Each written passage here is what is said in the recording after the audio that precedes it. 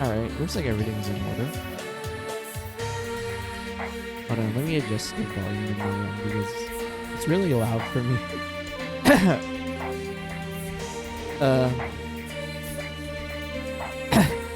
God damn it, my throat.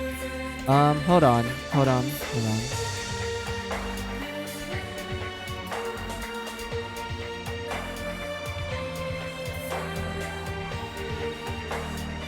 Alright. Now I'm ready. Hey, it's me, finally, Easy, I'm back. Yeah, I started early today. Like, I wrote down, I woke up early. I'm not sure why, but I just opened my eyes and I'm like, what time is it? And it's like 7 o'clock. But because of that, I ended up just doing a lot of games. And then I even went outside to walk for a bit. It was actually quite refreshing because it's like early in the morning. So yeah. I guess that's it. I just decided like, hey, since I'm up early, might as well just start stream early. That'd be good. Maybe this might make me like stream a little longer than usual. Who knows? But yeah, that's all I have to like say. So what we're gonna do for today's stream, we're just gonna continue on with different requests since I wanted, like I said, I want to do the main story. So since I'm practically done with almost all the side content, well, except for the one super boss, but I'm not sure how I feel about it. I was thinking of tackling it when we get to chapter 11 because at that point, I think that seems like a safe spot to do it because I am playing the game on hard mode. So yeah, like I said, we're just gonna do the story. We're gonna get to chapter 10. I think we're able to finish it. And once we do that, they're gonna jump us to chapter 11, and we're gonna do some events in chapter 11 before we get access to the game. And then at that point, I'm like, okay, maybe this will make us still be able to like, you know, turn back, go back to the world map to do some like last minute what's the one I'm looking for? Last minute shopping. And also do the DLC super boss. So I'm hoping for that to occur. And once we kind of do some of those things, I was thinking of swapping games to something on my Switch, and that's pretty much it. So yeah, let's just get to the game. All right, so just let me double check some things real fast. I just need to make sure everything looks fine. Let's see. That's in the right position. What about the brightness? Because I just discovered you could change the brightness on this capture card.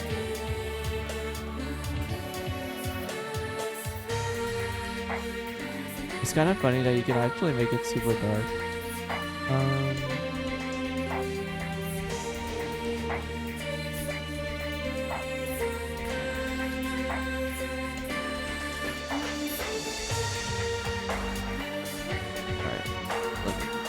Check.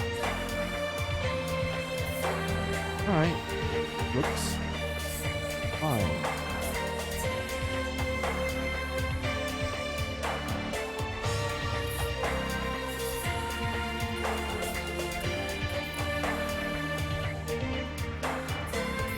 Alright. Everything is good job, ready to go.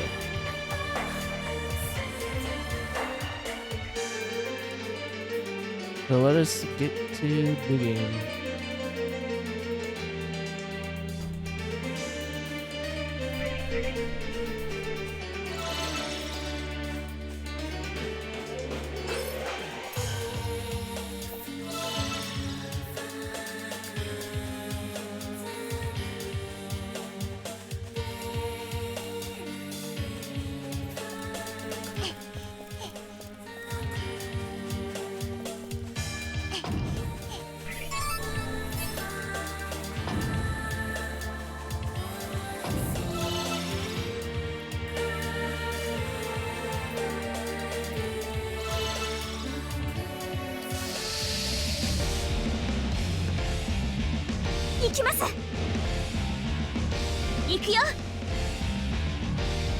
I didn't mean to fight, but might as well. 情報を Okay. Just focus on あ this の guy 敵の弱点は because he seems to be the more important one. Yeah, he's the more important one because he counters Lily.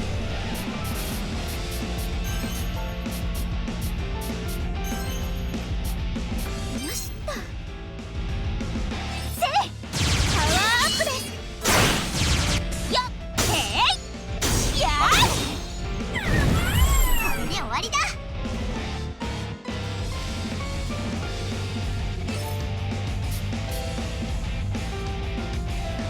Now Lily should summon Jeeves.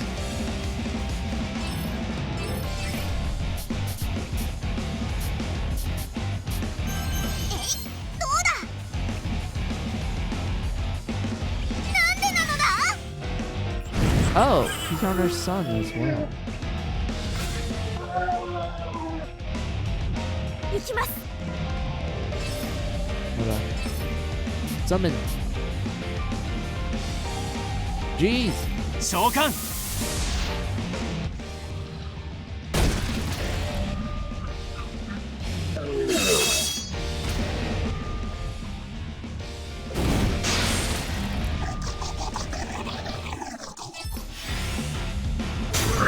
行くよ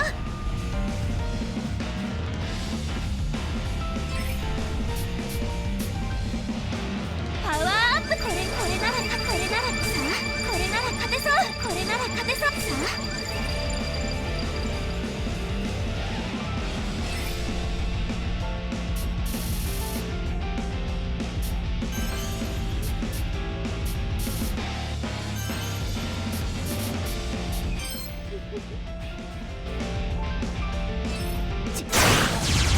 もっとここは俺が何とかする。ねえ捕らえた消えろ消えろ消えろ行きましょうなのだできたあるの番だな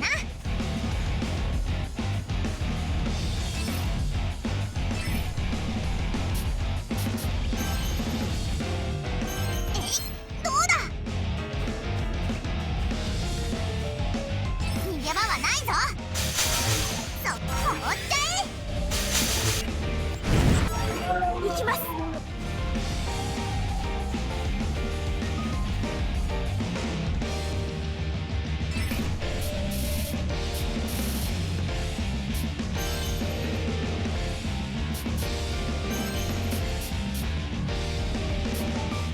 できました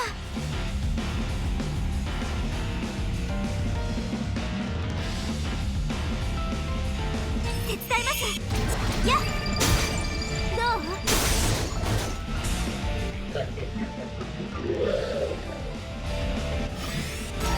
うよし、このまま押し切れ。終わったようです行きます Good job, Jeeps. Too bad Owl's like paralyzed.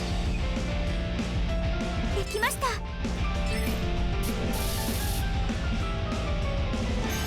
きましたさあいけーせーこれで倒れて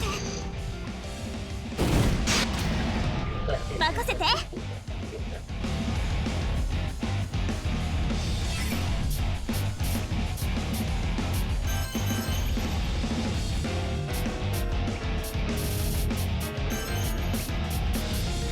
しっとここは俺が何とかする。春の番だな早く調べるのだ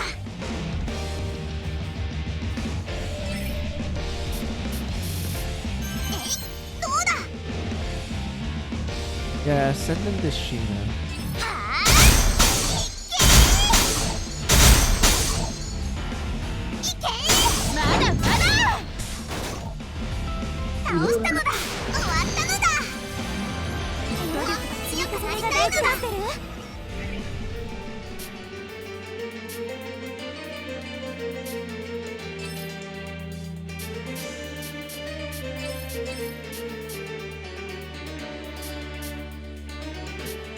see. Yeah, this team setup is fine.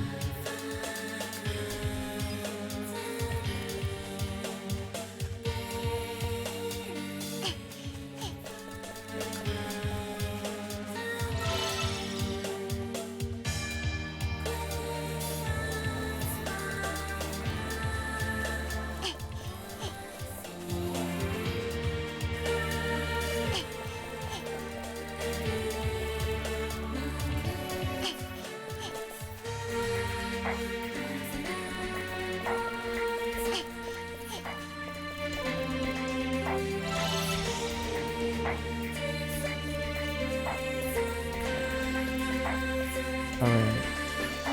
I don't remember if this is where it locks us. I haven't heard of this RPG, but it looks good.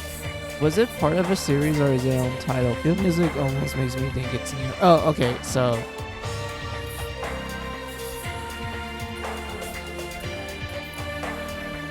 Alright, so first of all, welcome Waka. How are you? Welcome. Second, so this is a series. So the game is called Death and Request. It's made by Compile Heart. They're known for Hyperdimension Neptunia, Mary Skelter, Fairy Fencer F, just any other RPG that they have developed. But so this is Death and Request. And the best way I would describe this game is that, you know, all of those horror visual novels where there's like multiple bad endings where everyone practically dies in a horrifying way? Just think of it like that, but you also make it kind of like a ping pong like battle system essentially. That's the best way I would describe this game. And the game actually does encourage you to die a lot, like to get all of these bad endings. And if you're wondering, is there a purpose to it? Well, there's a tab called the episode chart where it gives you like summaries of what you did in each of the chapters. And it's recommended to go here because every time you do like a specific check mark, they give you like items and such. And one of those check marks is you getting a a bad ending. And usually these bad endings will give you pretty good equipment, like exclusive equipment at times. For example, like the first one that you saw where you just die in the tutorial, you get the pickle bone, which gives you 50 defense, which is really high for that point in the game. And then there's other accessories you get depending on the bad endings you get, like good old fish bones. How do you get this one? Simple. You have to eat raw fish. That's it. You have to eat this raw fish your party finds in, I think it was in chapter 3. And the moment you do that, your characters get knocked out because of food poisoning, and you get that bad ending. And as your reward, you get fish bones.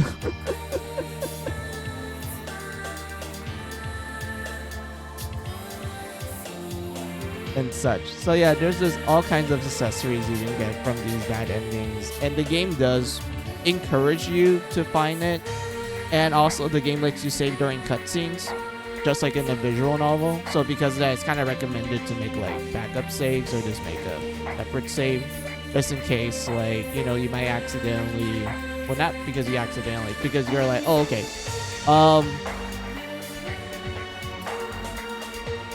they encourage you to like mess around and just absolutely get bad endings. So it's recommended to make backup saves and everything.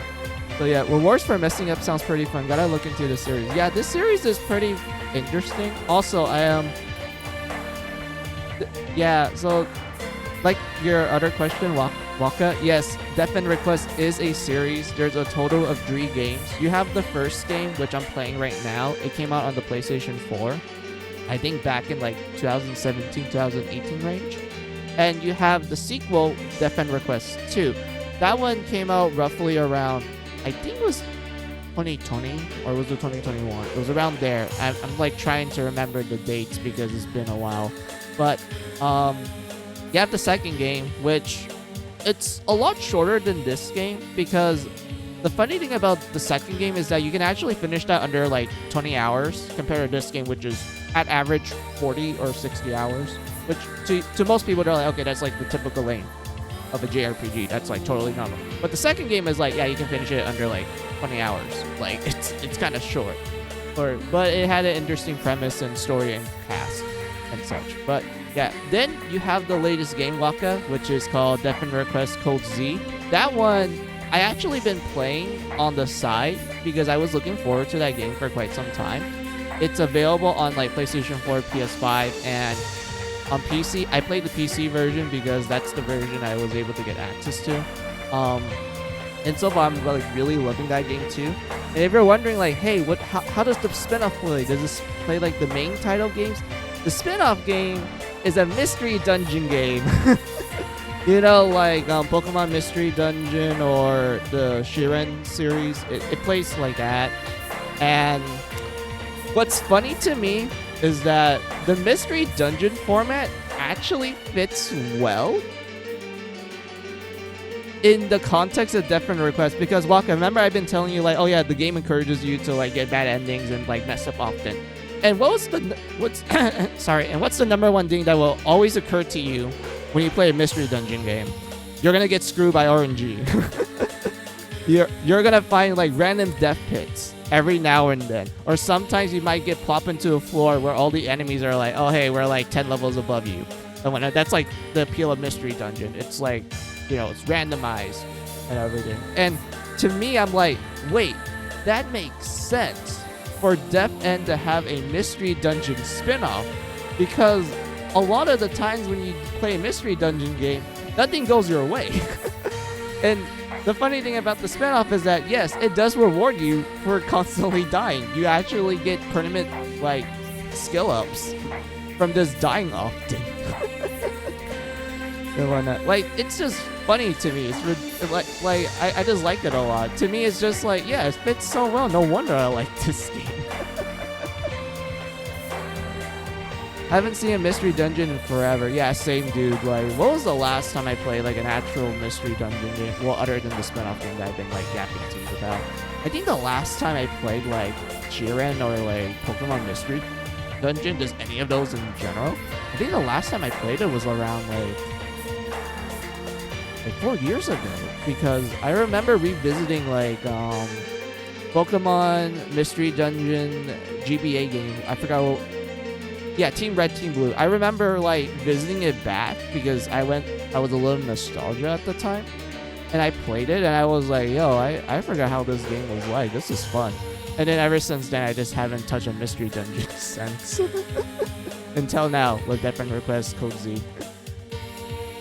But yeah, Waka, I'll play it like this. I do recommend this game if you're into the concept of just like, oh, it's a visual novel where you're encouraged to save often and this, you know, get bad endings all the time, while also having like a mechanic system where it's like ping pong essentially, like kind of like what you saw with some of the random encounters I did. Like I just fling them into the other character and they just fling it back to me, and then we just did a game of ping pong essentially. It gets more cooler in Death Request 2 because in that game they actually made the ping ball physics a lot more funnier, to the point that there's a mechanic, Waka, where if you press the attack button the moment the enemy that gets ping pong launches to like another character, like if you press the attack button at the right time, it will actually make the enemy travel through the area even more. Like you actually increase the intensity of the physics, and it actually rewards you for doing that too. You actually get more bonus like experience, money, and items if you were to engage with the ping pong.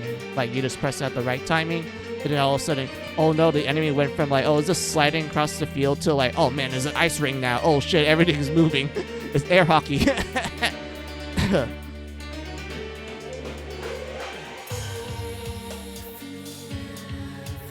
And whatnot. But yeah, like it's just so funny. It's so interesting. I just like it a lot. Although I do say that each game does have a bit of a flaw, although it kind of ranges from like your tolerance for it, because when it comes to compile heart games, they are known for being a little bit on the, it's not high budget, it's like AA type of game, but I honestly prefer that than like most AAA games nowadays. But there is some flaws to the Death and Request games. Like, for example, for this first game, I would say that some areas do feel a little bit too big for my liking, although I don't really mind it too much. And I did felt like some story beats feel a little... I wouldn't say it's half-baked. It's more like it's oddly paced. I feel like the pacing is a little strange for the first game. For the second game, the pacing is a lot better, but I do feel like the way you go through the story feels like it's like an after dream, essentially. Like, it doesn't last forever, and it kind of goes away a little too quickly for my liking. But for what there is, it is a pretty strong narrative. And then for Code Z, from like the amount I played, because I'm only at like chapter 2 right now, since I just recently got it and I played it for a bit. So far I do like the story. I'm just not really sure if I can find a flaw to it yet. Like, I'm still enjoying it. I haven't got to the point where I'm like, okay, I see some of the obvious flaws sort of thing. But yeah, let's see what you wrote down, Waka. We'll wishlist these and wait for a sale. Backlog is already suffering. Yeah, I relate to you. Like, I can honestly relate. I have a lot of games in my backlog that I do want to like finish. So that's why Waka, I am gonna do like a Death and Request stream where I'm gonna stream all the games, because I really want to clear those games. Like, I really want to like stream it and such. And I remember I wanted to do it for quite some time. Like last year, I was actually streaming this game for like probably almost like 2 weeks straight. And then I kind of stopped because a lot of stuff happened in my life. So I kind of like got busy. I wasn't able to like come back to this and stream. I ended up streaming other games and such. So because of that, I decided, like, you know what? I want to finish Death and Request. I want to do 2 next. I want to stream that to completion. I'm going to stream Code Z next. I want to stream that to completion. And then I'll work on my next, like, project or streaming and such. So, yeah. That's my general plans. So, that's all I kind of have to say at that point.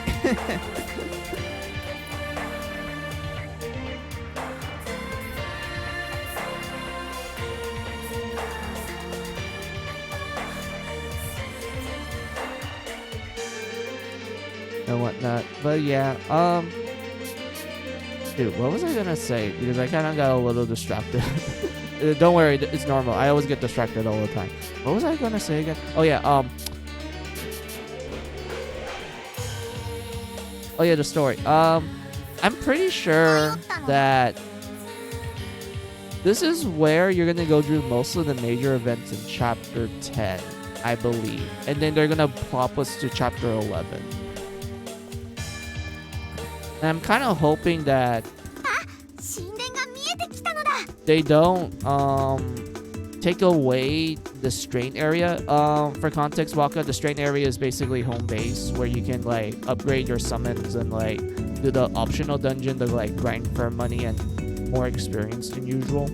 I'm kind of hoping that they don't take away access to it yet, because I really need it, because I have like I'm trying to get like the last few materials for me to like turn in the last few side quests and also do the finishing touches of my summon and everything. So yeah, so I'm hoping that I don't reach to the point where it becomes unavailable. And yes, it does come back in chapter 11, but a lot of the materials that I need to get is available in this dungeon, this area.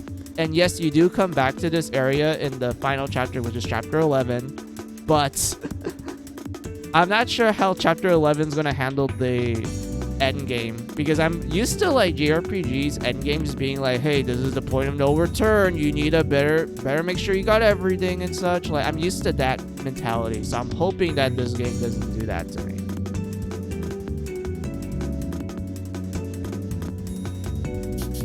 So yeah, Waka, like, see right here, like you can save or load your save during cutscenes.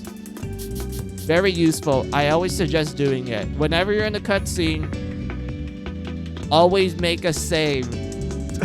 Always make a save. Don't like Don't go in it with like one save file. Gonna end the game with 20 saves. Sorry, 200 saves. Yeah, I think that's almost. Yeah, I think I kind of did that. Like, wait, let me count. I'll walk up. Hold on. 1, 2, 3, 4, 5, 6.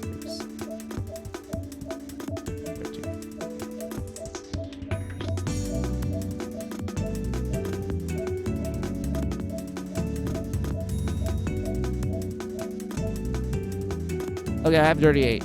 It's almost 40.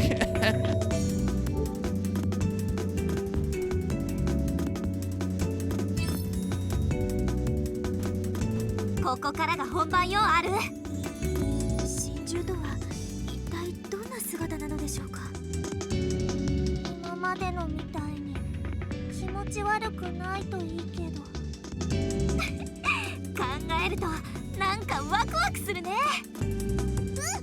みんなで真珠を倒して一人前の冒険家になるのだ。私は真珠を倒すと現れると言われている謎の存在の方が気になるがな。いろんな言い伝えがありますが、有名なのは願いを The V and R is so good too. Yeah, like Compile Heart, they don't skip away from the art. I love the art when it comes to their games. It doesn't matter what style they do. Like they can do chibi style similar to like Disgaea. They can do something more like, you know, this, you know, a little bit more typical but has its own like uniqueness to it. Like it doesn't matter what art style they do. I fucking love Compile Heart's art style. It's just amazing. Chef's kiss in my opinion. Also the music is great. Like Waka. I'm a huge fan of Mary Skelter. I mean, you can kind of tell from like my description on my channel. I'm a huge fan of Mary Skelter, and the music in that series is fucking amazing. Like it's so good. I listen to it like often on like my spare time. It's just that great. I remember back when I streamed Mary Skelter, like I actually started my streaming career with Mary Skelter. I spent almost all of those streams just harping on the music. I fucking loved it. I loved it so much.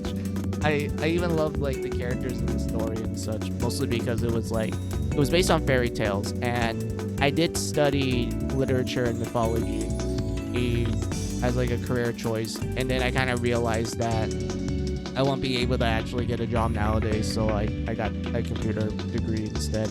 But I still studied it, and I still maintain a lot of my knowledge from it ever since. It still is like something I have great interest in and everything. So yeah, like dude, I fucking love Mary Skelter. Like Waka, if you ever get the opportunity to listen to Mary Skelter's soundtrack, I highly recommend it. It's amazing. Like every track is an absolute banger, including the opening and endings. Like holy damn. But yeah, enough of my jibber jabber. Let's just continue on. 俺はそろそろ向こうでエンディングログアウトの最終調整をしてくる。リリーたちもログアウトさせるための NPC プレイヤー化のコード改ざんもほぼできてる。本当に嬉しいです。水梨さんがこんなに頼もしく感じるなんて。お前な、先に神殿に着いても俺が戻るまで戦闘は待っててくれ。わかりました。よろしくお願いしますね。あ、真珠を倒せば俺たちの願いも叶う。心の準備はできてるか？はい、もちろんです。一緒に帰りましょう。緊張してるかと思ったけど、シーナの方は問題ないみたいだな。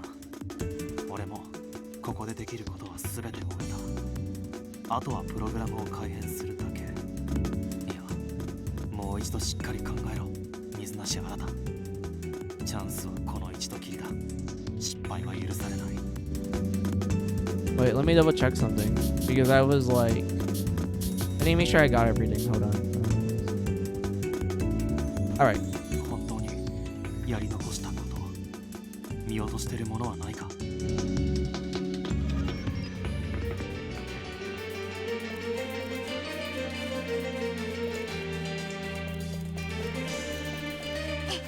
？Wait.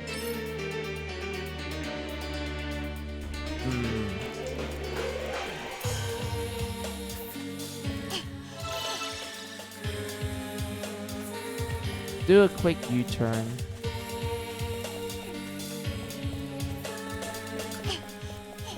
迷ったのだ。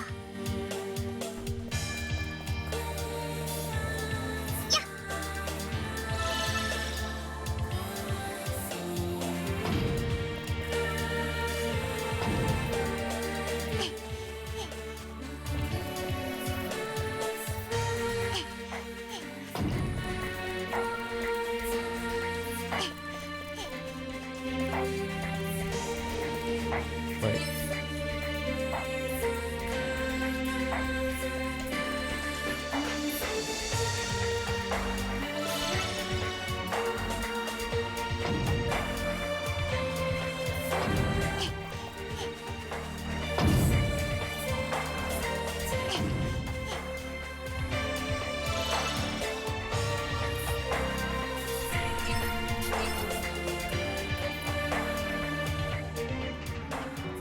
Let's see. Okay, no new conversations for the moment. Okay, that's fine. That's fine. お呼びでしょう。そうそう。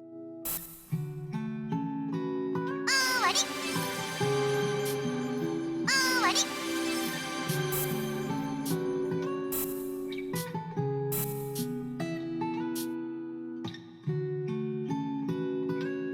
り。いらっしゃいます。それではまた。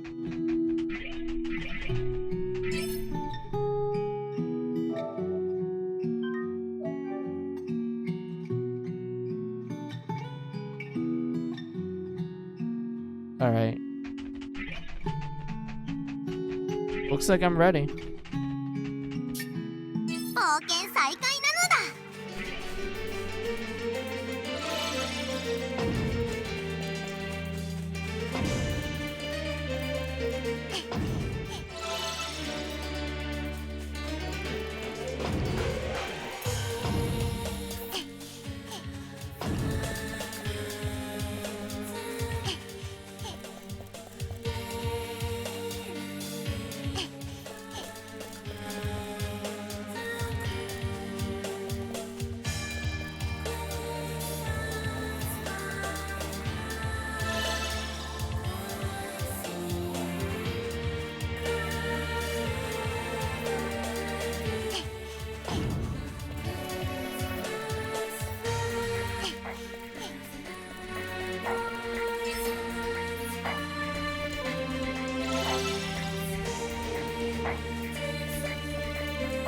All right.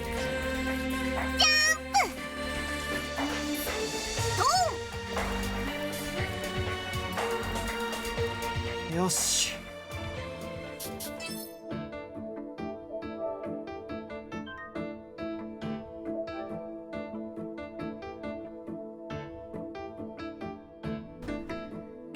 残るは真珠を倒すのみ。よし、爪だ。チェックも完了。あ、ラスボスを倒した後に発生するエンディングログアウトのためにコードの最終チェックをしてた。シーナたちは？今は待たせてる。あとは真珠を倒すだけだ。じゃあ急いであげないとね。気になってる箇所とかあるの？システムのルートプログラムだけは強固に改ざんされてるし、何より起動中だから強制アップデートがかけられない。メニュー内に消されたログアウトコマンドを復活させるのは無理だった。けど社長のおかげでだいぶ把握できた。もうログアウト周りにバグは見当たらない。お疲れ。ねむねむだと飲む？ Monstro energy drink. Monster energy た drink. だやっぱり怖いのが難易度が高かった NPC たちのプレイヤブル化だ。これだけは実施検証不足で不安が残る。今からぶっつけ本番だからな。そうね。社長も電話に出てくれないし、自力でなんとかたどり着きはしたけど、多分できてるはずだ。どうあれ失敗は許されないだもんね。人の命がかかってるんだし。ああ、だから怖いんだ。さっきからもう何十遍もコードを見直してる。プログラマーのそんな部分だよね。その世界の不具合を全部自分のせいにされるもの。そうだよな。頼めば何とかしてくれる魔法使いじゃないっつの。あ、その期待値の分闘志は湧いてくるけどね。 Wait, hold on. Excuse me. Persevere program.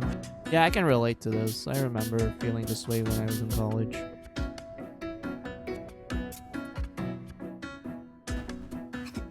私らド M なのかな。お前はどう見ても曲 S だけどな。なんでよ。まったく。それだけ見返したんなら大丈夫でしょ。行こう。あ、自分信じてるから。え？笑っちゃうけど、あんたってさ、これまでもデスマーチが鳴ってるどうしようもない案件だってヘルプで入って何とかしちゃう。いろんなゲームを救ってきた救世主だなって思ってたんだよ。今回だってあんたの頑張り自分は見てた。でなきゃこんなこと言わないよ。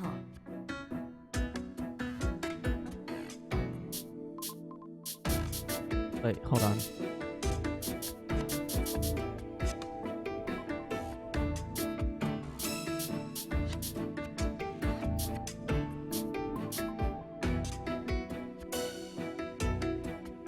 Sorry. あとはあんたは自分自身を信じてあげて。さあ、実行よ。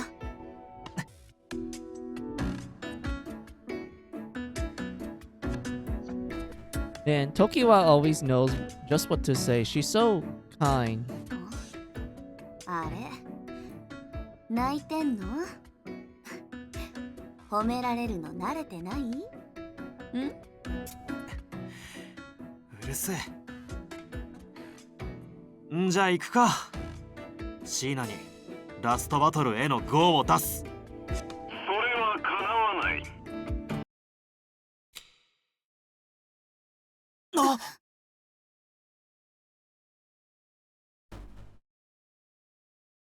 All of a sudden, the lights in the room shut off, leaving us to sit in panic in total darkness. 何よ？確保しろ。ミスなしのパソコンを抑える。はっ。こいつらウサギ、いやアファシスか。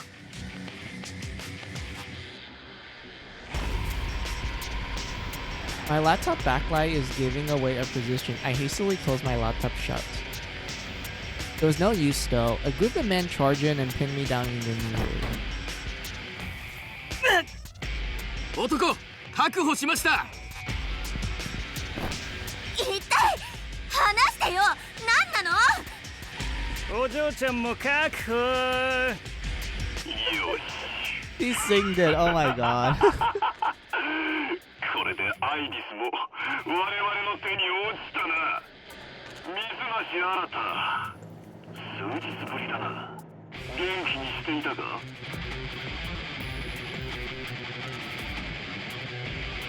One of the members of the rabid mass criminal group, Anesis, pointed his tablet towards me.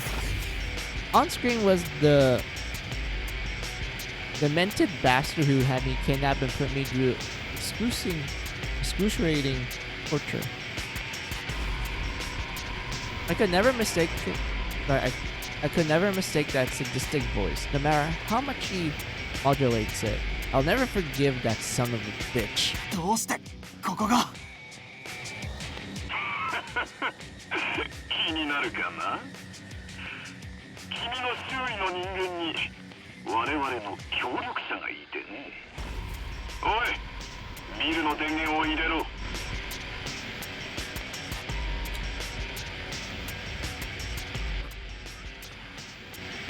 Oh, he's still alive. 中田。 I thought he died because of howなんで？ how the last chapter ended. 知っての通り、アグルに潜入した間抜けなネズミだ。この男が君たちを裏切ったんだ。な、本当はミスなし。お前をおびき寄せるために入管パスを拾わせるなど潜入しやすいように種をまいたんだが、お前でなくこの男が乗り込んできたのでな。誘拐し拠点を吐かせる作戦に切り替えた。僕は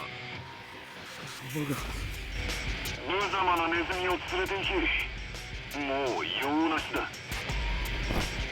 僕はさてミスなし時はお前たちも全員拉致だ。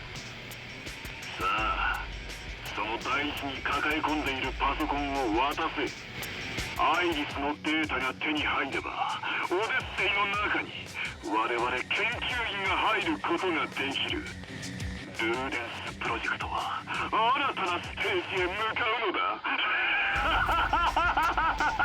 あの方も喜ばれるぞ。くそー、離せもう少しなんだ。ここで無茶苦茶にされてたまるか。これがそのオデッセイが入っているパソコンか。預かろう。やめてくれ。それだけはシーナの命綱なんだ。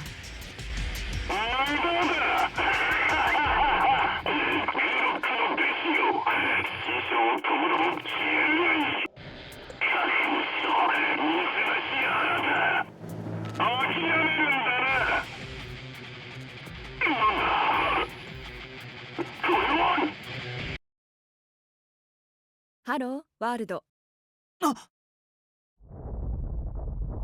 ハローワールド。ハローワールド。なんだ一体。Oh, it's Siri. Yeah, I remember in the earlier chapters they talk about how Siri is a ding, which is really reminiscent of our real world.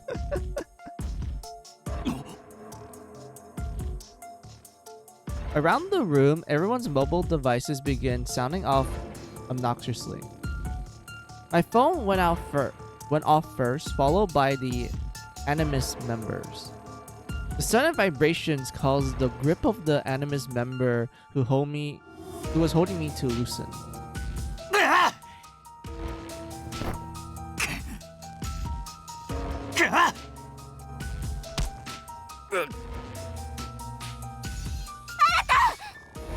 Yoshi, パソコンを奪還した。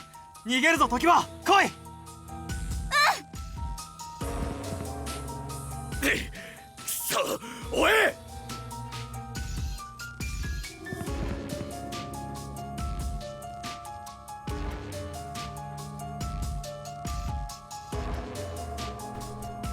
We stole back my laptop, keeping Sheena's life literally in our hands. Tokiwa and I sprinted out of Summer's life into the business district. The virtual assistant app, Urza, seemed to malfunction on the devices of everyone we passed into the streets. Turns out it was worldwide. The kakopui of sound revibrated from the city center, blaring echoes of panic news reports that compiled for sound in the distance.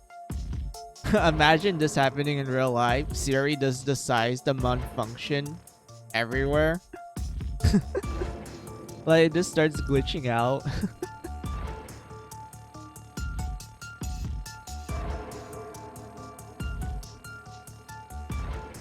However, it was only the tip of the iceberg. My stomach tightened as we fled the offices. What we saw as we entered the city was pure pandemonium.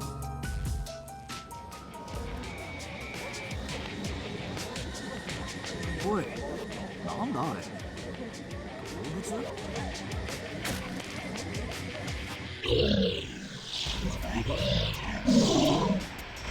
何一体。気持ち悪いんだけど。ちょっとやめなよ、近づくの。なんだこれ。めちゃグロいじゃん。動画で撮っとくわ。後で売れるかも。Bruh. ちょっと。Bruh. Why is that so realistic?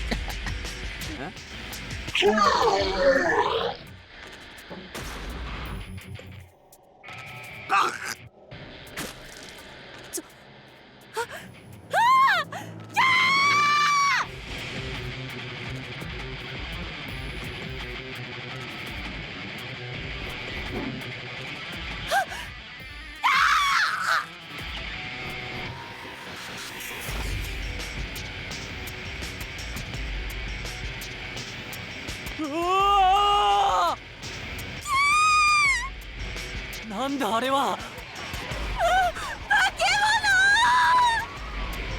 Oh, new CG. Let's look at this. Oh, it's all the monsters from the game. They came to reality. And you see a lot of people in panic and run, and some people died as well. I'm kind of sad that they don't show too many. Well, actually, no. This game does show a lot of like blood and like gory moments every now and then, especially in the context of the first two games. I just felt like the newest game, Code Z. I feel like Code Z really did bump the antics, because I noticed that Code Z had a much higher rating compared to like the first two games. The first two games were like comfortable around like rated T or rated M range in Japan, while for us this is rated M, but it's not as like visually gory than like what one expect. Like there is like a lot of blood, mayhem, and like gore every now and then, but it's not like, oh look, here's a very gory pic almost every second sort of thing. That's what I'm trying to imply. Also, it kind of helps that this was written by the Corpse Party author, and he's known for like writing some of the more fucked up things in his works. I mean, the guy worked on horror, so of course it's gonna be quite fucked up. I still remember like some of the stuff that happens in Corpse Party. I know most people like talk about the pee fetish, but I didn't care about that. I was just like, dude, it's fucking gory as hell. Some of the endings in that game, oh boy.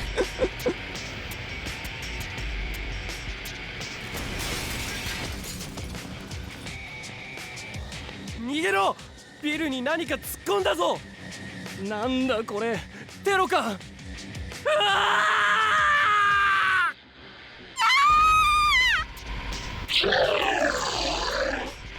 わ化け物。な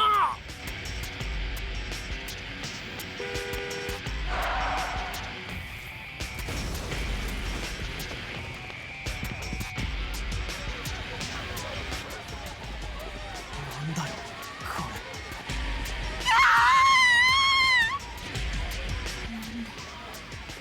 自分らの街、どこに行ったの？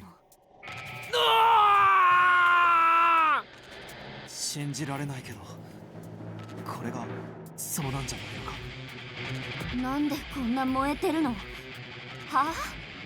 映画？ No, it's reality. 時は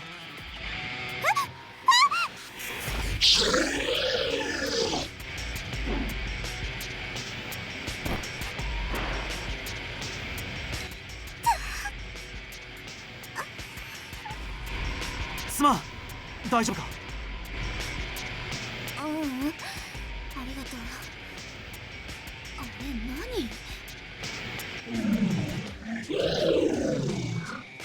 どう見てもマーターズだよな。冗談じゃねえぞ。逃げろ時は。なんで？オデッセイの中のゲームの化け物じゃない。なんでよ。知るか。とにかく走れ。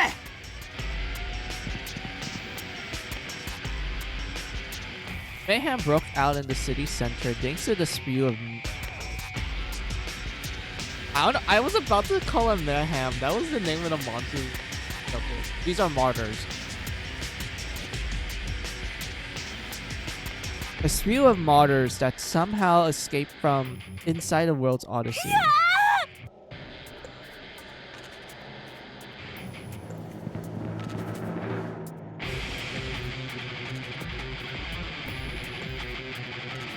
I grabbed Tokiwa's hand, and together we drove into the chaos. Buildings were engulfed in flames as the martyrs devoured innocent people.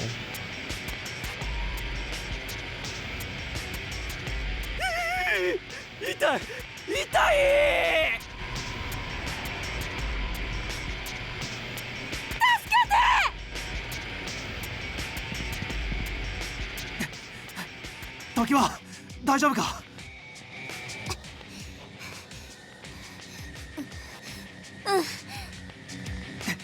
あそこのビルに入って一度隠れよう。マーターズからは身を隠せるだろう。分かっ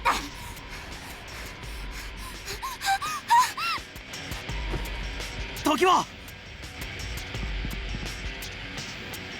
しっかりしろ。怪我はないか？手の皮抜けた。 Ooh, yeah, that's painful. どっかで消毒しなきゃな。ほら立てるか？ごめん。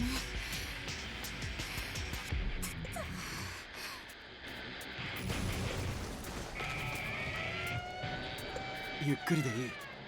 さあ行くぞ。Oh, I thought I missed something.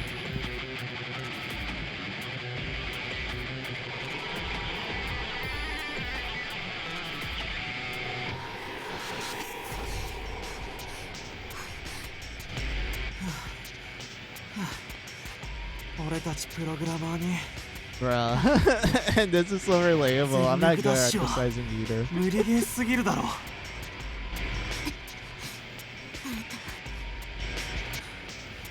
あ？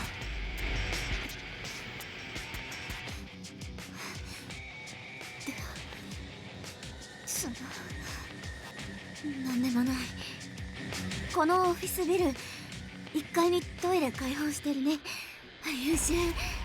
自分 Well, ちょっと傷洗 yeah, って that く is a る good よ。 idea to disinfect, ああ but you need to be ついでにおし careful. っこしてくる。いっぱい溜まってるの。その情報いるか？ Yeah, I don't think this is the time to like announce that. I mean, I kind of get that she's like scared actual shitless that she might actually pee herself from fear. But at the same time, it's like you don't really have to announce it. Just go. つーか、なんだこれ。何が起こってんだよ。夢なんじゃないのか？ My brain struggled to process reality as it unfolds in front of me. バカバカしい。ゲームの中と現実が融合し始めてるとでも言うのかよ。お見事なご検察。さすがですわ。あ！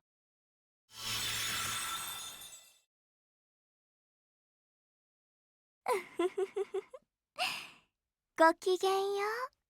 死の王、新様。お前はルーデンス、アリス。わあここが現実。いいものですわね。広々としていて。お前なんでここに？まあ私たちの計画通りと言いますか。新様もうすうす気づかれているでしょう。この世界の仕組みに。お前らの仕業か？そう、これは私たちルーデンスの仕業。あの方の意志に基づいてやっている。プロトルーデンス、アイリスか？そう、あの方はオデッセイを出て上層世界、現実に来たがっていた。その意志がチルドレンである私たちには細胞レベルで植え込まれているの。アイリスが現実世界に？ええ、オデッセイの世界と現実を融合させる。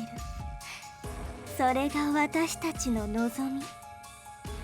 そのためにもっともっと上層世界の情報が欲しい。私たちはこれまでも何度か隔壁を越えてあなたのいるこの世界、現実の情報を盗ませてもらっていたわ。この世界における不具合、オカルトと呼ぶのですよね。その脆弱性をつけばいつかは I 融 mean, 合化の糸口が見つかると思 she's う not wrong. Given nowadays, since we rely more on science, 俺たち anything エニグマのサーバー supernatural を we 踏み kind 台 of にして just ignore. はい。ふざけるなよ。お前らのせいでエニグマはサイバーテロの首謀者として犯罪者扱いだ。というか、とっととこの世界を元に戻せ。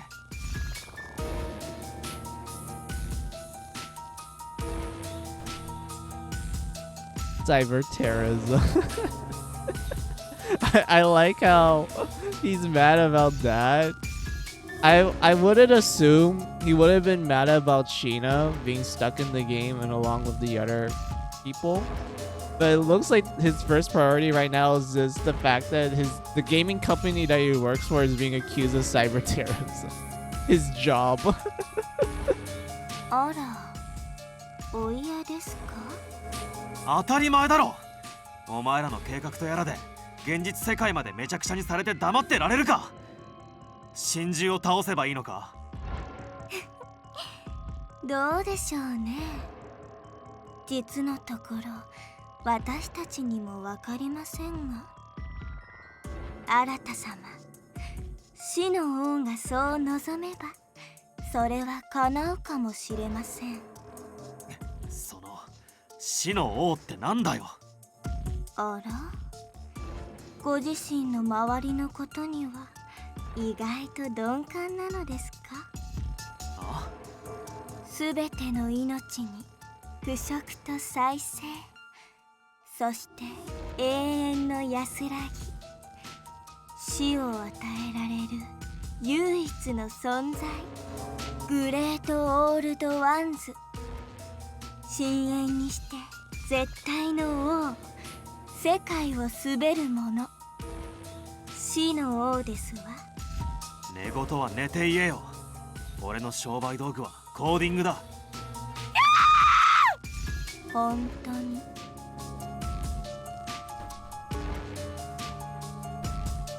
何？外をご覧なさい。あっ！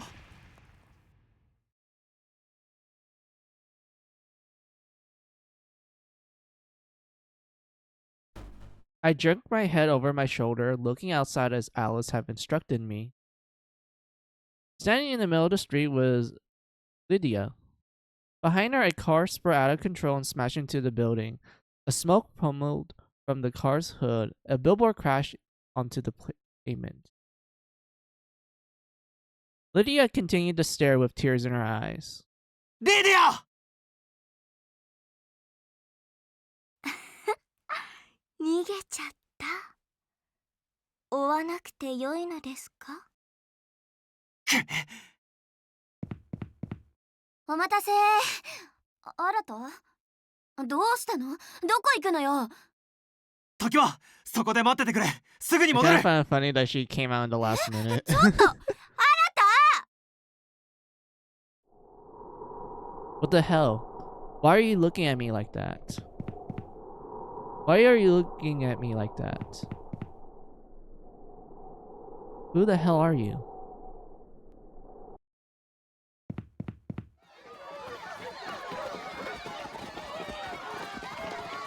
Lydia!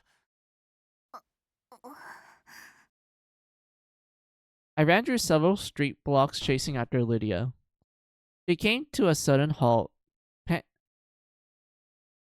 panting heavily with her back faced towards me.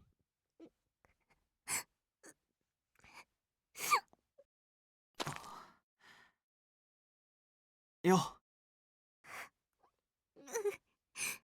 元気にしてたか？お前の顔さ、数日見えないとこんな寂しくなるのな。驚いたよ。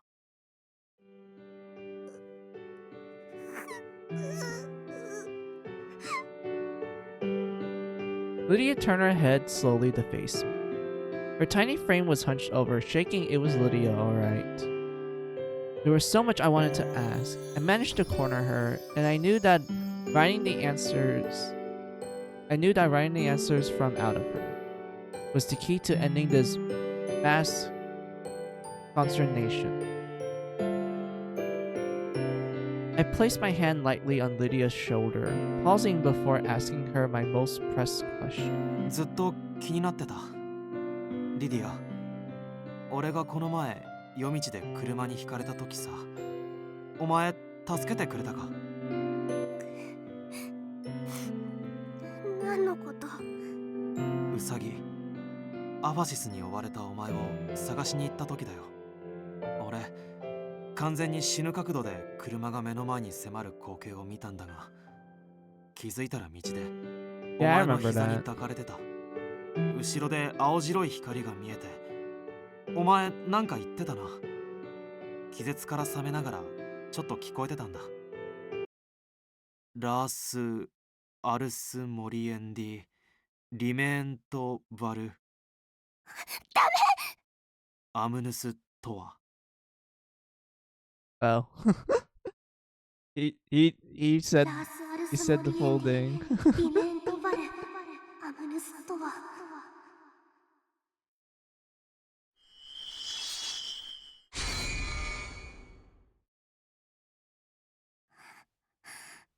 無理。なんだこれ。世界の時間が止まってる。今の言葉はリディアの持ってるこの修正ペンの前で唱えると発動するの。時間が止まる？お前さすがにそれはお前。嘘だと思った。残念。本当なの。リディア、本当のことならちゃんとわかるように話してくれよ。仲間だろ。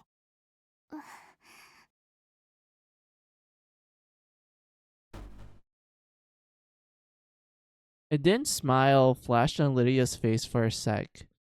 Then she withdrew, adopting a tone of voice that was suddenly more matter of fact. あの時もこうして時間を止めて新たを車から助けたの。今の言葉は世界を回す構成言語。リディアは新たに例えるならデバッガーなの。家って言うから言ってるのに。いやいや、デバッガー？言語ってお前、この世がプログラムでできてるってわけでもあるまいし。Dude, at this point, it's quite 考 literally. え方は近いんだけどね。最小単位というか、強いて言うなら構成言語は魔素というか原子というか、魔法の術式みたいなもの。待て待て。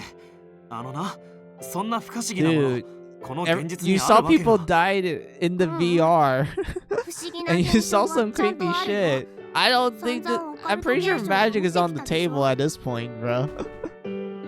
Yeah, magic is like on the table at this うんう point. ん、不思議な現象はちゃんとあるよ。散々オカルト現象を見てきたでしょ。前に見られちゃったよね。世界を直す制御構文を使ってるとこ。このペンでね。ああ、リディアが血まみれで驚いたあの時か。確か水色に光る文字が。あれはね、この世のエラーを直していたの。だからリディアの正体は新たに例えるとデバッガー。この世の断りに生じた歪みを修正する観測者だよ。頭が混乱してきた。ああ、オデッセイを見守ってる俺に例えて、じゃあお前は現実を見守ってる？そう。本当はリディアにこんな歴史への干渉許されないの。車の時も新たが惹かれるのを助けたのはルール違反なんだ。でもそれでもリディア、新たが死ぬの嫌だったから。 As I listened to Lydia's baffling explanation, I recall an excerpt from that book of religious scripture we came across at the library. Only words can cleanse the land. Words of the blessing everlasting. That's when everything clicked. All the pieces of the puzzle were finally brought together. だったから Besides, Lydia was always known for sprouting nonsense. At times, it was tough to sort through Lydia's zany outbursts, her incessant daydreaming, or her cryptic fits. Luckily, Tokiwa and I learned her method of getting our attention. She sometimes wrenched her nose, eyeing you like a child pleading to be taken seriously.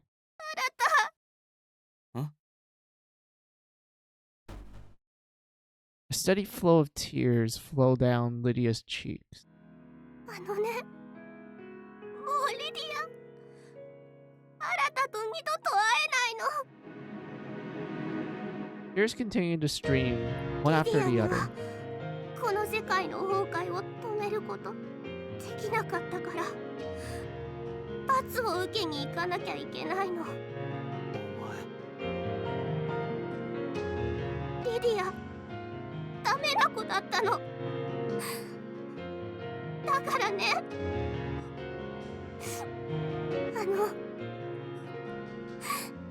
好きとかさ、そういうこと超えて、新ともっといっぱい一緒に遊んで、絵描いて、ゲーム作りたかったよ。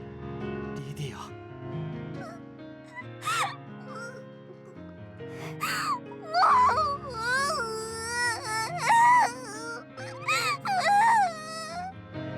リディア、聞いてくれ。お前の言ってること、多分半分くらいしか俺分かってないけど、頼む、どこにも行くな。まだゲーム作りたいんだろ。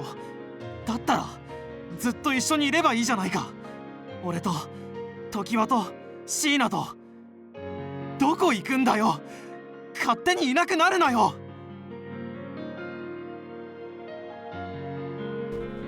There's no convincing someone once their heart has accepted the worst. I plead with her once more, but she was stone-faced. I felt a lump travel down my throat, helplessly to the flow of tears that followed. やっぱ言う。新た、好き、抱きしめてて。お前。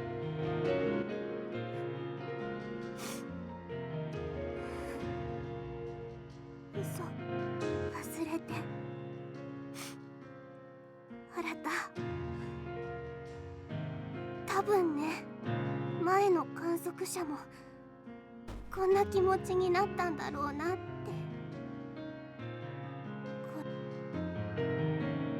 前の観測者もこんな気持ちになったんだろうなって。こ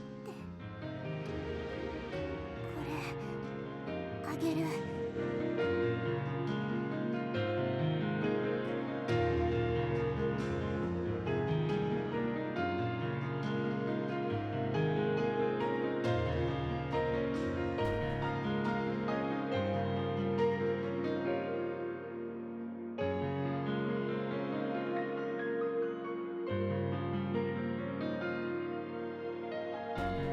Lydia stretched what appeared to be a dried, ancient home out towards me.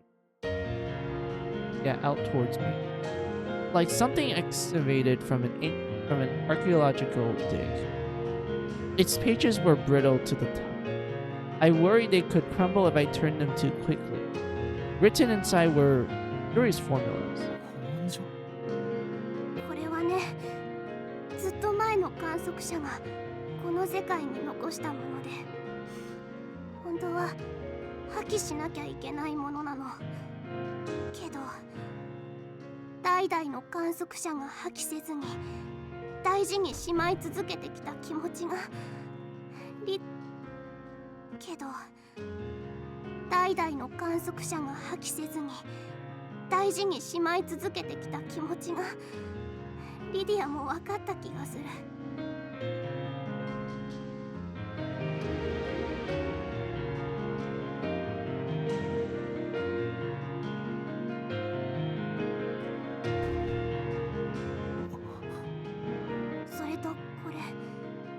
世界修正ペン2つが揃ってラストオーパーツ新たに託します。お前リディアは罪を犯したから。でもこんな世界変えたいし、新たならこんな運命ぶっ壊してくれると思うから。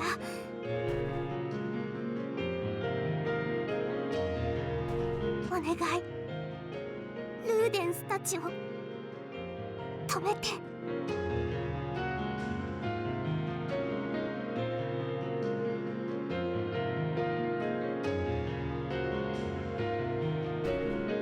I couldn't believe my eyes. The sky parted in two, revealing a rainbow onto which Lydia ascended.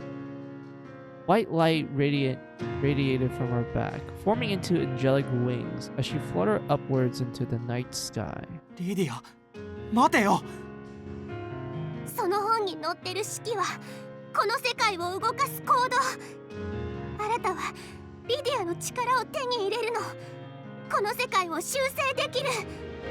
アリスコード程度のプログラム改変なんて簡単すぎておへそでお茶沸かせるよ。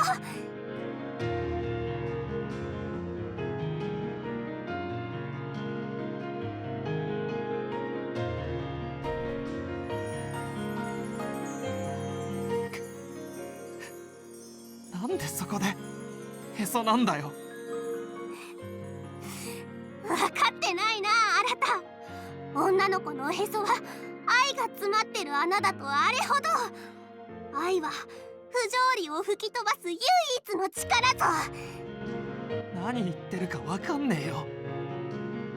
何言ってるかわかんねえよ。アホ。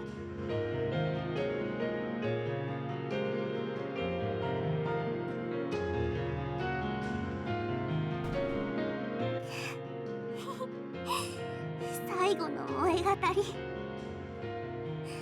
あなたバイバイ。忘れないからな。絶対にまた会うからな。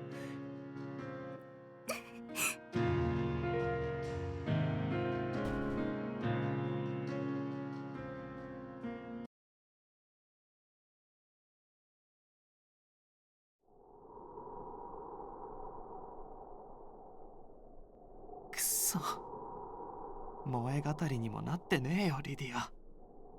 ただの性癖トークじゃねえか。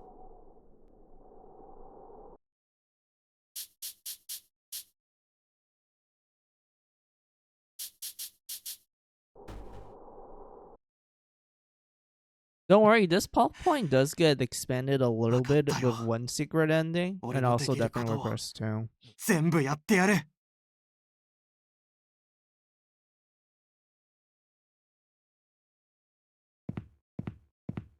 あなたどこ行ってたのよもう。それ何？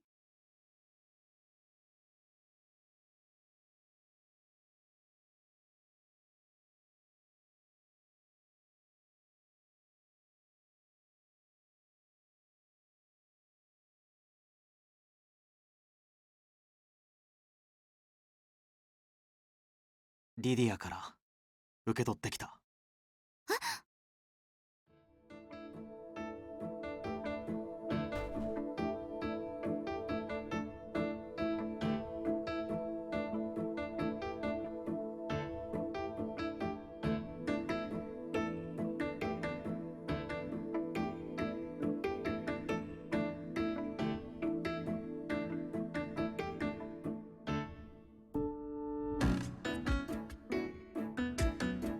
Wait.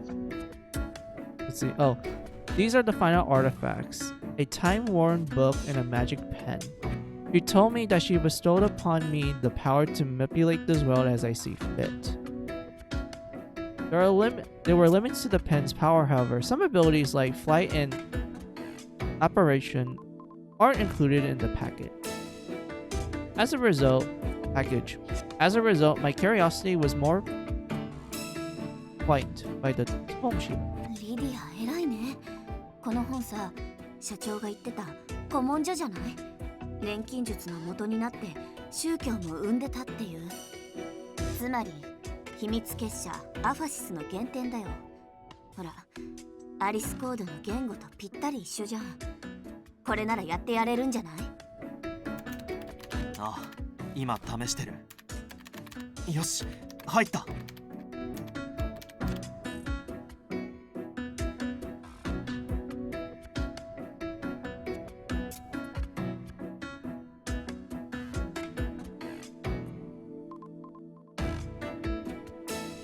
Let's see the entire reasons.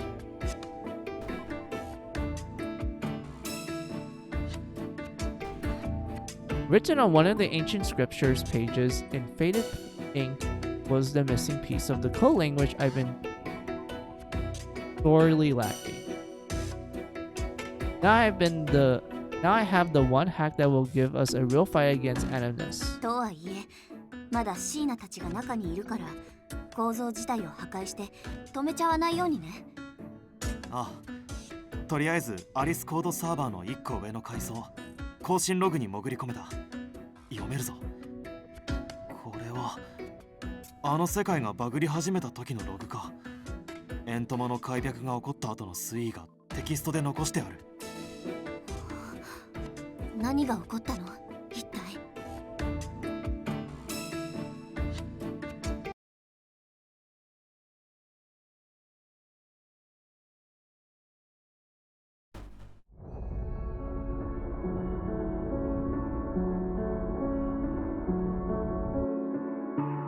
Stored on the server was another one of Iggy's diagnostic reports describing the aftermath of their ill-fated Ludens project. Due to the unforeseen circumstances leading to the blank, the prototype lumens known hereafter as Iris has gone rogue. World's Odyssey, WOD, World's Odyssey, required computing power became unstationable. As a result, 1/3 of our 10,000 test subjects suffered ruptured brains. The neutralware system failure was disastrous. Iris's behavior indicated a personality shift towards aggressive self-preservation, creating a firewall around her root programming. In the time to come, however, Iris became uncontrollable, spawning thousands of bugs before mutating into an unruly creature. Iris then broke out into a total rampage. Analysis of this phenomenon suggests that our Lumen farms, which carried an initial project of 99.999% success, cannot last. In addition, our security terms determined that our only recourse is to infect Iris's programming with a virus.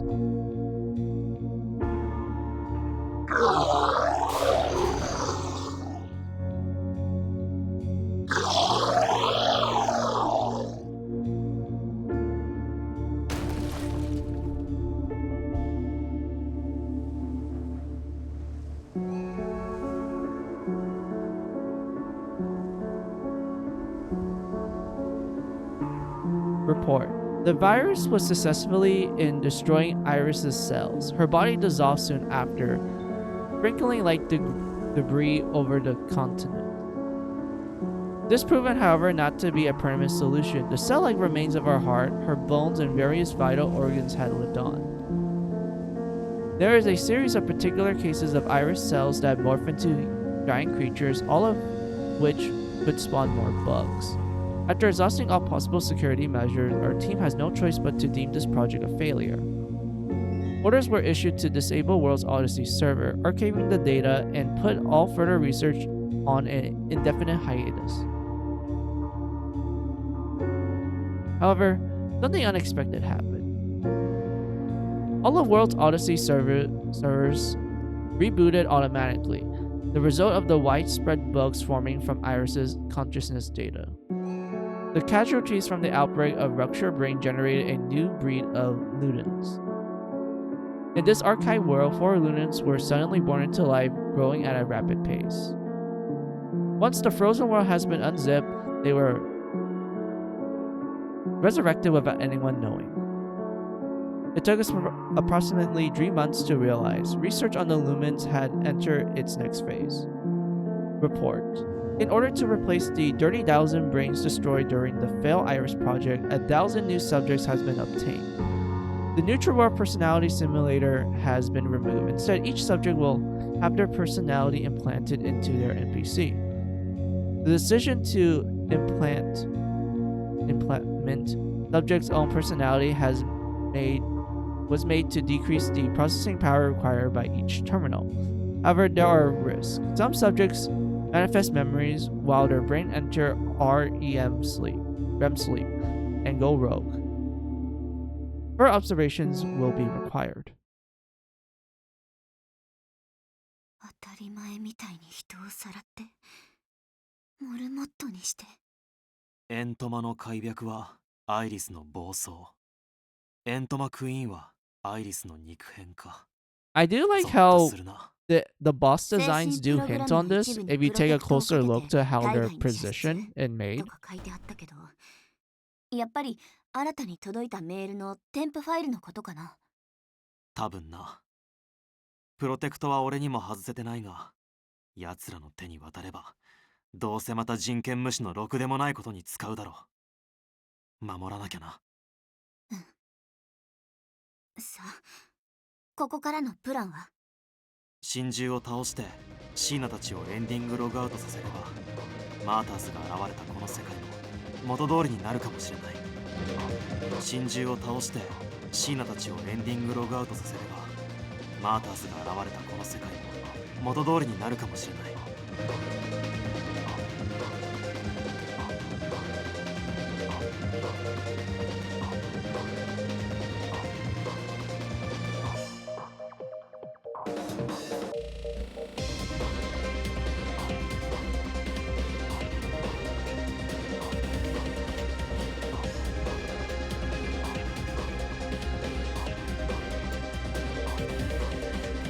ラスボス戦は俺がアリスコードレベルのチートでサポートし、シーナたちを勝利へ導く。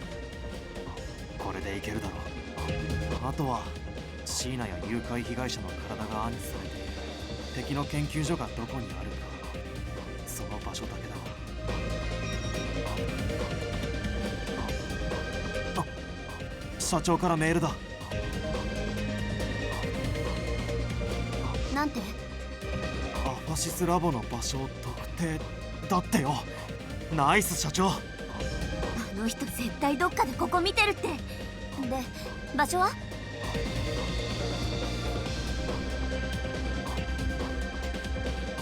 Mizunashi, Tokiwa, sorry for the wait. In regards of Adisis, Lane's Japanese facility, hashtag AD206. How bold. Ordnance suggests they're in a massive hangar underground. They're in a massive hangar underground Aggie's HQ. The facility is there. Thanks to all the commotion, the buildings inside Aggie looks like hell. There's no security, you're free to enter. Once more, for some reasons I can't disclose, you two will have to save the world and Miya without me. Warner Block. アグル社のビルとか東大元暮らしだよね。近いし。じゃあもうシーナたちクリアさせちゃう？あ、いよいよラストバトルだ。アクセスしよう。ずいぶん待たせたけど。よし、行くぞ。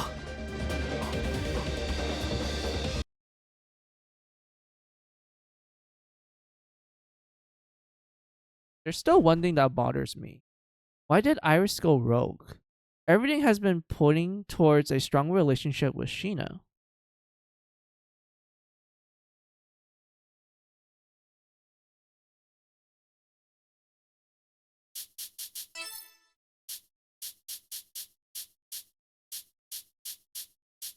I'm kind of laughing that they don't include the Aggie headquarters for you to like kind of walk in.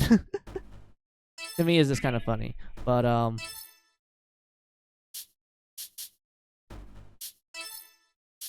let's see. We got practically almost everything. We just need to turn in one ding, and we need to upgrade Jeeves, the ultimate summon.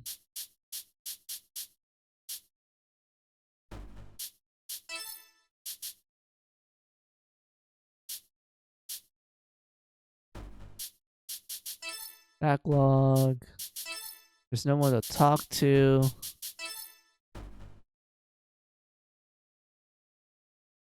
Back to World Odyssey. Also, I noticed an hour has passed, and I usually do a BRB break, and I do think this is like a good place for me to do it, since we're like, you know, in the middle of a cutscene where it's like a little bit on the quiet side. So, BRB time. So take this as you guys' opportunity for your own BRB break. Get a snack, get a drink, use the restroom. I'll be right back.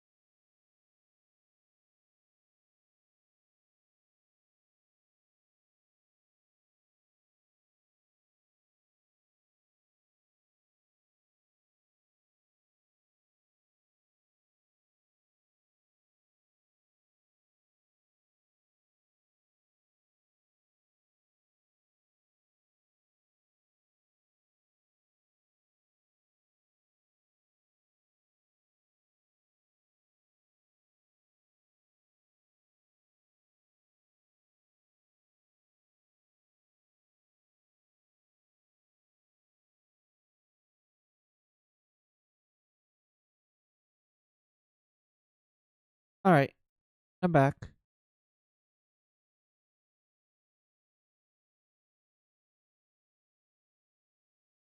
エニグマが動かない。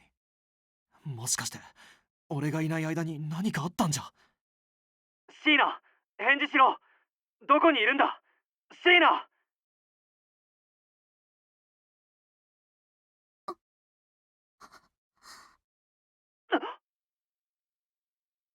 なんだよこれ。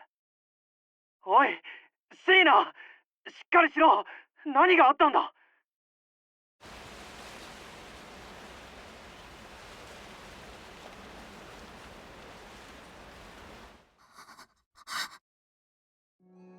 なんでみんな死んでるんだよ。ごめんなさい。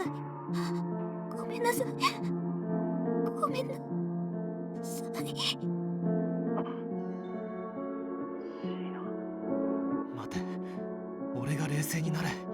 シーナは無事だ。すまん、でかい声出して悪かった。つい驚いてさ。シーナ、謝らなくていいんだ。俺がそばにいる。もう大丈夫だ。だから何があったか話してくれるか。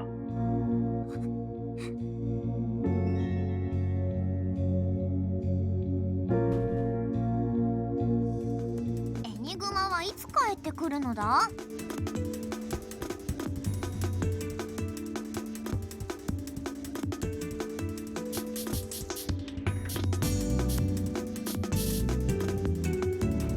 そんなに遅くならないはずよ。ハル、もしかしてまだ探検し足りないのね。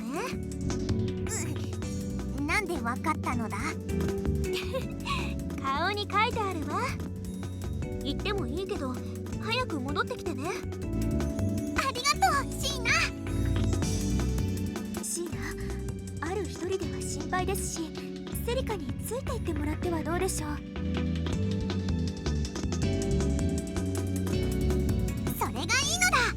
あんなに憧れていた場所だから、きっとセリカも自由に見て回りたいはずなのだ。そうね。じゃあセリカを。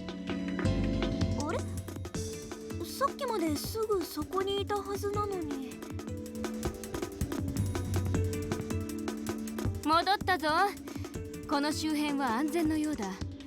エニグマが帰るまでここで待機しても問題はない。どうかしたの。あ、二人とも見回りありがとう。外でセリカを見ませんでしたか。いないのか。私たちは見ていないぞ。そう。騒がずとも案外その辺にいるんじゃないか。太平楽の化身のようなやつだ。お散歩とか。きっとそうよね。もし敵が出てきてもセリカなら大丈夫だとは思うけど。でも勝手にいなくなるなんておかしいのだ。アルの言う通りです。こんなこと今まで一度もありませんでしたし。分かったわ。念のため手分けしてセリカを探しましょう。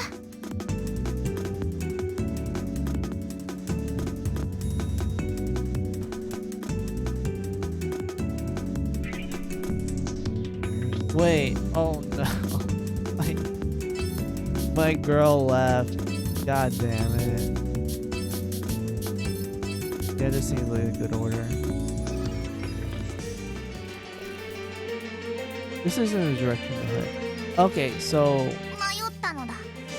I'm gonna go down there. Go look for Celica. Limited warp portals are available. Okay. So we can't do a U-turn to like home base. You can only continue the story. あ、シーナ、あそこ。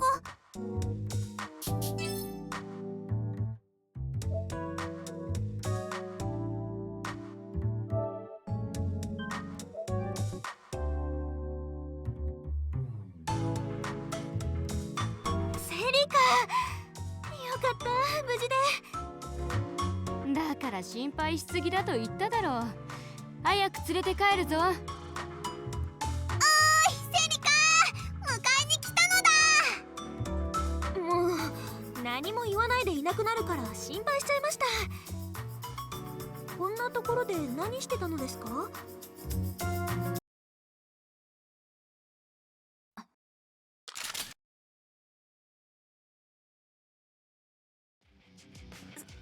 セリカ、どうしたんですか？冗談は。刃物を向けるのは良くないわ。嫌です、嫌です。どうして？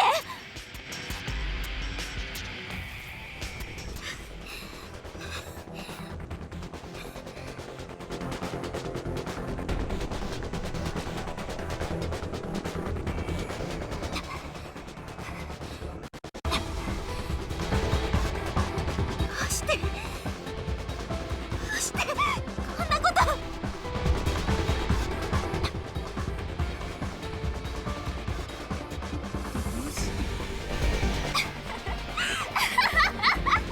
そうだね、教えてあげる。私神に選ばれたんだ。この偽物の世界を本物にするために。神だ。それに偽物とはどういうことだ？私ね、実はここに来るのは2回目なんだ。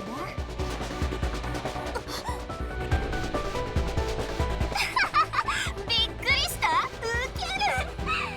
でも当然でしょ。私は世界一の冒険家だよ。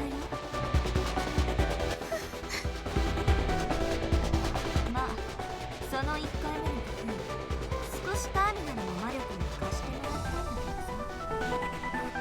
まさか魔石が壊れていたのはセリカがここに来ていたから。そう、みんなごめんね。自分たちが初めてここにたどり着いたってあんなに喜んでたのに。でも残念、最初からここには何もありませんでした。神話の巫女も都市も何もかもいるのはただ歩くことしかできない怪物だけ。もっと高く飛べば、夜空に向かって星まで飛べば本当の天空都市があるんだって。そう思って私はこの花を作っていくんだ。地平を吐いて体が壊れてもずっと飛び続けた。そしたら何が起こったかね。急に目の前が真っ暗になったの。さっきまで見えてた星空が急になくなって、振り返ったら境目が内側から見えてる空、ただの絵だった。その時ようやく気づいたんだ。この世界は全部偽物、作り物だってね。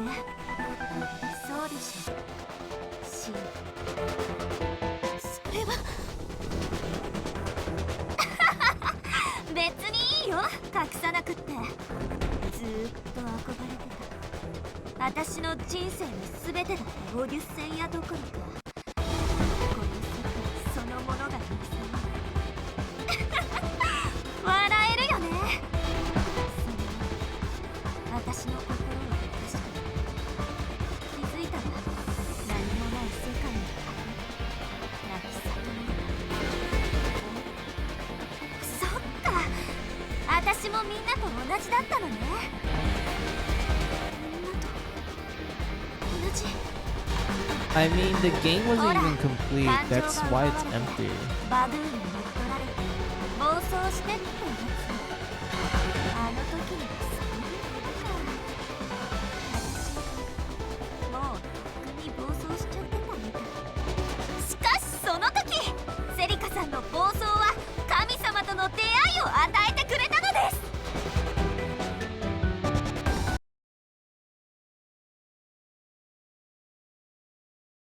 なんでこの先にはオデュッセイアがあるはずでしょ。どうして真っ暗で何もないの。でもきっとまだこの先は続いているはず。この世界は偽物。ダメ、違う。私は絶対に諦めない。諦め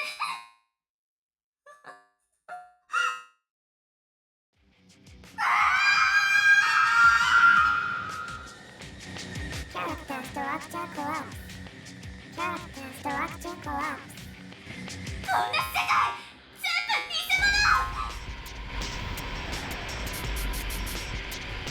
これまでの人生も夢見た世界も私の苦しみも Yeah. 全部嘘。無駄、競争、根拠。 Honestly, it's very understandable given that the NPC's backstory is that it's like the most famous explorer, adventurer. Like it wants to reach to the sky capital. But because of the game not being complete, it's just like she said, there's nothing. It's absolutely blank.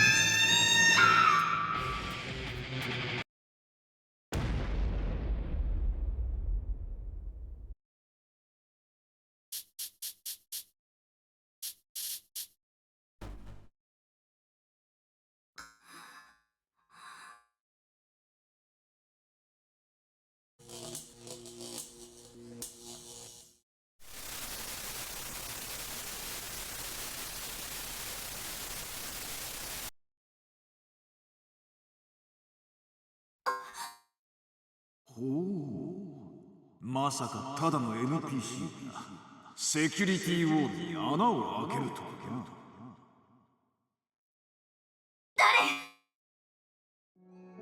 誰？そうだ、この世界の神といったところだ。神様、そんなはずない。この世界は全部偽物でしょ。神様なんて存在しない。偽物？そうか、果てを見た。教えてやろう。お前の言う通り、この世界は偽物だ。だが私はこの世界を本物に変える。現実とこの世界を入れ替える。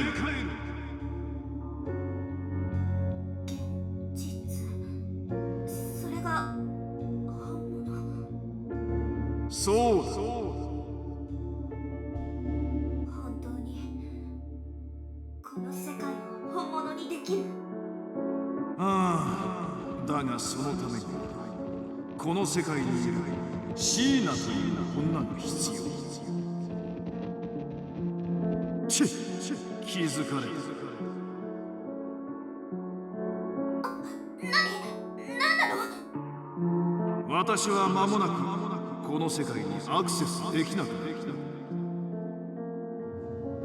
る。もしこの世界を本物にしたい、シーナを再び世界に穴を開ける。もし邪魔者がいるのなら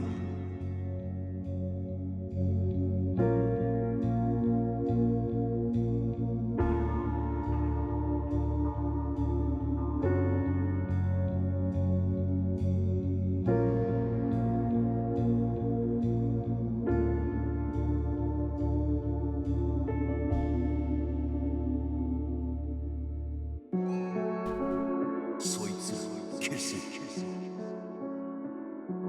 消せってそんな。それに穴を開けるってさっきのやつでしょ。あんなのどうやったかなんて。一度できたならもう一度できる。できなければこの世界、お前もずっとこのまま偽物のままだ。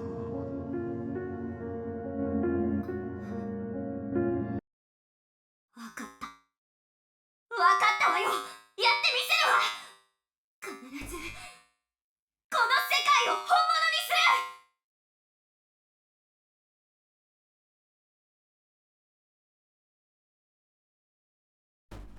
私は絶対に諦めない。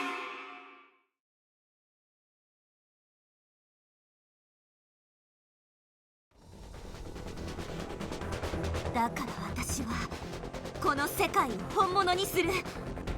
そのためにはシーナ、あなたが必要なの。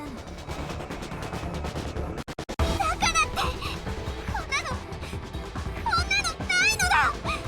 セリカ、みんな仲間でしょ。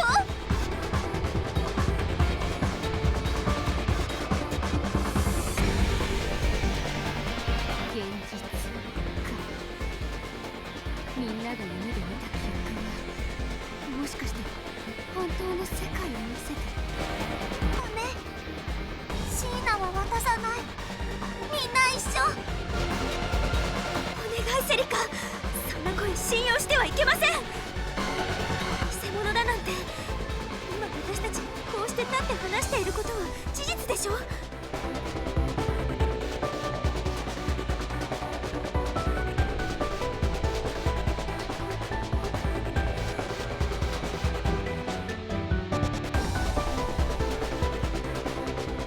セリカ、この世界は偽物なんかじゃないわ。未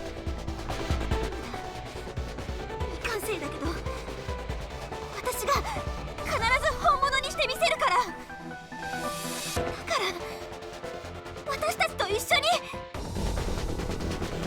もう無理なの。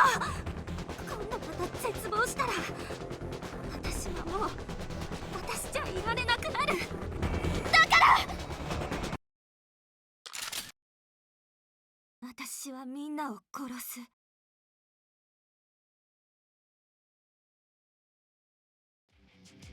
暴走。セリカ、元に戻るのだ。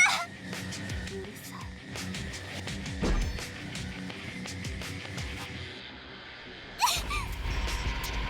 セリカ、お願い、やめて。やめないよ。邪魔者は消さなきゃ。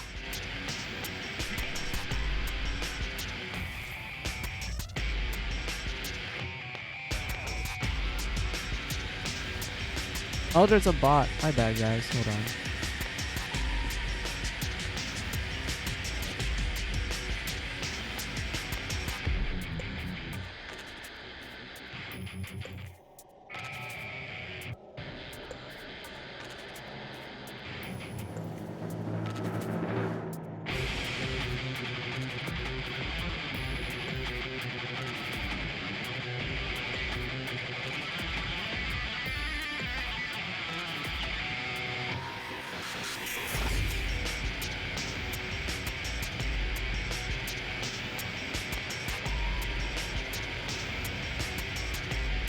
There we go.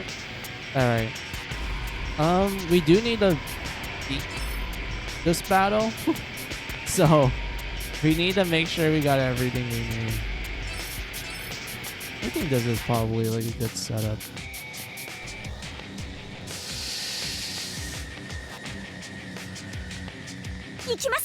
頑張るね。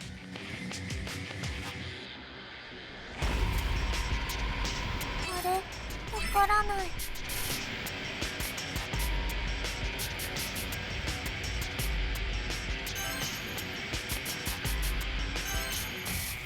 完璧。遅い。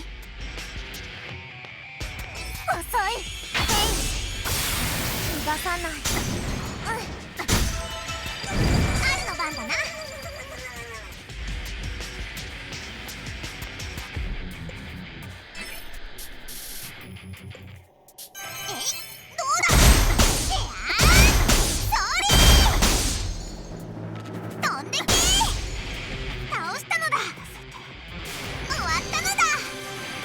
I don't remember if you get a death end from losing to Celica. I remember you do get a death end for like another boss battle later on in chapter 10.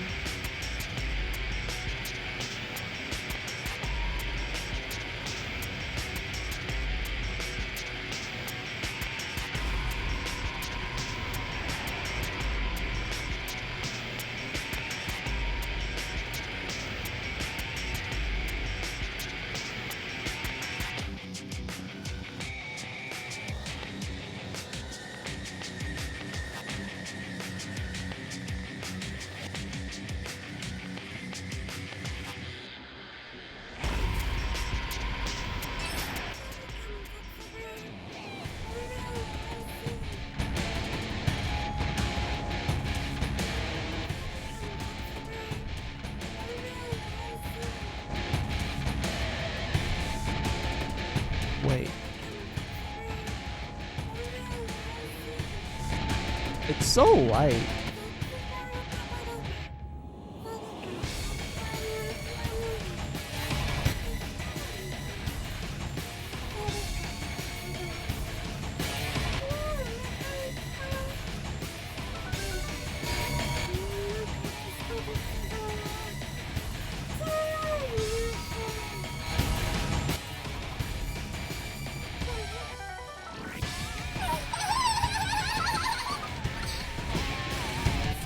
絶望なんて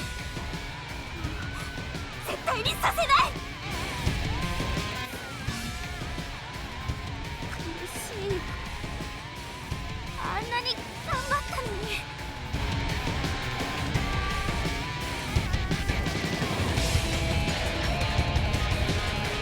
人生の全ての犠牲として父親の言うことだけを聞いて私の旅に浮かんできっとその先には夢があるって。だから私は歌い続けた。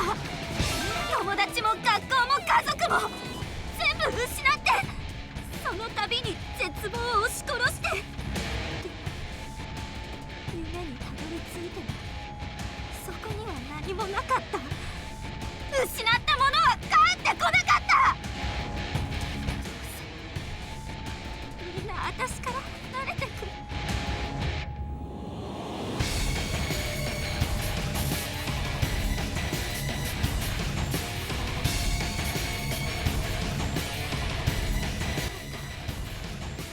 失うくらいならそんなことはありません。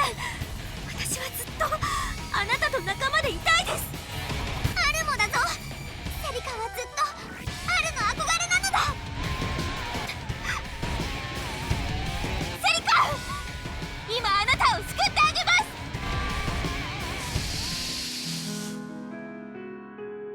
負けない。私が終わらせる。 Wait, I'm stuck. I can't. あれ I don't want わ to からな touch い。 these because it's gonna kill me.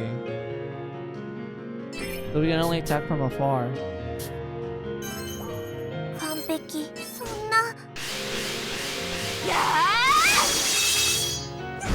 アルの番だな。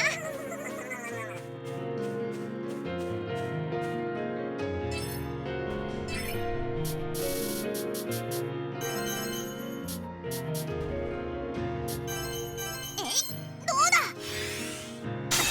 お仕置きだ。発射。やるしかないのね。おお、いや。あとは私が。 Oh, I can't use Yeah, I can't use skills or magic. Wait, no, I can't recover. Like, I can't recover anything. Okay, that's fine.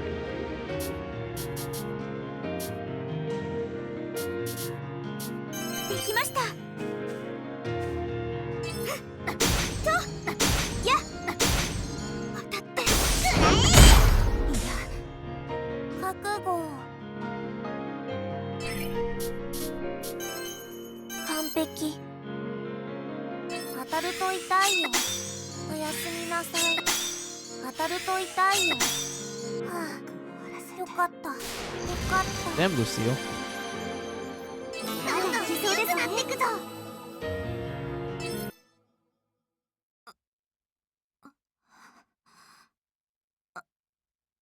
私、 I feel kind of bad being over leveled at this point みんな。 because I was like doing the bonus dungeon. That's kind of the reason why I'm like a level 100 plus essentially. Although to be honest with you, once you get to level 100, you don't really get any stat ups until like I think it's like the last few hundreds range, like around like 800 or 900. That's like the only time you actually get like stat ups, and that's when you can like cap everyone's stats.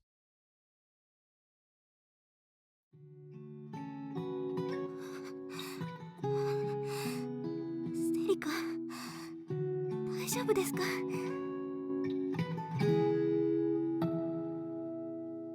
Oh, you can't save. All right, that's fine. みんなこそ私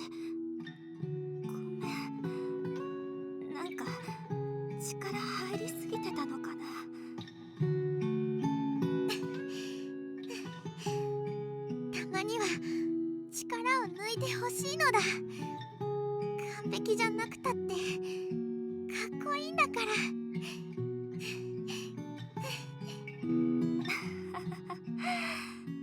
っか、たまに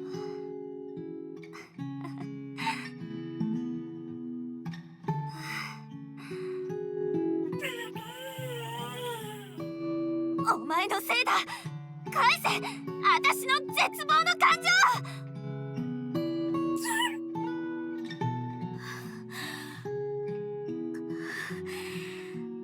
よかった。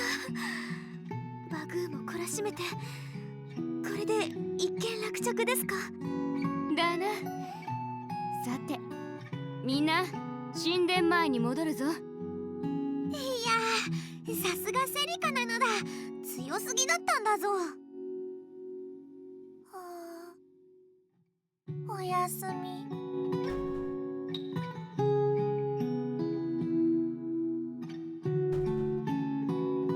ちょっとルシル、ここで寝るのはダメだよ。安全な場所まで行かないと。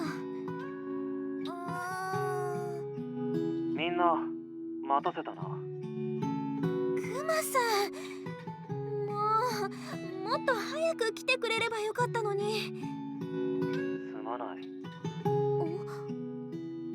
マさん、まさかこんなに役立たずとはな。もっとも偽物の伝説冒険家に期待などしていなかったが。なんだと。おいお前、本当にエニグマか。おお、もうバレたか。少しくらい遊びたかったが、まあいい。遊びは終わりだ。Character structure collapse. Character structure collapse.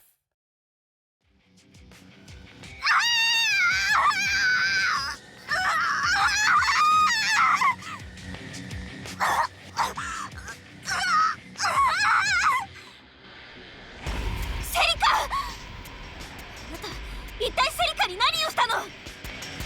何をだと？こいつの役割を思い出させているだけだ。立て、無能なキャラクターめ。この人、まさかセリカが世界の果てで出会った神だと名乗る。必要なのは二宮椎名だけだ。他は必要ない。やれ。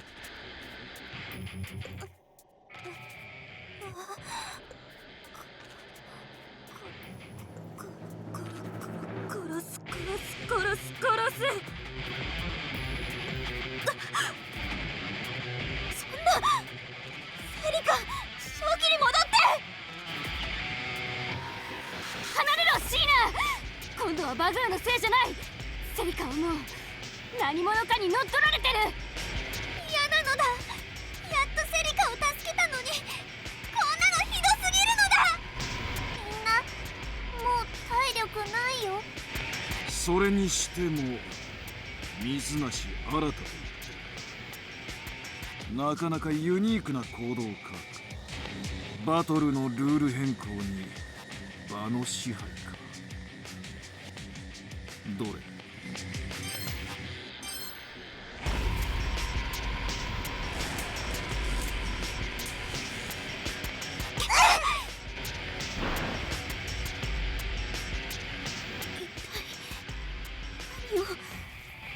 水無し新が行っているプログラムを実行しただけだ。多少手は加えたが、さすがはグロックに指導を受けただけはある。社長の名前、一体あなたは誰？答えてやりたいところだが、ルーデンスに気づかれては厄介だ。さっさと目的を達成させてもらおうか。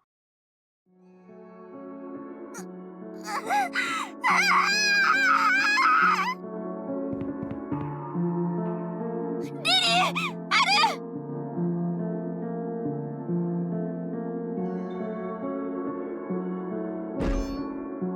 いた！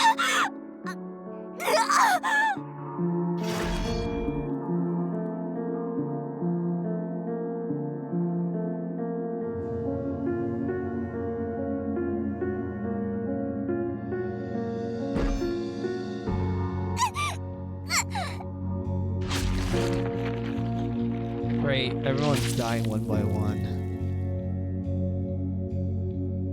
殺したダメだシーナ、ここは逃げるぞ。ルシル、立って戦火から離れて。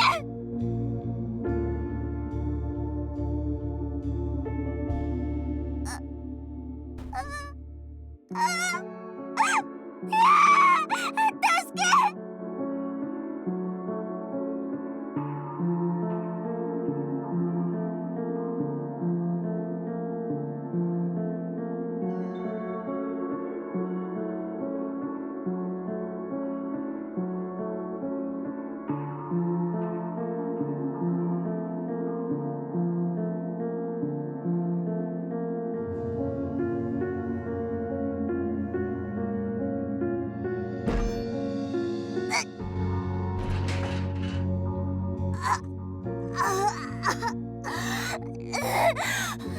やめ。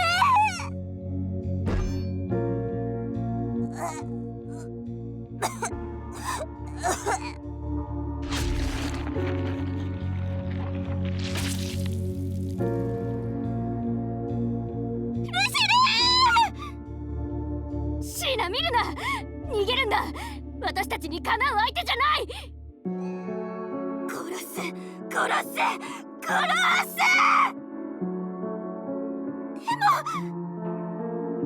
いいから早くそこから離れ。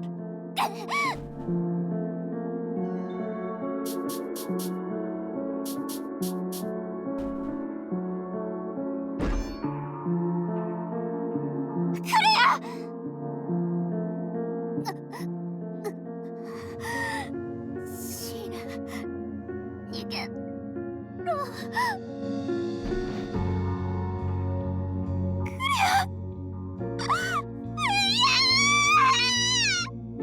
さてと、邪魔者はいなくなった。あとは君の精神を乗っ取るだけだ。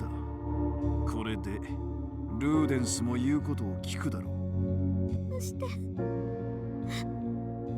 てこんなこと。くどい。答えている時間はないのだ。やれ。や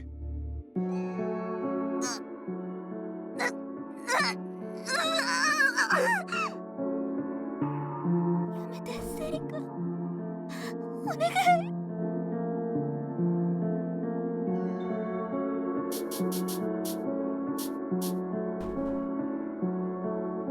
殺してやる。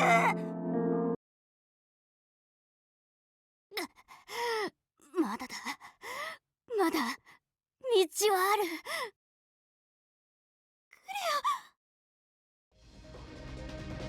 いつだったか、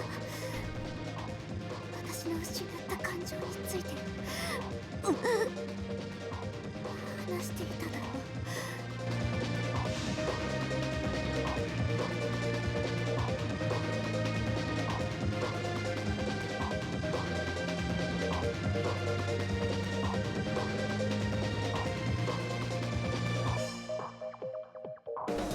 私自身も何かは分からなかったが、今分かった。本来発露されるべき感情が行き場を失い蓄積される。それがたまりすぎると暴走する。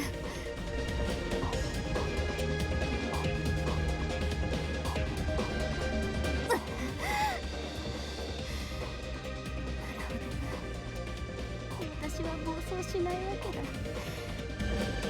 そんな感情、私はそもそも持ち合わせていないからな。何をやっている。さっさと邪魔者は殺せ。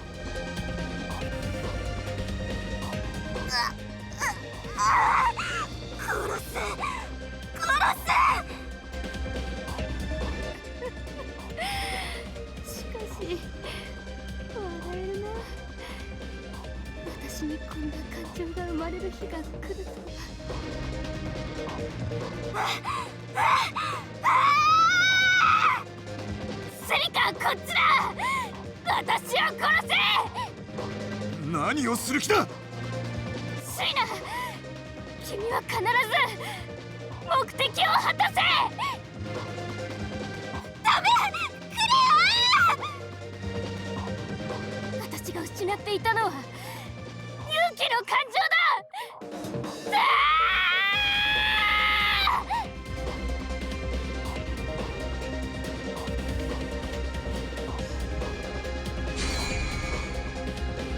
さあセリカ、一緒に落ちよう。ほら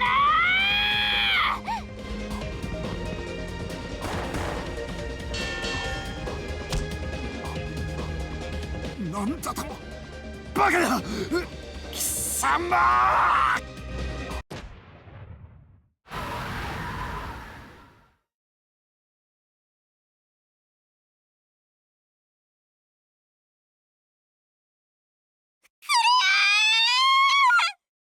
そんなクレア、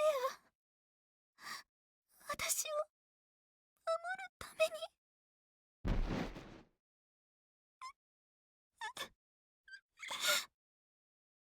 みんな死んじゃった。みんな。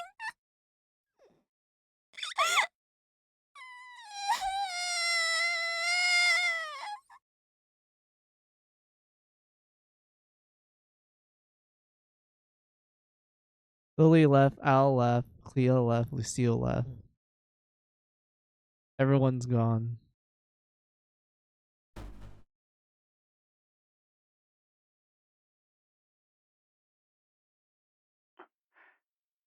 セリカがくそ、操っていたのは十中八九アファシスだろう。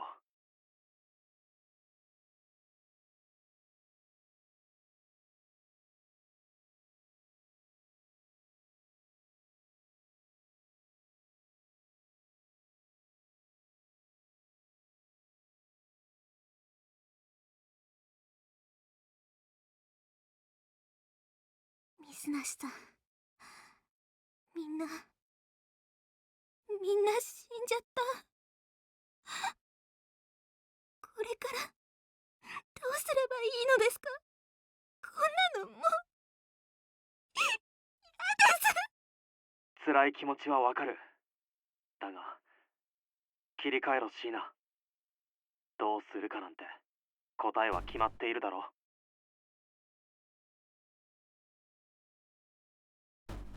水無さん、いいかシーナ、これはクレアが、みんながつないだ最後のチャンスだ。お前はこのままエンディングログアウトを迎えて現実に帰るんだ。もうみんなは。 NPC たちのプレイヤー化は理論上では完成した。おそらく成功しているはずなんだ。エンディングログアウトが適用されれば、お前と同様に現実で目が覚めるはずだ。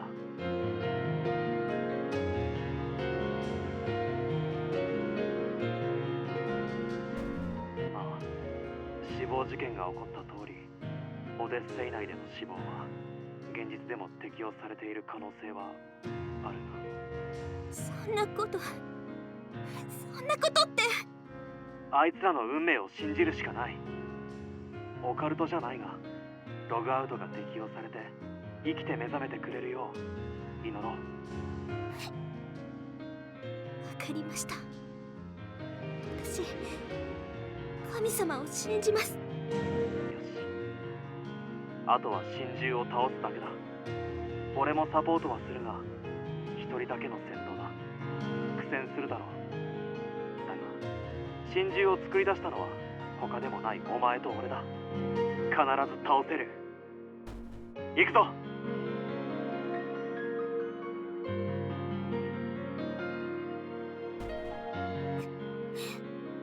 はい。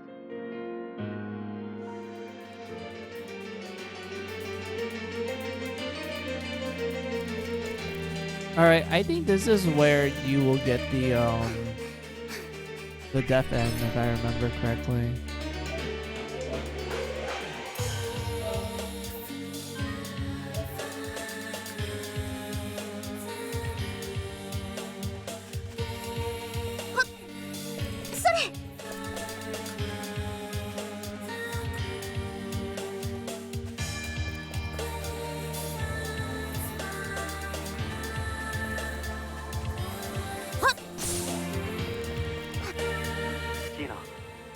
持ちは落ち着いたか？はい、大丈夫です。エニグマくんのアバターはアファシスに乗っ取られたままだな。音声でのアシストになるが許してくれ。平気です。水無さんがそばにいてくれたら。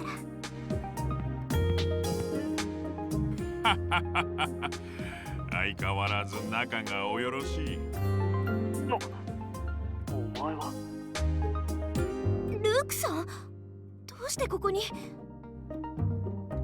心配で心配で、真珠との戦いの前に武器をお渡ししておこうと思いましてね。本当ですか？助かります。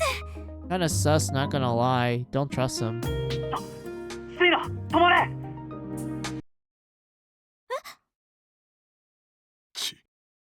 ！See? 惜しい。無防備に近づいたところを切りつけて戦闘不能にしてやるところでしたのに。あなたは。お前はアファシスだな。今度はルークを乗っ取っているのか？ご名答。水無君、君は鋭いな。宗像夏夫のおかげさ。サマーライフにある端末がまだオデッセイにアクセスがつながっているんだよ。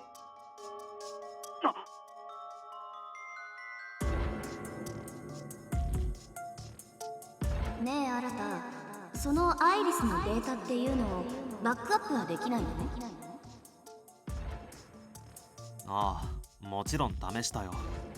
サマーライフの巨大ハードディスクの載っているパソコンにつないで no. コピーしようとしたけど。This was called back like way earlier ago in the chapters. ああ、不思議だ。ただ、アイリスの入ってる俺のパソコンをつなぐと、その端末もオデッセイにつながることは発見だったけどな。それすごくない？ってことはサマーライフのパソコンならゲームにアクセスできるの？二重ログインは禁じているからゲームの操作は全くできないが一応は可能だ。へ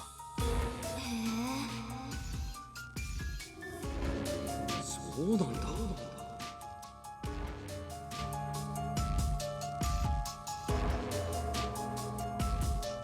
アファシスにサマーライフのあのパソコンを奪われたのか。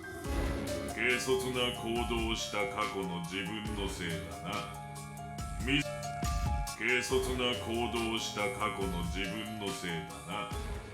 水無君、気分はどうか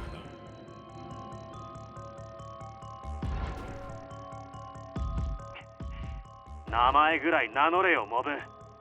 俺を拉致るのに失敗した間抜けなカルトのおっさんよ。鼻息が荒いな。世界に手が届いたつもりか。私は崇高なる秘密結社アファシスレーン幹部ビクトル・テールマンだ。水無し、これからお前を絶望の淵に叩き落とすものさ。真珠を倒しちまえばシーナはログアウトしオデッセイは空っぽだ。お目当ての情報生命ルーデンスも案外消えちまったりしてな。残念だ、それが無理なんだ。お前たち二人に決して真珠は倒せない。なめるなよ。君のチートなど恐るるに足りんよ。 NPC のプレイヤー化とかいうシャレ臭い改ざんコードも全て私が潰しておいた。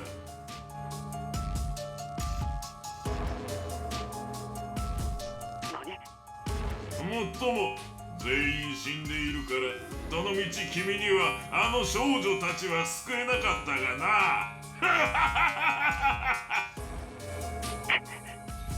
そして真珠は私が手塩にかけてチートを施した最強マーターズに生まれ変わっている。お前ら二人では歯が立たんさ。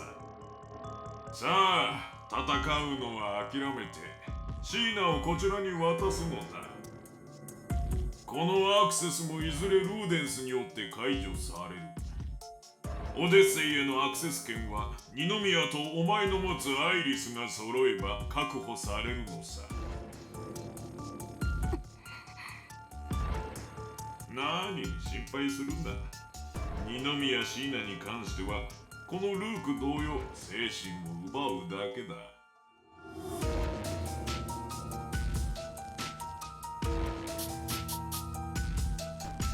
もっとも二度と意識が戻ることはないがね。ビクトル、頼み事ならきちんとお願いしろよ。プリーズをつけてな。頼み事じゃない命令だ。聞き入れなければ殺してもいいが。どうしてあなたたちアファシスはなぜ情報生命にこだわり続けるの？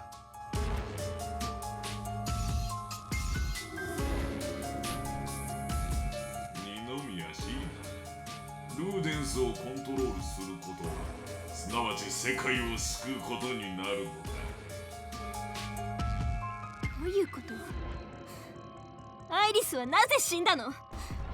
あなたたちの研究のせい？お願い、私の記憶を返して！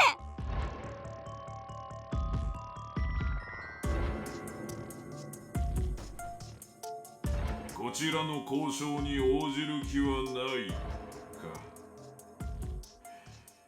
二宮水無し、残念だよ。手荒な真似はしたくなかったが仕方がない。心中に椎名を殺させてその脳髄から直接精神を吸い出すしかないな。無理だな。俺のチートであっさり倒してやるからだ。来い。直情型だな。死が死なら弟子も弟子だ。絶望を腹渡に詰め込んでやるぞ。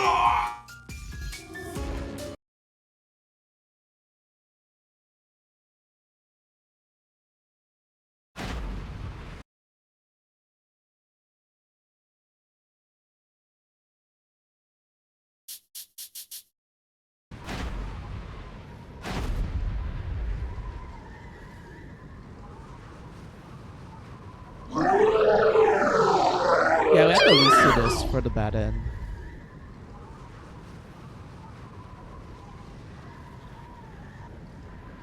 シーナ、くそ早い。これが心中か。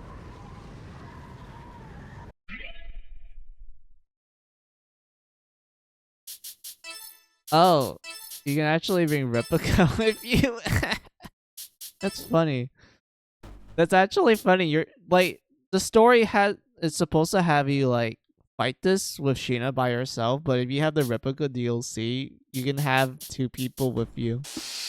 That's funny.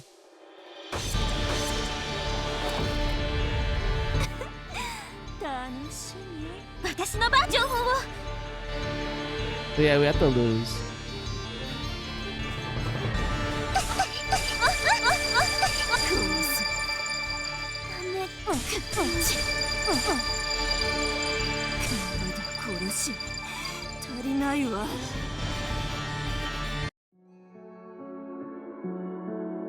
Ironically enough, I was beginning to accept my fate as it floated into my palm. Maybe this is the ending we deserved.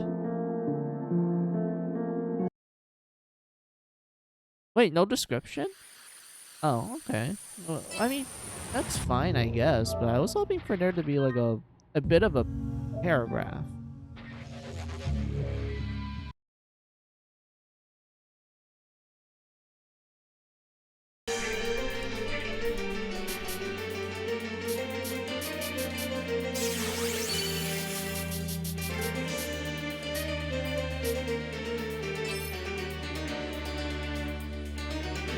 Wait, what trophy do we got? I wanna look.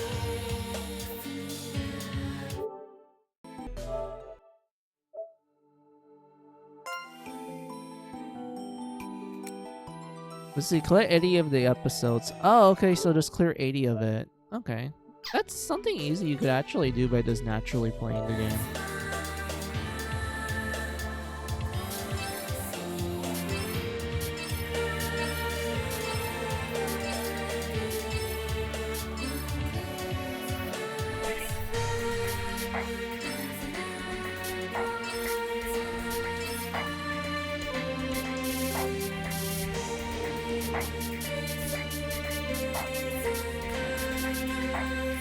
Maybe magic is real after all. Indeed it is, my man.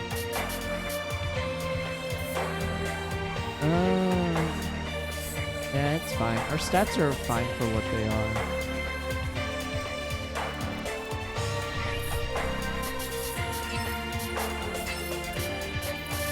Do I need more agility? I don't feel like I need agility at the moment. So.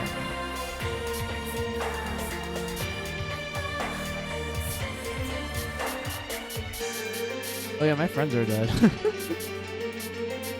That means we can like do some things real fast.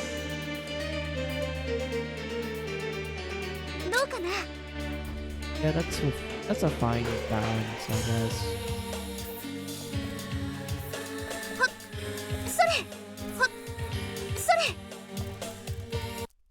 Sheena,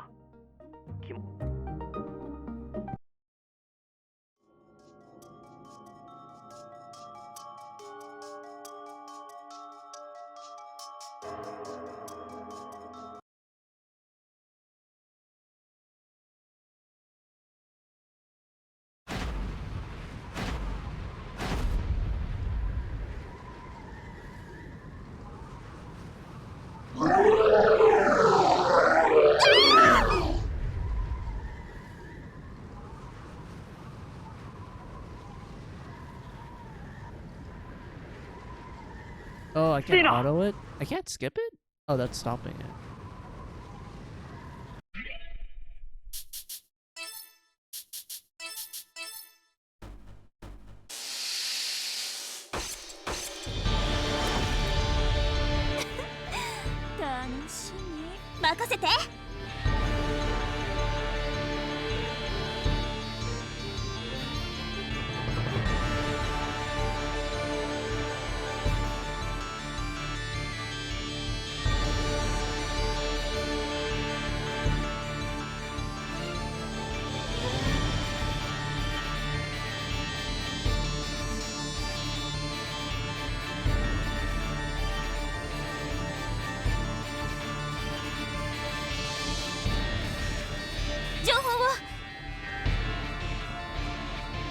Fun.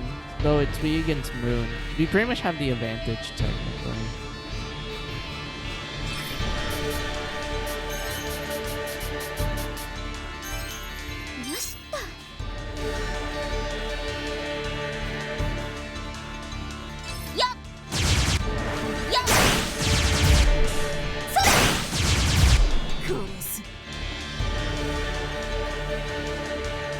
Does this destroy all the bugs?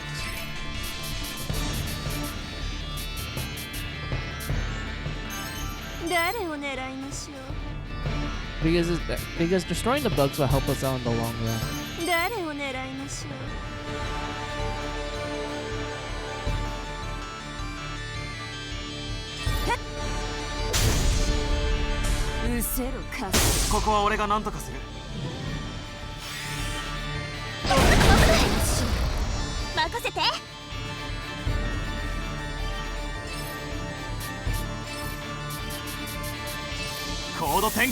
Jeez.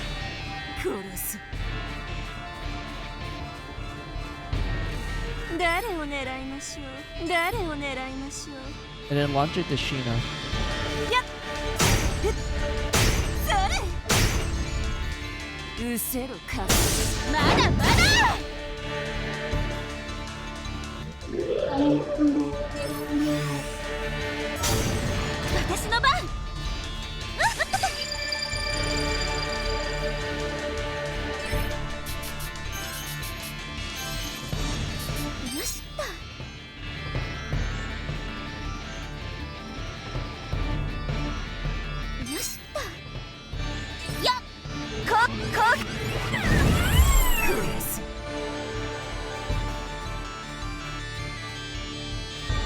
誰を狙いましょう。飛びなさい。よし、このまま押し切れ。私の番。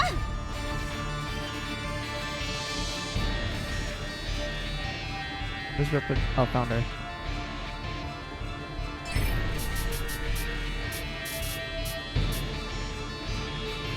Oh wait, can I just... Hold on. I can just do this.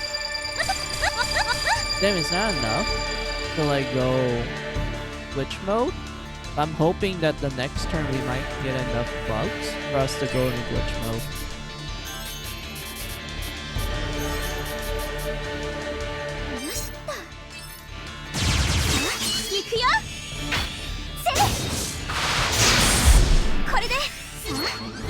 Wait, what? Oh, it's weak against magic, not physical, so I just wasted that turn, but that's fine. 誰を狙いましょ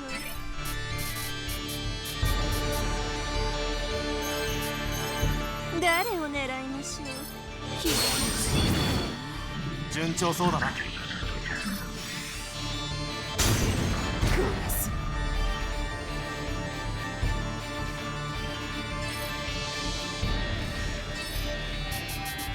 この場は支配させてもらう。任せて。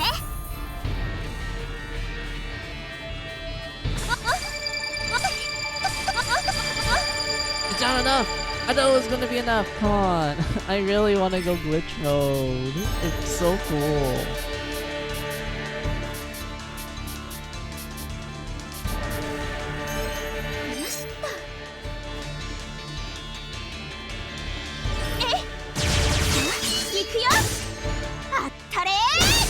Now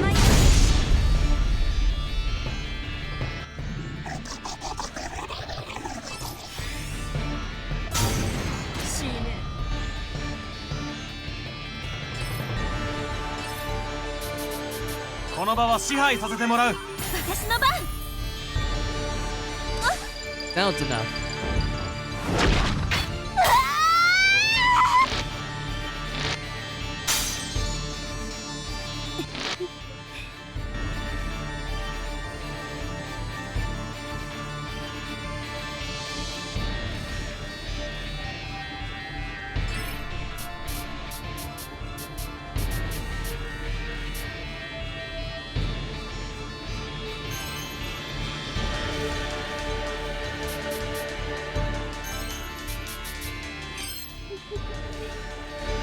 Yeah, that should be good. 殺せ。死ね。捕らえた。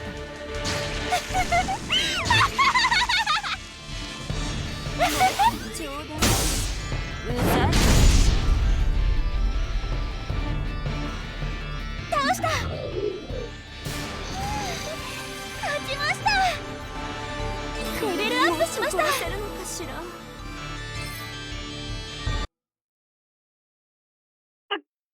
なんだ。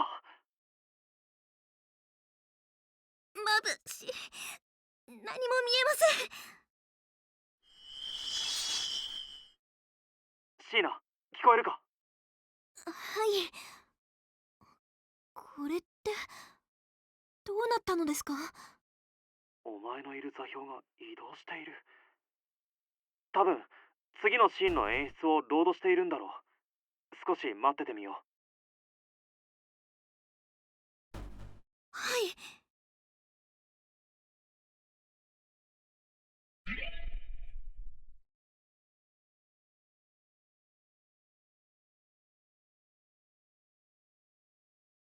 Genre action. Hey, we got the last battle jack. そう。よくも俺の手錠にかけたチート真珠を。しかもどこへワープしやがった。 First of all, dude, that boss, even if I was lower level, that was an easy boss because it was literally designed to be like that. まだだ。まだ終わってはいないぞ。水無し二宮。真珠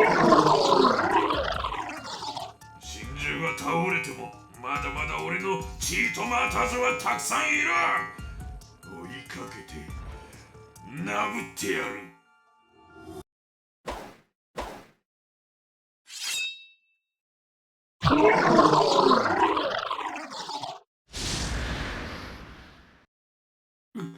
何？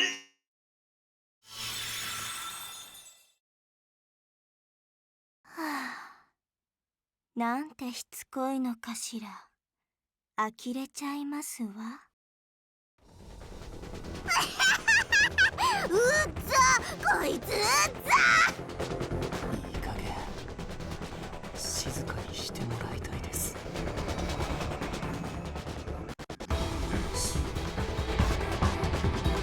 アファシス幹部ビクトル・テールは、あなたの目的は私たちでしょう。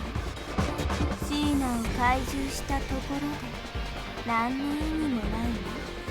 おバカさん、あなたたちは私たちの進化が気になってしようがない。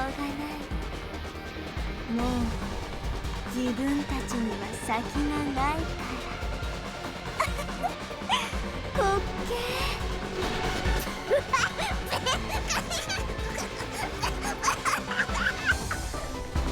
ノーバ、あなたも黙ってちょうだい。すみません。レビン、あなたには言っていないわ。あくまで私の邪魔をするならば力ずくで手に入れてやる。お前らの進化のプログラムを。あら、本当におバカさんなのね。あなたごときじゃ無理よ。殺してしまいましょうか。殺す？現実からアクセスしている私をか。 Dude, have you checked what's happening outside? やれるものならやってみるといい。過当で未熟な情報生命体が。やっぱり本心では見下していたのですね。ふさわしき末路をたどりなさい。無理に決まっ。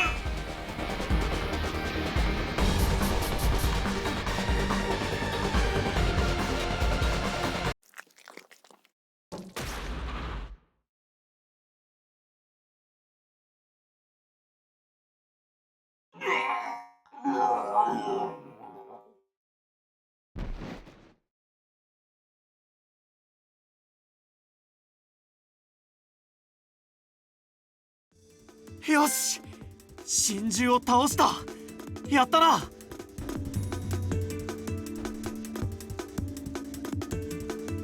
We can't save. Oh, it's like a long cutscene moment. Yeah, we finished chapter 10. Yeah, I guess we're stuck here until we get to the point where we can't save.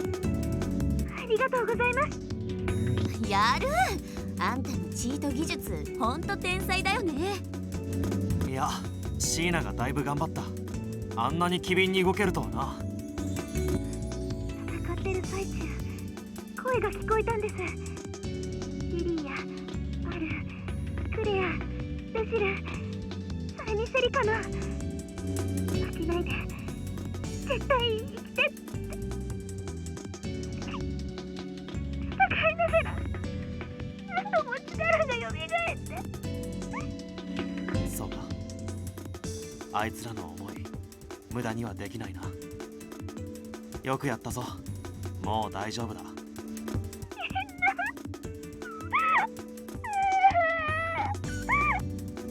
始まるよ。エンディングだ。エンディングログアウトは機能してるな。よし、このエンドロールの後か。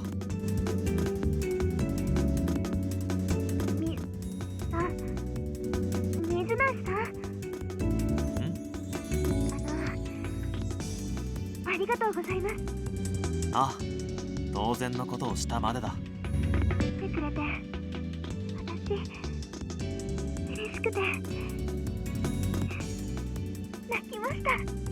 泣き虫だった On my な。 back. I had to crack it. 最初は詐欺師だとか言ってたのにな。わ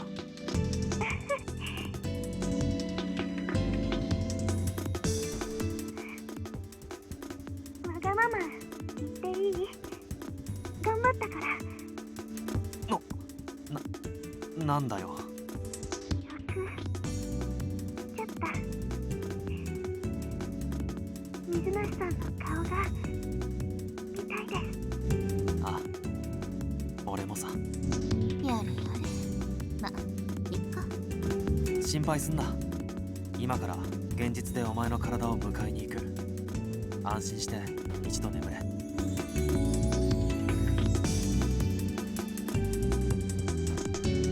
後でな。後で。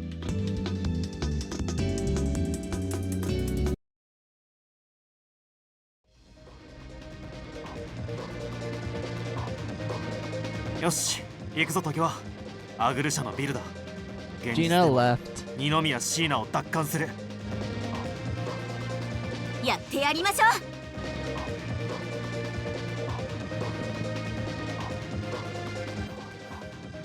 爆破テロ予告で研究所を混乱させて突入する計画だったけ Was ど、 a bomb. Yeah, I remember that. But it's the apocalypse right now. Oh my god, the guy screamed hard. That's funny. う。社長の言う通り、その必要もなさそうだね。見て、入り口が開けっぱなしだよ。行こう。待て時は。ビルから誰か出てきたぞ。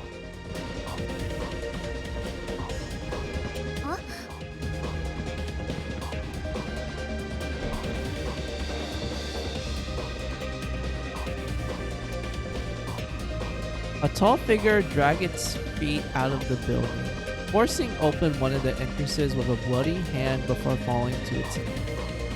It was a man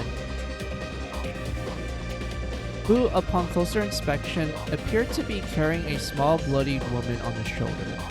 あれ Or は blooded. 宗像さんじゃないか。背負っているのはリンさんだ。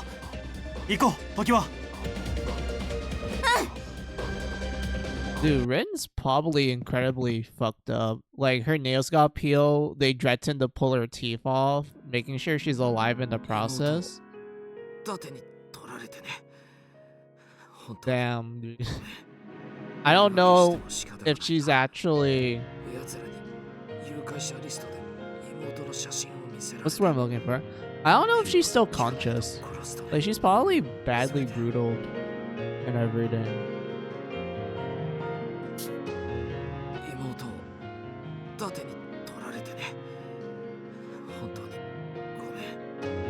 言い訳しても仕方がないが、奴らに誘拐者リストで妹の写真を見せられた。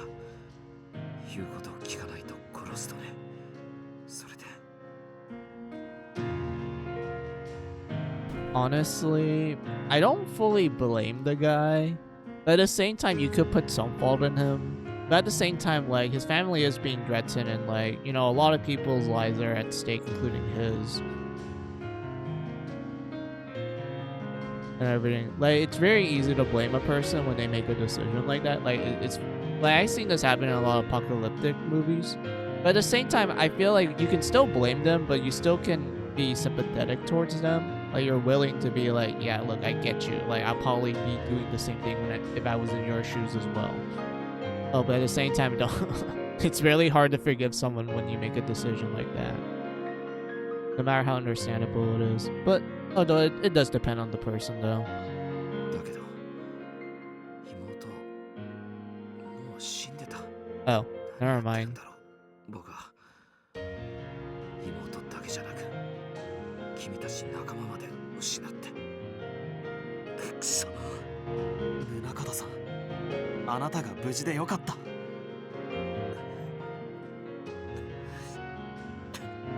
リンさんがまさかここに拉致されていたなんて。宗像さんがいなきゃどうなっていたか。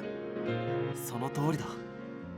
リンさんを助けてくれてありがとうございます。そう言ってもらえたら随分救われる。僕、リンさんが地下の施設に監禁されているのを見つけて、人生初の大暴れをして、何度か助け出せたんだよ。Dude, he got some hidden riz or something. Not riz, like some hidden potential. じゃあそこのビルの陰で休んで。ほら、リンさんと一緒に。じゃあそこのビルの陰で休んで。ほら、リンさんと一緒に。ちょっと眠いや。休んでもいい？ごめんね。リンさん、全然目が覚めないんだ。気がつくといいんだけど。She was breathing still. Good sign. I couldn't afford to leave them behind though. 時は、お前はここで2人を見ててあげてくれ。一人で地下施設に乗り込む気？ I シー feel ナを like 起こして連れ出してくるだけだ。 yes. 大丈夫だよ。 Okay, look. We have like an injured person. You have one person who's like very fatigued. You have two people that are like they still have energy. I feel like it's a bad idea to bring all four of them back to the building because there might be like situations where the fatigue one might get like tired and accidentally do a terrible mistake. And you also have an injured person where it's like, you know, oh, we need to get her medical aid like ASAP. I don't think this building has any. And I don't think resting in an alleyway seems like a... Well, I guess resting a bit does help. Oh, but I don't know. I feel like even if you make Arata and Tokiwa enter the building, does those two, you're essentially leaving two people who are like not like prepared. Like I said, one's very fatigued, the other one's very injured. You're leaving both of them outside where there's monsters everywhere. So like, yeah, it's probably better if one of them were to stay behind and the other one enters the building. 新田君、地下の研究所は驚くほど広い。気をつけて。そうだ、これ持ってって。一部のロックされたドアを開けられるカードキーだ。Of no fire, I nabbed this as well. Bro, you have high agility if you manage to not only to get a person, but also steal a security card. 学校着いたかな。十分です。あとは俺に任せてください。わかった。ここにいるから無理はしないでね。あ、じゃあな。うん。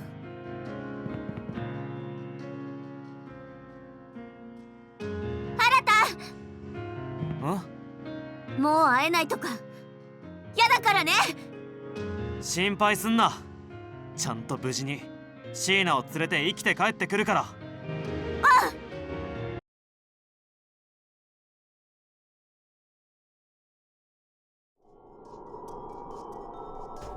When I reached the lab's bottom floor, my stomach wrenched with fear. Warning, warning. Life support device degradability over 80%. To maintain the neural device, repair the life support system immediately.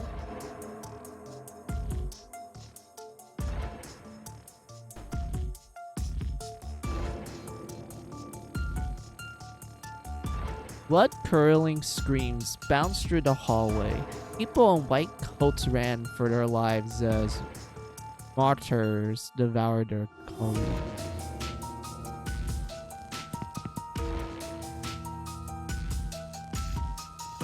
It was disorientating. For a moment, I was lost in a sea of noise. Warning, warning. Life support device degradability over 80%. To maintain the neural device, repair the life support system immediately. Then I arrived. Organized into rows throughout the facility were thousands 10,000 victims, encased in capsules filled with liquid. Thick cables were connected to each capsule, all of which led to a grand central machine like a body's nervous system. There were men, women, and children, all suspended in liquid, bodies of all types floating in these eerie cells. I caught my reflection in each capsule window, meeting the gaze of each person before he or she would thoroughly flinch before staring to space.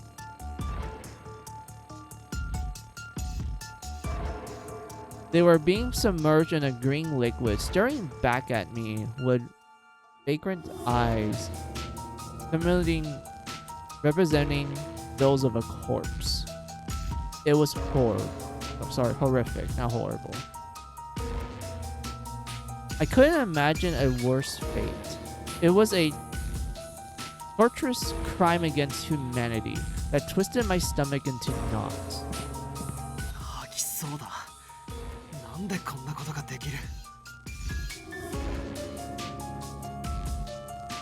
I look it up.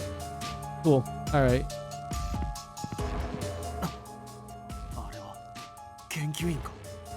Warning, warning. Life support device degradability over 80%. To maintain the neural device, repair the life support system immediately.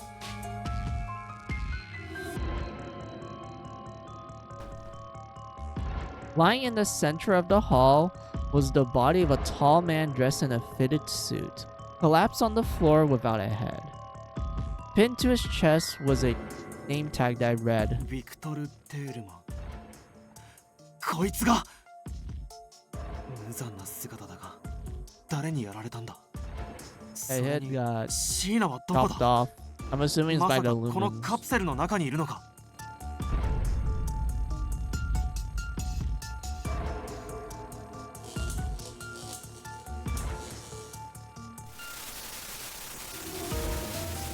The overhead monitor began to flash. A display noticed that read sound only, and a large voice began echoing throughout the room. 彼女の体はこの中にはない。水なし新誰だ 本来ならば貴様など影も踏める存在だ。無礼者が。我は時空を超え生き続ける英語そのものだ。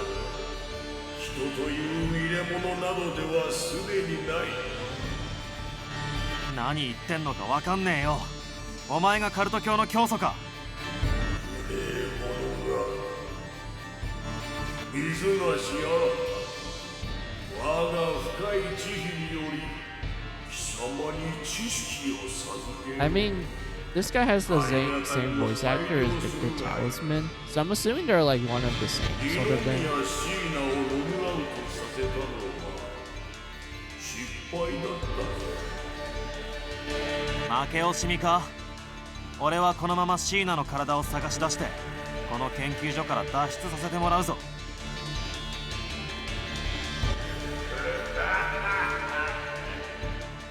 切れ者め者が地に溺れ取り返しのつかぬ不を犯したことにも気がつか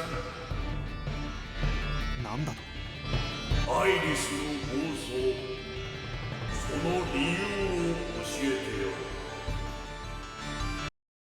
二宮シーナの死だ。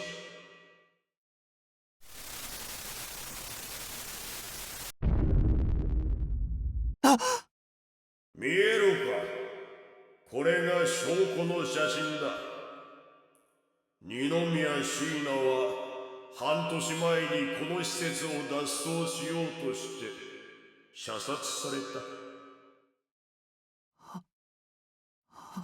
They didn't show it, アイリスの教 unfortunately. 育係として良い働きをしていたのだがな。ある日アファシスの10万人拉致とユーラルデバイスの無慈悲な研究に気づいてしまったのだ。培養液の被験体どもを救出しようと、この崇高なる装置をあろうことか破壊しようとしたので射殺した。ちょうど貴様の立っているその場所だ。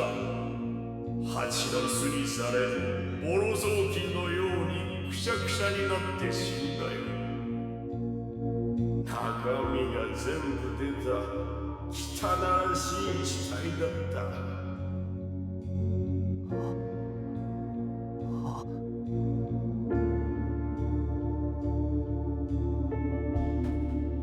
Let's see.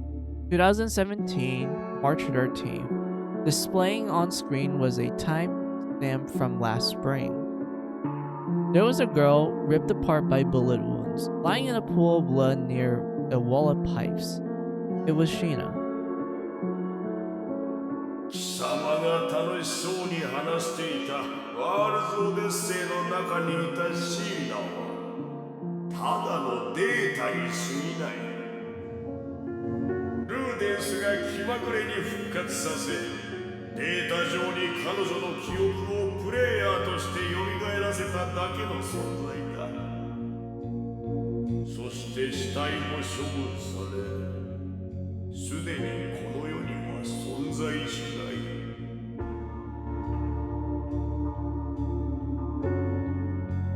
I opened my laptop and verified Sheena's login status in World Odyssey. As I fear, it listed her account as inactive. Sheena, Mia had ceased to exist.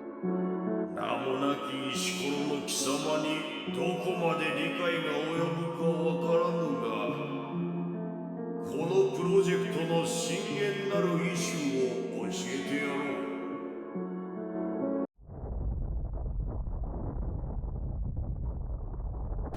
この世を救うための計画だ。我は中世錬金術の生まれた時代にこの宗教を開いたその老将である。我が教えを介する術師たちにより代々に保存され続け、現代の技術によりよみがえり、最新の人工脳に宿っている。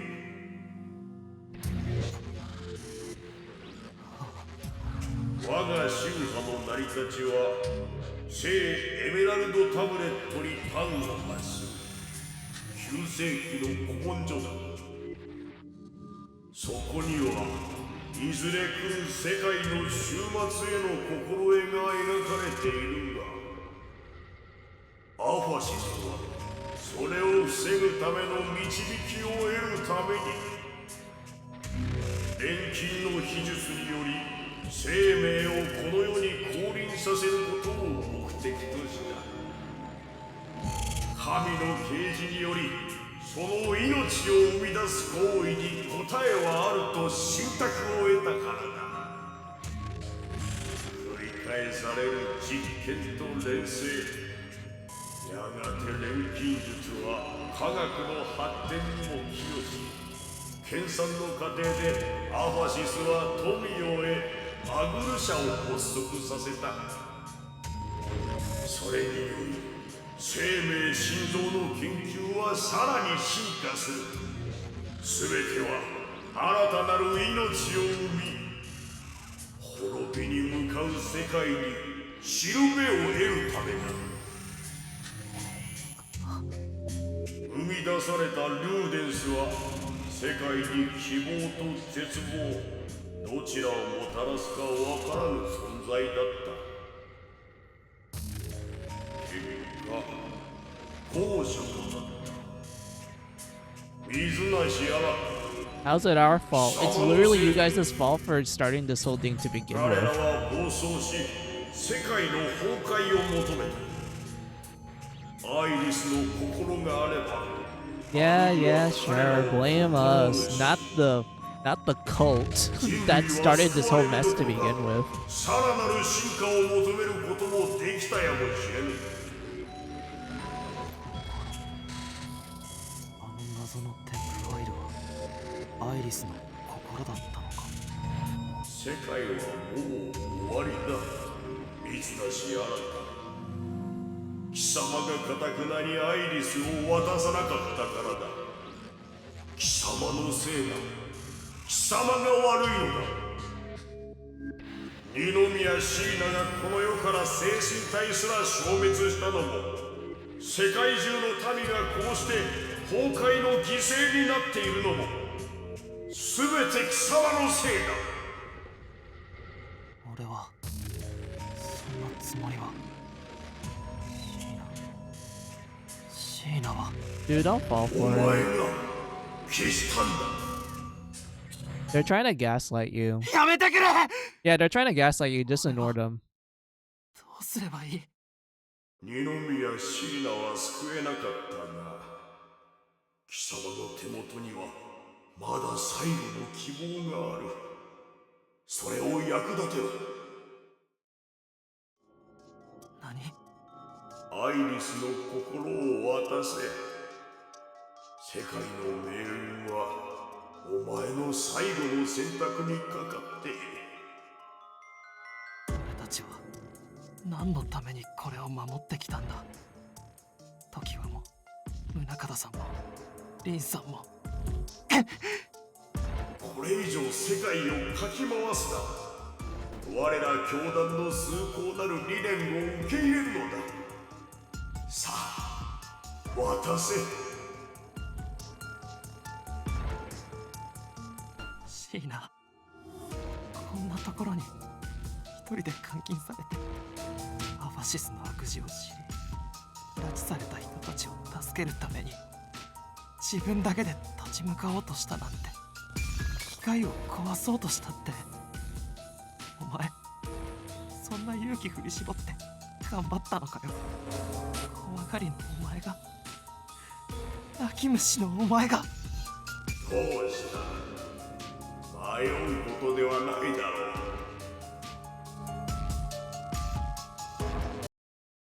う。でもなんで俺のところに送られてきたんだ。そのシーナに懐いていた情報生命アイリスの意志と考えたら理解しやすい気もするけどね。拉致されて心細かったシーナがアイリスに心を開いて語る身内はあんたのことだったとかじゃないの？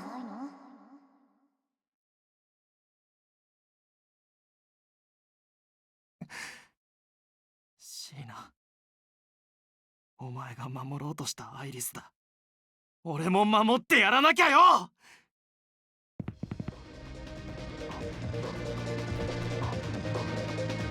I quickly shut the laptop with Iris still plugged in and broke off into a sprint.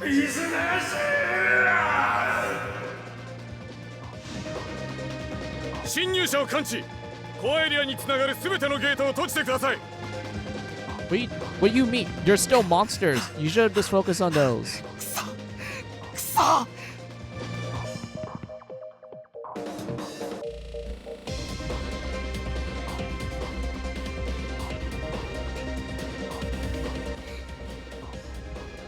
がまま言っていい？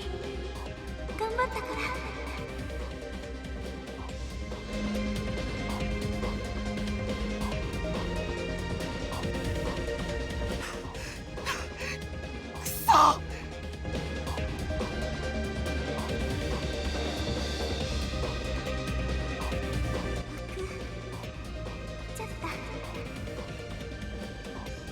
水無さんの顔が見たいです。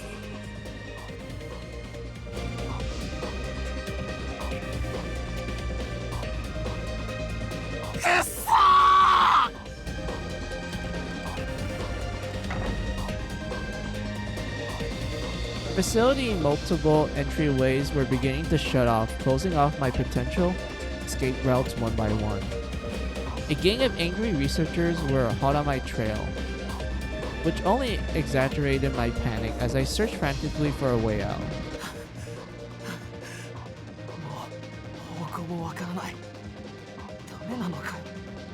ちくしょう。な、今の声は。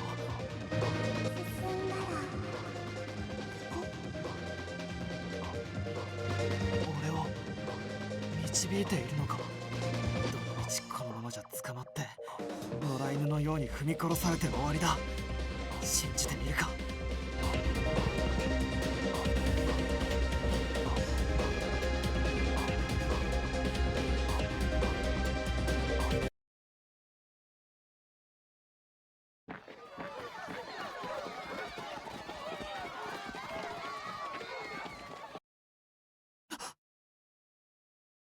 待てよ。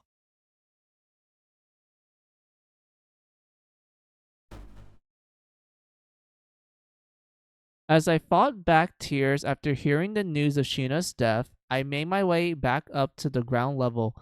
What I found was... Oh man. Tokiwa, Rin, and Munakata, or what has been left of them. Their bodies have been devoured by the martyrs, mangled and bloody. 嘘だろ。時はリンさん、宗像さん。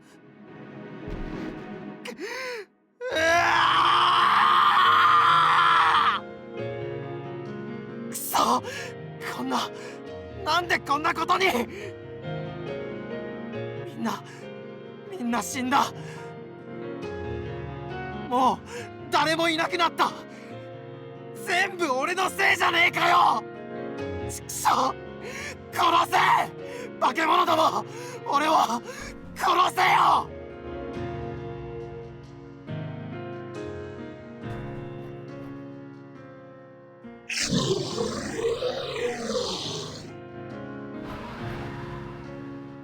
来いよ、殺せ。 Imagine if they just ignore him.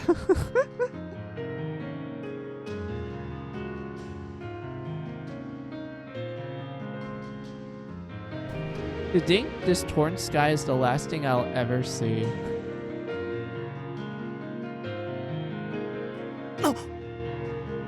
World's Odyssey. あれはオデュッセイヤ。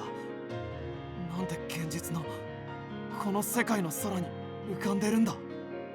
現実の世界とオデッセイの世界が完全に融合しているのか。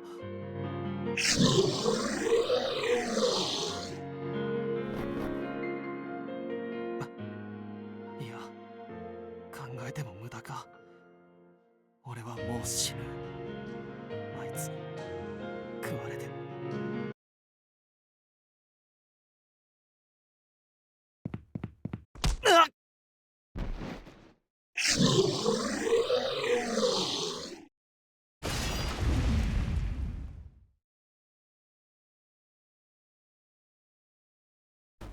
Bird-like martyrs flew down from the sky, and I braced myself to be devoured. Just as I felt death was on the tip of my tongue, someone shoved me out of the way. 大丈夫ですか？ Oh, look, it's Lily. Well, the real-life one. 無茶すんなよ、エニグマ。 Al, ここで諦めるなんて Leah. 君らしくないな。誰だ。いや、その顔見覚えがあるぞ。お前らまさか。 Look at that. Everyone's technically alive, well as their real-life counterparts. しっかりしてよ、エニグマ。ルシルだよ。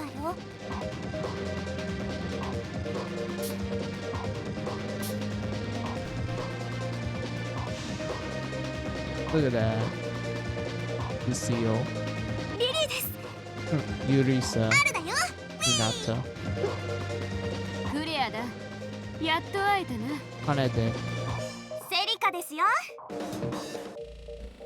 嘘だ。 Look at that, Chloe.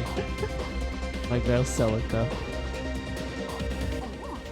エニグマ泣いてますか？泣くかよ。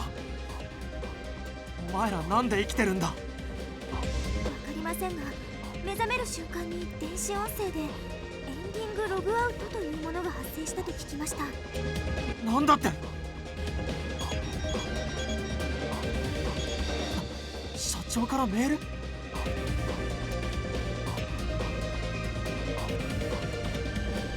I was successfully able to prep each of the 5 NPC girls for extraction. 社長。 Although the Anesthus boss Victor tried his best to tamper with my code, I was able to override him and save her team. It appears as though that the ending engage worked as intended, which is a huge relief.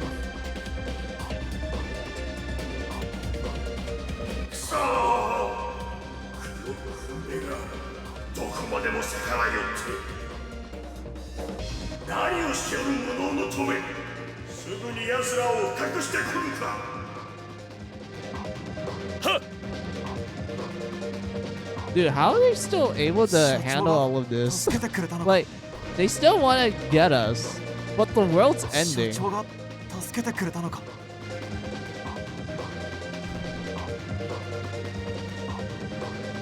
Mizanashi, you can still save the world. It simply needs to be rebooted. Use the code from the manuscript, the one Nolan left you. Intermittent the code inside and manipulate our world. Rewind this world, degrade it. By doing so, you can access a higher plane and decipher the language from the upper level. You can do it. Visit the Ludens. どういうこと？何を言ってるの？この人のメール。この無茶苦茶な世界をソースコードで改変して巻き戻せと言ってる。社長、なんて無茶ぶりだよ。上の世界って何？神様でも出てくるの？さすがにそれはないだろうが、ルーデンスに会えば叶うというならストレインエリアに行けってことか。あそこにまた。しかしオデッセイの世界からはもう私たちはログアウトしたし、どうすればいいんだ。空を見てみろ。あれはオデュッセイア。どうやら現実とゲームの世界がルーデンスによって完全に混ぜられているんだ。 Yeah, pretty much. Everything's free game at 俺 this のチー point. トも。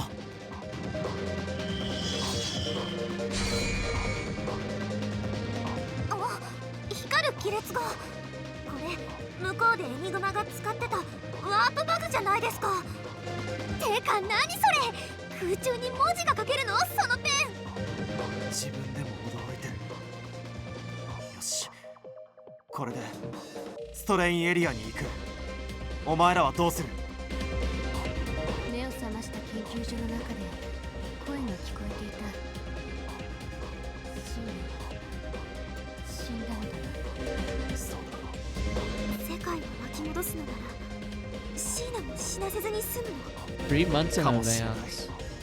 可能性があると Probably いう if we なら know what to 俺は do. 何でも試すつもりだ。もちろん一緒に行くわ。行かないわけがないだろよ。同行しよう。立てセリカ、君も行くだろう。オーケー。伝説の冒険家セリカちゃんに戻りますかね。急ごう。シーナに会いたい。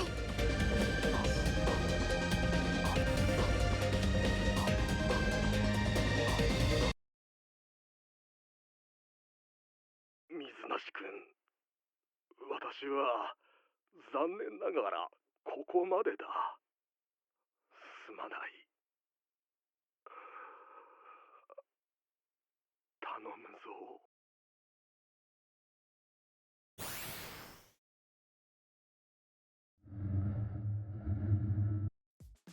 着いたぞ。あら、私たちの姿が。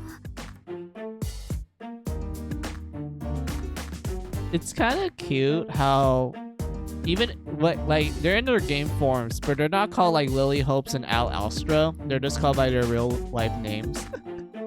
This is like a cool, neat, small detail. オデッ例のキャラクターになっているな。この椅子お尻痛いん This だ chair け makes my. ど You said it was comfortable in other 現実と現 conversations. 融合している。どうやら真実のようね。ルーデンス I love how he's not in his bear uniform. He's just regular 答えろ。 Arata. なぜこんなことをした？お前たちの目的は何だ？ That's so funny. ルーデンスアイリスの望んだことだからよ。何？この世界もあなたたちの現実の世界も全てを破壊して全部なくして二宮椎名と二人きりの世界を作ること。だから私たちは二つの世界を融合させるためにあなた方の世界を構成する言語からオカルトのデータを集めて盗んだ。構成言語の解析はできたのか？はい、もう完璧です。あなたの持つ古文書や術式修正ペンなどなくてもこうして世界融合に成功しました。世界を巻き戻す。デグレードに協力しろと言ったら。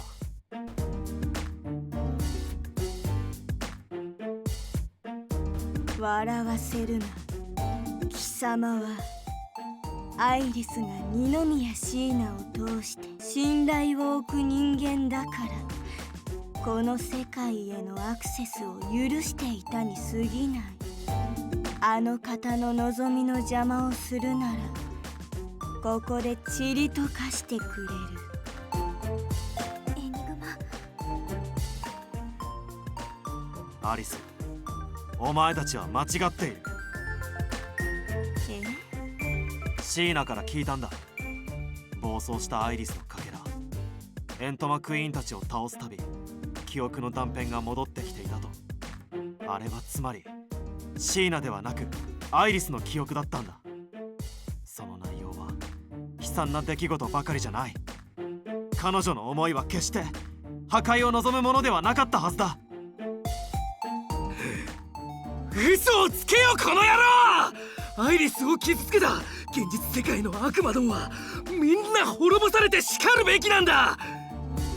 僕は絶対 This is pretty much like kids avenging their mom. カス、感情というものを学べば学ぶほどお前らの顔を見ているだけでヘドとクソが出る。 Yeah, pretty ア much. リス、信用するな。 Yeah, pretty much when you think about it. Like, Iris was made to be like the perfect artificial life form. And then she ends up dying, but ends up creating the four lumens. Nova, Lux, Alice, and Replica. And they all like research on humanity, gathering all kinds of information. And it seems like the more they just learn about like what happened to Iris, the more they just want to like destroy the world under the premise of her wish. So yeah, it's just a bunch of kids avenging their mom at this point.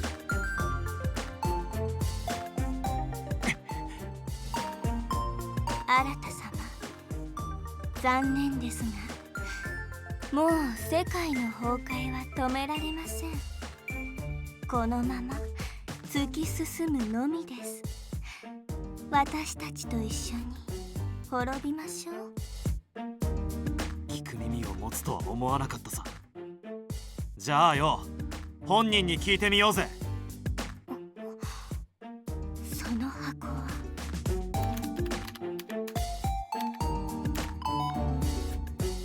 意外と見たことがなかったか。これがこのオデッセイを生み出した機械だ。メールで届いたアイリスの心、どうやってもプロテクトが外せなかったが、今なら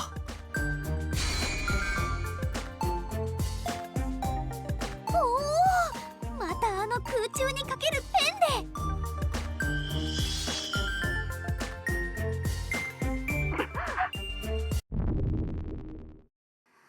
Oh, she's here. Hey, Iris.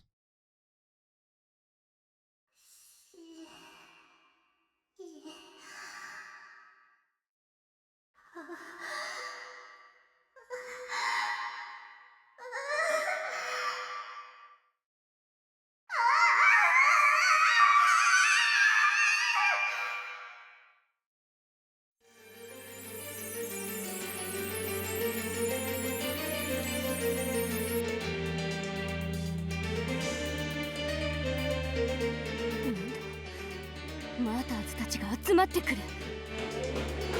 驚きました。この世界とゲームの世界にいるエントマたちが集結していますわ。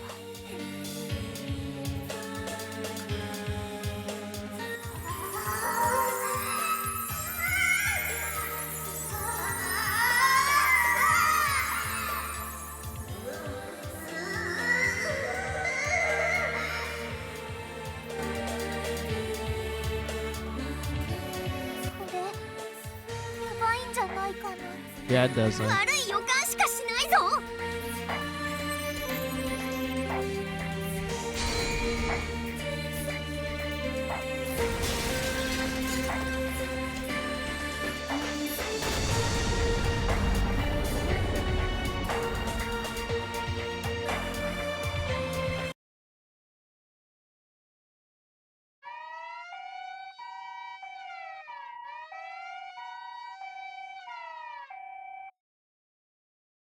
I'll join. Clea join. Lucille join. Celica join.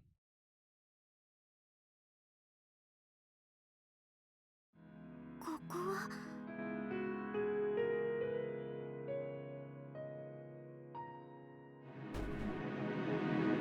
ストレインエリアが破壊されました。ここは現実世界です。みんな無事か？なんとか。アイリスはどうなったんだ？あの子は暴走したエントマの結合体となってあそこ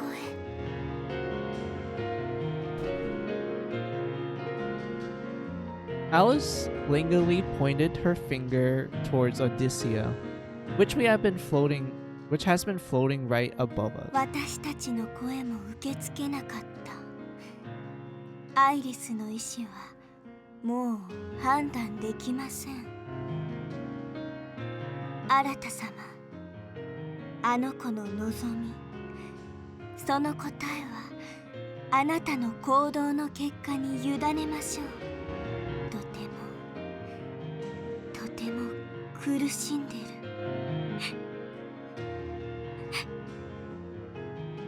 あんなに激しい悲しみに身を焼かれていただなんて。どうかお願い止めてあげてください。任せろ。俺たちをあそこへ送ってくれるか？わかりました。ではその前に。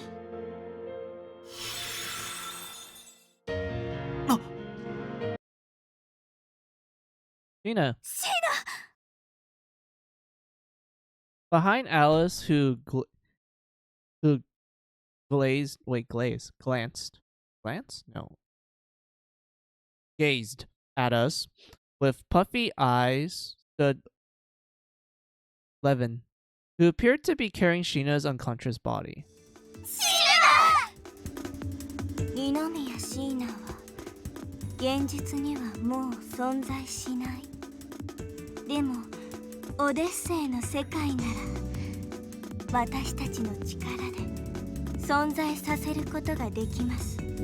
世界が融合しているからこそ彼女はこうして存在できる。現実世界を救うためにこれを解消したら再び別れが訪れるかも。どうするかはアイリスの暴走を止めてから決めるさ。お前たちにまず貸しを作る。シーナ起きろ。シーナ。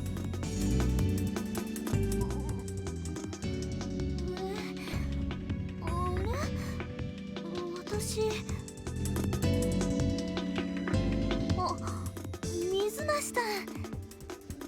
私ログアウトして寝てた？あ、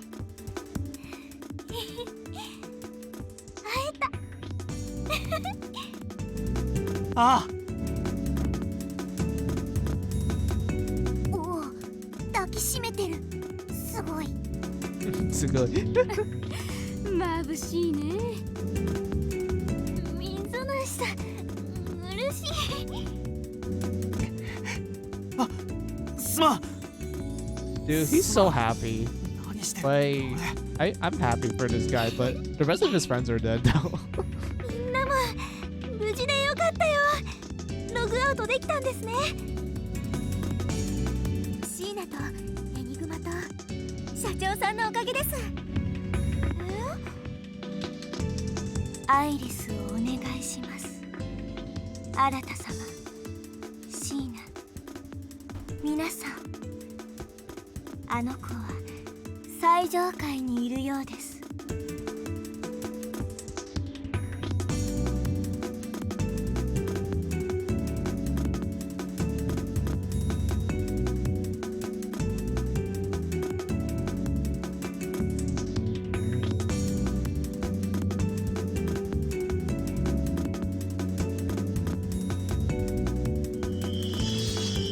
コードを書き換えてここにターミナルを設置しました。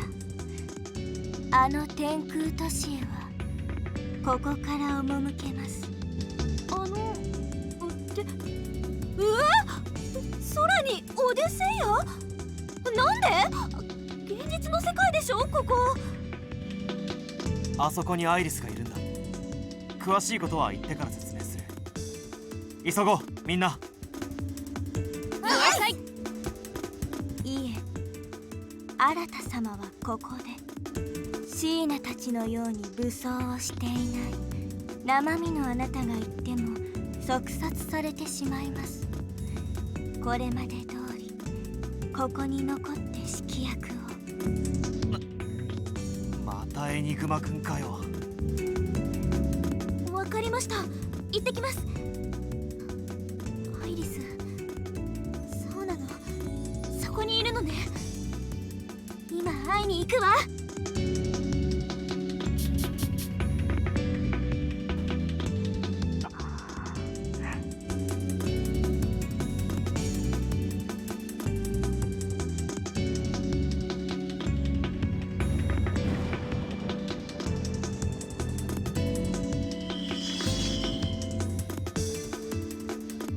Tina joined. Tina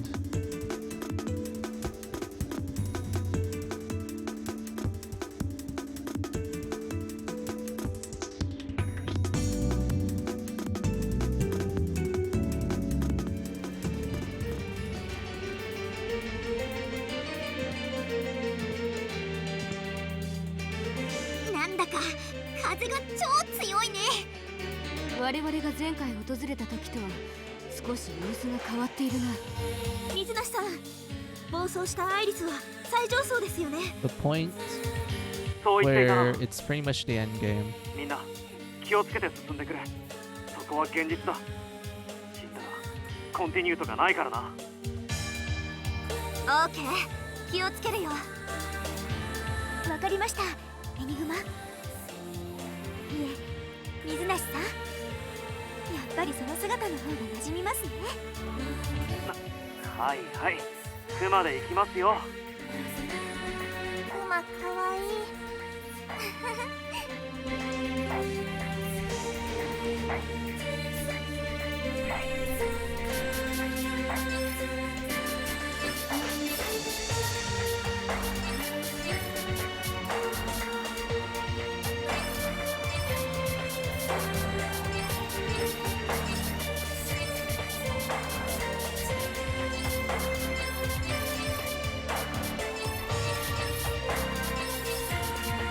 Yeah, this looks like the ideal party setup I want.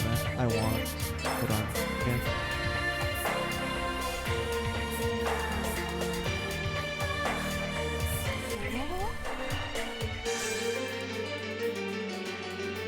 Wait, are we still at the bottom? Or are we at somewhere else in Odysseum? Oh, no. We're at the bottom.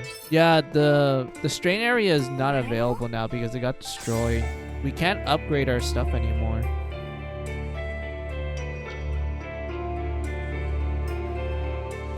Yeah, we are officially in the end game.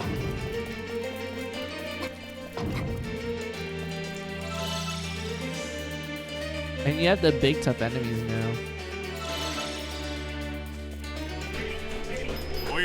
I'm glad Rook is still alive. お呼びでしょうか。どうかお気をつけていらっしゃいます。おや。良い品を揃えておきました。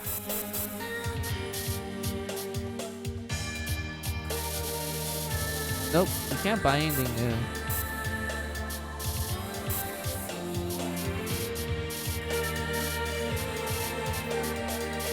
Oh, we can buy these. Bruh. Wait, excuse me? Portable Dojo, the entrance to an alternate dimension. Timely slowly there. Oh, this is... You use this if you haven't learned all the skills yet. Like, this is like a fast way for you to do it. よろしいです。ありがとう。お呼び。それではまたいらっしゃい。そうそう。任務完了。いらっしゃい。どうかお気をつけて。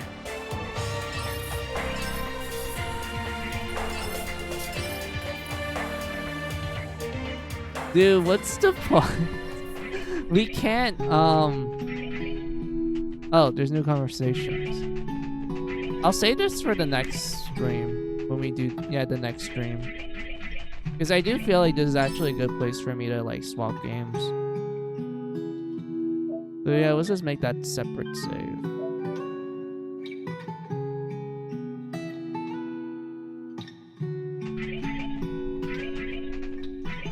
Oh, Replica can talk to us too. Okay, so yeah. Man, that was a lot. That was like almost 2 hours of cutscenes. Around 2 hours. I didn't mind it. I liked it. I liked the story of different requests. It's pretty neat. But yeah, I am gonna be swapping games, so hold on. Just a minute. Let's say, did I save? Yes, I did save. Alright.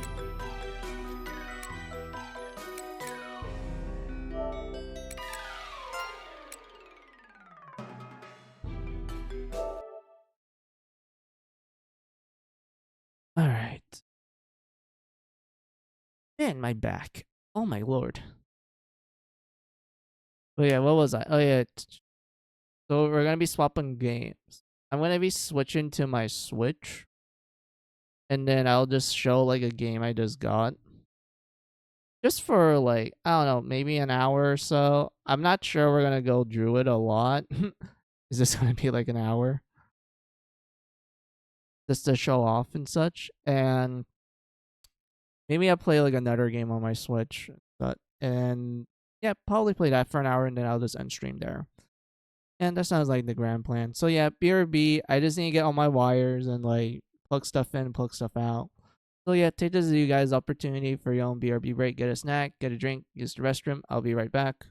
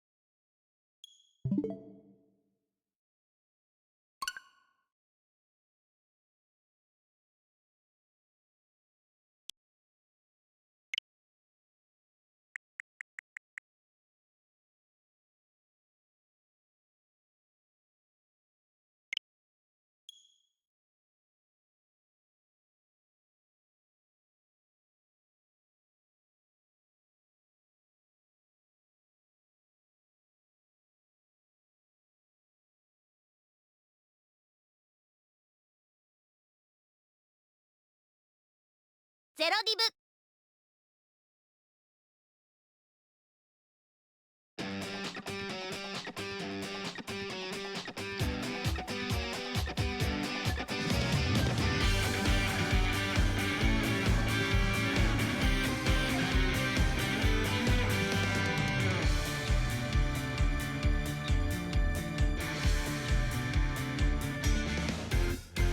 逃げてため息が届かないほど面白い。浮かれて私たちは走る。そこで何を捕まえる。終わらないのは好奇心。再び出会う君が懐かしく。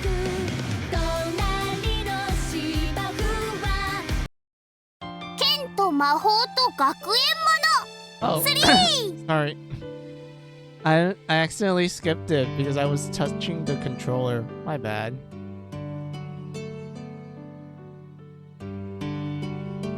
Will it load back, please? I feel bad. Sorry about that.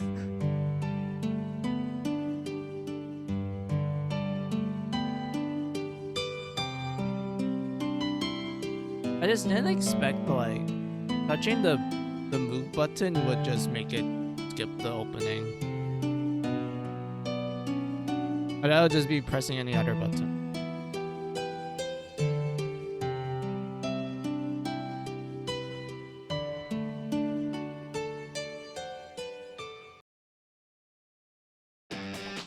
Yeah, sorry about that, guys. Take two.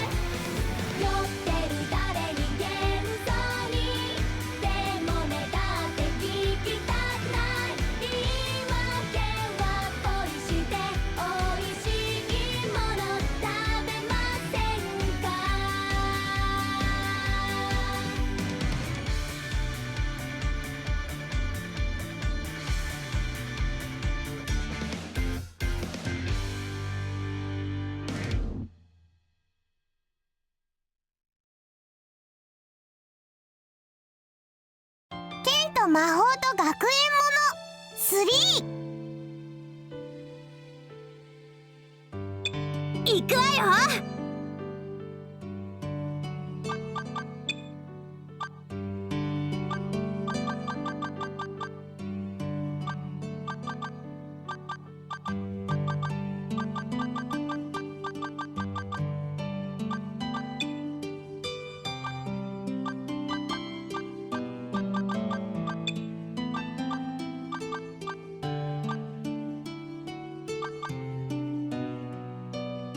Yeah, that's fine.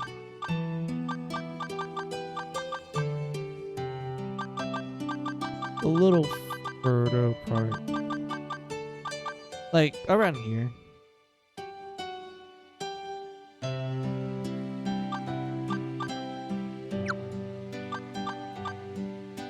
Man, I've been waiting for this game for a long ass time. When did Dree come out? I think it was like around...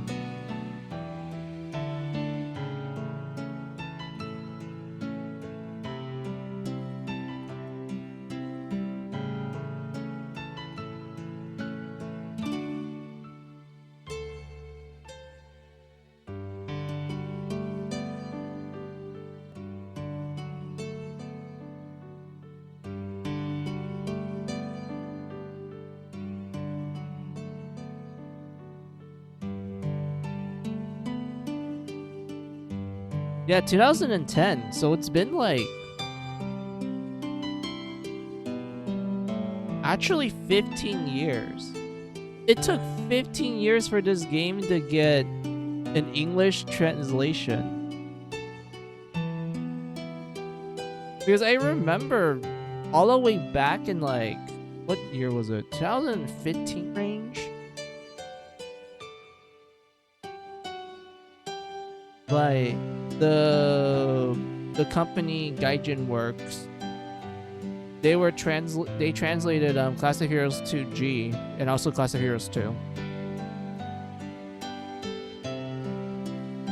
Like they were translating, well, sorry, they translated those two games and they expressed interest in translating their game, but they just kind of died instantly. Nothing. We don't know what happened to them. They just vanished. So because any news of like Class of Heroes Dreaming release was kind of just, you know, it just didn't exist at that point. And then last year they actually announced it. I remember I was like surprised that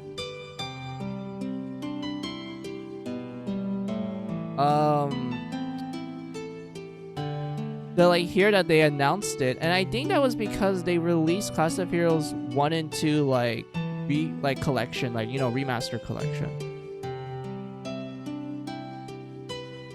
So I'm assuming because of that one doing well, they decided to say, hey, why not, was this remaster Dree and like make it available for English speakers. And for that, I'm thankful for. I was looking forward to this because I played it back in the original like PlayStation 3 in Japanese, of course. And I enjoyed it a lot, even though I still had trouble understanding some kanji. So yeah, like, dude, I'm so hyped. I'm so glad that it's real. Man, I can't wait to like play this because like for my personal save file. Because when it came to 1 and 2, like I finished 1, like I said in like a couple of streams before, I finished 1 recently. Like I did everything I could and like finished all the side quests and everything. And then I worked on 2 where I'm like halfway done with it, but I'm not fully done. I still want to finish 2 because I don't know, I always feel like I need to finish a game. I can't just like leave the game half baked and then just forget about it and play something else. I need to finish 2. So once I finish 2, I'll play more of Dree, because what I did for Dree for my personal playtime, all I did was made a save and then just made like a couple of characters. I didn't, well, also tried a little bit of the tutorial combat, which I enjoyed quite a lot, but I am going to save that when I will officially play that game. And it's probably going to be the same case now for streaming as well, because for streaming, I do want to I do want to stream the first 2 games, and then we stream Dree afterwards. And I'm kind of curious if Dree's, like, the Dree remaster, I'm hoping it will do well. Because if it does well, then we're gonna get the next few Class of Heroes game. Like, we're gonna get, Class of Heroes 3D or Final, which is the PSP enhanced version. That one I recommend playing, even though that one was Japanese only. But I still played it. I still liked it. That one was on PSP. Then you have the one well, technically there's 2 spin-offs for Class of Heroes. Well, the Japanese name of this franchise is Kentomoto Gakuen Mono, which is a rough translation means sword and magic and school stories.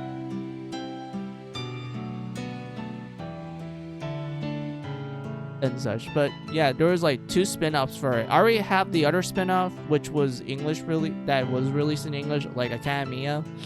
Right? Yeah, Academia. I think that's what they call it.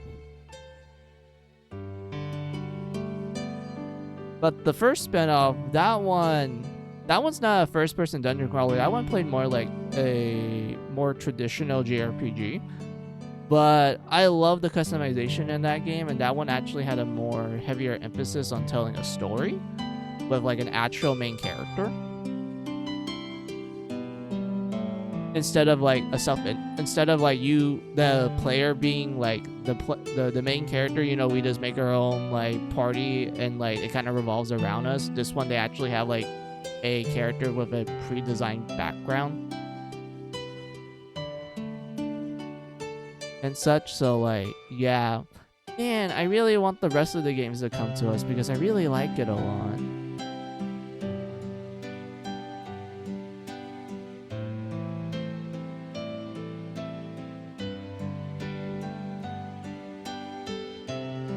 But yeah, like, man, I'm just like harping and like just talking hard about it because it's because it's a game that I like. So of course I'm gonna be talking hard. I'm gonna be yapping hard.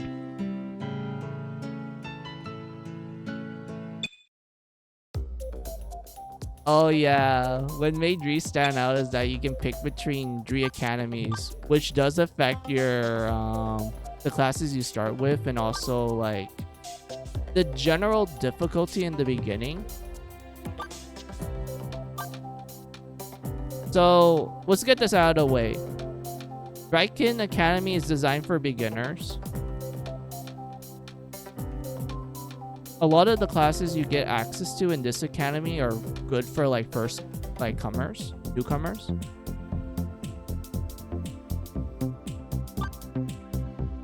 You have the Pre-Ina Institute. I have no idea how to pronounce that, sorry. It's all PI. So PI, they're also kind of beginner friendly, but there are some classes in this academy that's a little bit tricky to get used to at the start, but overall it's not too terrible for starter people. And then you have the Takaiho College. This one is definitely for intermediate players. The classes you start with in this one, they're a lot more trickier to get used to compared to this one. Like, these two are like for beginners. This one's like simple, straight to the point. This one's slightly tricky. This one's super tricky.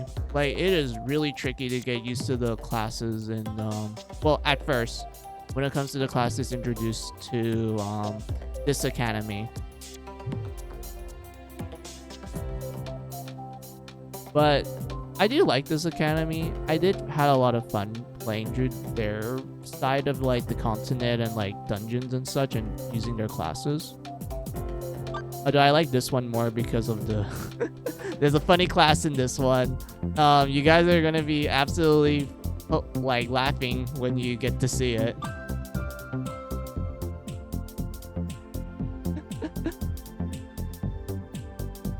But yeah, I'll just show off all three academies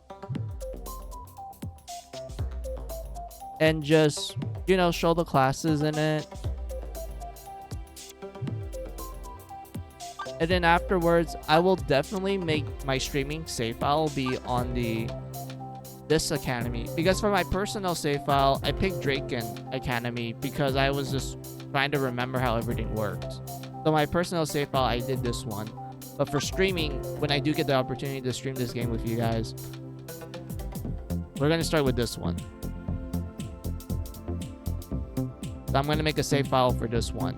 Everything else, no.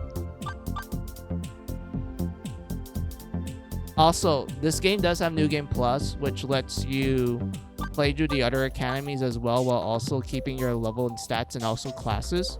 And there is one class in the game that actually requires you to unlock every single other class prior to that one. So yeah, the game does encourage New Game Plus run.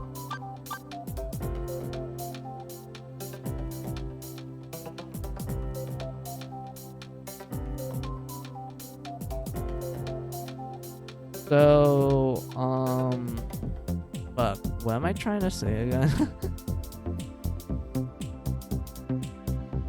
Oh yeah, let's just read the description for each academy. Dropkin Academy and Christian Orthodox. An Orthodox old school adventurers school. This is the oldest school on this continent, and the students take pride in that. It even has graduates who are true champions of the people.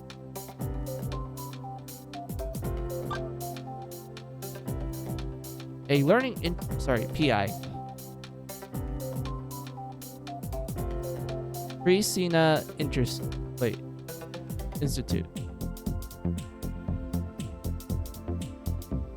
A learning institute. Fuck, I can't English. I've been talking too much. Institute.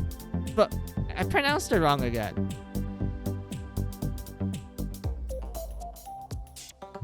A learning institute that always pushes the envelope.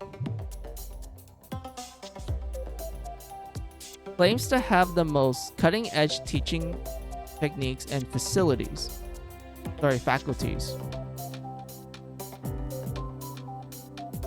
Their goal is to nurture the flag bearers of the next generation.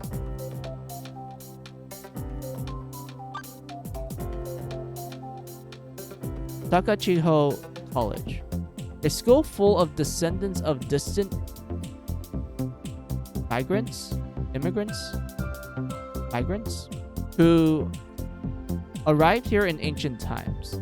They maintained their independence and isolation even after much time passed and intercultural unity progressed. Has a unique culture and teaching system.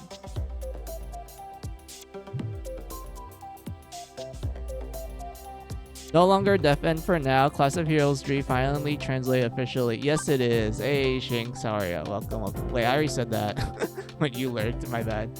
But yeah, man, I'm so excited about it. I kind of yapped about it earlier, Shinks. So I don't want to like make you go through the yapping again. We're just gonna go straight to it. So yeah, I'm just gonna show each of the academies. So we'll start with Draken Academy.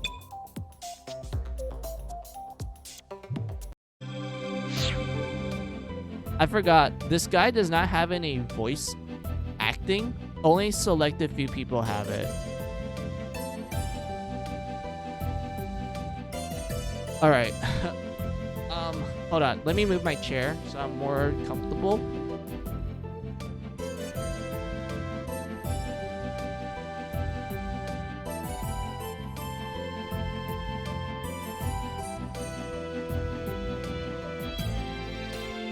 Line up. Stand up straight. Transfer students. You did well choosing this school. My name is Dursden?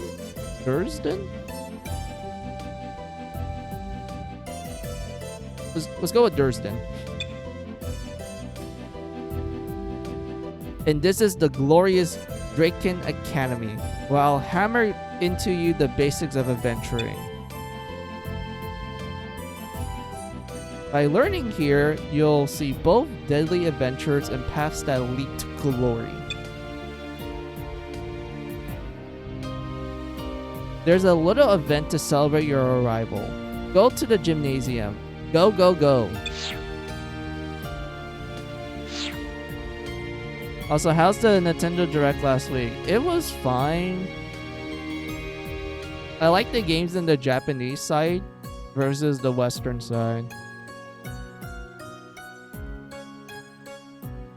Like, the Japanese side showed more JRPGs, and one of them was the Mega Man Star Force collection. I was so excited about that. I'm like, dude, Star Force? Hell yeah. I still need to finish the first game because I got stuck in the tutorial like a long time ago.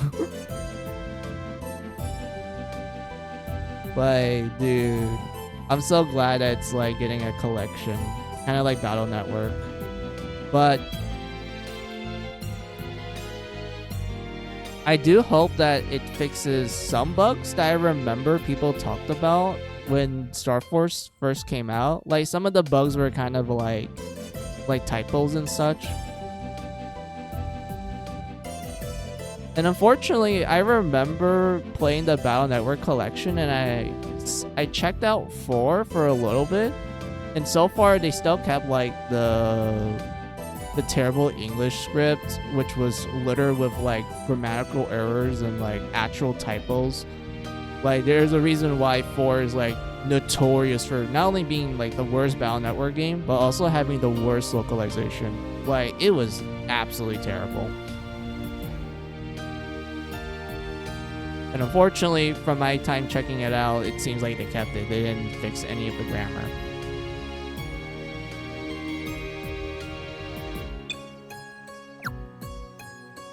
Dear transfer students, congratulations on your enrollment.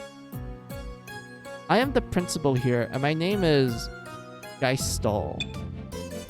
Our Draken Academy is the adventurer school with the longest histories and tradition. The idea behind its founding, inherited from the Age of Myth, is to raise champions who could keep the land peaceful and eventually fly off into the world. Learn what you can from your teachers here in school. Hone your skills and your friendship with your fellow students in the wilds and dungeons. And although not as evocative as Perkina Institute, or as well-versed in combat or culture as the Honor Takachiho College, our school will become a wonderful place. Welcome to Draken. 校長先生、ありがとうございました。 Oh, finally some voice acting. Thank you. Let's see. Also, the new Fire Emblem game, Fortune's Way, seems to be continuing. Yeah, so I remember seeing them with my friends, and we made a theory that it's a prequel. It takes place in the same universe as Three Houses. I know to some people they're like, but Sophus looks older in this game. What do you mean it's a prequel? Well, this is because in Three Houses you actually find like murals or like some pictures of the past. Like, one good example is when Byleth had like that weird dream in the very start of the game, and then flashes of images occur. Some of those images show some landmarks from Fortune's Wave. Or Weave? Fortune's Weave. And one of them showed like pretty much Sophus, but in her original living form, where she did look older in the past.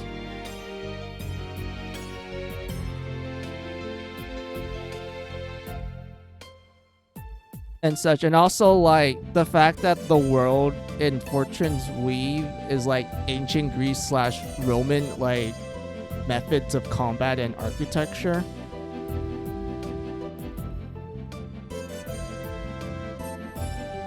And such. So to me it's like, okay, this has to be in the past, because if this was like the future, like what some people try to propose, then that doesn't make sense. Like, imagine going from like medieval Europe times where apparently they have nukes and like actual mechanical beings to like ancient Greece and Rome where none of those existed. Like they don't show any of those. They just show like, hey, everyone's still sticking to like bows and arrows and like magic spells. There's no like nukes or bombs or guns. Actually, no, there was a gun in the trailer, but it was like primitive though.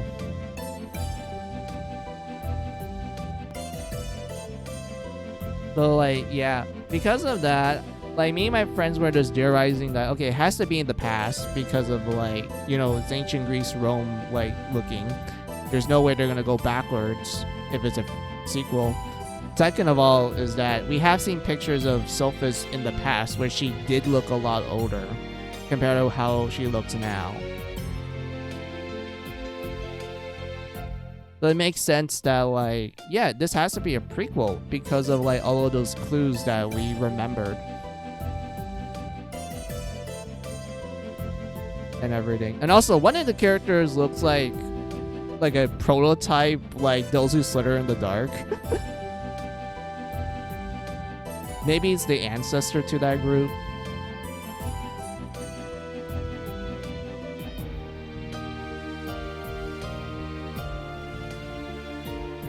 So like, yeah, I know, well, while we're kind of excited about it, I'm not too excited because I don't like tree houses. Like tree houses is like, I don't really like tree houses. It's my least favorite of the Switch Fire Emblem games.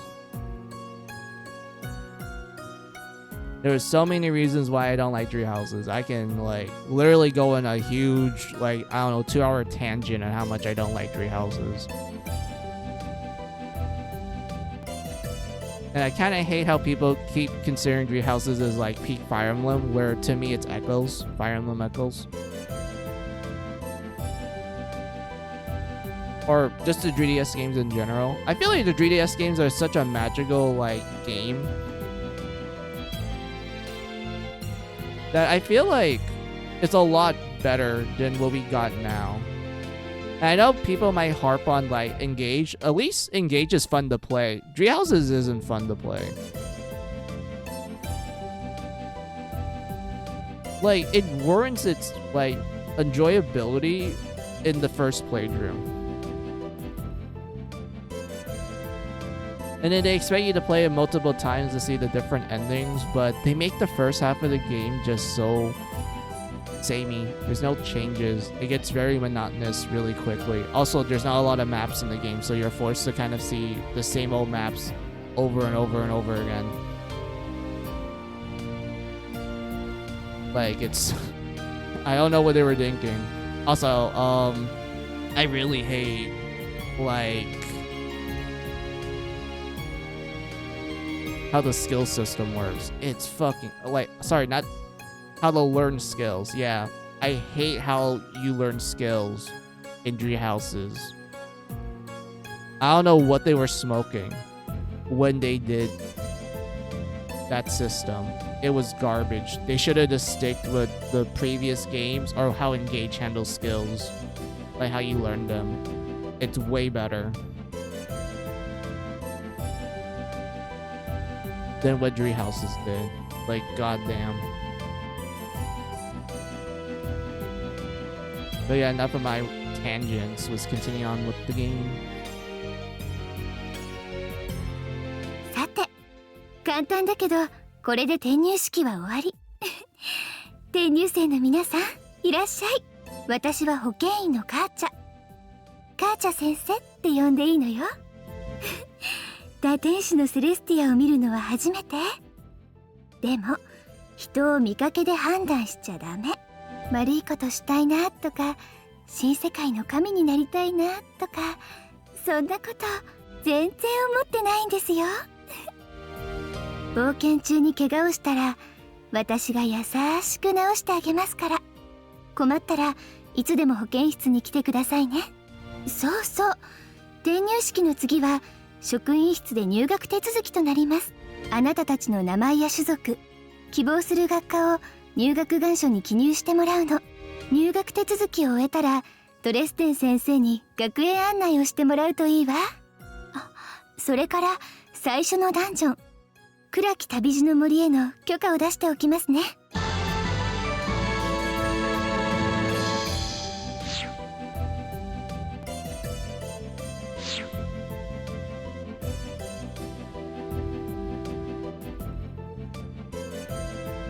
Let's see, along with the localization history from Fates to Engage, even considering Fire Emblem 4 to 6, dude, I hated how the localization worked.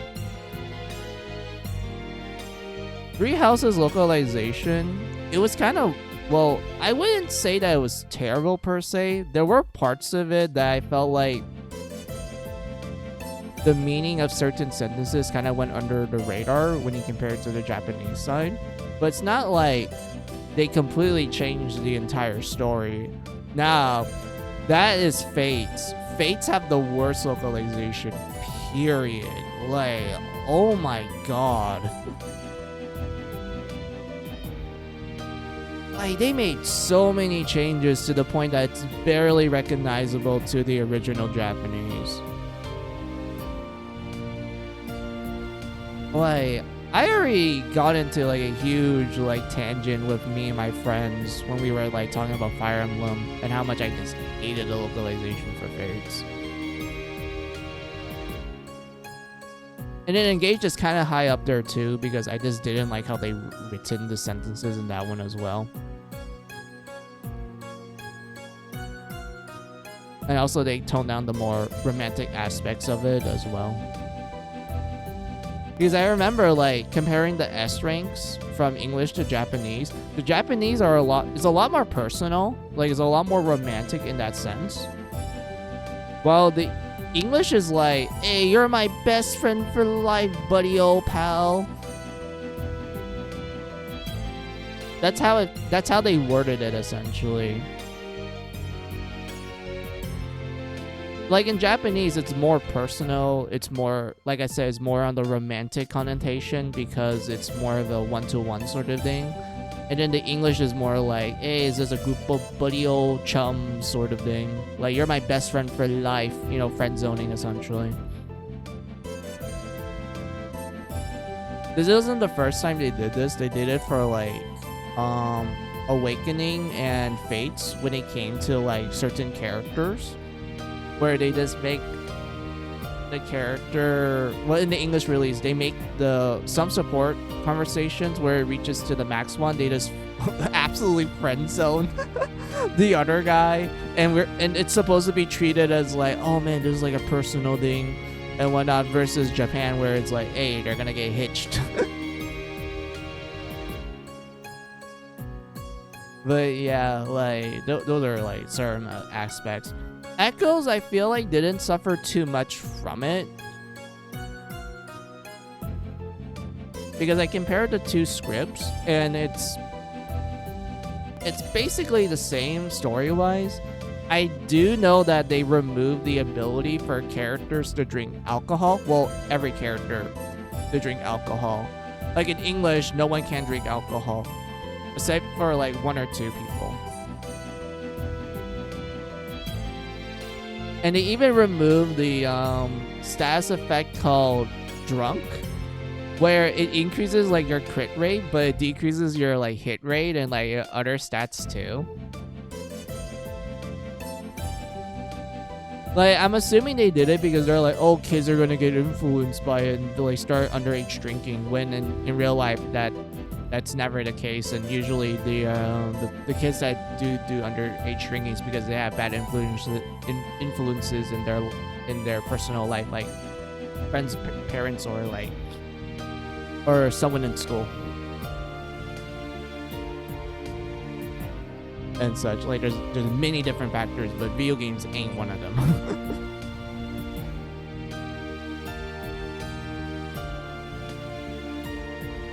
And whatnot. But yeah, like, man, it's kind of sad how the localization this sucks hard for like modern Fire Emblem.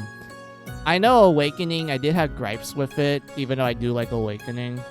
I know one of the gripes I had for it was like how some characters are perceived from Japanese to English. like Henry from Awakening. Like Henry from Awakening, he's a completely different character when you compare his English and Japanese sides. Like, it's so baffling to me.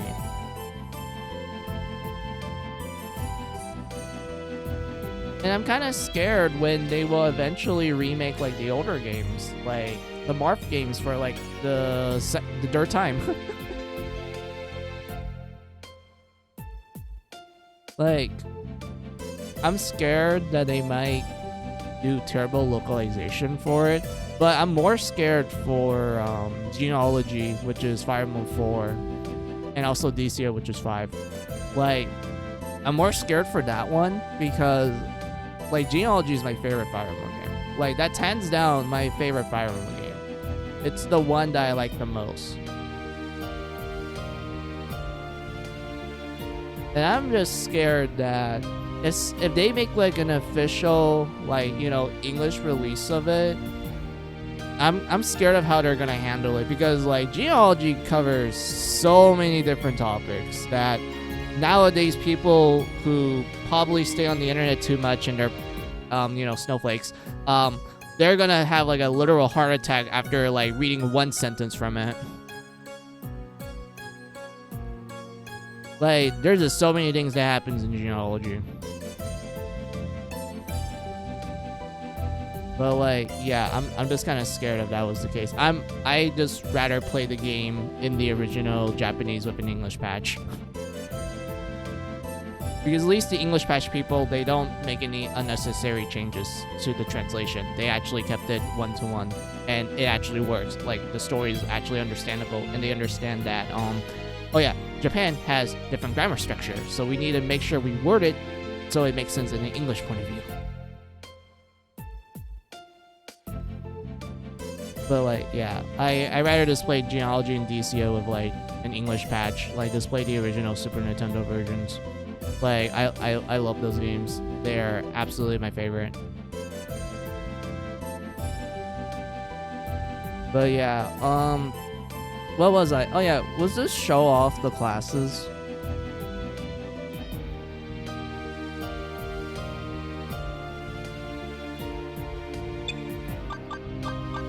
Also, I kind of hate how you can't go back to the title screen anytime you want, like in the original PlayStation 3 version. Where if you press, like, you know, select, start, L and R together, it lets you do a soft reset and go to the title screen. But we can't do that here. We can only go to the title screen if there's one person in the party. But we can save him anytime we want though, so that's cool.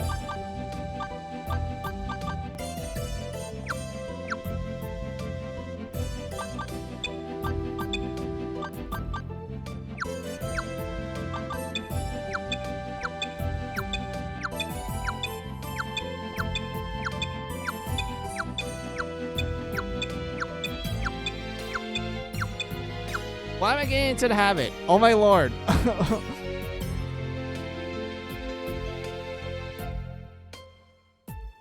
I'm too used to this constantly re-rolling for like the highest bonus stats.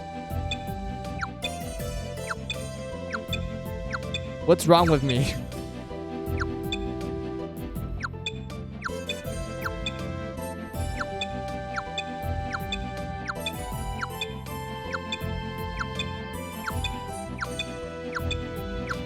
I need to stop.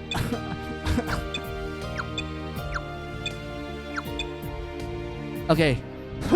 Okay.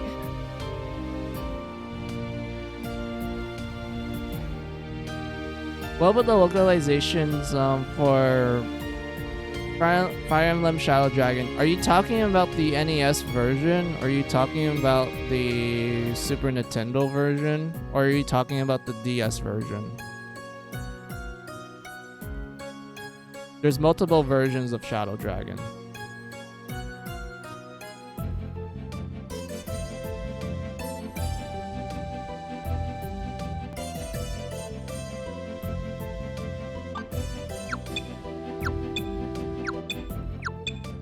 Okay, what's wrong with me? I need to stop. Alright, let's just look at the classes. So yeah, I kind of showed this like a stream a long time ago when I was showing off the PlayStation 3 version, but I guess I can like briefly explain what happens here. So you can change the appearance of the student compared to like the first two games, because in the first game you're stuck with one default look until you get to the other academy where you can change outfits.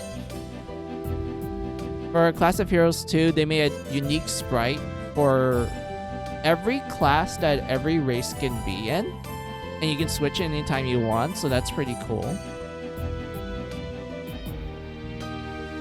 For Dree, however, you're given essentially 4 appearance types. You have type 1 and type 2 for guys. This one's more magic, this one's more physical. And you have type 3 and 4 for girls. Type 3 is physical, type 4 is magic. And then you can change the hairstyle for like each type.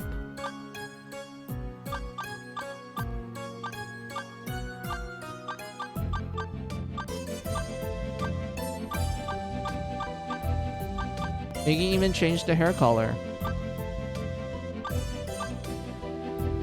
I'm thinking likely the NES one. Okay, so so you're talking about the original NES version of Shadow Dragon. Yes, I do remember there was a time when they released Shadow Dragon like for a modern console, well, for the Switch, and it was like a limited time like window too. Like if you don't get it, then well, too bad, sucker, you can't get the game. I don't remember. Well, I did check it out. I don't have the game. I checked it out on YouTube.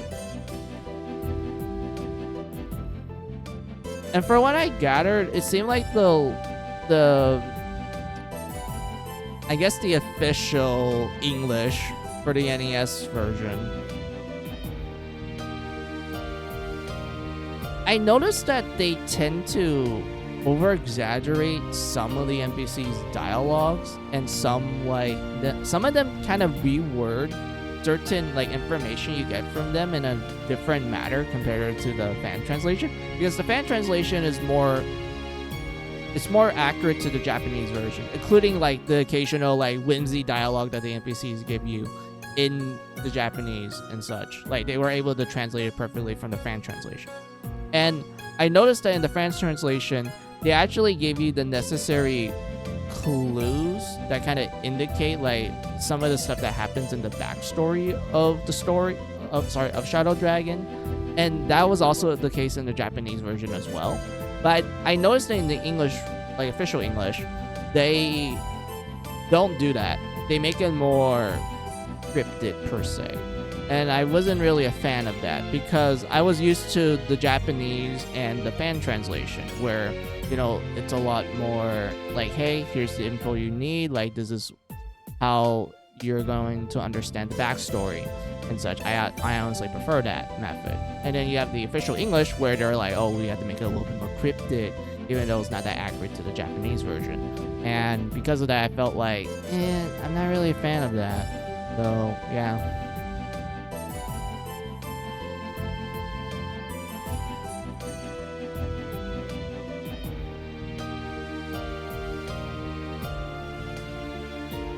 But yeah, you have different hair colors as well. Only goes up to 8. And then you have voices. 行くぜ。行こう。行くぜ。行きます。行くよ。任せたまえ。任せろ。行くぜ。行くぞ。行きますよ。行くよ。 Oh yeah, this is where the guy voices end, and these are the girl voices.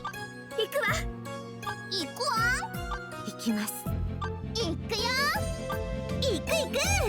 行きます。行くわよ。任せな。行きましょう。任せろ。行くわ。行きます。行くよ。行くぜ。 And then we're back in a full circle.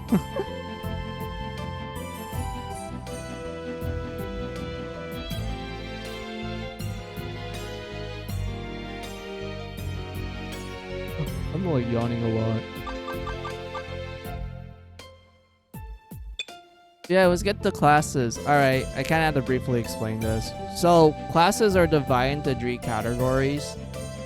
You have general classes. These are classes that all 3 academies have access to no matter what. You have academy exclusive. So these classes right here, they're exclusive to that particular academy. For Breakin' Academy, they have access to the Puppeteer, Trickster, Chef, Pastor/Nun, Doctor, and Pirate class. While the other academies, they don't have access to this row. But they do have access to their own classes. For example, the Institute, they have access to this row, while the college have access to this row here.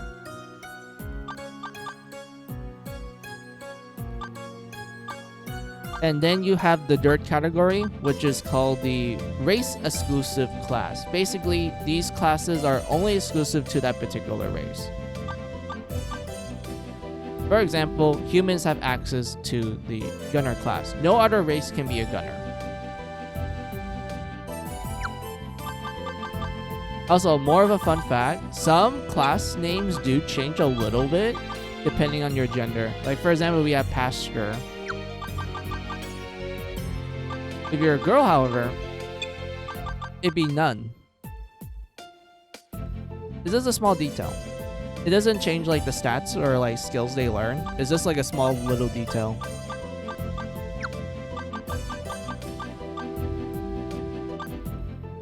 But yeah, that's the appearance of the human for the Draken Academy. You have Elf.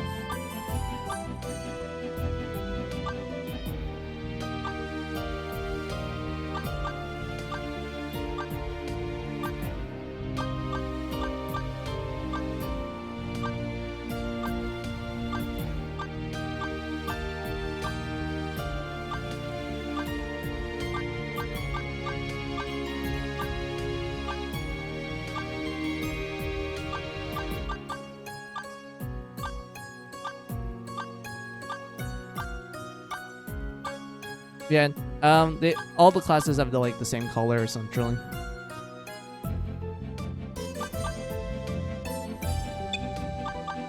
For elves, they have access to the elemental master class. That's what it was called in Japanese. This one is like a summoner class, and it's pretty good. It's pretty powerful.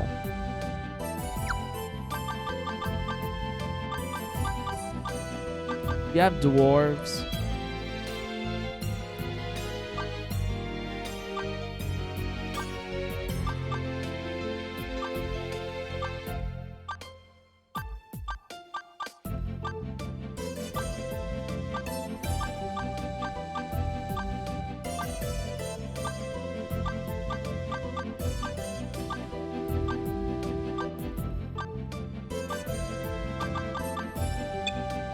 For dwarves, they get access to the Berserker class.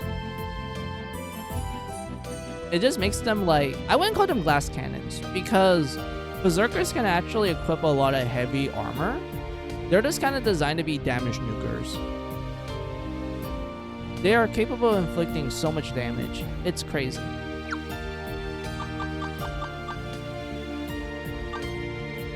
You have gnomes.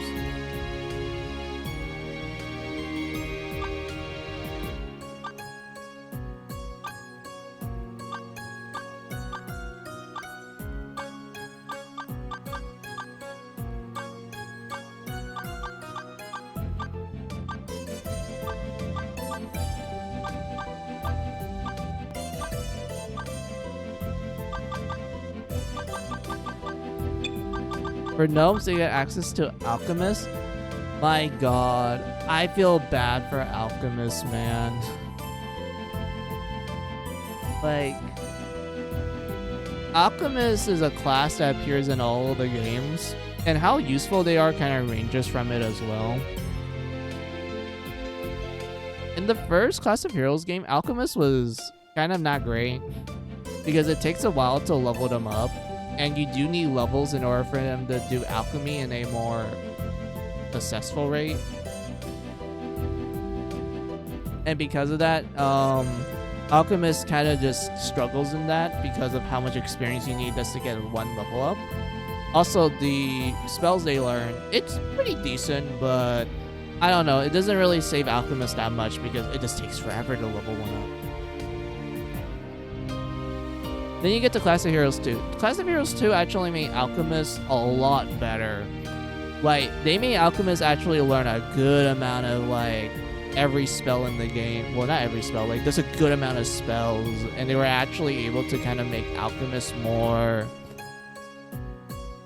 easier to use from this, well, easier to use in general, because the amount of experience you need to level up an Alchemist isn't that much compared to, like, what it was like in the previous game.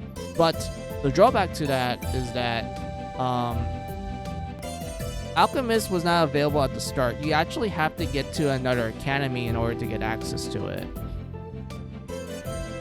But I feel like that kind of weighs out the issues that Alchemist initially had in the first game, and they managed to improved it. So because of that, I'm like, yeah, Alchemist is better in the second game.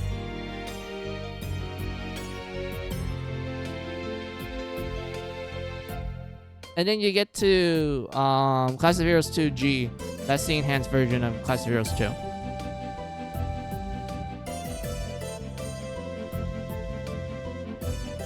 And if I'm gonna be honest with you, Class of Heroes 2 G's Alchemist is so good, because not only they updated the spell list for Alchemist in that game, but they even made Alchemist have access to some of the more game-breaking spells.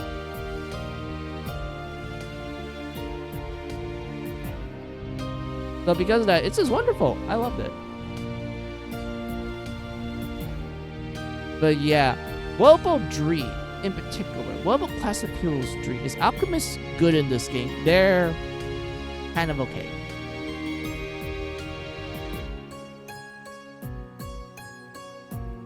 Like, I don't know. I really don't know.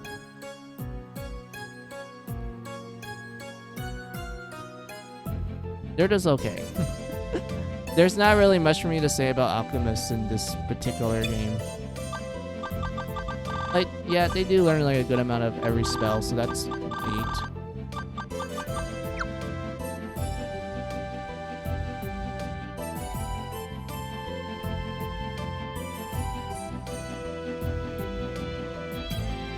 Oh, hold on. I'm being called.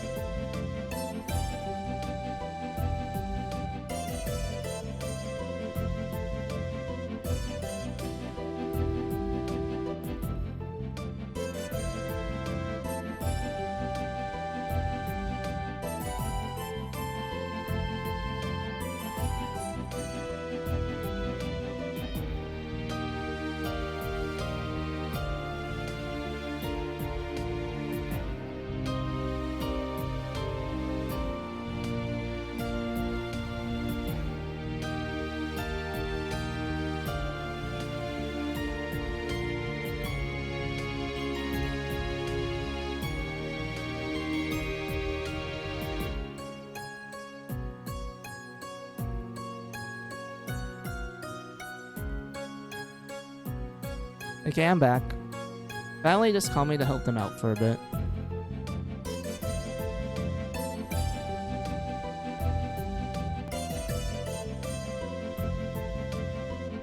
But yeah, man, I don't know how I feel about Alchemist in this game.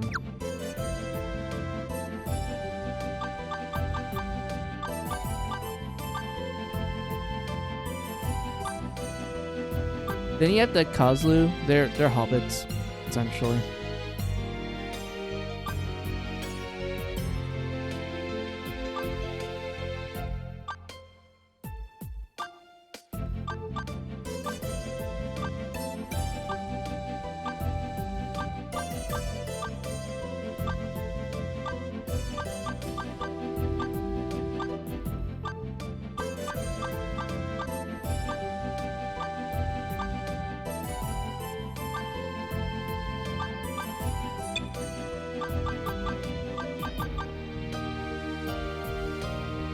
So, hobbits get access to feng shui. I don't know if I pronounced that right. Is it like a Chinese word?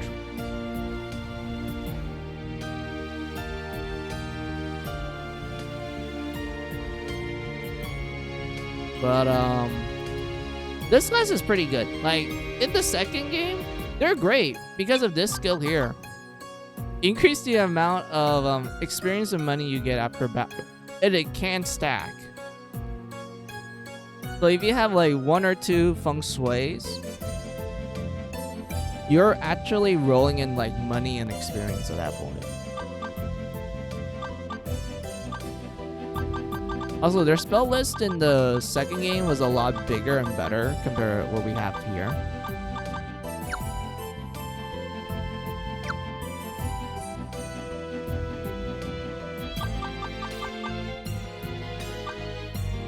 Then you have fairies.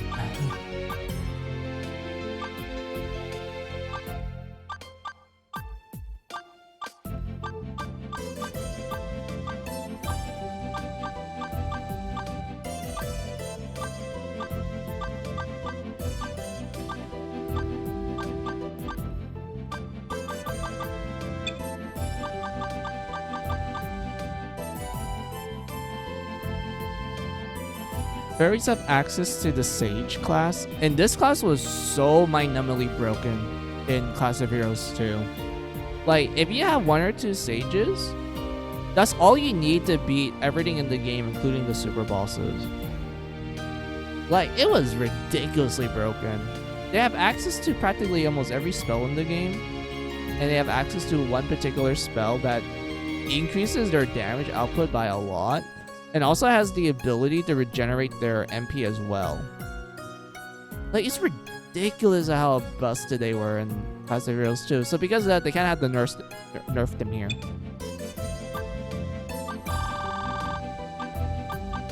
But yeah, they practically learn every spell in the game. It's ridiculous. They're really powerful.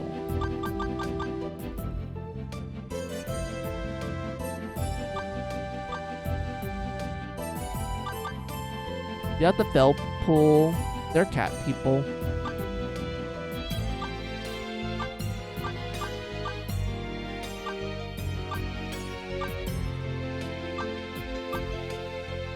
Wait. Oh, okay. I did that right.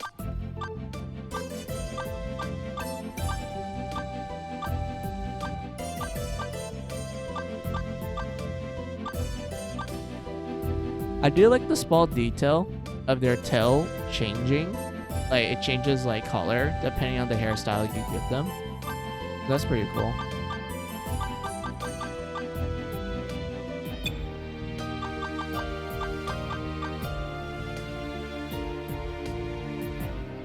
So the Felpool's exclusive class is called Beast. Basically, it's a glass cannon class. Like, it's designed to do counterattacks, designed to do as much damage as possible, but it is very fragile. Like, it's really easy for them to die from like one hit that actually connects. But it is pretty powerful. I like it.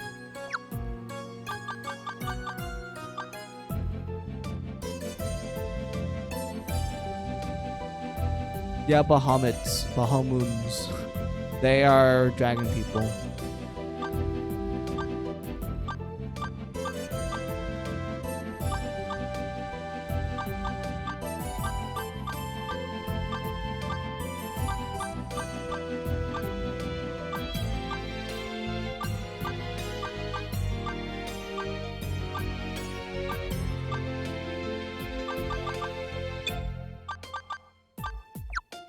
Wait, does the model change?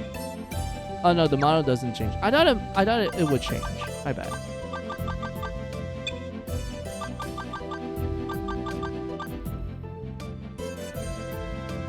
Because I'm used to like a different like little portrait for this, but oh well.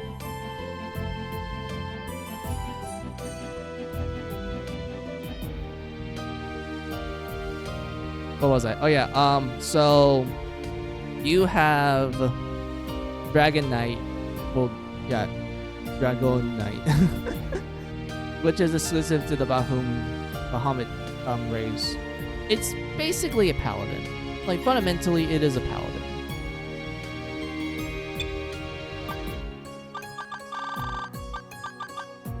Like, they learn light magic, they can guard and everything, they can dual wield. Like, yeah, they're pretty much a paladin class.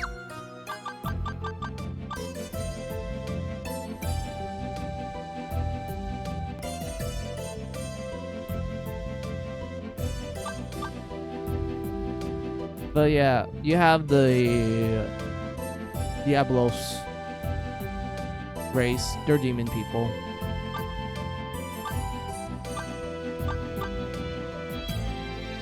I like this race the most. I tend to make my characters this race.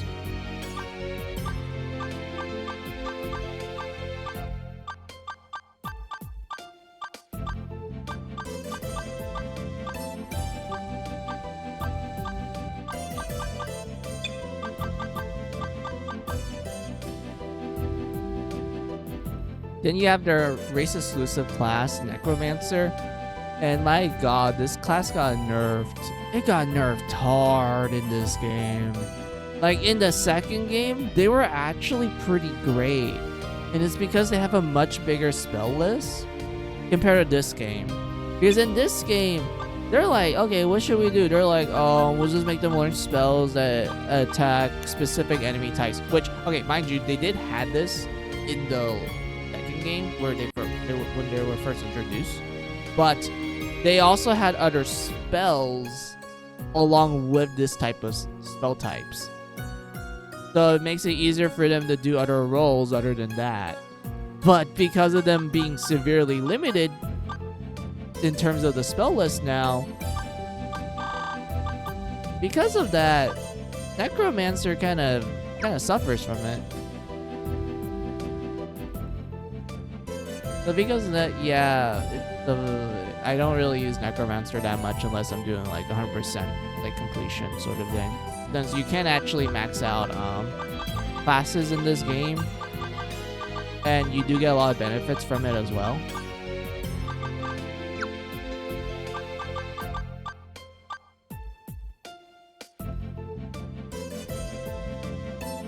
You have Celestia, they're angel people.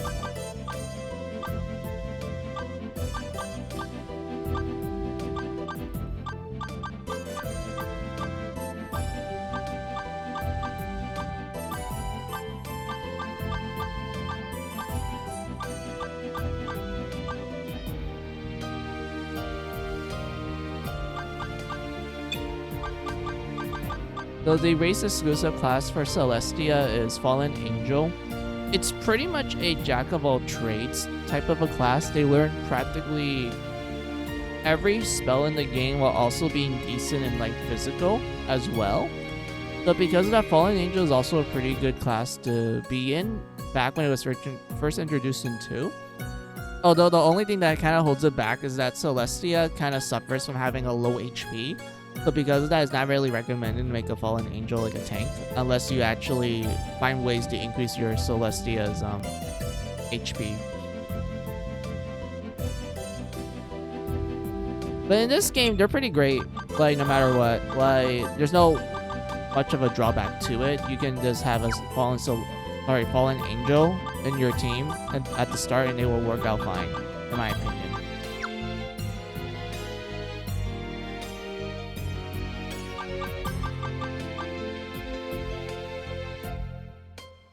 And that was the introduction, essentially. Of me just explaining some of the stuff they do in Class of Heroes 3 and also the general classes, the Draken exclusive classes, and also the race exclusive classes.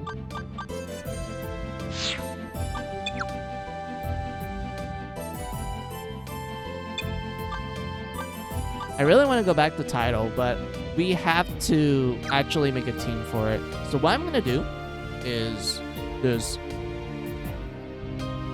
do this.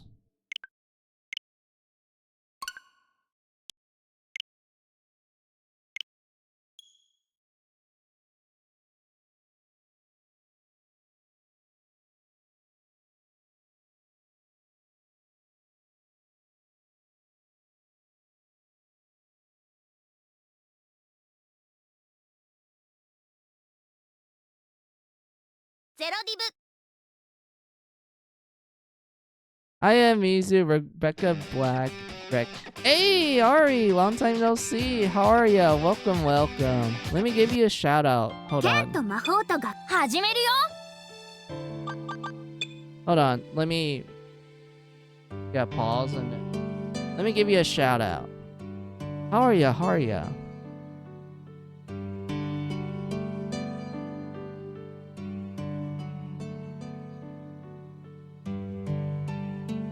Wait, I don't think I spelled you right. Hold on.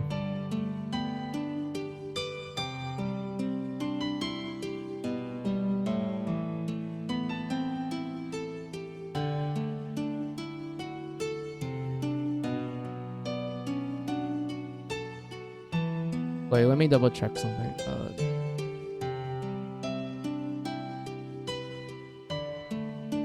There we go.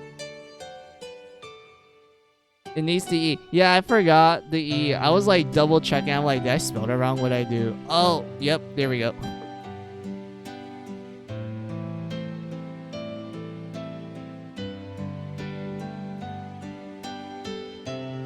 Yay, clap, clap. Yep.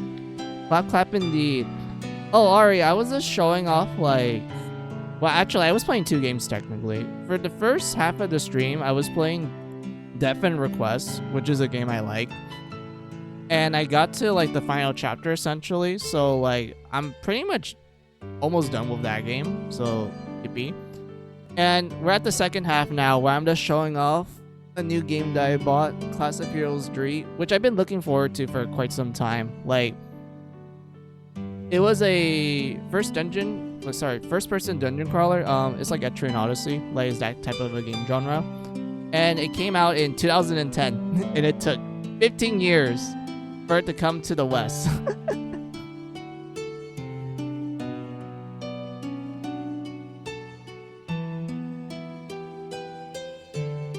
Jeez, yep. About time, LMAO. Yep.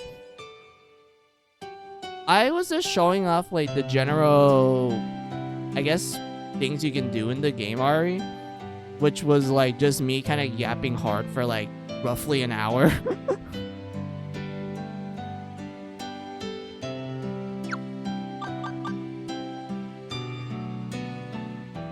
But yeah, I was just showing off about... I was just showing off some of the things that Class of Heroes 3 do. Oh, nothing wrong about that. We came for the yaps. Yeah, I do appreciate it. Also, a bit of apology. I noticed there's like a bit of a...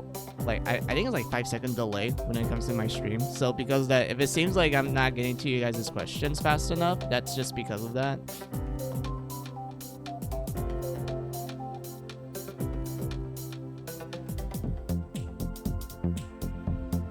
But yeah, I guess I can briefly explain it to you, Ari. So what makes Class of Heroes 3 unique compared to the previous games? Also, Class of Heroes is like a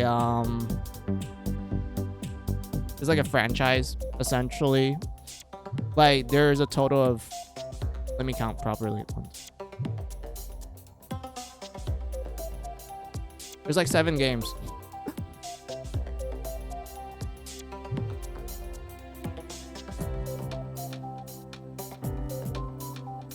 The rest are like Japanese exclusive. It took a while for like each game to get like an English release and such, but like yeah, what was I? Oh, let me re-roll down real quick. Oh, no worries, 5 seconds isn't that bad of a Twitch lag IMO. It always got some delay. That is true, but I do feel kind of bad when I don't like respond to you guys fast enough. But what was I saying already? Oh yeah, so what made Dree unique is that you actually get to pick between 3 schools at the start. And if you're wondering, like, what's the benefit to that? Well, depending on the school you start out with, this actually affects, like, the classes you start out with as well.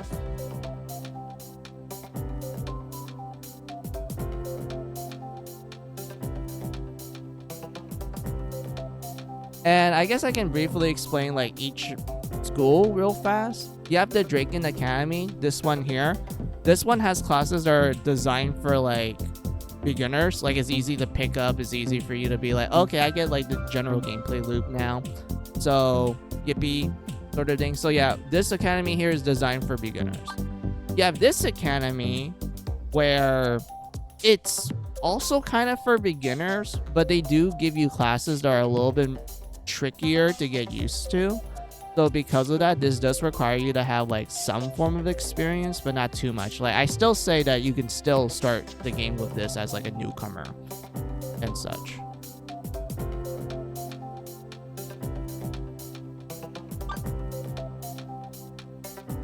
Then you have the Dirt Academy. So when it comes to this particular academy, it's for experienced people. This is because all the classes you get in this academy, it's a lot more advanced. Like, you do need to actually understand how they work in order to properly use it. So because of that, this academy is for like, you know, hey, I'm not a beginner, I'm a veteran. I know how to play a dungeon crawler.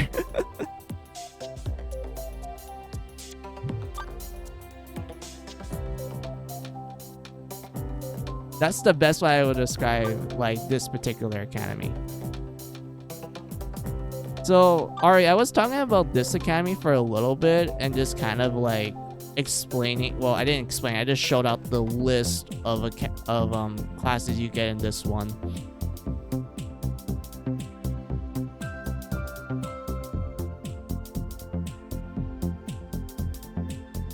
I guess I can kind of show it again. I just have to skip through the dialogue.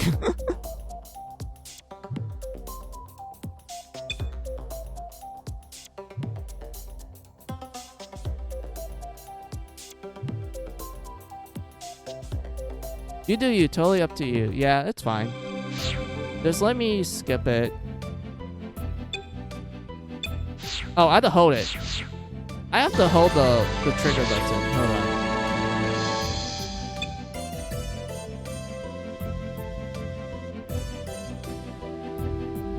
Alright, so, alright, I'm gonna just briefly explain this because I don't want to go into too much detail. So, when you're creating your character, you can pick a name and a race. Think of this similar to, like, Elder Scrolls. Like, that's the logic that I'm gonna try to, like, make it make sense for you. If you're familiar with how Elder Scrolls handle the customization, especially with how races work, then this is kind of, like, easy for you to be like, oh, I get it.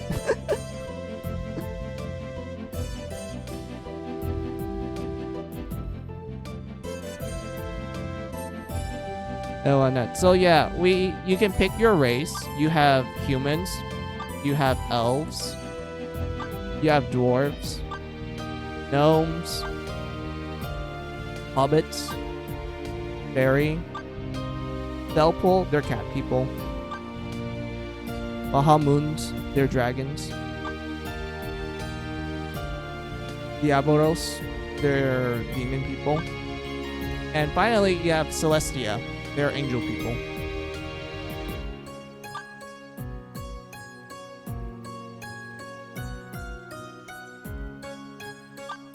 And then you can pick your gender. Wow, so many, yeah! You can be a male or female, and each race does have different appearances. Like, you have type 1 and 2, which are for the guys, where type 1 is like, oh, this is a magic boy. Well, type 2 is a sword boy. You have 3 and 4 for girls. 3 is a physical girl. And then 4 is a magical girl.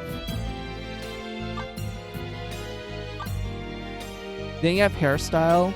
You can pick between 4 hairstyles. I need to point this out. This came out in 2010, and the series was still experimenting with some stuff, so it's kind of lacking to other games, but it's enough for this type of game for me.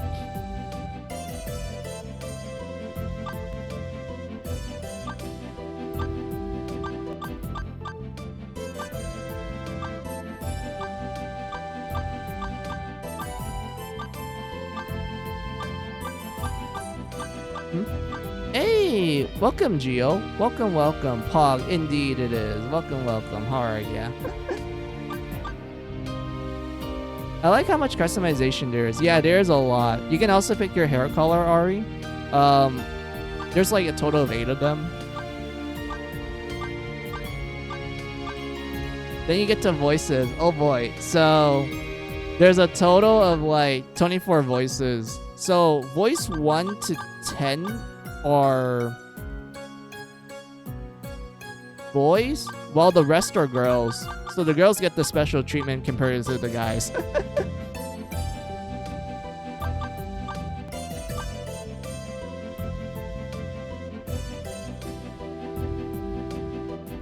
But, oh, let me see what you guys wrote down real quick. I was going to buy this when it came out today, but I want to see the classes.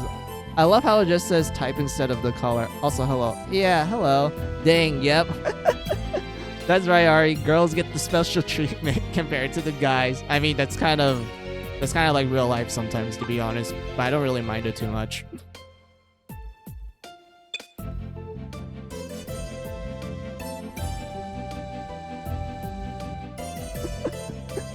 But yeah, you have the classes. They're called subjects. Ari, you get it? It's a school, so it's not called class, like a class or job. It's called subject. Like, oh, what subject did you took for this course?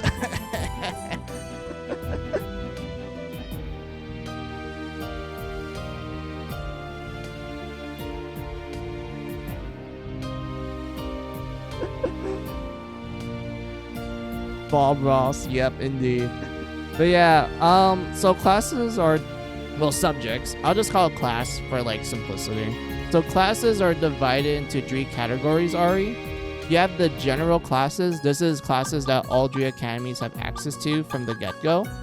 You have academy exclusive classes. These are classes exclusive to that academy alone. Like no other academy has access to it. Like for example, the academy we picked, it has access to this row here. The other academies, however, they have access to other different roles. Like the second one has access to this role. The third one has access to this role.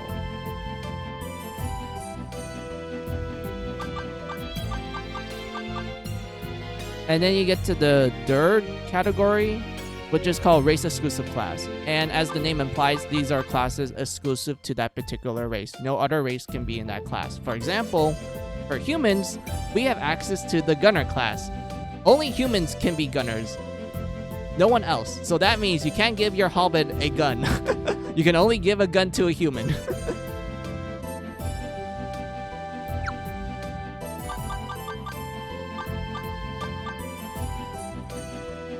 Makes sense, yep. Kind of, yeah. I guess I can kind of describe the classes real fast.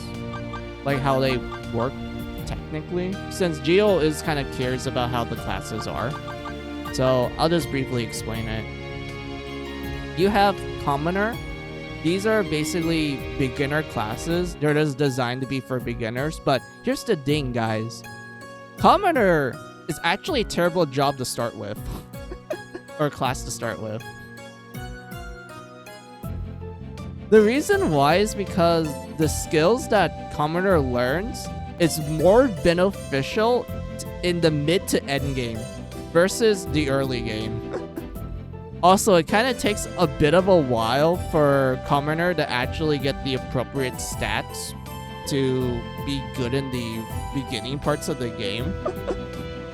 It's just better to pick any other class than Commoner when you're starting the game. Commoner, however, if you're like, hey, I'm in like in the mid game and such, like, should I pick it? Yes, definitely, because it's a lot better in the mid to end game.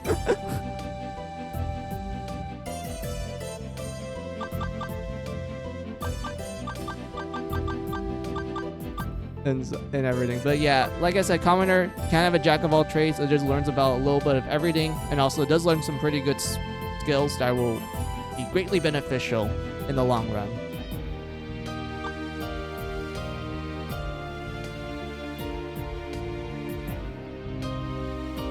Then you have Fighter. They're basically your frontline damage dealers. You can also make them into tanks if you want to, but they're just mostly your damage dealers. Nothing more to talk about.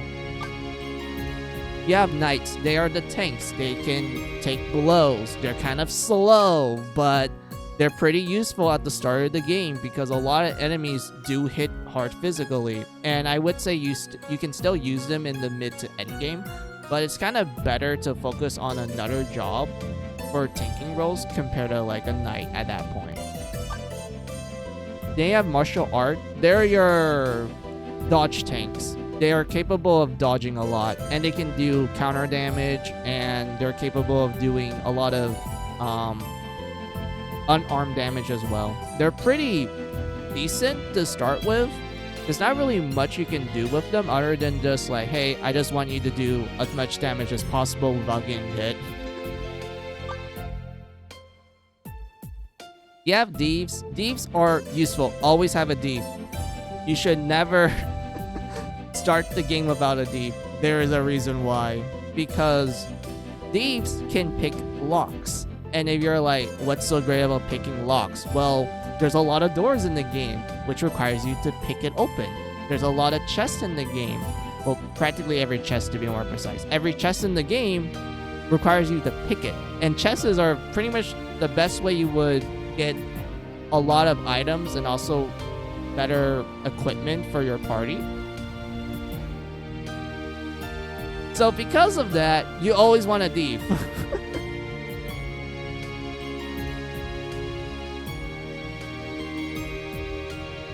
These are crucial. It's like the old Final Fantasy games. Yeah, it's because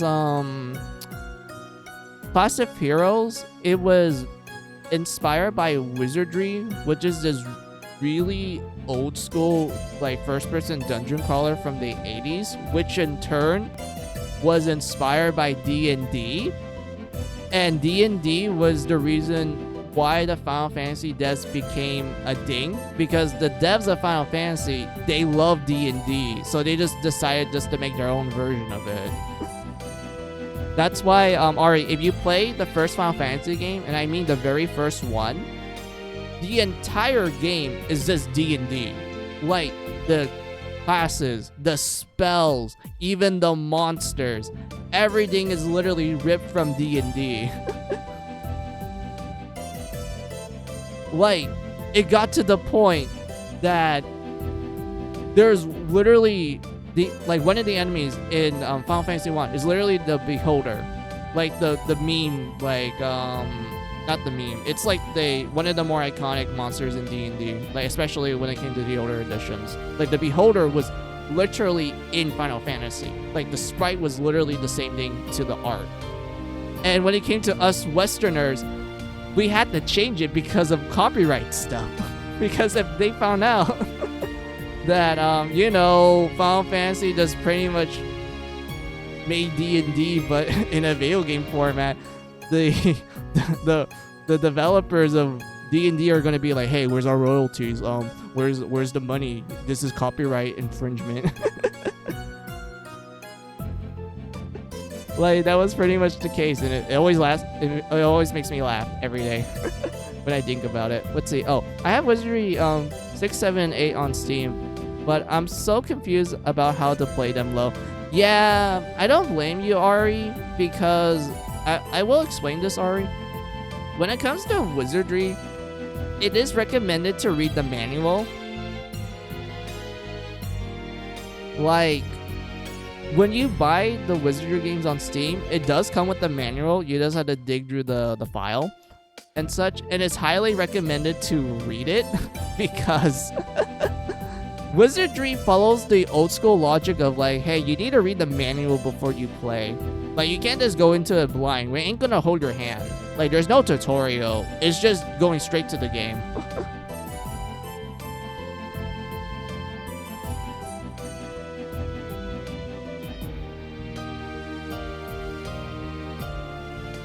So, like, yeah, because of that, I don't blame you, Ari, for being confused. I kind of felt confused when I first got into Wizardry as well, because I kind of realized that, oh, wait, I really do need to read it so I know what to do.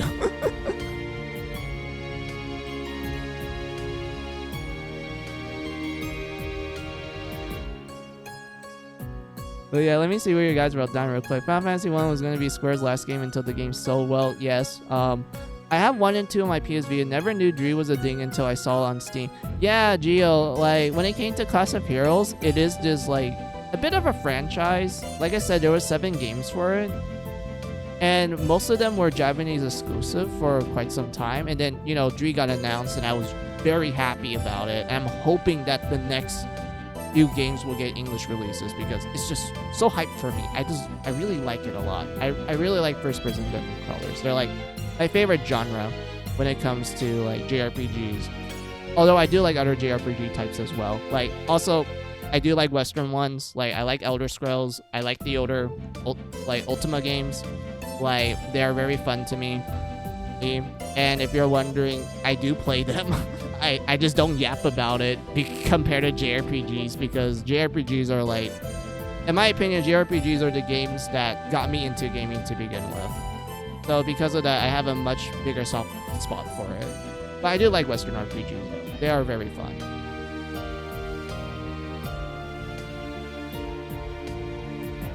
Have you ever played Ultima on stream? I have not. I played it on like my personal time. But I do want to stream it one day. And Ari, if you're wondering like, oh, which Ultima are you going to play? Are you going to play like the newer ones? Well, quote unquote the newer ones where it's like, you know, where the graphics aren't like 1 bit. No, I'm going to be playing the older ones. The older ones are definitely how I'm going to like show it off.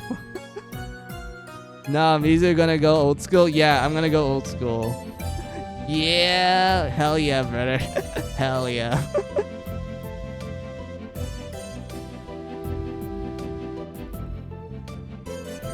I knew, yep. I'm always that type of person. I tend to play older games more than newer games. Like, especially compared to my friend group, since, like, we all grew up, like, playing video games together. And when it comes to them, they tend to play more newer games than me. I tend just to play older games because, to me, it's more relaxing. It's more my jam. Like, I'm able to, like, find more enjoyment out of it. I guess that's the best way I would describe it. But, yeah, where was I? Oh, yeah. Important to have a deep. I'm sorry. We had to go back to Class of Heroes 3. It's important to have a deep. Then you have Hunter. They're bow users. They're good for long range. They actually do learn a pretty good skill that lets them hit like all enemy groups and it does a lot of damage. You just have to charge up in the previous turn in order to do it. But overall, they're pretty good in my opinion. Like, Hunters are pretty decent for what they're doing. They do learn a little bit of lockpicking, but they're not as great at it compared to Thief. Like, sure, you can try to substitute your Thief with a Hunter, but I don't know. It seems a little unsafe in my opinion, so I highly don't recommend like doing that. Just have a Thief with you. It's a lot better.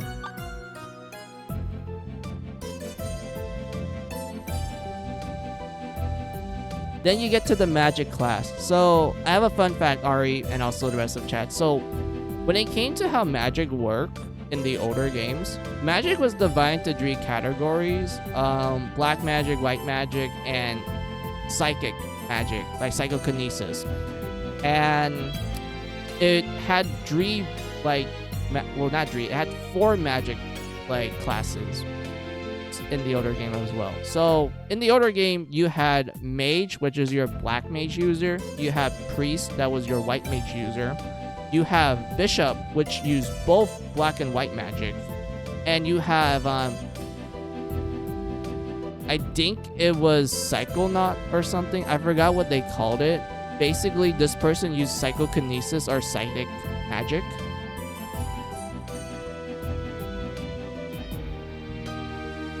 And whatnot. They kept that for the first 2 games. And then when it came to this game, they're like, nah, let's change up the magic system. Let's divide the magic system into 6 elements.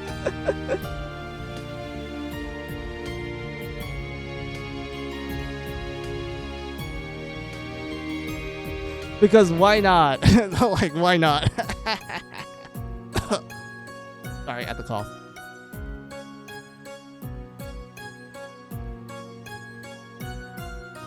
Anyway, I suppose low, yep. So here's the 6 magic types. I'll just briefly explain it for you guys. Fire mage. He uses fire magic. He's pretty good. What makes him unique is that he actually has a pretty good physical stat. So Ari, you could technically make your fire mage into like a magic knight. You know, someone that can use both physical damage and also magical damage at the same time. Like, fire mage is pretty good at that role, so you could definitely go with that approach if you want to. You have water mage. So, oh, let me see what we wrote down real fast. Geo. Oh, they broke up the magic archetypes instead of generic witch and wizard neat. Yeah, pretty much. So you have water mage. They're designed to be pure magic damage. Like, you do not want to make them use physical. They're designed specifically to do a lot of magic damage. So because of that, water mages, they play more like your traditional like magic nuke essentially. But I like them. They're still pretty good. You have wind mage. Wind mages, they're kind of strange in my opinion. I try experimenting with them, but I could never really get used to it. So wind mages, they're fast. They're faster than all of the mage types. They are ridiculously fast. They have decent magic stat, which makes them pretty okay with magic damage. But they also have a pretty good fate stat, which is what you use for healing. So because of that, they actually learn a lot of healing spells. But I'm not sure if they're great at it though. They're kind of just in the middle of everything in my opinion. The only thing that benefits them the most is their speed. Like, you do get your turns in more often, so that's pretty great. You have Earth Mage. They're slow. They're tanky. They buff the whole party's defense. That's it. That's their role. They're just a slow golem, essentially. But they can actually do magic damage as well. Then you have Light Mage. So this is your healer. Like, they're dedicated for the healing, while also learning a lot of light magic as well. And usual advice that most people would say is that you should start the game with a deep and a light mage, because of the light mage learning a lot of more healing spells compared to the wind mage. Like, is just really good at that point. And also the light magic is pretty decent as well, especially for the mid to end game. So yeah, there's that. And then you have my favorite class. I like to start with this class for some reason. I don't know why. I always make my character start with this class for some reason.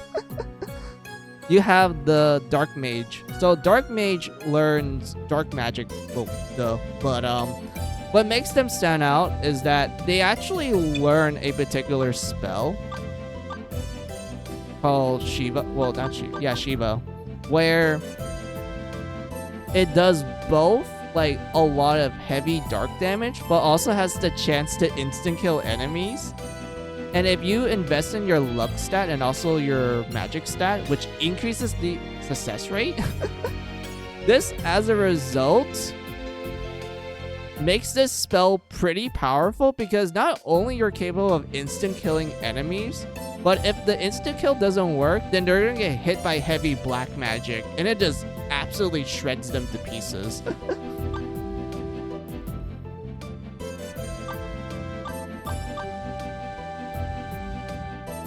Same case with Nightmare. Like, Nightmare is just pure damage without the instant kill property, and it's a little bit on the cheaper side. And I remember a lot of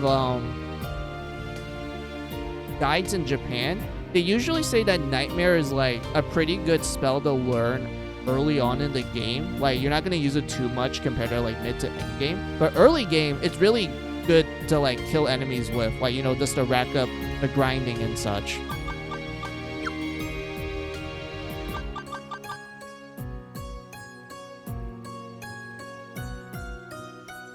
Let's see what we wrote down real quick. By the way, thanks for the detailed breakdown and everything. I really appreciate it. Saying I'm enjoying the explanation. Yeah, no problem. I kind of get scared when I explain stuff, because I tend to, like, you know, get into random tangents, so it's kind of hard for me to remain focused. Also, you guys can tell I have a bit of a stutter, and it's not because of like, oh, you grew up with it. It's more like I haven't talked in a long time. So because of that, I end up just like slurring or stutter hard because of that. Like I haven't like talked in a huge period of time for quite some time. Like it's just me trying to regain my talking skills.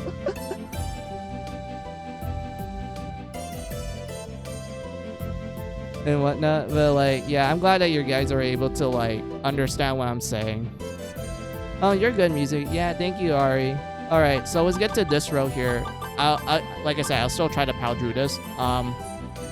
So this row here is exclusive to the Draken Academy. That's the academy we just picked for me to do like a showcase and such.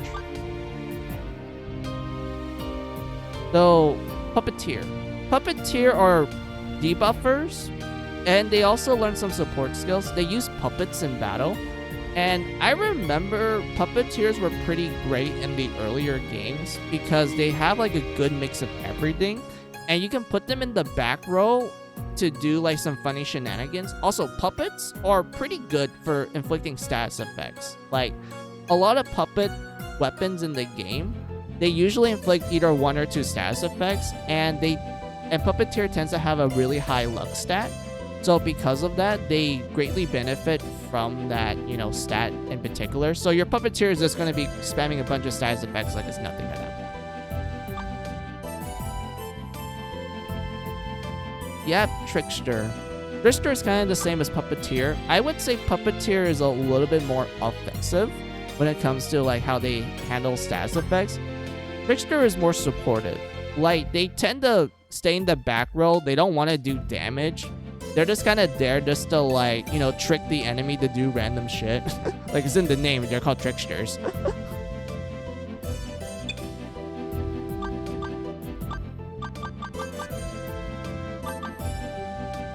And such, but like, yeah, overall, I think they're fine for what they're doing, but they are a bit awkward to use sometimes if you don't know what you're doing.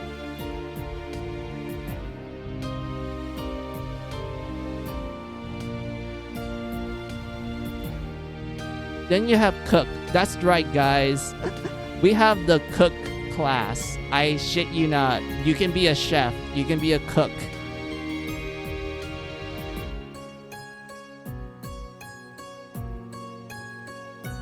And if you're wondering, like, okay, what do you do as a cook? Are you able to support everyone? Are you able to do some funny shenanigans? Simple. You're a tank. You're basically a paladin. I shit you not. The cook has a better stat line than a paladin. The knight, it has a better stat line.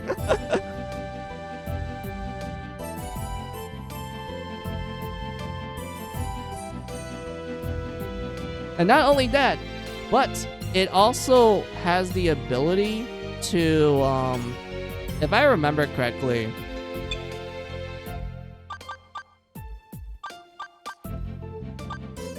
hold on, let me check. Oh yeah, it has guts. So that means you can survive like, you know, death from like for one time.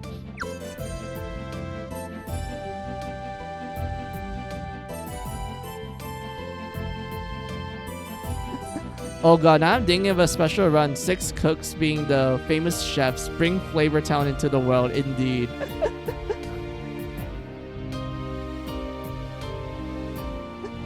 But yeah, that's the chef/cook class. Yeah, pastor. Oh, I have a fun fact, you guys. So, depending on your gender, the name of this class actually changes. Since we're a guy, it's called pastor or priest. If you are a girl, however, it is called nun instead. This doesn't change the stats like at all, but it's just kind of like a small little detail that you're like, oh, that's cute. I like that.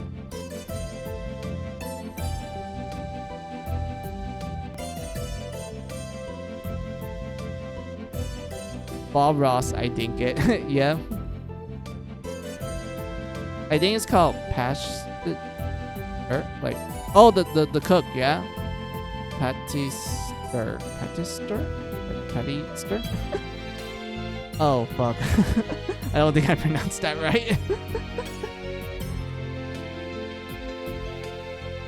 It's a toughie. Yeah, my bad. I'm not really good at talking, so because of my pronunciation of words are a little awkward. Let's put it like that.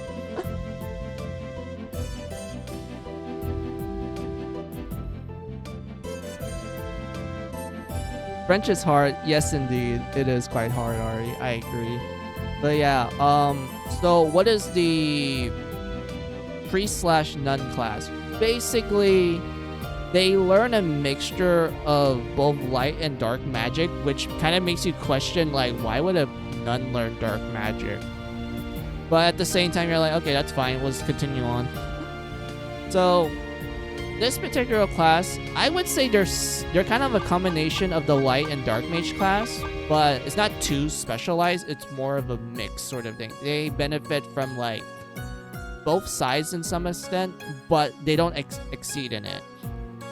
It's like kind of fine for what it is.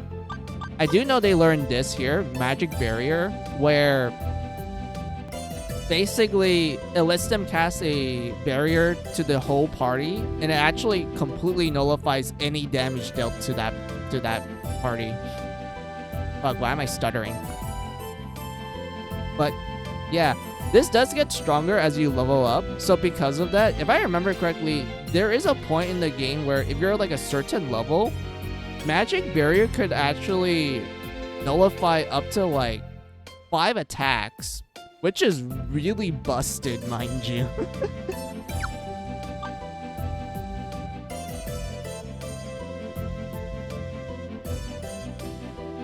It's really powerful. Then you have Doctor. That's right, guys. If you pick this class, you get a PhD. That means you get paid a lot of money, right? Isn't that how isn't that how getting a degree works?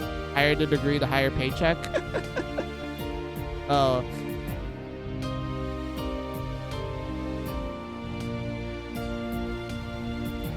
But yeah, you can be a doctor, and doctors, they learn a lot more healing magic, and more specifically, they learn revival magic, which is really useful because in this game, the money that you have to pay to revive your party members, it's kind of expensive early on.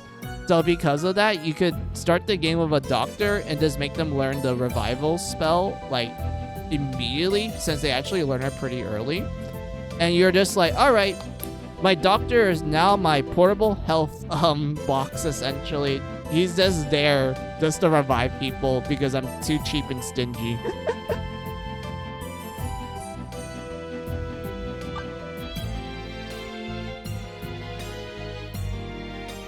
And whatnot. Then you have Pirate. So Pirate is your long range person. They can also use swords as well. They are similar to Gunner as they have access to guns, but I would say they're designed to be similar to a thief. Like they have what's the word I'm looking for? They learn a lot of passive skills that makes it easier for you to grind money and items, and also like pick locks and such. But they're not as great as it compared to a thief. So I guess you can call a pirate like a more offensive version of a thief. But outside of that, pirate's pretty there. They're pretty neat. Then you have Gunner. Oh, that's handy. Yeah, it is indeed, Ari. So yeah, you have Gunner. So this is exclusive to humans, by the way. So Gunners, as the name implies, they use guns. Guns are really powerful, and for one good reason. You see, in the earlier games, guns require ammo, and it takes up an equipment slot. So because of that, people are like, oh, you can't dual wield guns, even though you learn that gunners have the ability to dual wield. But because of ammo takes up an equipment slot, you can't technically dual wield in the earlier games with a gunner. But in this game, they actually remove the ammo. So you can technically dual wield guns now. And because of them doing that, Gunner went from like, oh, it's a pretty good like offense range class in the earlier games to, oh my god, this is busted as hell. You can dual wield guns. And guns have like the highest attack stat in the game.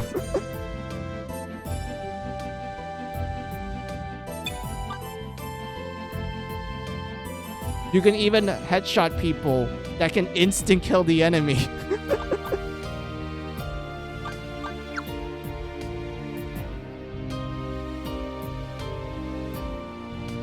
No one, like, it's kind of funny how they made this class really powerful. It's like, I'm just kind of laughing at it.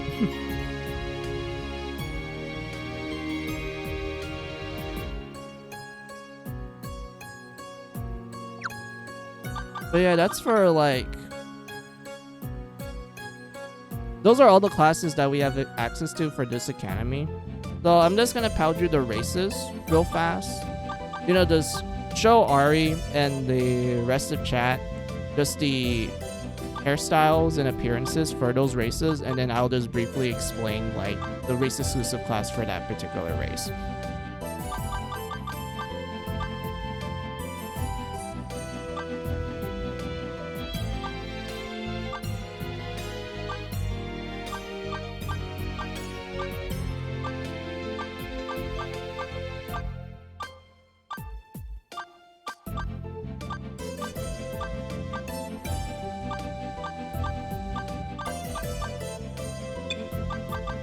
For elves, they get Elemental Master. This is basically a summoning class, guys. It's pretty good. The summons are pretty powerful. Like, they get stronger as you learn new summons. And I believe that this one here is considered like the most powerful summon that you can use all the time and such.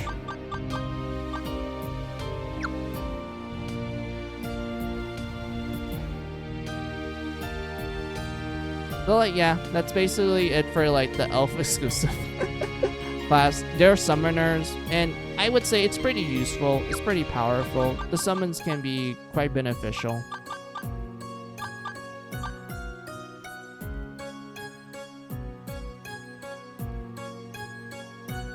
Yeah, we have dwarves. All right, so Ari, dwarves in this setting, they're dog people. They're furries. I guess that's the best way I would describe dwarves in the setting of Class of Heroes. They're furries.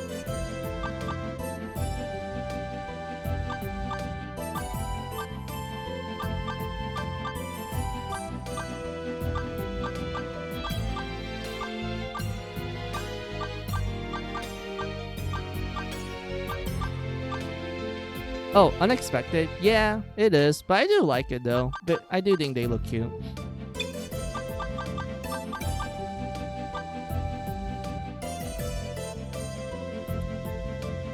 Yeah, Berserker. So, Berserkers, they're not glass cannons. Like, when you think of Berserker, you think like, oh, they're like a glass cannon and whatnot. No, Berserkers in Class of Heroes, they actually get access to a lot of like heavy equipment that increases their defenses by a lot. If anything, Berserkers are more like damage nukes. They can just deal a fuck ton of damage when it comes to like physical attacks and such, and they can also take a hit too, so that's surprising. But yeah, that's what dwarves have access to, the Berserker. I think Berserkers are pretty decent if you need like a damage nuke, like I said, like, you know, physical damage, and they do the job well, so great for that.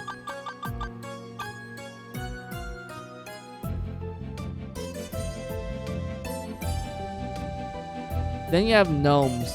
Alright, so Ari, I need to explain this because this is like one of my favorite fun facts for this race. So gnomes, you're just thinking to yourself like, are they like small, like what you expect from a typical gnome? Yes, but here's the thing.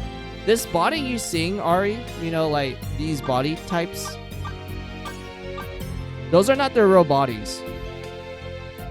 It's a robot body. You see, gnomes in this setting is so small. They're like cell size. That's how small gnomes are. So because of that, they have to use a robot body to move around and like talk to people.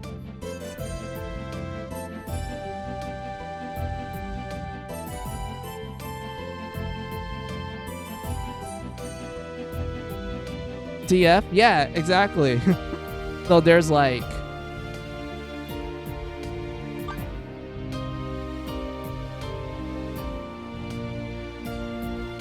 a little gnome inside of the controls, pretty much.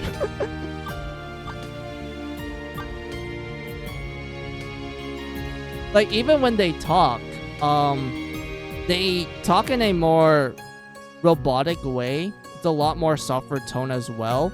And they even mention stuff like, oh, the reason why we look like deadpan all the time is because the robot body has terrible facial like circuits. So because of that, we can't really fix that. We're just stuck with that default pan face.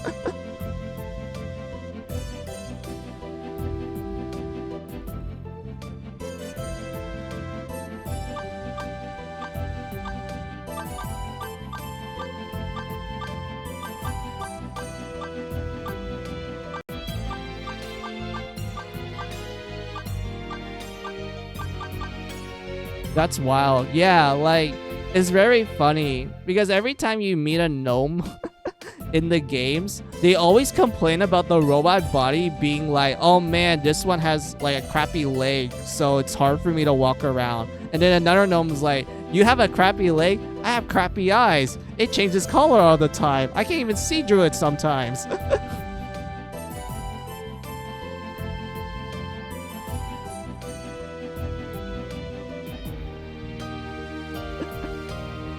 And everything, but yeah, it's very funny. Like the gnomes are just hilarious to me. So yeah, so the class exclusive to gnomes are alchemists. So the best way I would describe this, Ari, is that alchemists do alchemy, kind of similar to alchemy in Elder Scrolls, like you make stuff. And this is actually the game's main mechanic. You see, a lot of items in the game, it's not recommended to buy in the stores. It's super expensive. Like, Ari, a dagger, like, you know, a dagger you start out with, it costs 500 gold. At the start, 500 gold.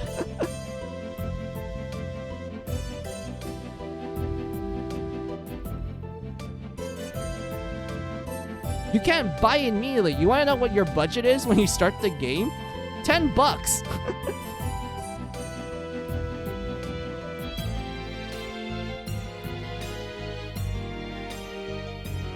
You can't afford it.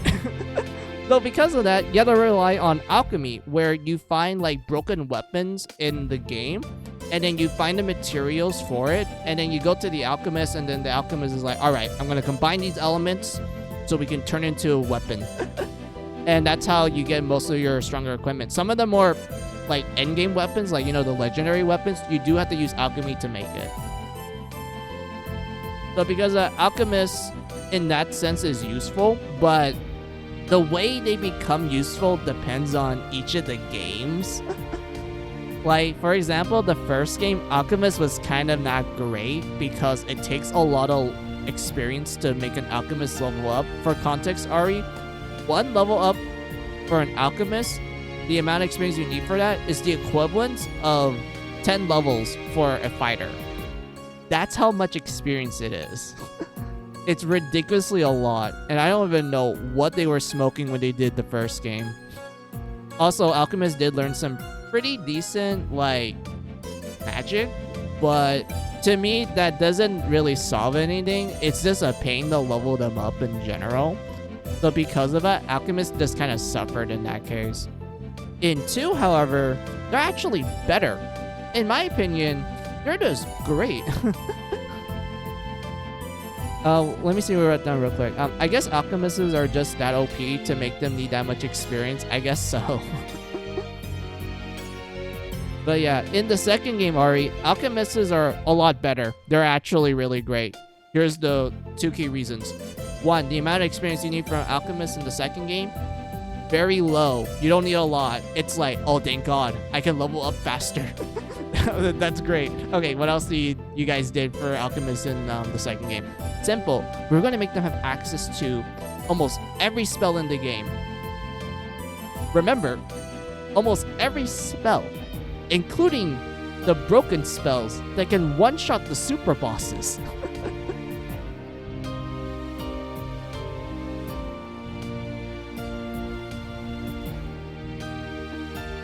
They're like, yep, that's what Alchemist gets.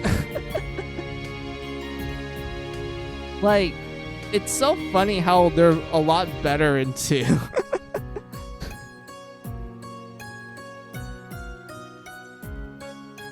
Yep, there it is. Yep. And you're like, okay, what about the context of Dree? Are they good in Dree? They're actually decent because, like I said, in Dree, they don't require a lot of experience to use. They also learn a good amount of spells as well, but not the game-breaking ones. Well, not most of them. They only learn like 3 of them.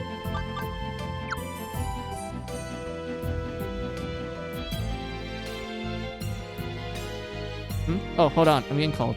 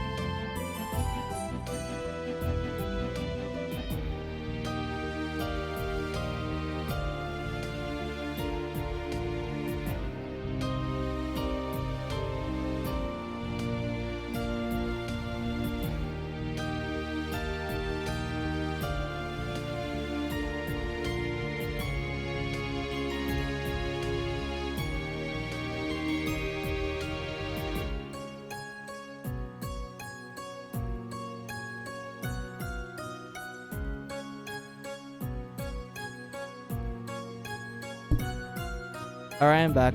My family does need me real quick. So yeah, Alchemists, they're pretty decent in the context of Dream. They're pretty neat.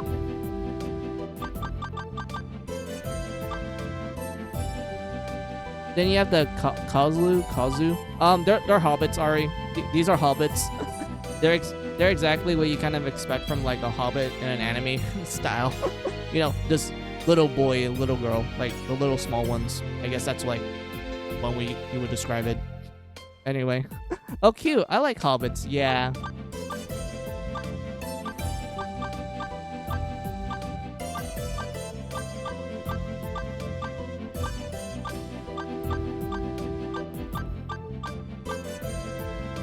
But are their feet hairy? I honestly don't know. There's never, like, a time you actually get to see hobbits barefooted in this series. They're always shown wearing shoes. Like, most of the time, you see hobbits doing 2 roles. Okay, are you ready? They're either running businesses and scamming you of your money, or they're idols. And if you're like, wait, idols? Yes, there are idols in the Class of Heroes franchise. It's even a class. You can be an idol class. And most of the idols are hobbits.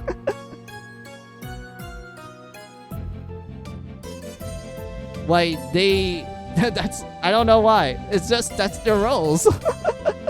It's either they're a shopkeeper that scams you of money, or they're an idol that scams you of your money.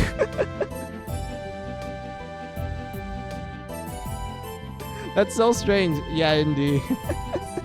But they're still pretty great because I actually always use a hobbit in my team. I always find funny ways to make them more like offense sometimes.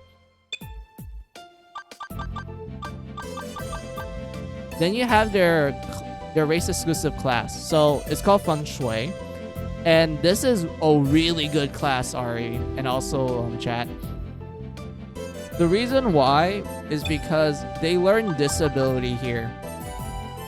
Increase experience and money gained after battle. And you can stack it.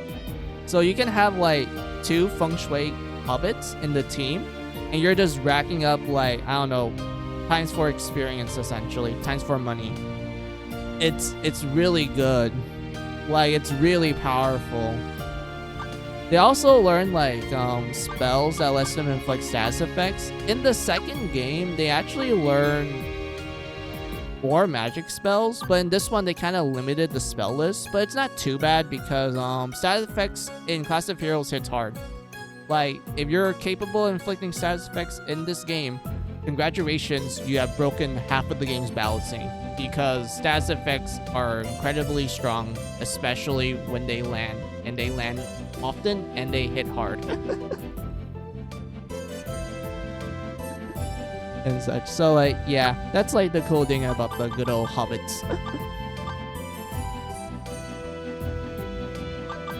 Then you have fairy. So as the name implies, they're fairies.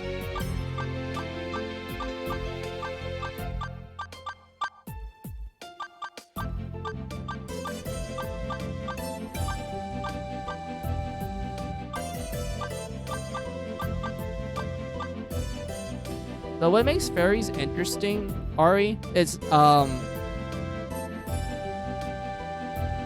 I'd word it. So when you think of a fairy, you think like, oh, are they like magic people? Is it like a magic race? No, they're not. They're agility based. They're more like thieves, if anything.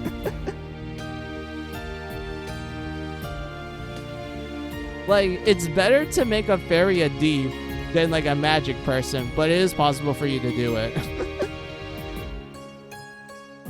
What's even more funny is that you can even make a fairy like a fighter, like a frontline tank. And for some reason, it kind of works because they actually have a really high dodge rate, like naturally because of their race. So because of that, you could technically make a really powerful dodge tank with a fairy. Also, Ari, you mentioned like wizardry 6, 7, and 8. In that game, there's a fairy class. Sorry, fairy race, not class.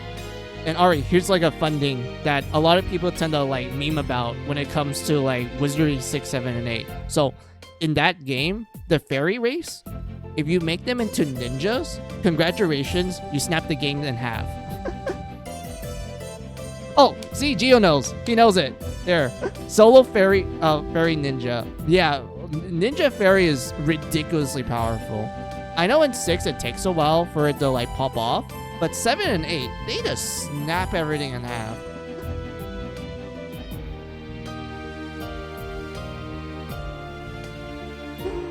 What? Well, yeah, like, Ari, in wizardry, you can make a ninja fairy, and it just kills everything on sight because it dodges everything. It can inflict status effects.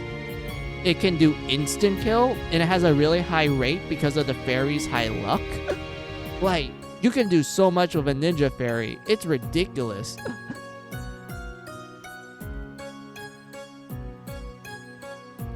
But yeah, what did Gio wrote down real quick? Status effects are deadly in these. It's just like Etrian Odyssey. You go for a status effect build in the early game to make it easier for the late game. Exactly. Like, status effects are like, they're really powerful. I guess I'll make a ninja fairy when I get back to those games, LMAO. Yeah, I think you will like it, Ari. You'd be amazed how broken it is. Because in Wizard 3.8, if you are willing to waste some time, you can have a ninja fairy with a few max out skills before you get halfway through the starter dungeon. Yeah, I remember. I think it was because of how 8 handled like the skill system and everything. Like, I remember you can get some, like, you can max out a lot of things in Wizardry 8 if you know what you're doing, like, really early on.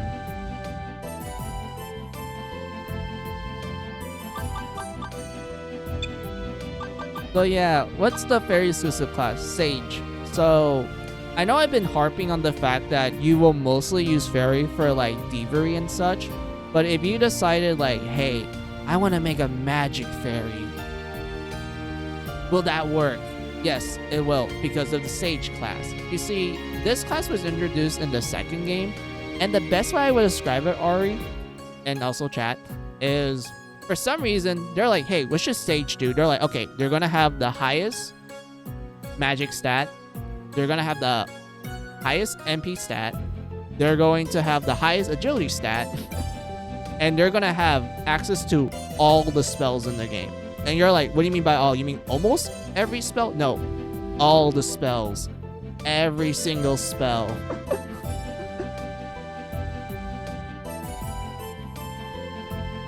And not only that, but if you run with 2 sages, you can have one sage cast a spell that lets you regenerate 50% of your NP, and have the other fairy spam the most powerful AoE spell, which costs like roughly 25% of your NP. And the moment you do that, you kind of realize, wait a minute, I can just run the game with just 2 sages, and everything will just die, including the super boss. Like, it's so funny how broken Sage is in the second game, where there's literal guides of just saying like, yeah, Sage is really good. Sounds a little broken. Yeah, it is. Sage is really broken. So when it came to this game, they had to nerf it, of course. They nerfed it a little bit, but not too much, Ari. It's just like, it's like, you know, oh, they took away some of the broken stuff, but the brokenness is still kind of there. You just have to squint really hard just to see it. And such. So yeah, that's kind of what they did with Sage.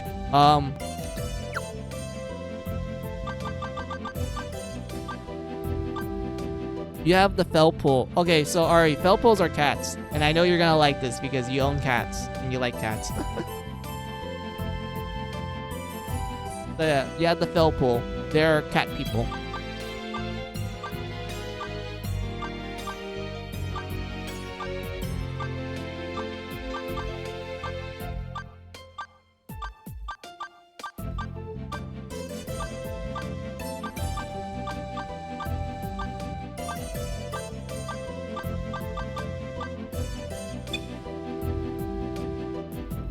For the fell pool, they have access to the beast class.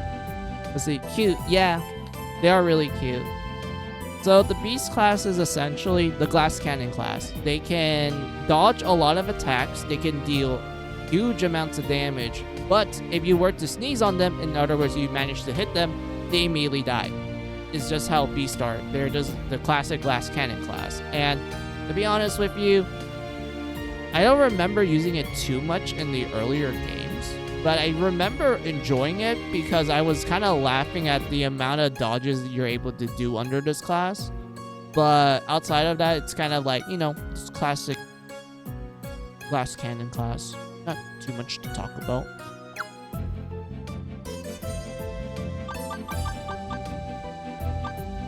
Then you have the Bahamuns, the Bahamets.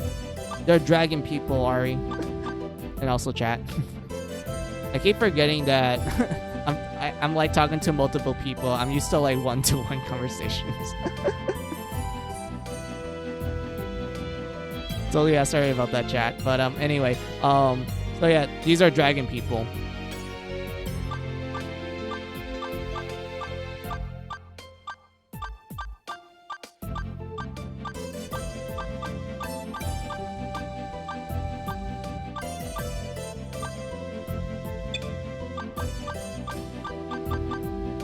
So they have access to the Draco Knight class. So basically, this class is basically what you expect like a paladin would be. You know, they have access to light magic. They can dual wield.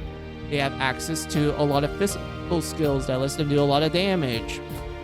And if I remember correctly, they do learn a spell called Dragon Soul, where it basically is an exclusive buff to them. And I believe what the buff does is that it increases all of the stats of the Dragon Knight. So because of that, it's kind of just like, yeah, you should use it often because it just helps a lot.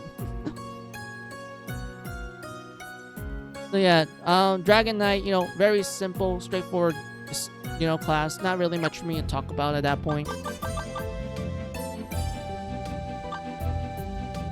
Then yeah, my favorite class type, Ari, I also chat.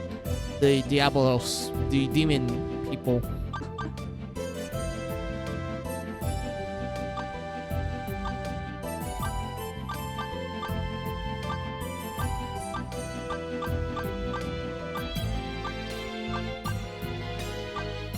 Diabolos always has the best art. Yeah, I fucking love the Diabolos. They're great.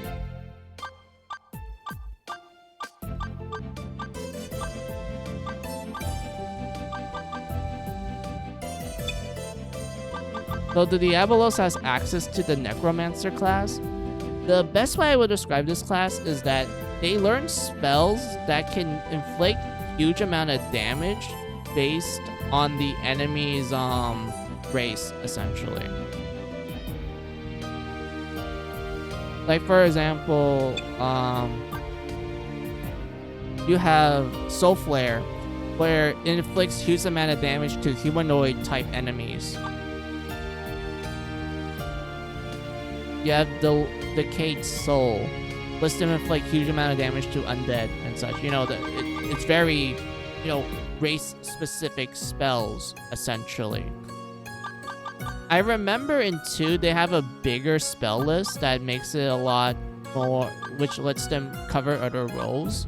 But for this game, they are specifically made to target like that race's do damage to a particular race. I guess that's like how I will try to word it.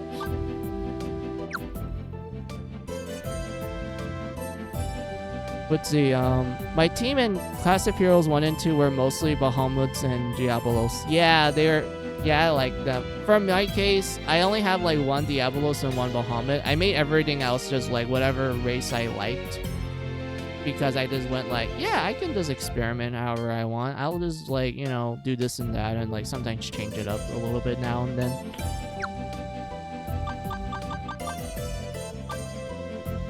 Then you have the final race, the Celestia. They're angel people.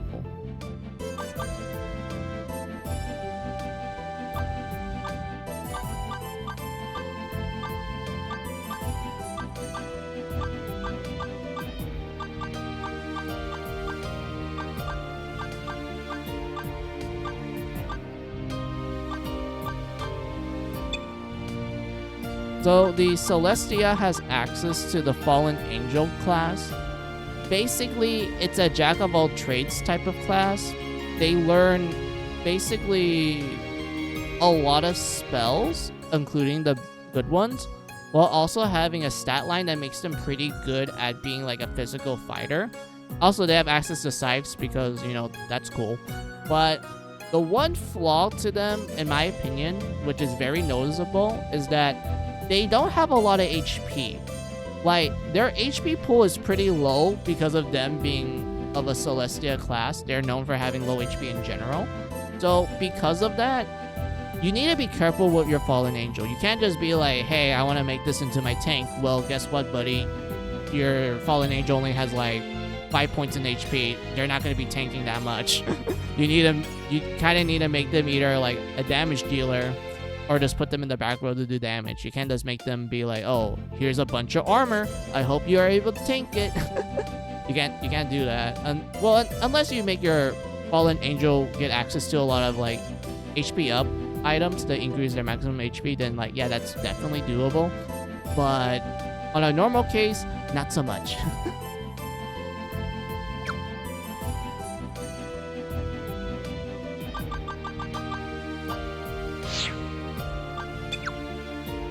So yeah, that's all I can say about this particular academy, and also me just going over the basics.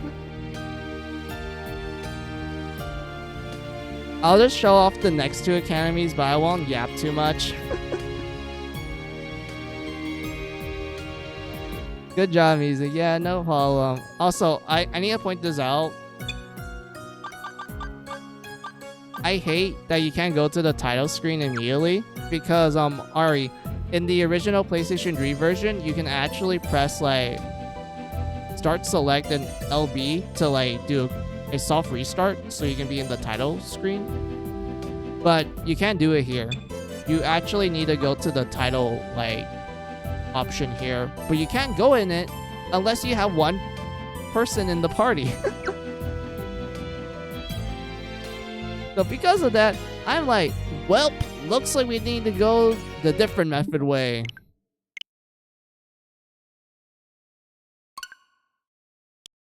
Exit out of the software and just reboot the software.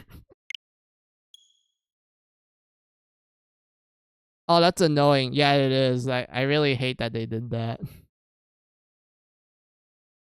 Also, this caution picture changes every time. They make like different ones for each of the races. So that's like a little small cute detail. ゼロディブ Time for school 2. Indeed. ケントマ行きましょう So yeah, we have finished the Draken Academy. This is the tutorial, well, beginner academy. You have the other beginner academy. This is a little bit more complex.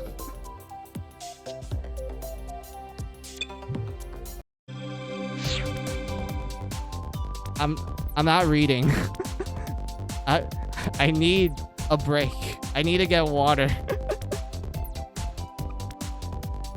So what's gonna happen, guys, is I'm gonna let this autoplay while I get like a drink and a snack. I'll be back.「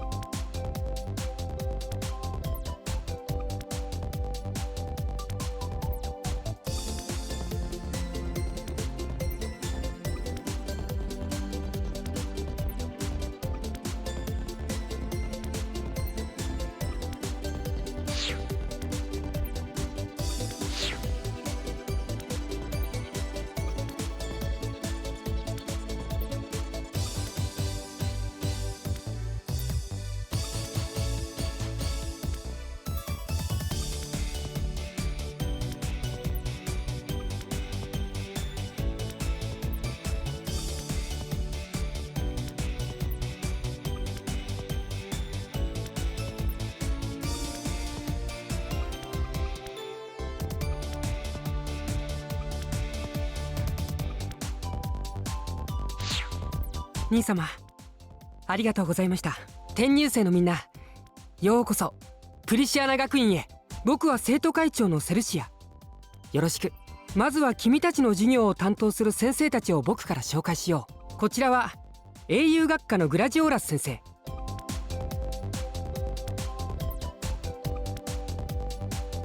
グラジオーラス先生はこの大陸で有名な英雄だった方だ。今はプリシアナ学院で次の英雄を育てるべく教鞭を取ってくださっている。多くのことを学べると思うよ。次は魔術担当のリリー先生を紹介しよう。リリーです。よろしく。リリー先生は保健の先生でもあるんだ。怪我の時や体調不良の時などいろいろお世話になることが多いだろう。その時にはリリー先生のよからぬ噂を耳にすることもあるだろうがそんな噂には惑わされないように。そしてアイドルと人形使い担当のリコリス先生だ。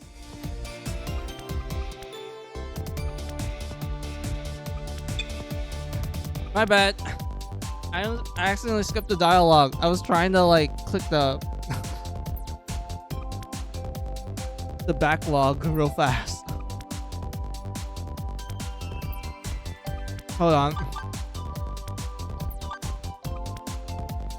そしてアイドルと人形使い担当のリコリス先生だ。Also, I'm back. I got me some pears. リ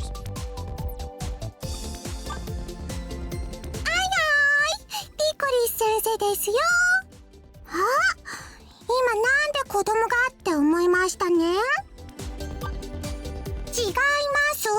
先生はちっちゃいけど立派な大人ですよ。この人形たちだっていないと寂しいからとかじゃなく授業で使うから一緒なんですよ。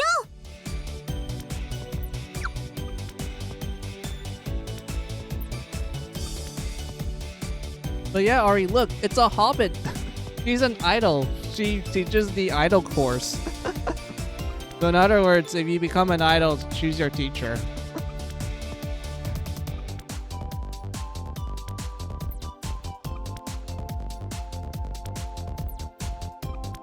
Jeez, low. リコリス先生も厳しい立派な先生だ。そんなセルシア君褒めすぎです。学院で一番立派な先生だなんて。そこまでは言ってませんが、これで君たちを導いてくれる先生方の紹介は終わりだ。ああ、それと転入式をしてくださったのがセントウレア校長先生、僕の兄様でもあるんだ。あとは職員室で手続きを済ませてきてくれるかな。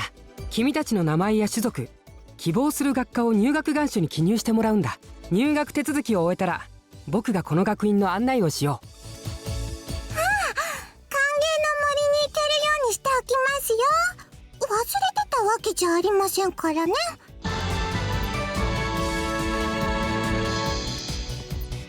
それじゃあ職員室に行ってきてくれ。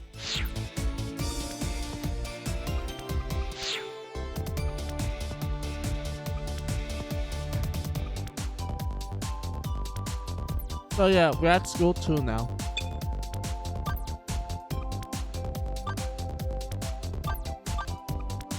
And look at that, guys. We got ourselves new uniforms. Look at that. Red and black. Sweet.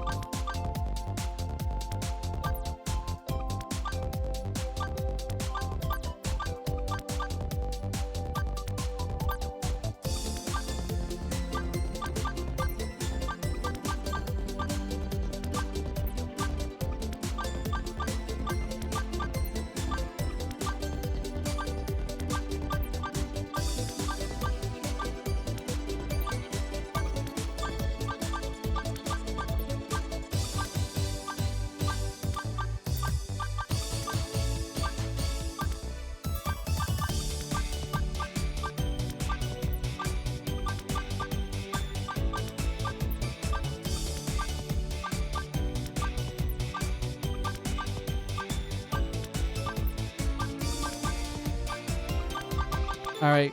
So, are you guys ready for the classes exclusive to this school? Here you go. Let's start it with the Tsundere class. I shit you not. This game has a Tsundere class. It is exactly what you expect.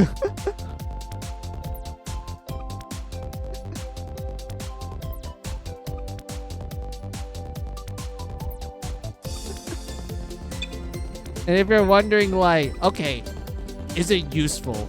Is it good? Yes, it is, for one good reason. You can hit the enemy up to 6 times, and you can dual wield. They even learn ice magic and healing magic. And of course you're wondering, like, why would they learn ice and healing magic? Remember, Sun means code. Dere means love or lovey-dovey. So it makes sense why she will learn ice magic because she's initially cold, and she knows healing magic because she's lovey-dovey. She likes you. And then Ni-chan class. Oh, it's not older brother, Ari, because Oni-chan or Ni-chan is older brother. This is Ototo, which is little brother. And if you're wondering, wait, does it change depending on your gender? Yes. We have the Emoto class. The little sister class. You can, like, Ari, you can literally pick this class and you can just be like role-playing as like a little sister character from an anime. You'd be like, oh, Oni-chan. Oh my god. You can literally do that. You can literally do that if you want to. I'll still be laughing my ass off every time I look at it. I'm so confused because all of these sites have the class names in Japanese and translated to English via by Google. And I saw these and I went like, what the fuck? Yeah, that's the thing, Gio. Like, these are actually the classes in the original Japanese. They just did a direct translation, essentially. Well, technically.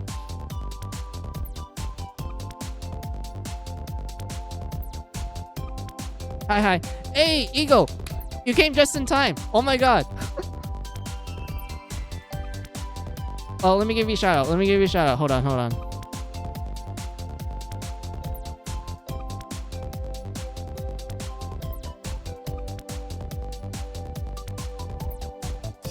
There you go. Oh yeah, Ego, so this is the game I've been telling you about like one time when I hopped into stream. Classic Heroes 3. I've been looking forward to this for like 15 years. I've been showing like chat the classes and just me explaining some things. And we're in the second academy where we have the funny classes. We have Tsundere, Little Brother, Little Sister.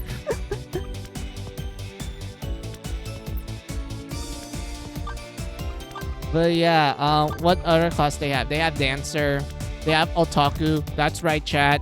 There's an Otaku class. We can be otakus in this universe. You have Hero and Heroine and Journalists.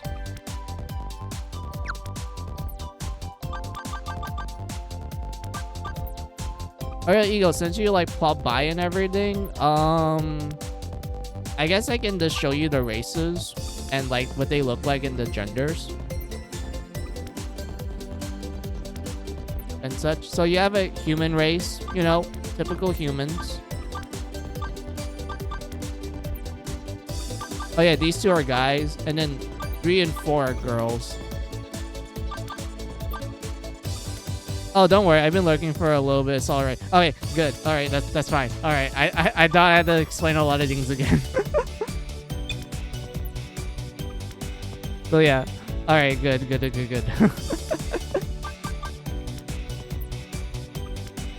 What was I again, chat? Oh yeah, I was gonna.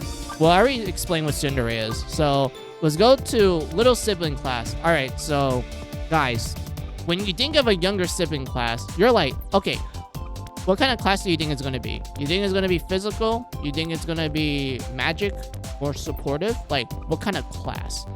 Well, in Class of Heroes, the little sibling class is the mimic class. That's right. They mimic an action from your allies. Which at first you're thinking to yourself, like, why would they mimic instead of like doing something else? And then you kind of remember like, oh yeah, because sometimes the younger sibling will like copy the older sibling, sometimes in terms of like their hobbies and such. No, that makes a lot of sense. Yeah, it does. It really does.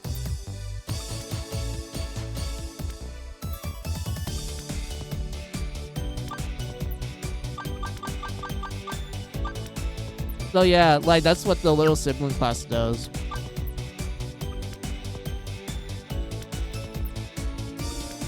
Then you have Dancer. Dancers, they do dances. They're pretty decent in my humble opinion because they actually learn these dances here. And you can actually pair this up with the Hobbit's job exclusive class, and this actually makes it easier for you to grind even more money and more experience. Also, they're just pretty good for support in general. Then, like I've been harping on, we have the Otaku class. And if you're wondering like, okay, what does the Otaku class do? Like, what's their job? Simping. That's right. That's what they do. They simp. They literally buff the entire party by simping with their light sticks. Like, look at this. 1, 2. Romance. Pizza. Ketcha. Mixtape. Etc. They are literally designed to buff the party.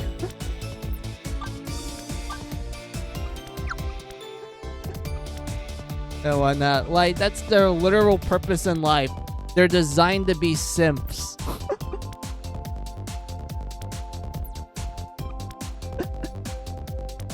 It's just, I don't know. The fact that they made it a thing, I'm just laughing and just how they work.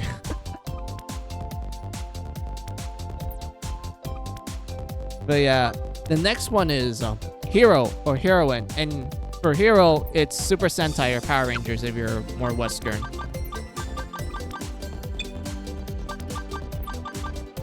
For girls, it's Magical Girls. So yeah, what makes Heroes interesting is that I would say they're kind of a mix of a fighter and a martial artist in terms of how their skills work. Also, they learn a bit of cover, similar to a knight. And they just kind of learn a lot of funny skills in general. They're, in my opinion, they're pretty great for the front line. And they learn some very interesting things like Last Stand, Fatal Act. I'm pretty sure they learned like, where is it? Oh yeah, they can instant kill by like punching or kicking the enemy, which makes you go like, why would they instant kill when they do that? And then you think of like, oh, like Kamen Rider, you know, the Kamen Rider kick. Yeah, pretty much. That's pretty much what that's a reference to. So yeah, this class here, pretty funny, pretty great, pretty powerful. Then you have journalists. So here's the thing about journalists. They are not designed for combat at all. Like, there is zero reasons why you want to use a journalist, except for one. And it's to take a picture of the enemy. So you can put their picture in the yearbook, and you can analyze it, and learn how much HP that enemy has, and what they're weak against. So because of that, the only purpose you're gonna get a journalist for is to fill up the yearbook. That's like the bestiary, essentially. That's literally the only purpose to journalists. So like, yeah, like if you're like a completionist, kind of like me, then you're gonna have a journalist in the party just to like analyze everything.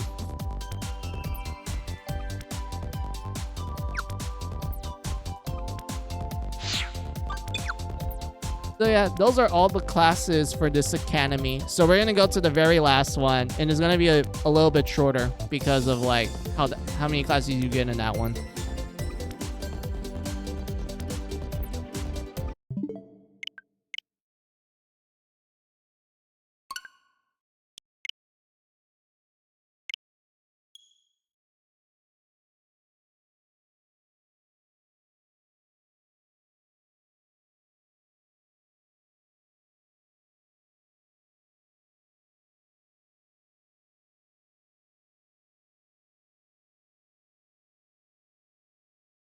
ゼロディ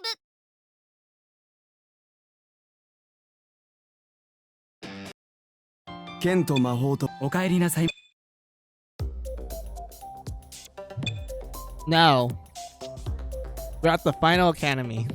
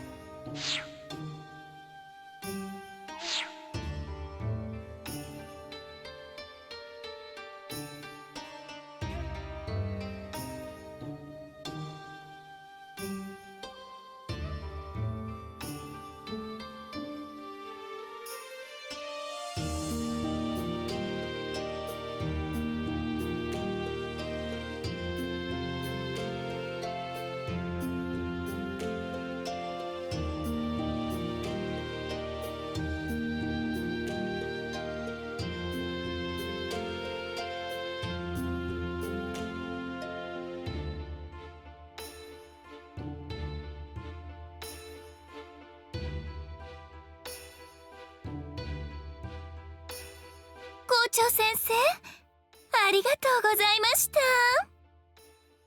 皆さん、今のお話、ちゃんと胸に刻み込んでおくのよ。I remember playing through this academy for one of my New Game Plus runs. And I remember seeing this teacher, and my brain immediately went like, this teacher has like the voice that you would expect from like ASMR. or like the flirty type of teacher, if you're into that kind of like anime character. 私は香港の教師うずめよ。主にくのいちとアイドルの学科を担当しているわ。よろしくね。Honestly, yeah, it does make sense why she will teach both the Kunoichi and idol courses. Because when you think of history, the way how Kunoichi works is that they hide in like in like plain sight. Like, you know, when you think of like a ninja or shinobi, you're like, oh, they hide in the dark. They're like spies and whatnot. That does apply to Kunoichis, but they're more like they hide amongst the crowd. Like they're in disguise. They look like normal people, but in actuality, they're like Kunoichi and such. And like, you know, most Kunoichis, they either get the information through good old Venom Fatale stuff, like good old sex, or, you know, through brothels, and then they get the information and kill the guy. So it kind of makes sense that they decided to kind of modernize it a little bit with idols, because think about it, in an idol event, you have like crazy fans just like asking like, oh, I want your autograph, I want your handshake and whatnot. That's like one way you can, like, you know, get information.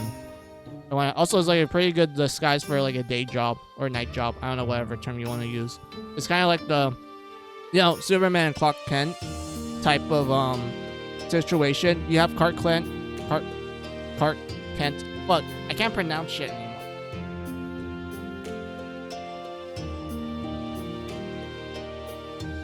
You have Clark Kent. You know, he's just your farmer boy. He's a reporter and such. You know, he just looks like your typical guy. And then you have Superman, who's like a superhero, duh.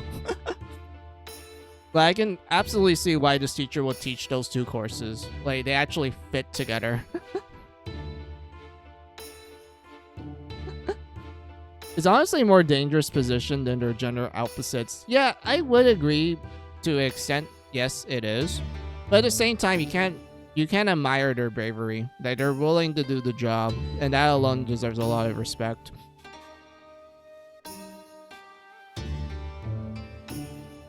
Back in I see orange hair and booba. Yes, indeed. 入学手続きをしとかないと授業は受けられないわよ。偽の生徒でもいたら困るし。うずめ先生、ご苦労様でした。ここからは私が代わりますね。私は岩永。よろしくお願いします。担当は魔法カリキュラム、錬金術なども研究していますから、興味がある人はいつでもいらっしゃいね。職員室で入学手続きを済ませたら、南方先生に学校を案内してもらうといいですよ。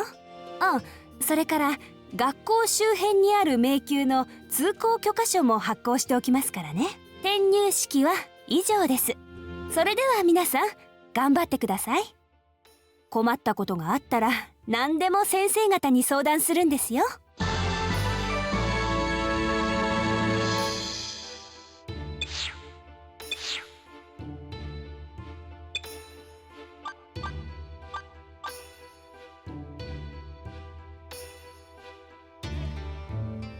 Yeah, let's check out their outfits.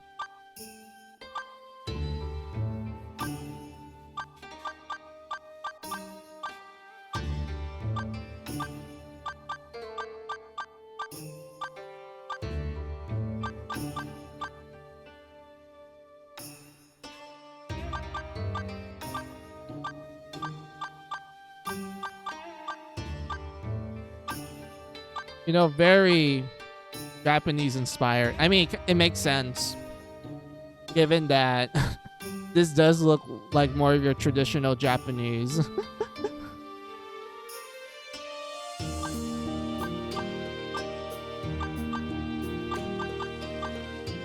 There's a disco might be harder, but aesthetic-wise, it's the best. What's the difference between the two schools? Just the outfits? So Ego, the difference between the three schools is the jobs you start with, because, you know, the one that you pop in and like start talking with, like, you know, we have the otaku class, you know, Tsundere and such. For this academy, we have access to these 4 classes here. Shrine Maiden, Kung Fu, aka you become Bruce Lee, Origami, and Forecaster.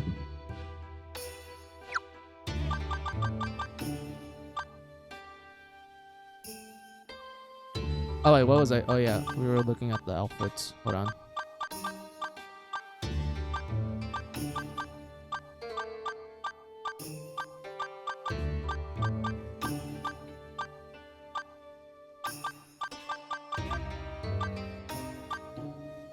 So yeah, I guess it's time for me to talk about these 4 classes because, you know, it's not that much, so it's easier for me just to kind of power through this through.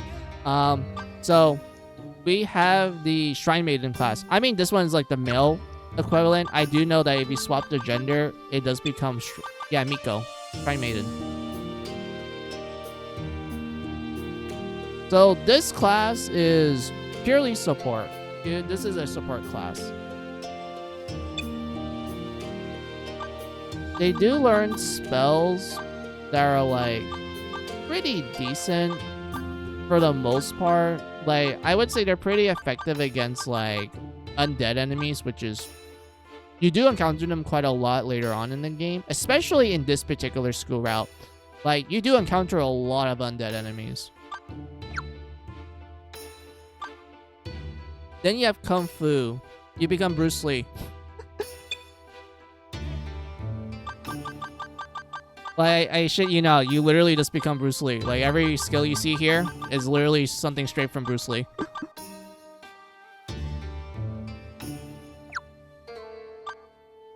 Then you have Origami. So this class is pretty unique. I always like this class for some reason. So what makes Origami unique is that you can essentially do substitute in Pokemon.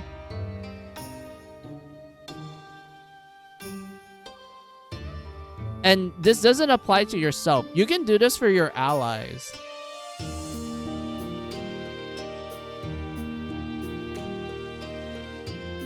Like, even the class icon is Bruce Lee in his outfit from Game of Death. Exactly. Like, it's very obvious what they were going for when it came to the, you know, the icon for it.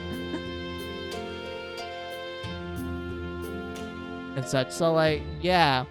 This is like the unique thing about Origami, because everything else is kind of like, you know, oh, status effects, you just draw, excuse me, cranes at the enemy, you confuse them, you increase the defense, you deflect, which is really good. Deflect is really good. This does huge amount of damage if you do it on bosses. So because of that, for Origami, you're primarily going to be focusing on, like, you know, substitute, which is pretty powerful, and frog is deflect. I'm assuming that the last row is unlockable classes via story / New Game Plus. You are correct. So this row here, I also include this one right here too. These particular classes, you can only get them through the story of that school, essentially. And you are encouraged to do New Game Plus runs to unlock every class in the game. And if you're wondering, like, oh, what about this one here? Like, is there something special about this particular class? Yes. In order to unlock this particular class, you need to effectively unlock every other class before it. That's how you unlock this last one down here.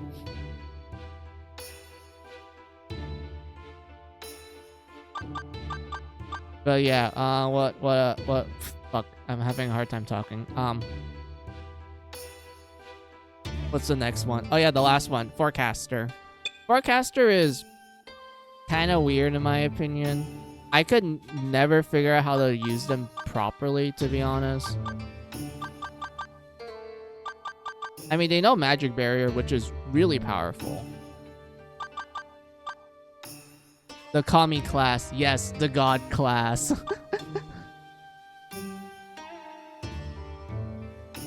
So basically, the last class name is Spoiler Territory. I honestly don't know how to pronounce it. Like, I remember looking up the Japanese letters, and I don't even know how I could actually translate it for you guys.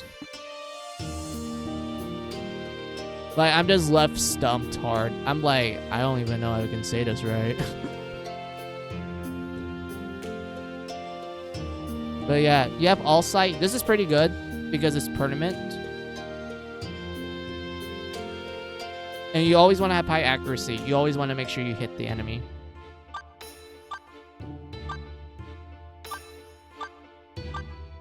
And then you have like these different like forecasting abilities, which you make the earthquake, rule the it's just elements essentially. This one kind of cracks me up a lot. What's the effect changes randomly, so it can go either from one ally to all. It's basically random. This is just like Eagle. This is the Gamba class. Unironically, this is literally the Gamba class. You're just gambling to see which effect you're gonna get. Like, oh boy.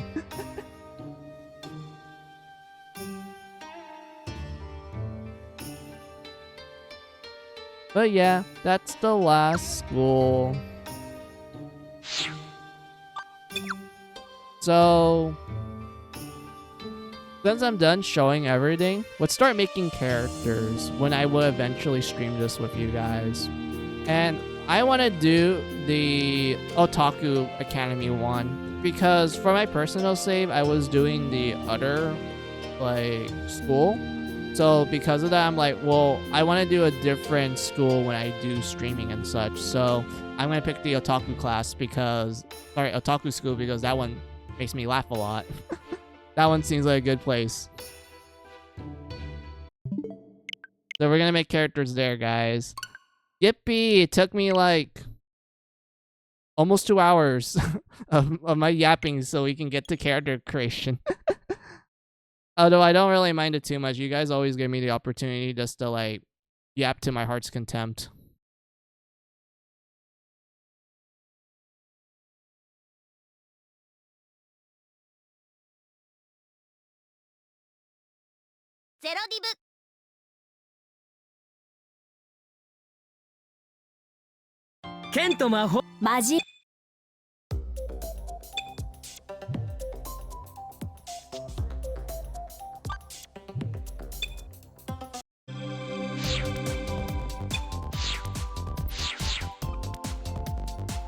Glad you could get it off of your chest. Yeah, I do like it. So thank you, you guys. I love it a lot. それじゃあ職員室に行ってきてくれ。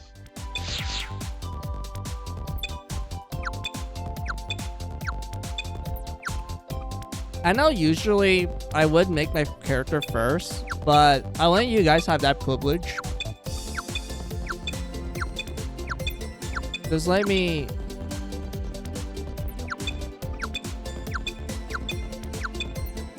Oh, also, Ari, if you're wondering why I'm like constantly resetting, it's because I'm trying to get like a high amount of bonus points so you can like start the game with like high stats. Hold on.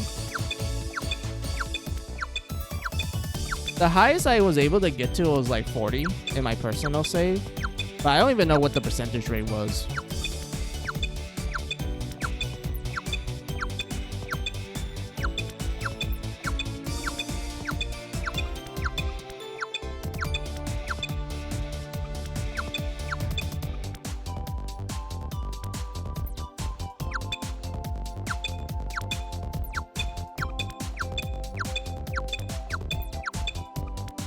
I was hoping for bonus points to be a fixed amount. I have nightmares of how I get into the cycle of see big number and reset. Yeah, I feel you, but they didn't change it. I know there's other wizardry like games that do give you like a fixed amount. It's just for this one, they're like, well, we're gonna make it easier for you to get a huge amount, but you still have to kind of pray.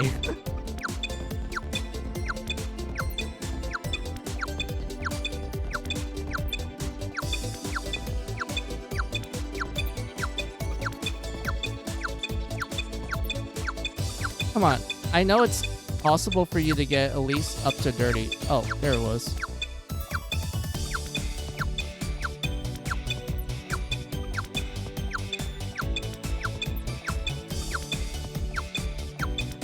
I know this looks kind of boring, but this is how I usually spend most of my play time when I first started the game.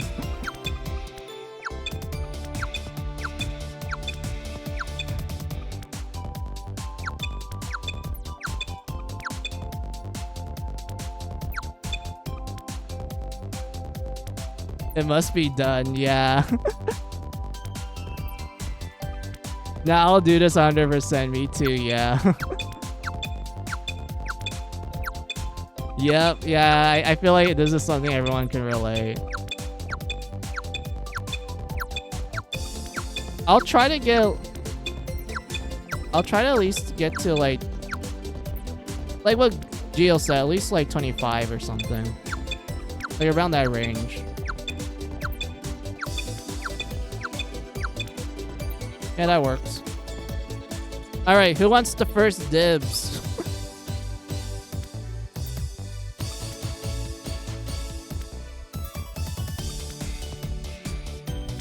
Alright, Gio, you go first. Alright.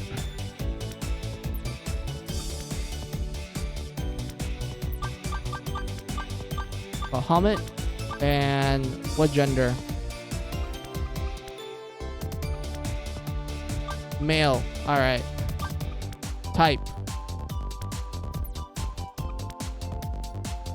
What type of appearance do you want?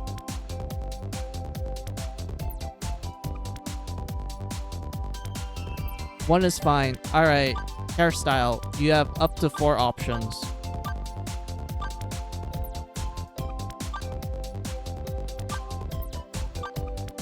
3? Alright. Hair color. You have 8 options.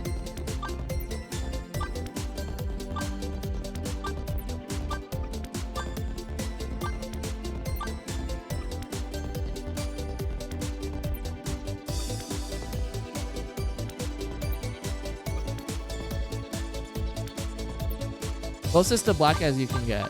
That would be either of these. There's no black, unfortunately. We have brown. Alright, 7 it is. What voice do you want? We're gonna go from like 1 to 10. Unless you want the girl voices, then we displayed you all of them. 行くぜ。行こう。行くぜ。行きます。行くよー。任せたまえ。任せろ。行くぜ。行くぞ。行きますよ。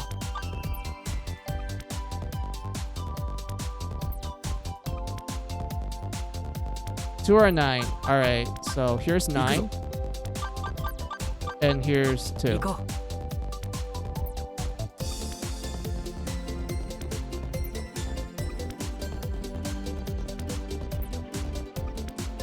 2 fits my vibe. Alright. Let's pick your class first, and then I'll just do the bonus points because, you know, I know how some of the classes work, and I know which points to invest in the most. So yeah, just pick whatever class you want to be. I'm letting you guys have free range of that. Normally, I would just, like, not let you guys do that, but I'm being generous this time, so I'm letting you guys pick whatever class you want.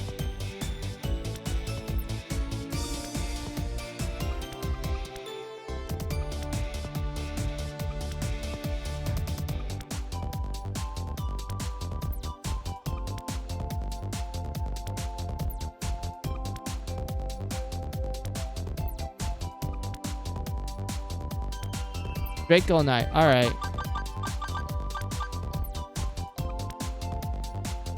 Let's lean into the race class, gotcha.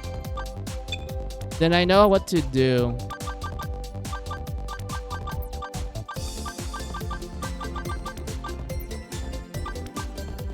But see, you use light magic, which is mostly healing, so we have to put some points here.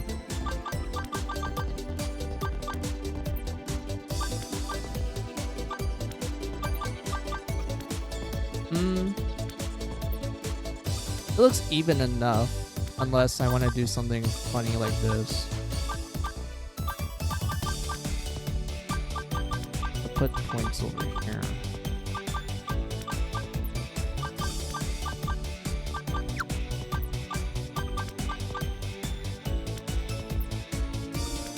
Hold on, let me think hard.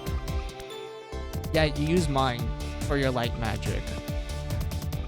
I think this will probably be like a good, nice, rounded stat line with the amount of bonus points we have. Yeah, this seems fitting. This works. Oh yeah, your name. I forgot. We need to pick your name, and then we can finish the enrollment. All right. What name do you want to be? You only have up to 6 letters.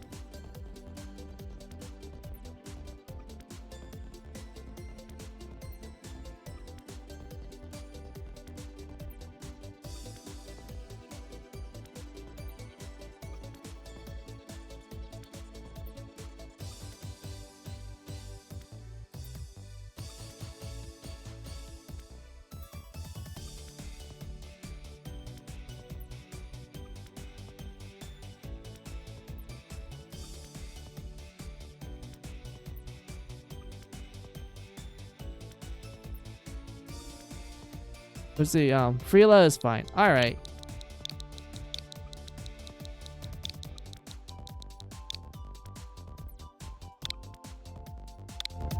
Alright, Freela. Freela. I don't even know how to pronounce that right, but anyway. So, is this all good, Geo? Is everything up to your liking? From the race, to the gender, to the appearance, the hair, the color, the voice, and the class. Is everything up to your satisfaction? Let's go. Time to stab things. All right. Welcome to the academy, Geo. Iko. Approved.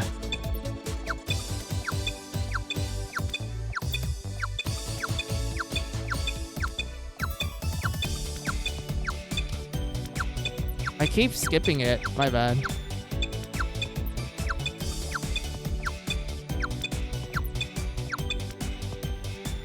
Yeah, that's fine. There was a dirty... I know! I skipped it! I can't believe I did it. Yeah, 26 is fine. Alright, so... who wants to be the next one?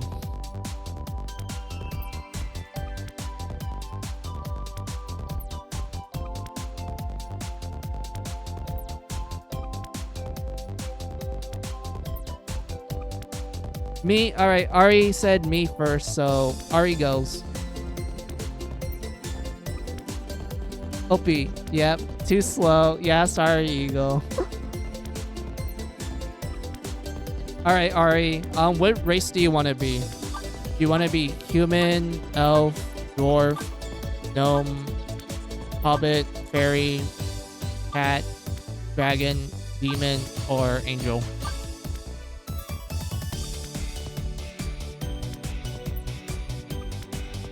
I don't know why I said class. I mean race. What race do you want to be?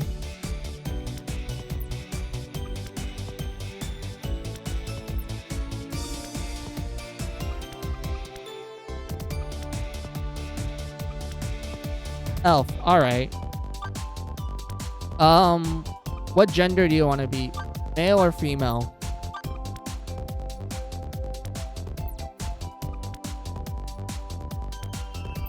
The bomb. Yep. Female. All right. What appearance do you want? 3 or 4?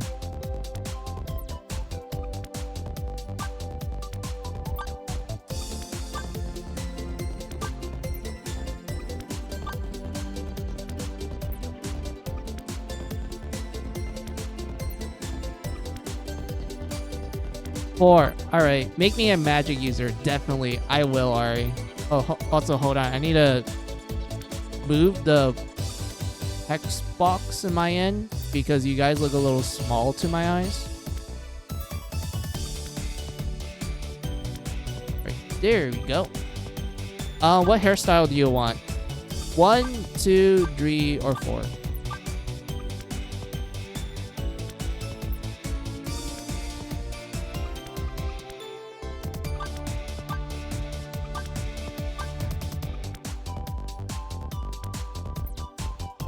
Let me see 2 again. Okay, here's 2. The ponytail.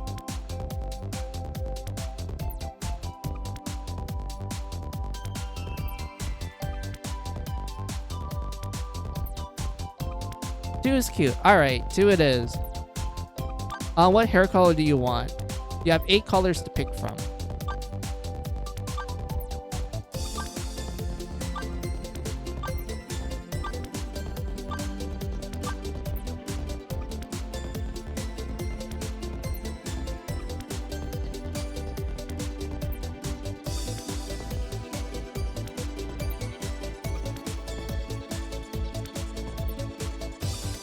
I'll take purple this time. Purple, that would be this one, yes? Number 6.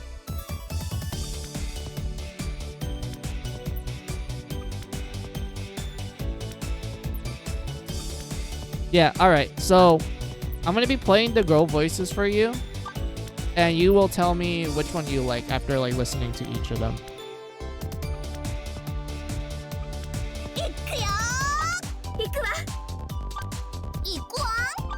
行きます行くよ行く行く行きます行くわよ任せな行きましょう任せろ行くわ行きます行くよ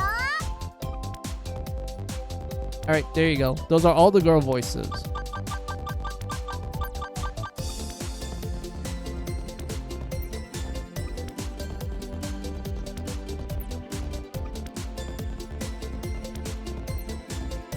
I hear 12 and 18. Gotcha. So here's 12.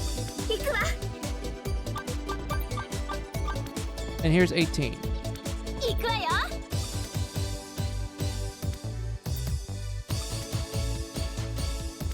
And 19. Alright, no problem. Hold on. Here you go. Here's 19.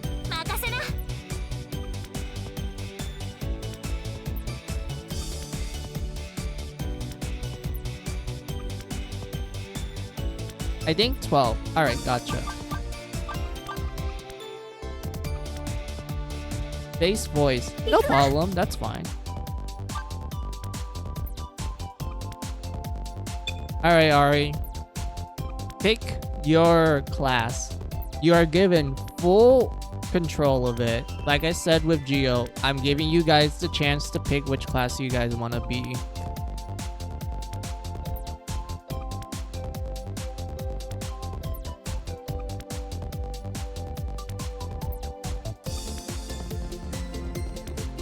Oh, okay, so you want to be Element Master. This one here?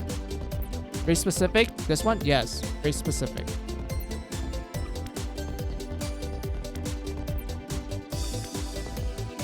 Oh, hell yeah. Alright. I'm gonna try to remember what stats do you mostly use, because I'm vaguely remembering how the skills work in the game. Hold on.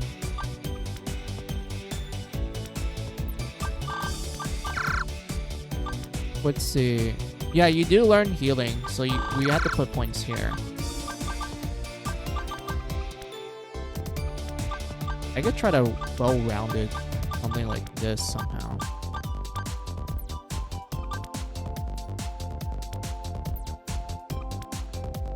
I don't know how I feel about that. I mean, having 14 agility is pretty good, because that means you get your turn in more often. And having 12 vitality actually means you get a good amount of HP from your level ups. This does look like... Yeah, this looks good. And you also have like almost cap intelligence in mind. So that means you're actually doing heavy damage at the start. Did we dodge with agility too? So dodging is based on 2 stats. Your agility and luck. They both influence it in a huge way. And agility also affects your turn order. So if you have more agility, that means you get your turns in more often.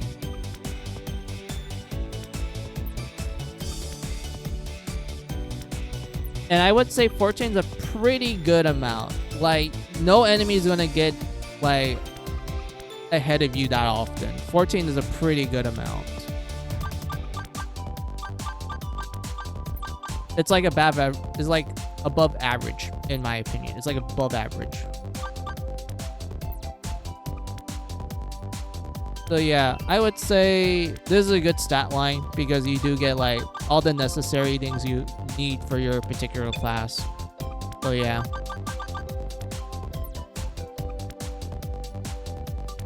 All right, name. So Ari, what name do you want to be?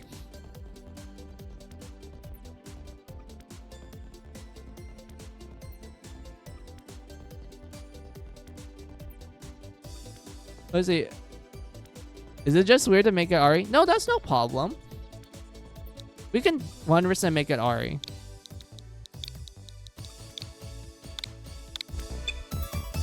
Also, let me read what you wrote down real quick, Gio, because I was a little distracted with my explanation real fast. Man, we should have been all heroes and heroines and just name our names just be different colors. Every battle, it'd be shouting, "It's morphin' time," or shit. Hell yeah. Woo! Yep, okay then. Alright. Geo funny, indeed.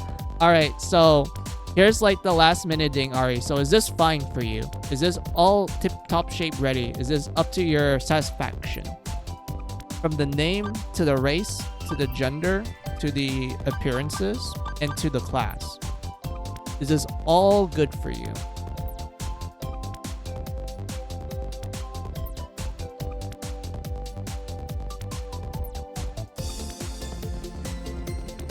Can we try black hair right now? Oh, definitely. Hold on.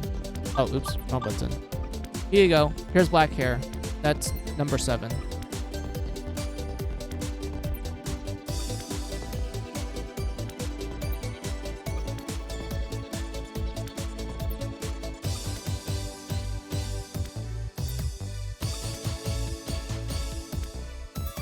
Now, I think purple was good. Alright, purple it is. All good. Alright, Ari. Your enrollment has been complete. Welcome back to school. Don't worry, we're not going to make you pay for your student loans yet.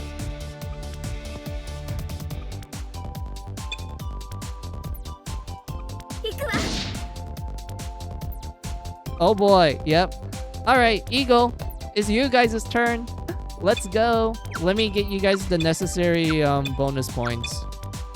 Oh, there you go. Got the 25.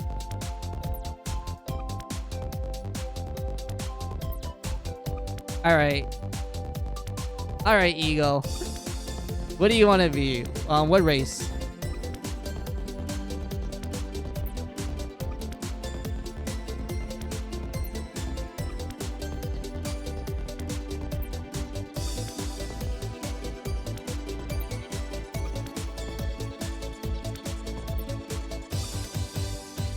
I'll let you choose which model to base it off on, just as long as a bird race. Are you sure?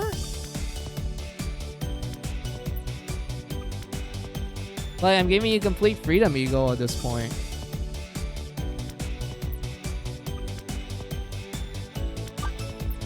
I guess, like, the closest thing to, like, a bird would be, like, Celestia, the angel race.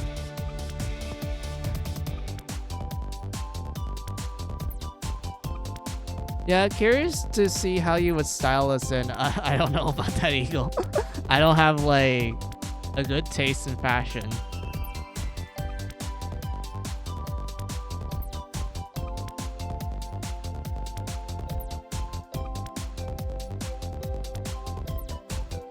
Yeah, because, like, yeah, that's, like, the only race that would be the closest to, like, bird base.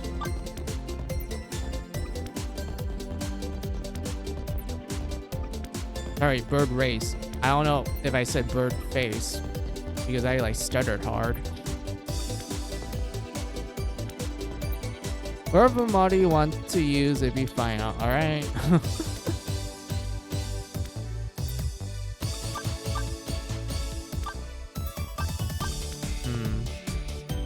I mean, Eagle, you like to use guns, but there's no gun model for any of the Celestials. I guess like the closest thing to like a gun will probably be a staff. A gun staff, I guess.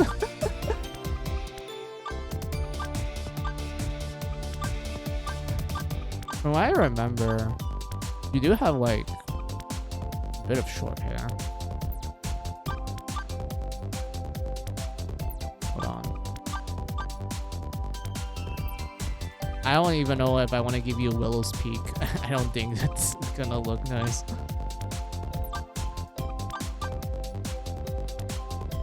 I like Drake. Oh, you like the Willow's Peak? All right.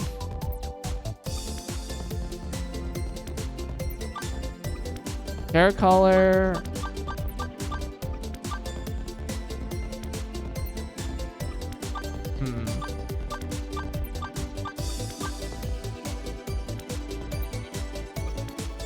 I guess this is like the closest thing to you guys' hair.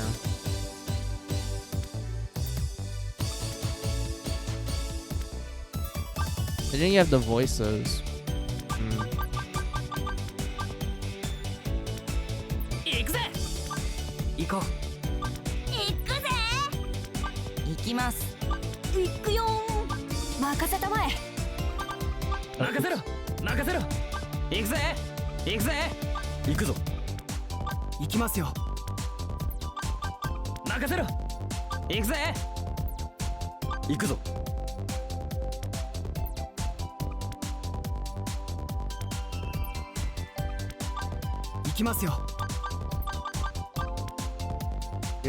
You guys don't really have that type of voice. You guys sound more like...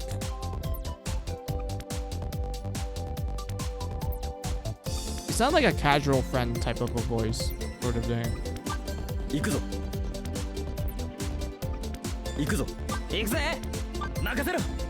It'd be like something around 7 or 8 to me. Because I don't think you guys have like the young boy voice. Or the mischievous one. Nor you sound like a robot. And this is just the energetic kid. And this is just the hot guy. And this is just your typical teenager.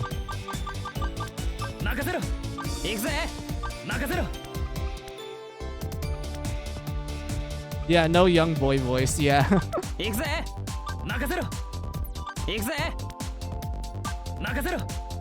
Can't pull off the hot guy eater, yep. I feel like this is the closest thing to you. Because it has like the nice casual feel to it. Because this one seems more like...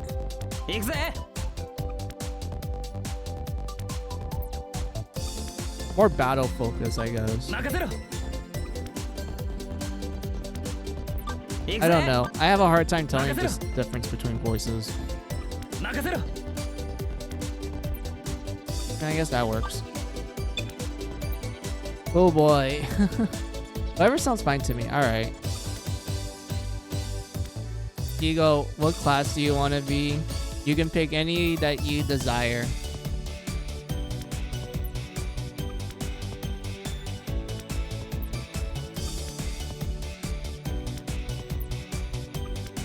Fallen Angel, interesting. Alright, you want to be the Fallen Angel class? Alright.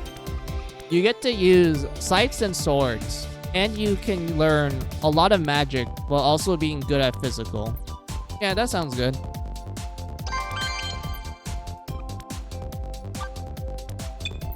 I know what stat line you guys will like. Hold on. Since you're gonna use magic, that means we need to bump it to somewhere around here.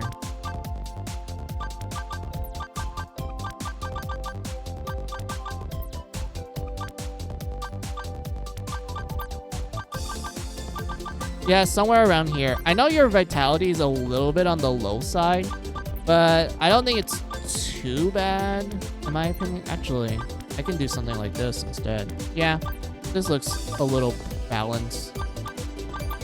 You want to be a glass cannon? Oh, all right. All right. There we go.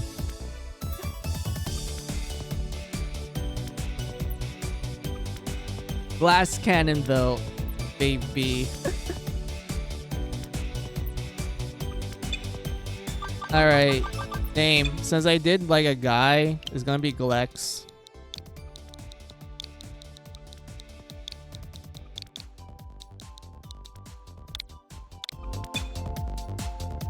There we go. So, did I do a fine job for you, Glex? Is this all fine to you? Is it a-okay? Is it up to satisfaction? Looks good to me. Alright. Glex, welcome to the Academy. Your enrollment is complete.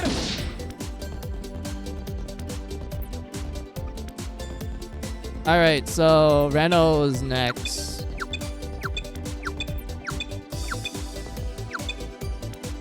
Oh. Well, Reno, looks like you got lucky today. You got a spanking dirty too.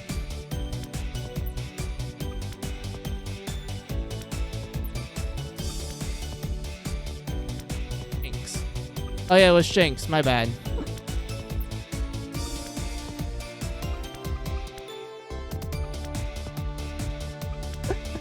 All right, Shanks. Your turn.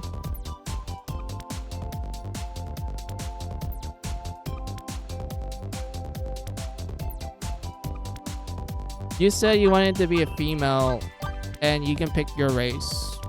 Which one do you want? Also, let me read what Gio wrote down real quick. Oh, snap. Now this is going to be a good one. Yep.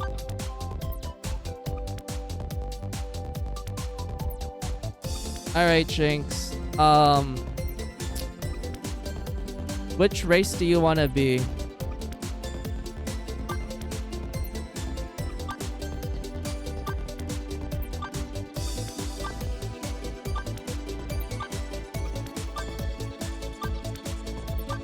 There you go. Those are all the races.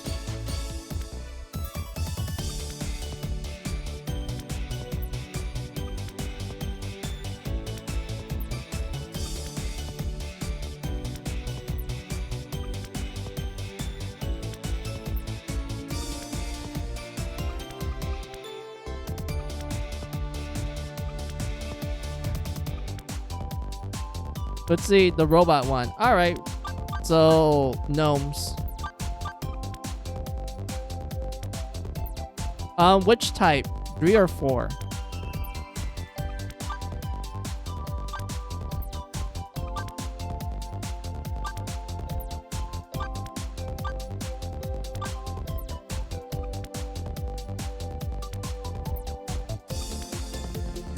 Three? Alright. What hairstyle? You have 4 options. 1, 2, 3, or 4.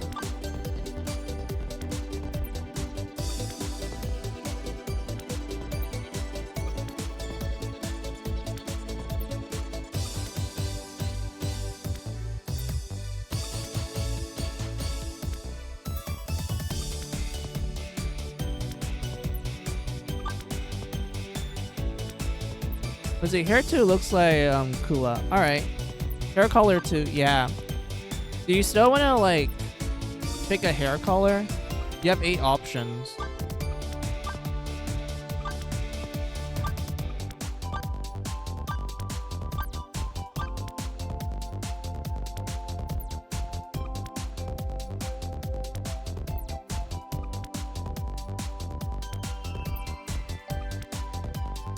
I'll stick with blue. Alright.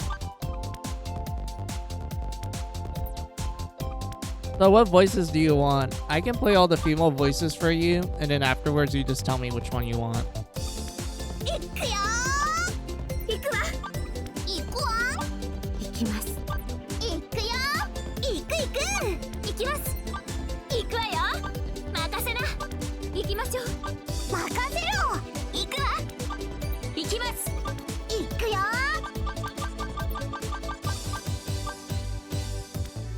Alright, so those are all the voices.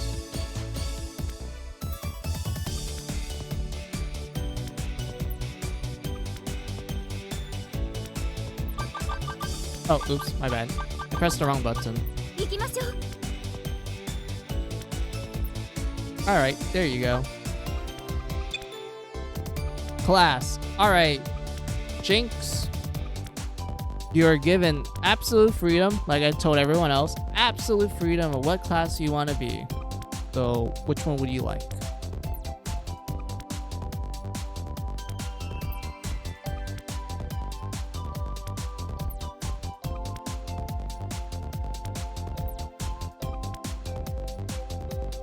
The otaku class. Alright. Let me double check what otaku does again. Guts eat up. You guys are buffers, but you do learn debuffs as well.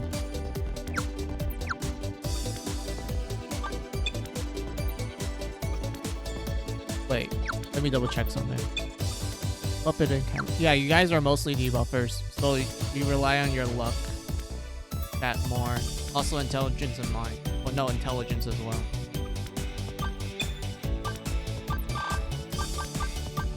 So let's do something a little balanced.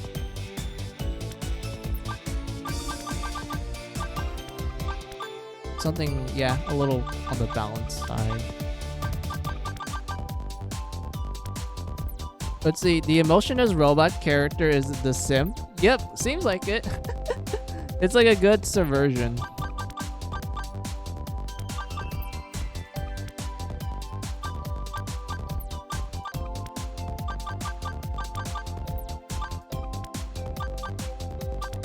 Maybe something like this. Because you don't. Let me double check something. Yeah, you don't learn healing spells. You're mostly a support character. And I don't think mine affects, like, your buffs.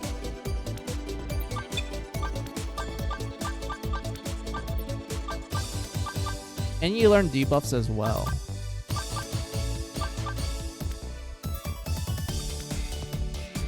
And debuff is based on, like, your luck. And also a little bit of intelligence.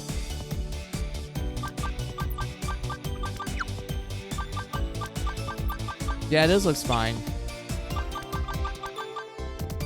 Alright, Shinx, what name do you want to be? That would actually make a pretty good manga story. Yeah, it does. Like, an emotionless robot character just simping over their favorite idol. Like, that's the only time you actually see them express something. Yeah, it does sound very cute. Kind of like either slice of life comedy or a little bit on the romantic side.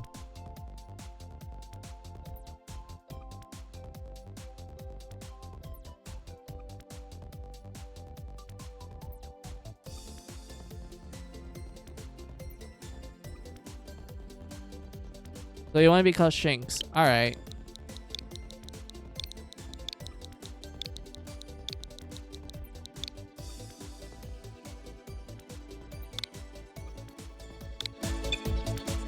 Alright, that should be everything.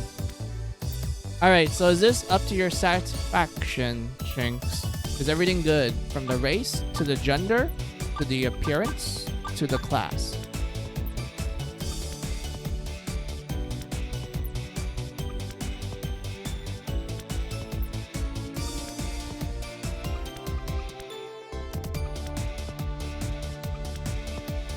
Okay, alright. Well, Shinx, welcome back to school. 行きましょう。 How many characters do we have? 4.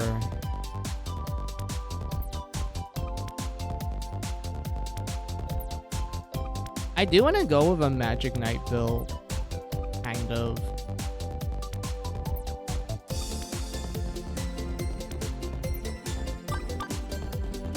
We have 3 people in the back row. We have 1 person in the front. We do need like another front person, and it'll probably be like a thief.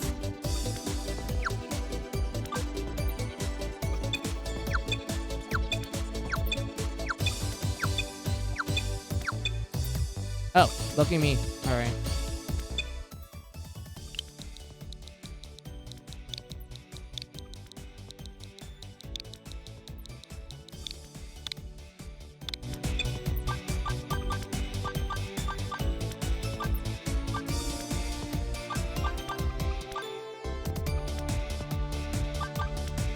Let's see, now's the streamer's turn to make a character. Yep.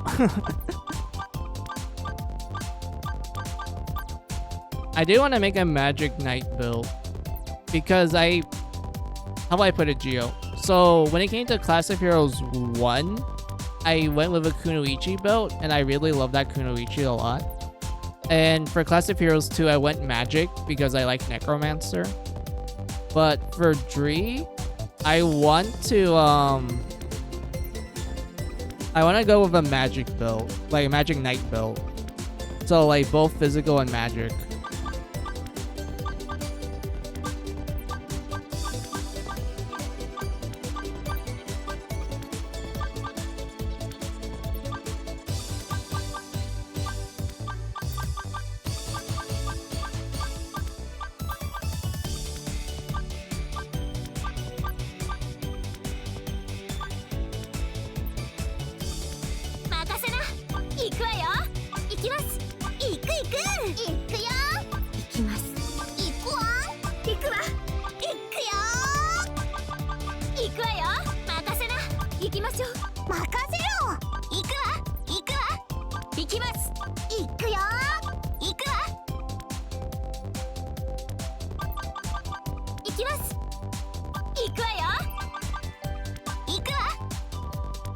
I guess this fits.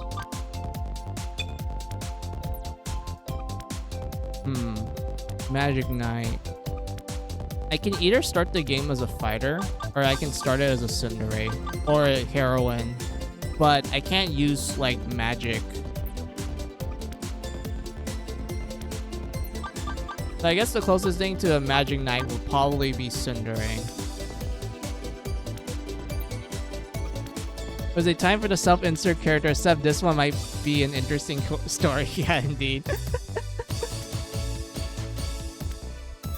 I bet this will be better than like the self-insert characters in like Western comics. Those ones are they're quite atrocious. Was to say that.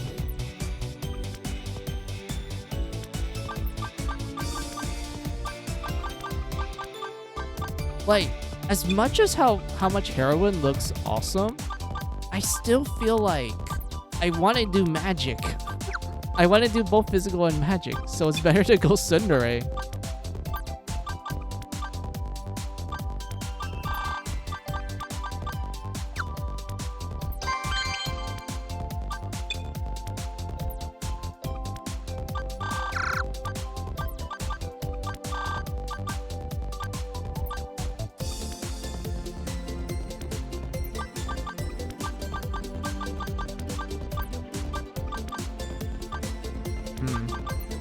Maybe this range. Also, it's time for a tsundere and otaku to mingle a bit. If it's in like a manga rom-com, sure. But in the context of this one, not so much.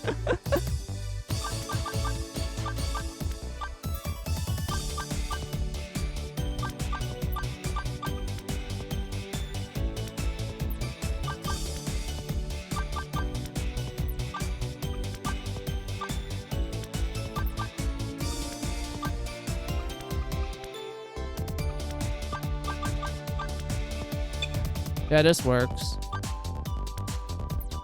Hold on, let me double check something.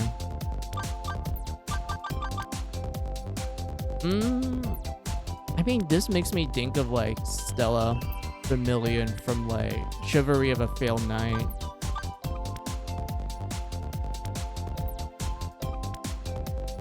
But the blonde is too classic. It's a tsundere. Of course she needs to be blonde with like twin tails. We need to make a tsundere accurate character.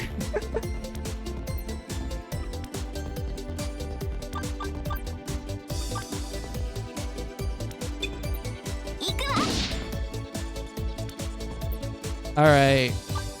That means we need one more character left to make. We need a thief. I'm just gonna say it. We need a thief. We really need it. I'll make a thief. Let's see. The demon attitude just adds more to the Tsundere lore. Indeed, it does. Wow, the thief got good luck. He got 35.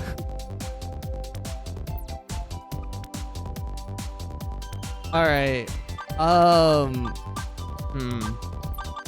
I know these 3 races make good thieves, but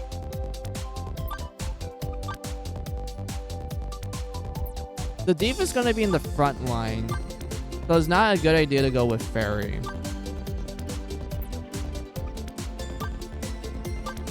Make a thief a furry? Oh, dwarf? Actually, that's not a bad idea. The dwarf has like innately high HP, and its luck stat isn't that terrible.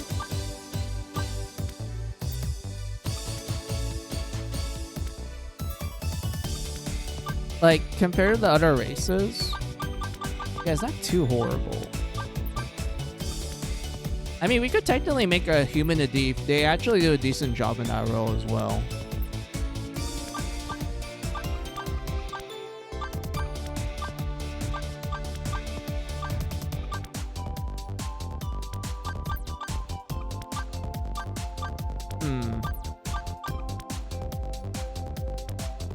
Thief archetype is super necessary, I think. Yeah, it really is, Gio. You really do need a thief.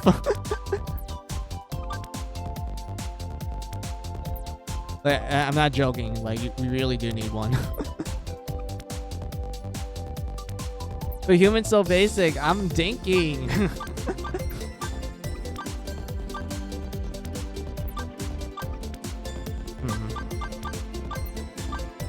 Yeah, alright.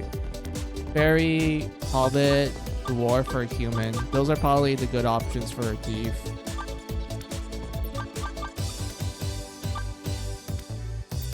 I'm kind of curious about a dwarf thief, though. Because our max luck will be 17. And I think that'd be fine for the most part. But at the same time, fairy and hobbit, they have like 12 and 14 luck respectively, so it can go up to like the 20 ranges, which makes it like a lot easier for us to pick locks.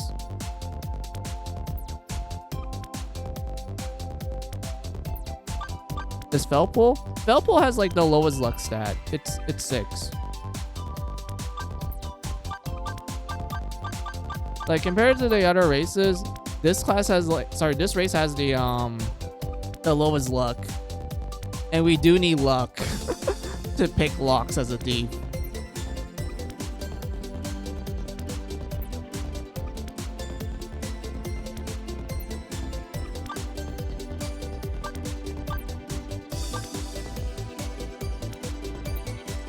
So yeah, I mean, we can technically make it. Well, we could technically make a dragon person a thief if we want to.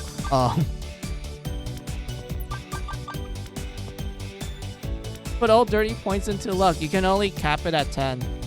Like, look. Yeah, up to 10.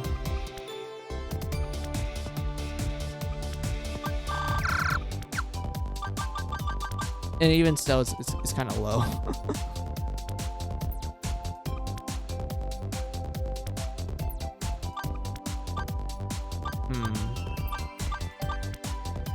Time to whip up the Game Shark. Yeah, if only we have that. If only we had the Game Shark.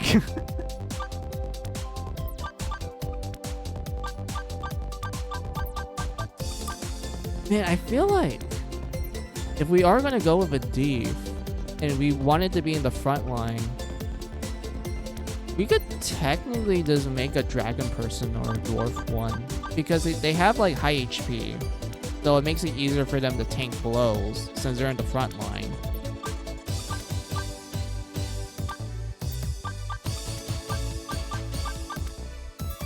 You know, yeah, let's do like a random like choice for a D.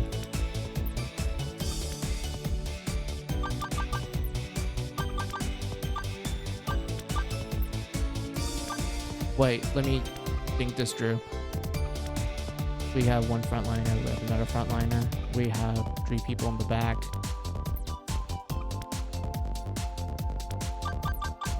You know what? Let's do a dwarf. I feel like it's a little bit more balanced. I think it'd be easier for me to like figure stuff out with a dwarf.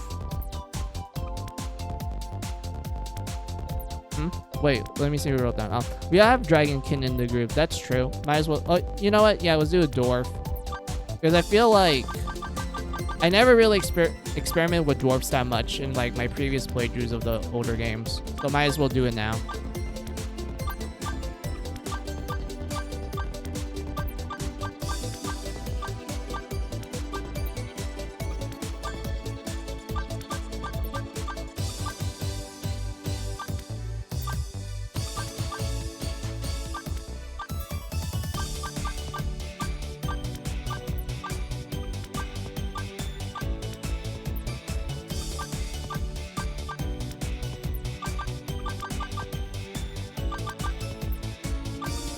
I think green looks nice.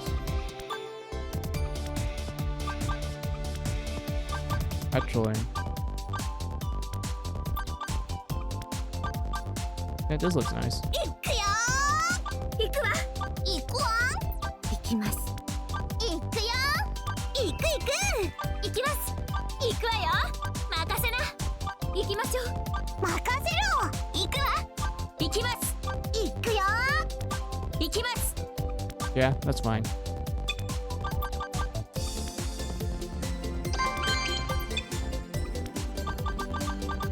Oh.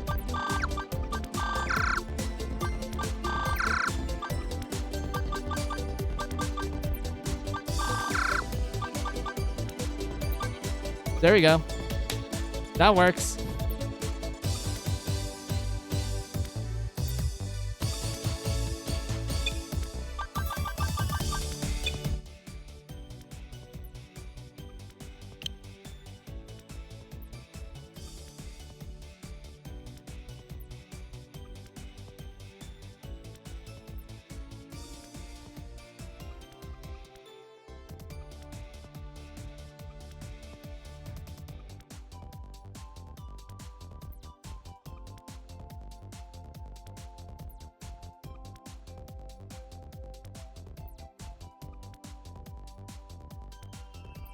I mean, usually my naming convention sometimes is like, I would name a character after a flower.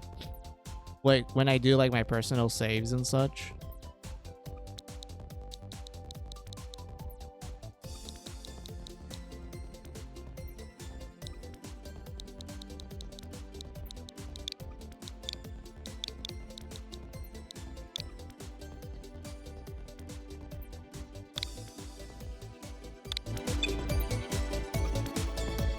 Yeah, I guess Poppy works.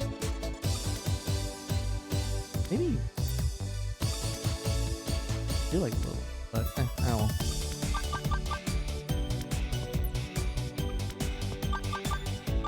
Alright. We got our deep. Very tanky deep.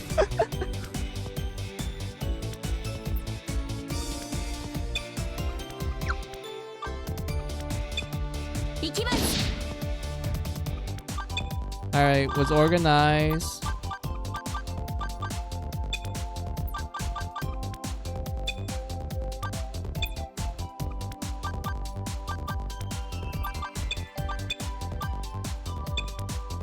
And there we go. We did it. We finally made our party. It only roughly took an hour? Question mark?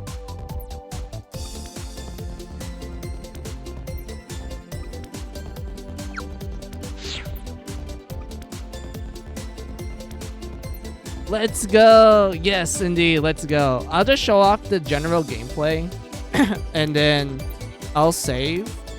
And I would say that would be a good place for me to end stream. Alright. So you are fully enrolled now. Congratulations. Let's see. Suboptimal play here. Should have made parties with the tournaments and stole all of their equipment, then made the party. That's true. That is true.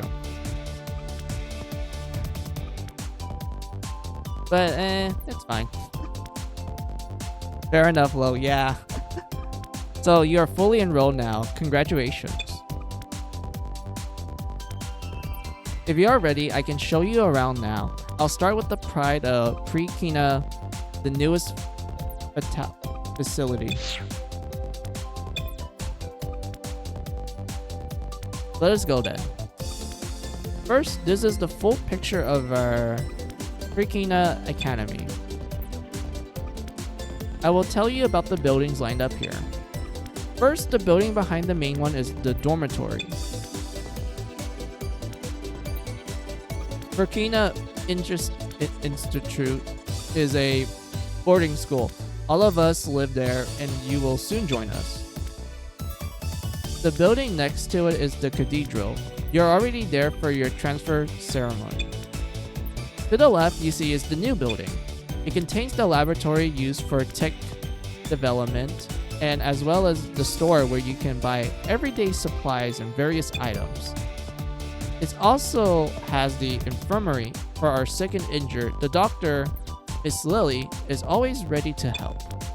In the middle, you can see the main building. It contains the staff room for the teachers as well as our classrooms. To the right there is the library. We use it to accept quests and look things up.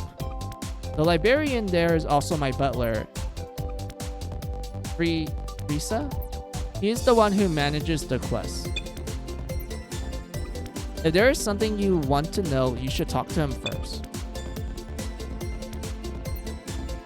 That is it for the basic explanation. Let's continue by going inside. First, the staff room. Freyla's party went to the staff room. This is the staff room. We only really go here when taking quests or when they scold us. This is also where they do enrollment and course changes. This should help to keep that in mind. Let us proceed to the dormitory next. We went to the dorms. So you're the transfer students they talked about. Dude, look at the dorms. This is a rich kid, like, boarding school. Look at this. They have a piano. They have a glass chandelier. And the desk looks like hotel desk. Like, the receptionist you go to the, like, you know, rent a room in a hotel. This is a rich kid's school. What the hell? I didn't expect that.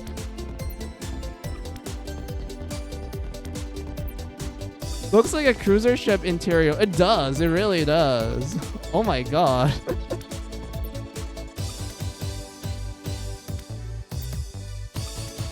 So you're the transfer students they talked about. I'm Leonotus.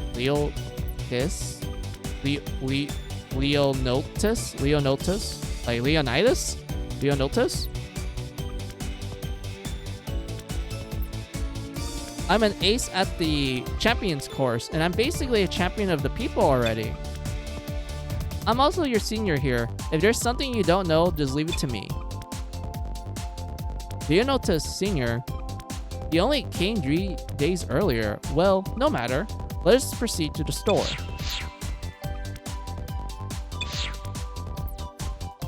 Oh, okay. The store looks more like your typical medieval, like, game, like, store where you buy equipment. Yeah, this looks normal to me. This is the store. You can get anything from equipment to everyday goods here, including things you need in the dorms. You should consider developing a habit of checking your equipment and inventory every time before you leave and come back. That should make your adventures safer. Next, the laboratory. Oh, hey, Miss Lily. I believe you met at the ceremony, but this is Miss Lily. She's in charge of the magic curriculum. Miss Lily, I brought the transfer students. Have you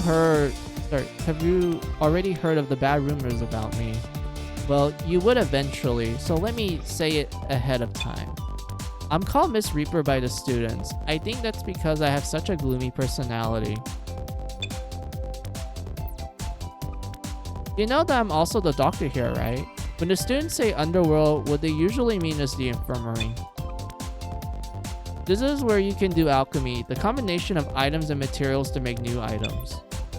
This is a skill you definitely need for your adventures, so please learn it even if you feel like it's a bother. If you skip it completely, you might actually end up in the actual underworld. Alchemy is a bother at first, but it can be fun once you get used to it. Let us visit the infirmary too. This is the infirmary. Some students call it the underworld, but I do not like that. Miss Lily is a very gentle teacher, so please use it without restraint. That is more or less for the tour. Let us return. I'd be terrified if she was a nurse with the nickname Miss Reaper. That's true. I'd be a little skeptical, not gonna lie, but even then, there is a historical, like an actual, like historical war nurse, Florence Nightingale, and she was literally called like the Angel of War or Angel of Forgiveness. I forgot what was the title, and the reason why is because like she would actually heal up both her allies and also the enemies. So she's kind of seen as like this, you know, all-loving angel that like, you know, preserve people's lives, well, the best she can during her time period.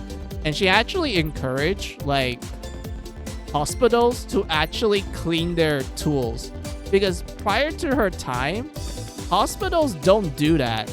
They just like do the surgery and such and never clean it. Like, hospitals back then were just messy. Like, unironically messy. It was only until Nightingale came and she's like, hey, you actually need to clean your tools because it might have some, you know, bacteria, maybe like old viruses, and you're just using it on like fresh patients and it just gets them infected. Like, she actually encouraged like cleanliness in the hospitals, to the point that she actually like alcoholed the locations and everything.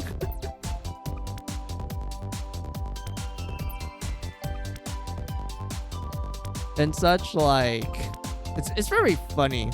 Like, the reason why hospitals are like so like, you know, very clean and very professional is all because of Nightingale just telling hospitals back in her time period like, hey, you better clean these things. Because a clean tool makes a world of a difference compared to a tool that you've been using for 30 years and you haven't washed it since.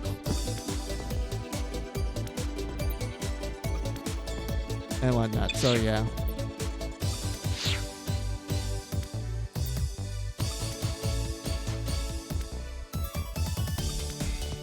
That is it for the tour. Did it help you? If there is something you do not know or that makes you feel uneasy, please talk to me or the teachers. We will meet each other during our classes too. And again, I hope we get along. Alright, let me save.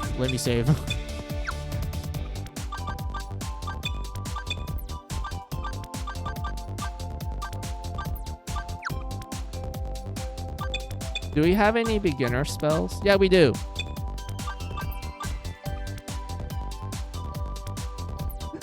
Nah, it helps build up your immune system. Only the weak won't survive. Yeah, sure.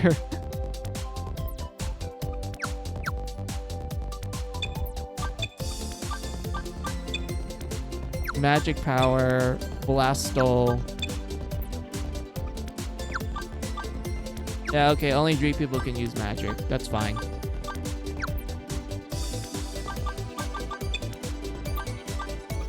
Was this save?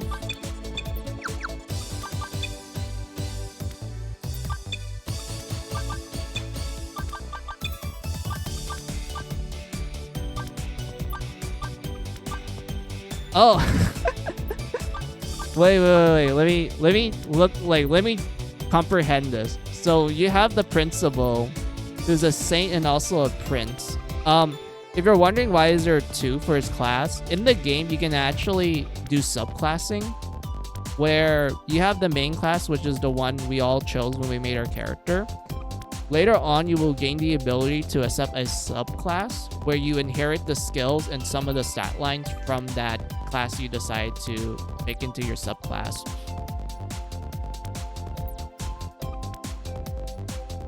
And whatnot. So it looks like the principal is a saint and a prince.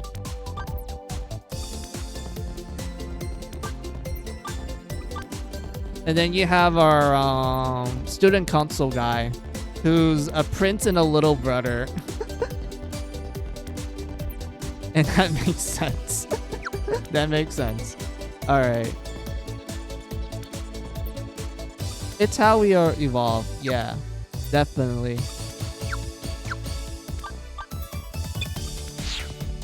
So your first day of venturing begins. The wilds and the dungeons are full of dangers and monsters.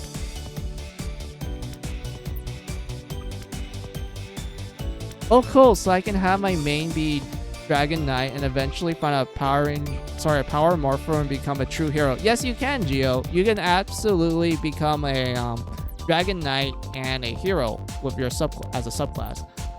She's a doctor, no. Oh no, not Miss Reaper. Look, Eagle, she's a nice lady. She's not gonna do anything.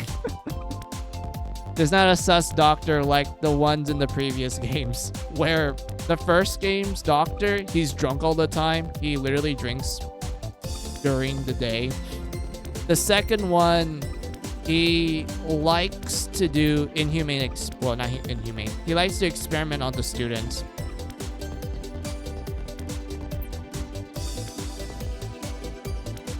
This got to not get hurt. Sure. Let me explain the basic combat system so you don't panic when you run into it. I already know how the game plays, but sure, let's listen to what this guy has to yap about.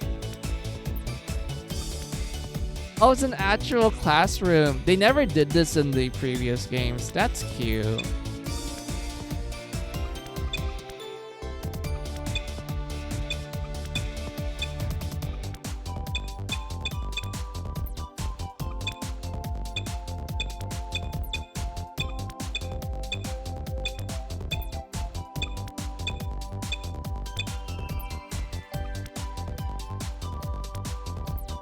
That's it for the basics of combat. Now, to experience it, I hope for your glorious victory. Wait. Oh, I remember. This is the teacher you talk to when you do alchemy. For this school. Because there's a different alchemy teacher for each school. Yeah, I remember you. You're the one for this school. It can be pretty hard, but it's nothing you can't get used to. But do you know about compatibility? It's very important in fights too. Oh my, is this your first time playing with compatibility, isn't it? But the Angel of Love, how the fuck do you pronounce your name? I don't know how to pronounce that. Bugavella? Bunga Bunga? Wait, what?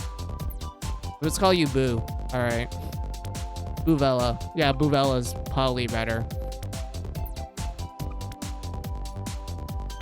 Alright. Boovella teach you the basics. Don't worry about who I am or where I'm from. I'm just a passing angel of love. No, you're the alchemy teacher. I remember you. You're not passing by angel of love. You're one of the teachers. Compatibility is the bond that connects people. I like that one. I don't like that one. It's a little spell that binds such hidden feelings with lines. First, choose a character whose lines you want to draw. There are two types of lines, like lines and dislike lines. Normally when you draw a line, you also have to draw a dislike line, but there are exceptions, so listen well. People adventuring alone obviously can't draw any lines. Any two adventurers, only one of them can draw a line. As you draw compatibilities, you might sometimes see a discovery symbol. That's proof that you activated a skill. You can see that the activated skill on the status screen. I'm sure it'll be useful in battle.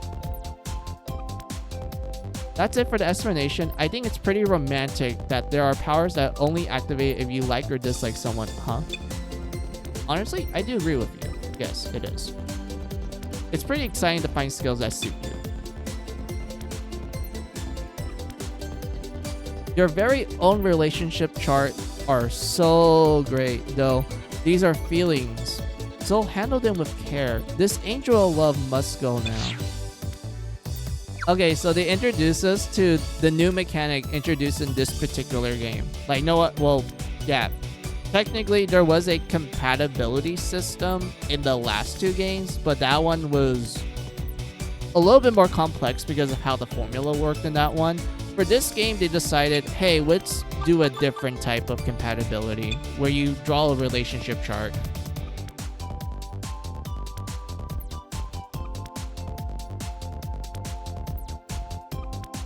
Alright,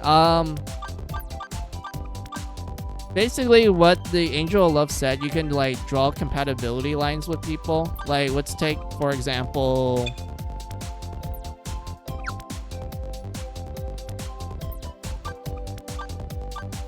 let's take Glex. Let's say Glex has a ding for furries.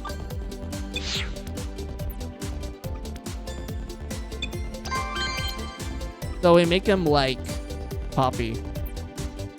And now we need to pick someone for him to hate. Let's say Glex really hates Tsundere. He absolutely despises them. So we put this blue line here. Where your reaction to me is sad. You're just sad. And the moment that happened, you learn a new skill with Poppy, and it's this skill right here.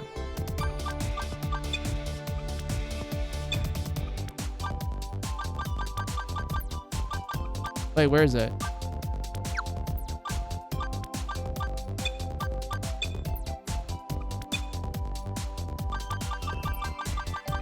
Wait, is it not with me? Wait, not with Lex? Wait, who's it with then? Is it a magic spell? No, it isn't. Wait, what is it? Hold on. I did saw it. Wait, let me do this again. Hold on.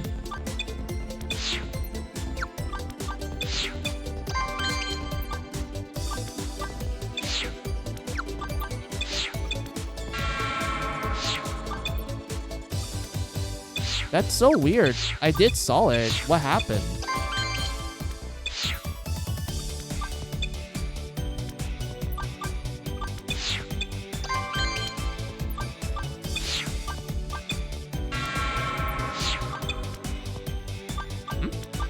Am I kind of delusional? Because we just saw, like, Discovery.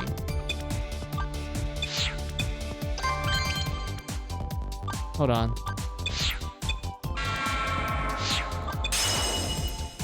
Yeah, active skill.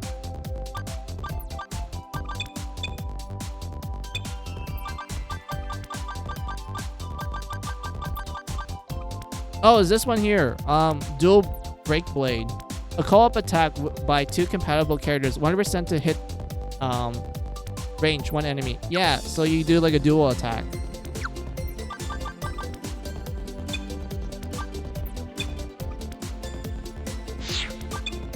So yeah, you can do all kinds of like funny like relationship charts and whatnot, but you do need to remember one of us has to hate each other. Give us all to hate each other so we can defeat the enemy with the power of disgust and disdain. It is possible, but you do need to like one person, however. You do need to like someone.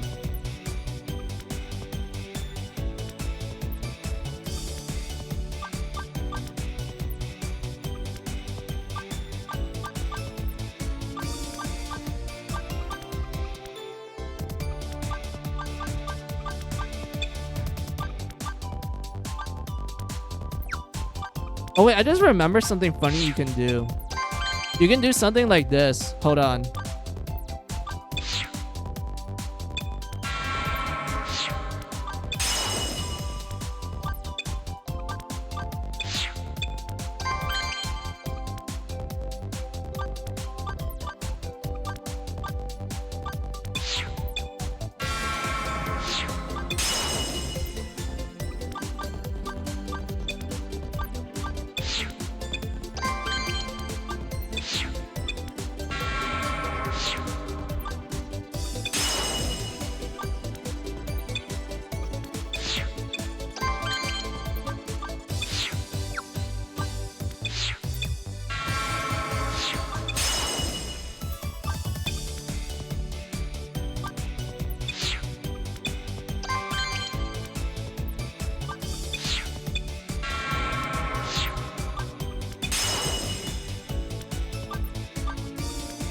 Like, okay, so chat, you can do something funny like, oh, you have one character that everyone likes, and then you have one character that everyone hates. And funny enough, you do get some like interesting skills from it. Let me look.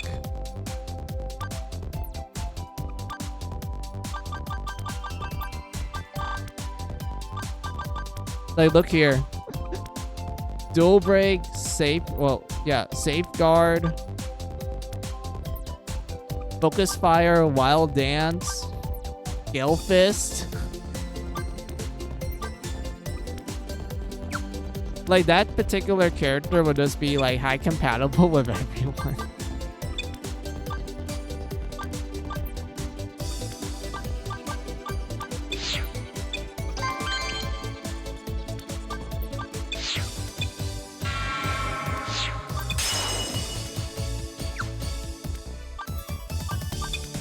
What do we learn from that? Oh, look out. Supports the action of the character this character cares for. May add additional attacks. Yeah, there's like a lot of strawberry milk.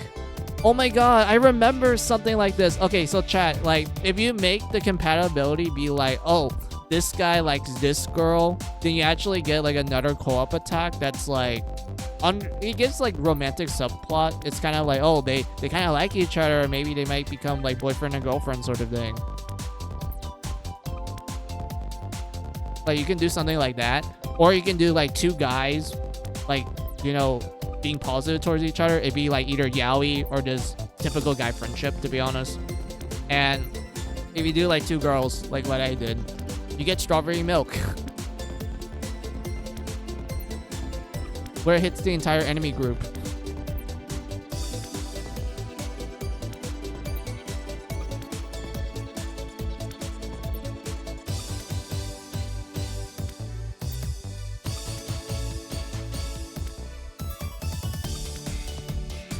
And such, but like, yeah, it's so funny to me. That's some deadly strawberry milk. Yep, indeed. So we'll just clear that up.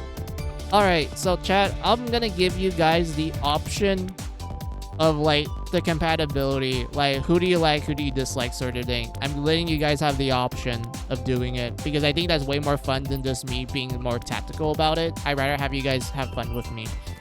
I wanna, you know, you guys have your own input.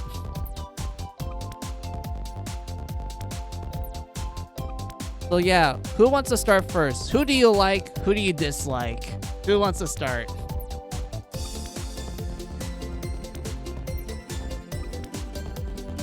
Make everyone hate me. Alright, who do you like then?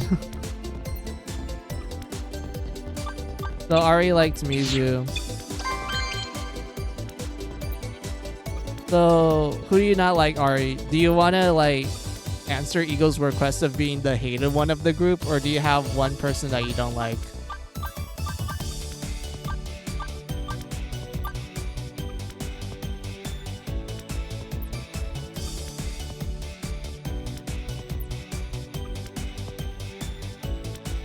Nah, that'd be fine. It'd be Eagle. Alright. Alright, Eagle. Looks like you got your wish.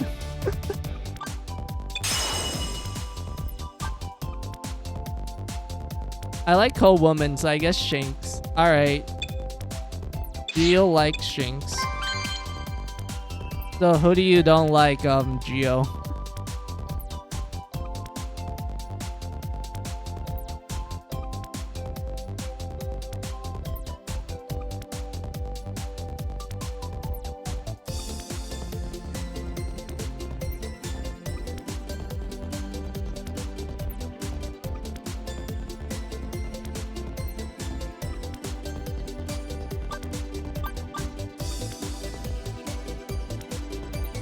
Glass needs to be hated. Alright.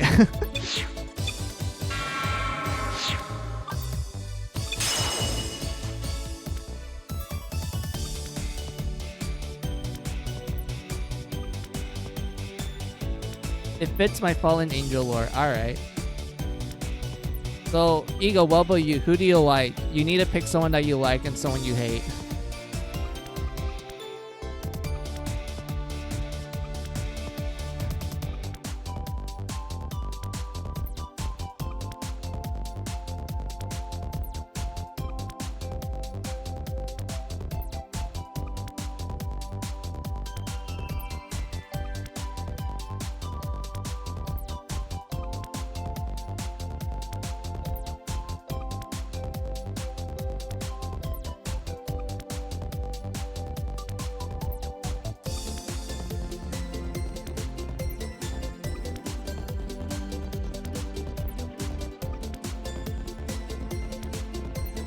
I guess Mizu. So, do you like Mizu or do you hate Mizu?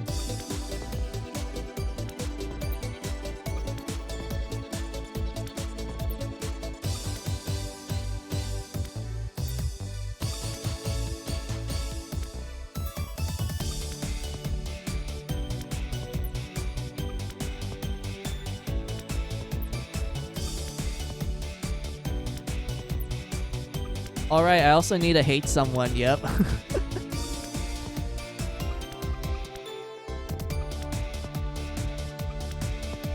I hate Poppy, I guess. Alright, so...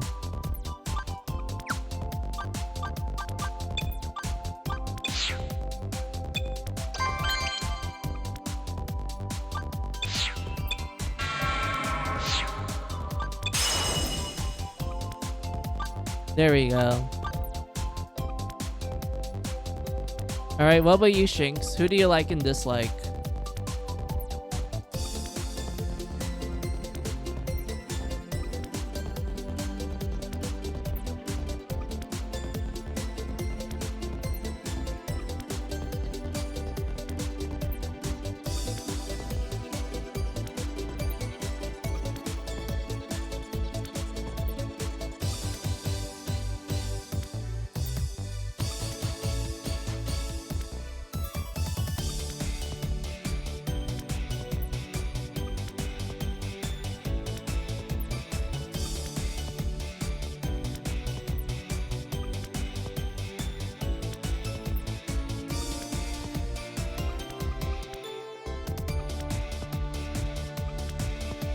Alright, we can just skip Shinx for now.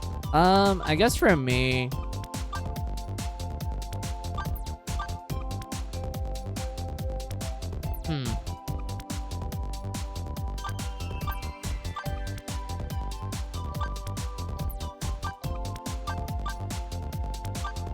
Will I be... I'm thinking hard about this, hold on.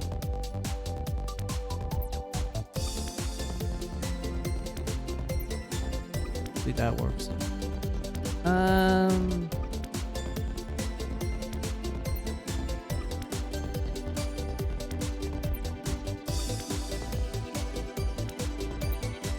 Wait, I'm kind of... Well, no. Shoot. I was thinking of, like... if it's possible for someone to like someone and also hate them at the same time, because that's kind of the point of a tsundere. You know, you initially are cold, so you get lovey-dovey, but I realize you can't do that.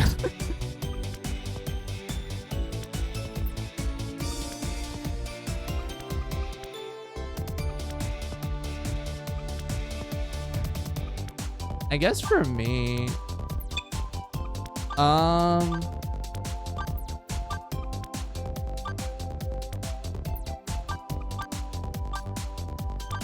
who do I like most out of this group?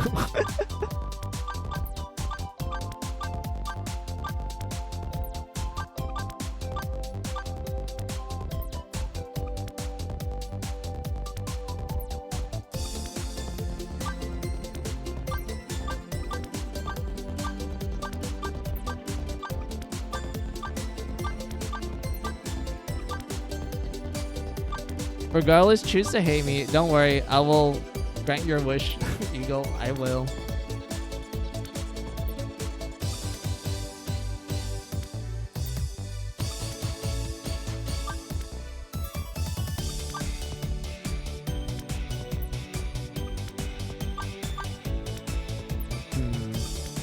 I guess Ari then. Yeah, it kind of fits. And then, here's your wish, Eagle.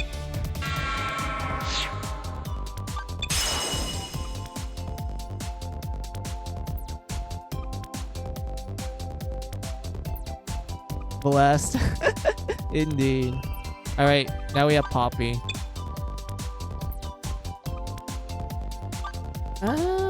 Poppy's a, well, dwarf thief.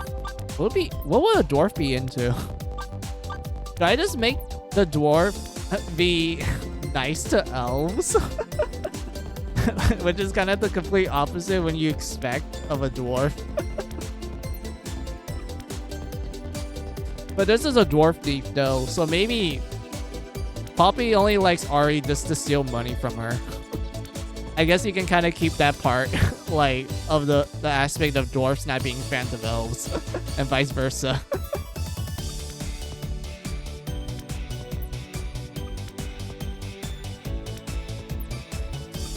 Like, that would be kind of funny.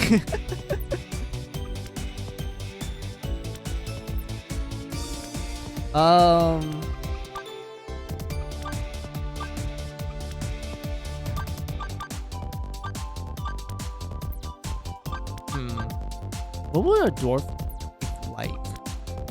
I don't think they'd be into a tsundere.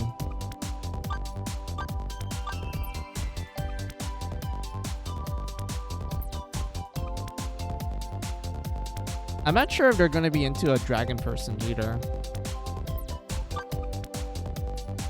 Thief code: keep your enemies closer and their money closer. Indeed. And then I don't even know if a dwarf will get along with an elf. Like, they don't get along at all.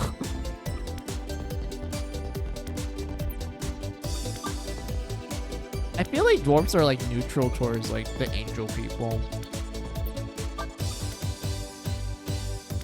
And then for gnomes, I think they definitely would enjoy gnomes because they're both like earth beings. You know, like dwarves are known for like mining all the time, and gnomes are like earth spirits.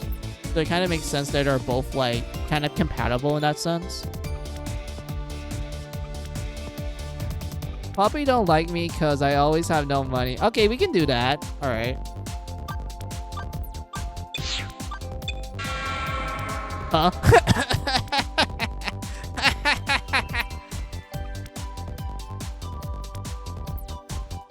Oh my god, Gio. You got the huh. You got the huh statement. Oh my god. Like, she doesn't notice you exist because you have no money. Oh my god.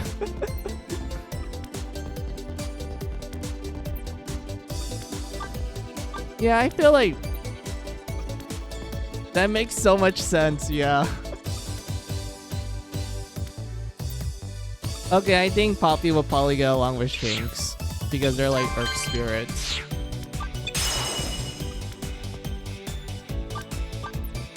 Wait, did I pick one? Oh, no, I did. My bad. I thought I didn't.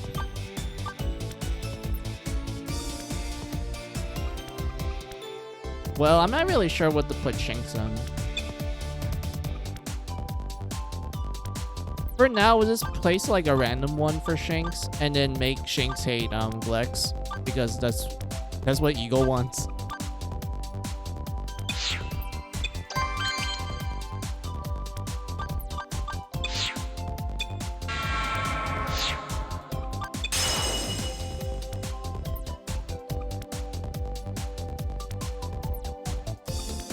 There you go. So this is the relationship chart, chat.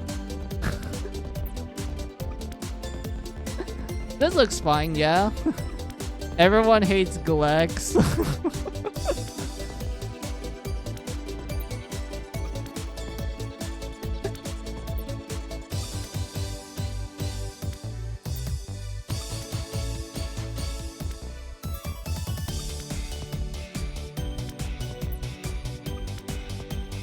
Poppy stealing my code in different love interests. Indeed. Let's see. I'm a bit disappointed that Poppy doesn't like hate me, but the lore fits too well. I won't dare to change it. Yep. Alright. We're done with the compatibility. Man, we're doing so much, and we haven't touched the gameplay yet. I mean, this is technically the gameplay, but I mean like the combat.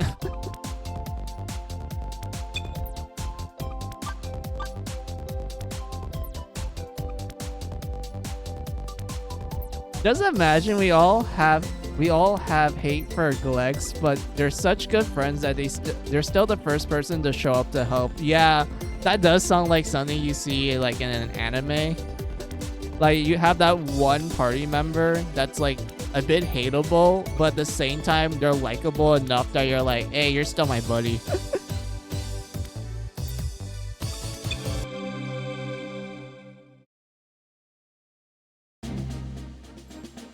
Wait, I just realized we don't have a map. We need to buy a map.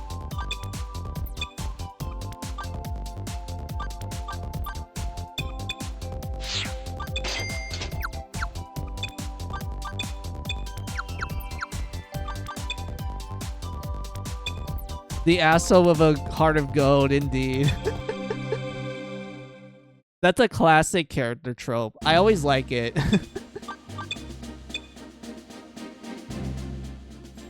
I think as long as none of us is show Tucker, then it's fine. Oh yeah, from Full Metal Alchemist, yeah, definitely. You do not want to be Tucker. That guy did so many questionable ass shit. Oh, look at that. It's little gnomes. Are they gnomes? They just look like coat people to me. Yeah, they're just one-eyed wizards. Wizards, not lizards. Oh yeah, Ari, I forgot to mention this. So if you're like either from the dragon or demon race, you have a race exclusive skill called Breath, which lets you hit all targets. And it does like a decent amount of damage too, especially towards like magic enemies, because they tend to have like high physical defense, but they have crappy magic resistance. So yeah, Breath is pretty cool. But anyway.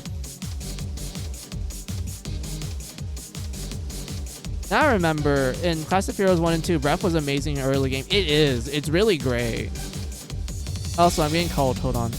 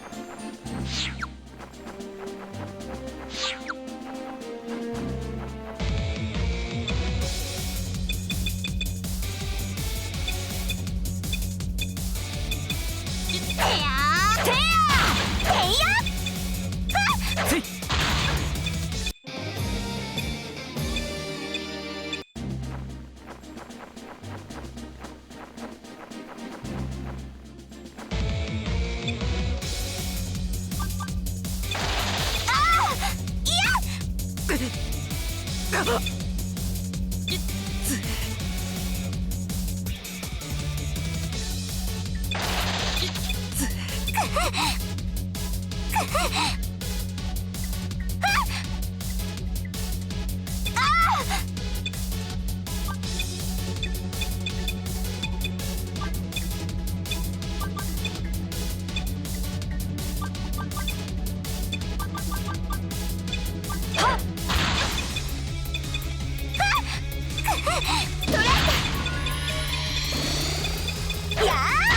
こ。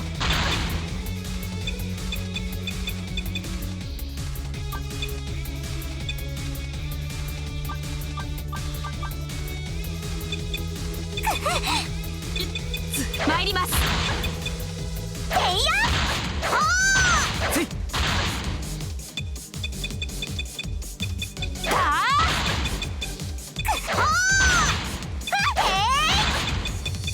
ーかほーせい。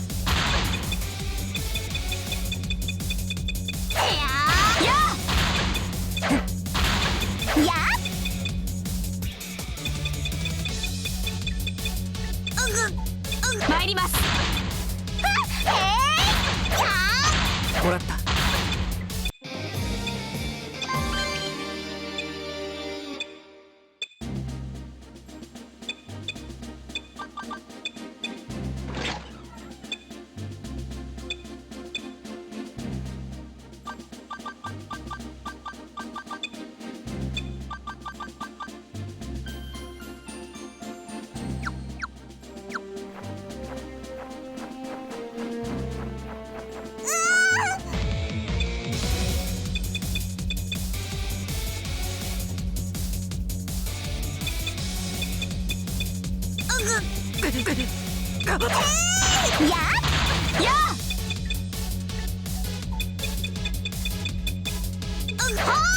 参ります。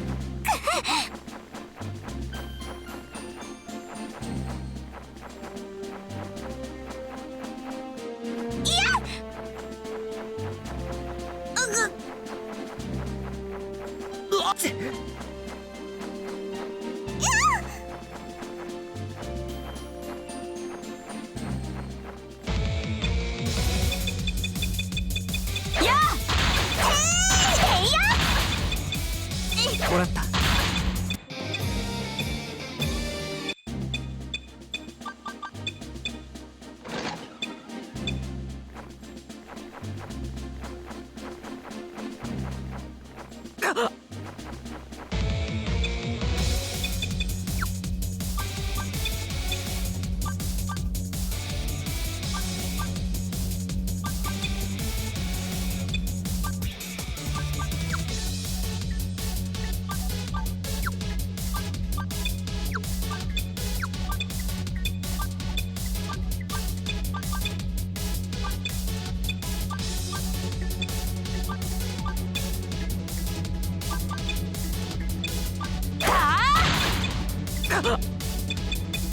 消し飛びなさい。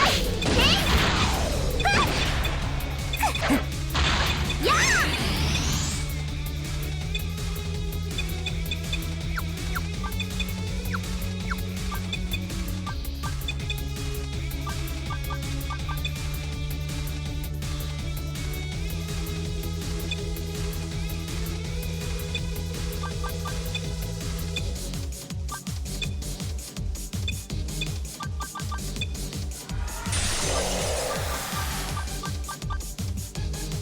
はあ、くらえ。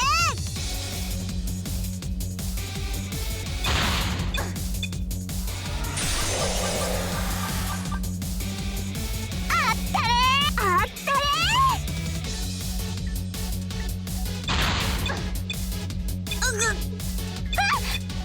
れ。もらった。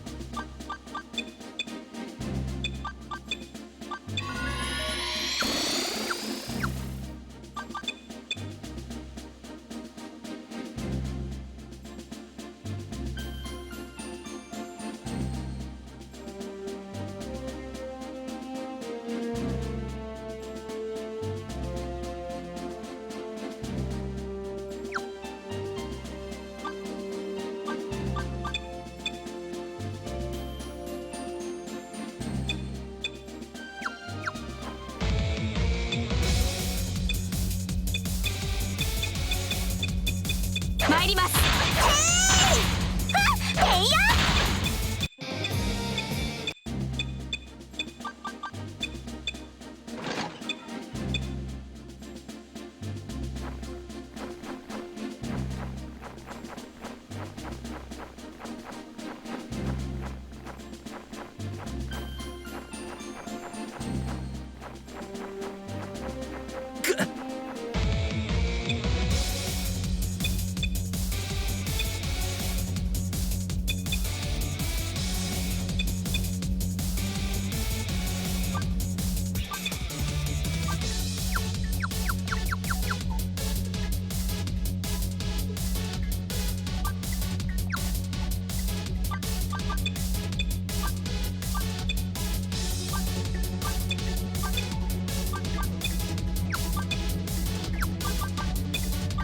参ります。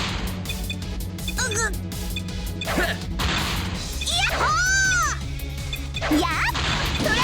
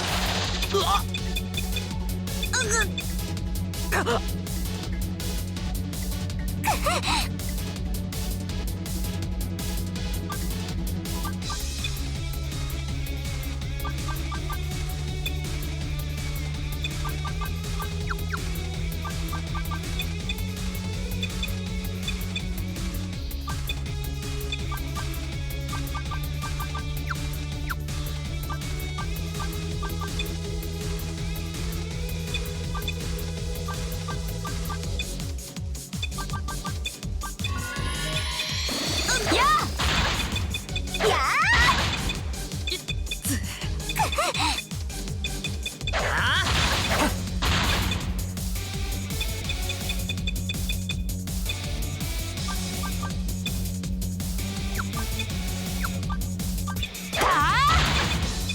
やそこ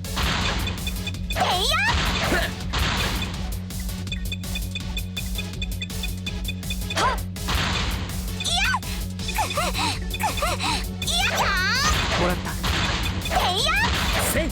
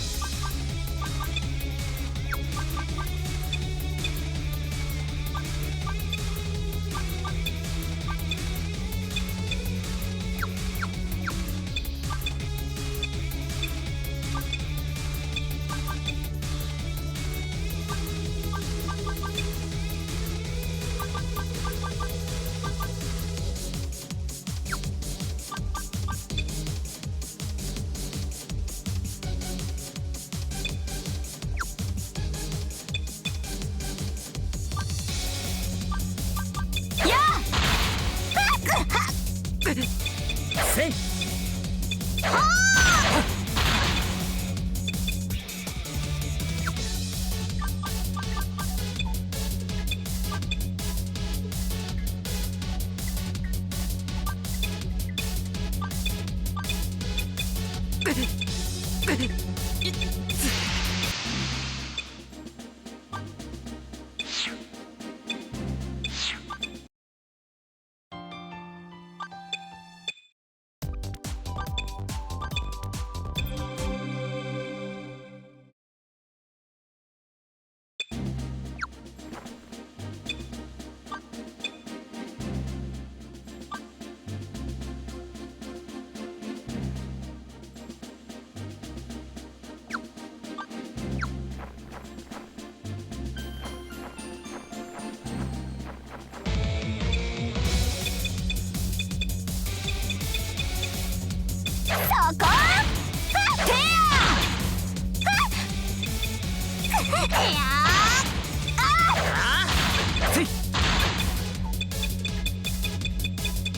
ります。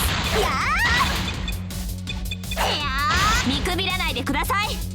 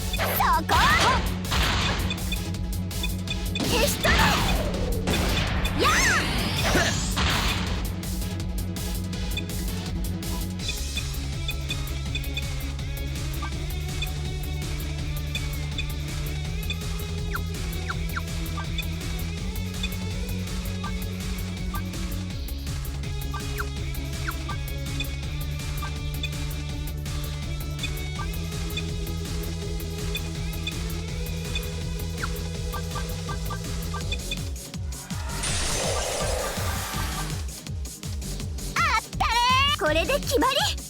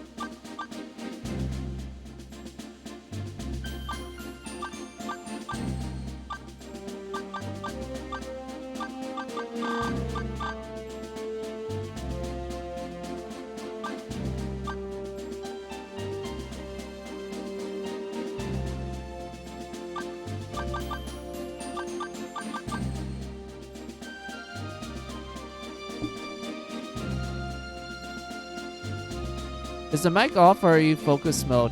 Oh, I was yapping with the mic off. Sorry, my bad, guys. Oh my god, I was yapping this whole time and you guys didn't hear a single word. My bad. Oh my lord. What was I gonna say? Oh yeah, so...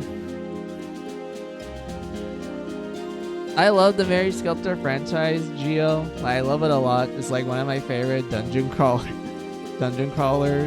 Mostly because I love the story and soundtrack. The gameplay, it was... I would say it's customizable. Yeah, the characters are fixed because they have backstories and personalities, but I do think there's enough room for customization for it, especially when it comes to like specific games in the franchise. But I really like it a lot. Like Mary Skelter is kind of the reason why I started my streaming career, because I started my streaming career by streaming all the games, and I kind of just talked about it and yapped hard about it. What else? Oh yeah, I know about the Dumb and Rappa 2 remake. Like, I am aware of that. I thought you were in focus mode. I thought focus mode. I was wondering for a moment. I'm sorry. I was yapping hard. I didn't notice. Sorry about that. I was like making small commentary about the game. I was like, oh yeah, you can do this and that, and like, oh look, you can do mini games when you perform specific skills. Oh my god, I'm so sorry, guys. I thought I was actually talking for a very long... Like, you guys actually heard me talk. I think you were quiet for like 20 minutes. Dude, that's embarrassing. Oh my lord. I'm actually kind of embarrassed.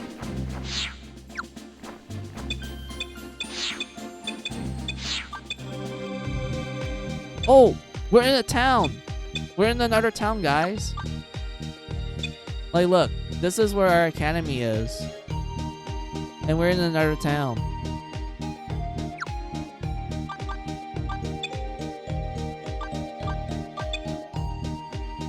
Dude, the price. Oh my lord. What can we buy here? Chris, shovel. Oh. We can make you guys do the shovel. Because the axe is pretty fine for what it is. A sickle. Oh man, this would have been better for Eagle.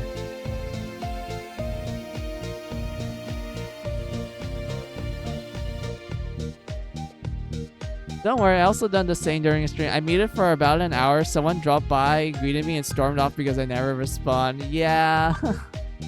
Man, I'm actually really embarrassed. Like, I'm kind of blushing from embarrassment. Not gonna lie. But yeah, sorry about that, guys. But thanks for like reassuring me that it's okay. Thanks.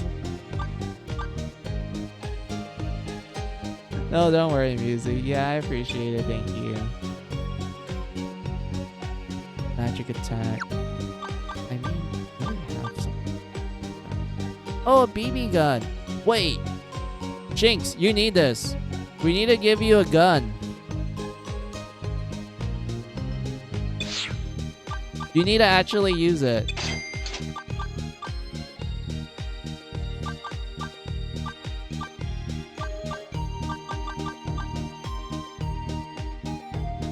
I don't think any of you guys need a throwing weapon, technically. I think we're fine for where we're at. A card? Not really, it's short range. If it's this card, then definitely. Little cow. Oh, that's a puppet. It's cute. Very adorable.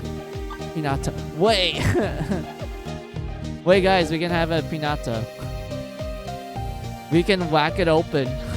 But it's expensive as hell. We can't buy it yet.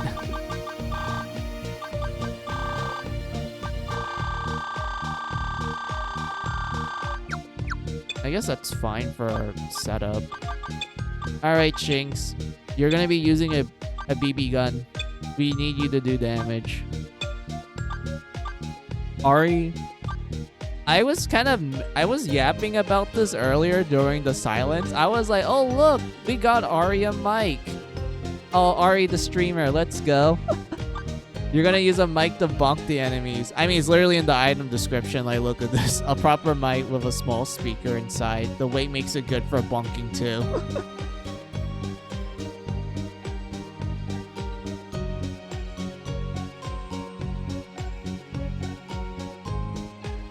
Yo, hell yeah.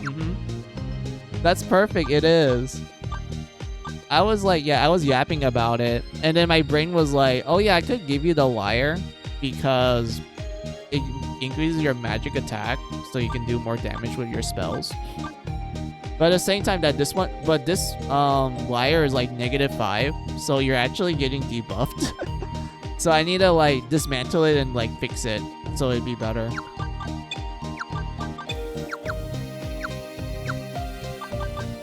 But yeah, let's heal up.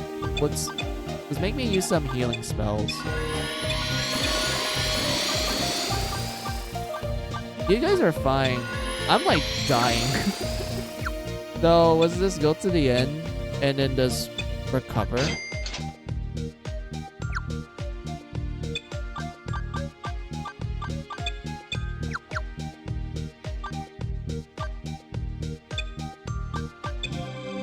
Let's go back to the Welcoming Grove.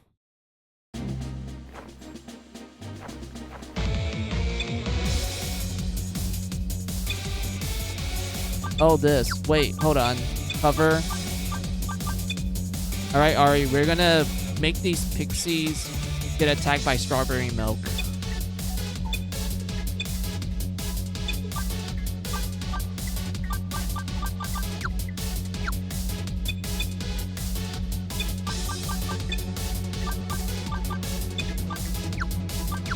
Oh, you can't hit back there? Okay, that's fine.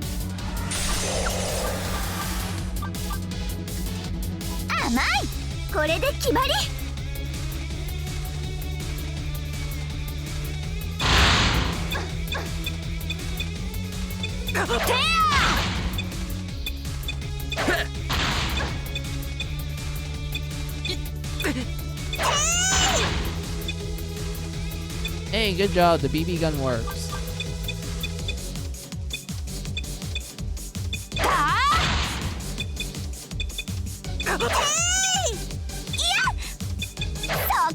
Accuracy is kind of questionable though, but that's fine.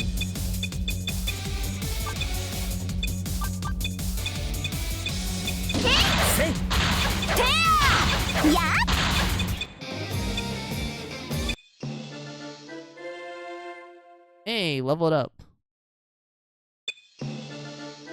Hey, you got leveled up too. Yeah, your mine is higher than your intelligence. So that means, like, if we had a healing spell for you, Ari, you're, like, the best healer in the party. And then Shinx leveled up. Your power is kind of questionable, but your other stats are good.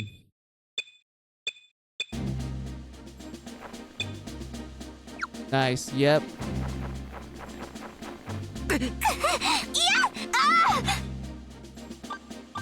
Actually, how many spells did the Shinx have now? No, Shinx still stuck with the default, but that's fine.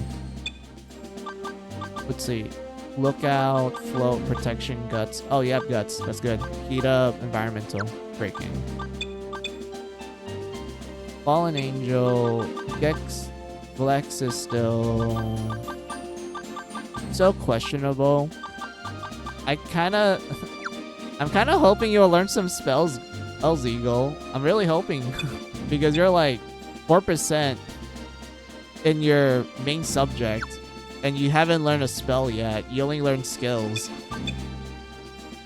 4%. Another 4%. 11%. 11%? I'm almost like, wait, holy damn. 11%. Also, this one's 11% too.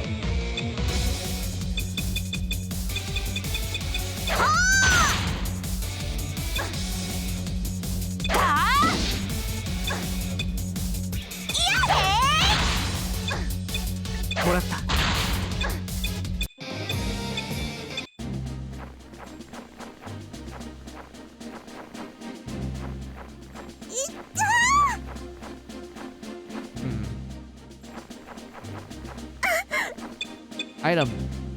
String junk. Alright.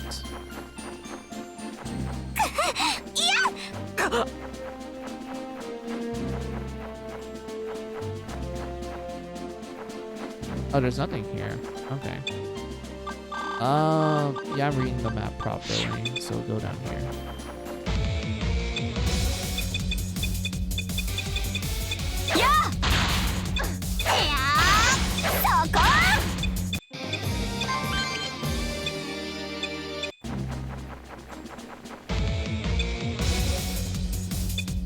Ooh boy. Alright.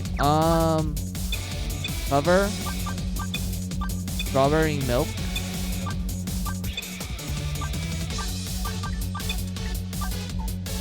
Wait, who can do strawberry milk again? Oh, with Shane.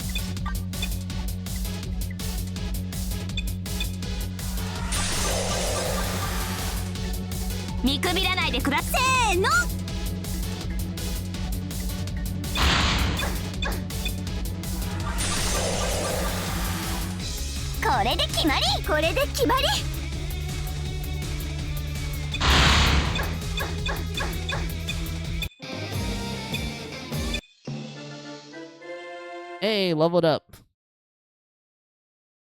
Bro, my MP is pretty high. It's 100.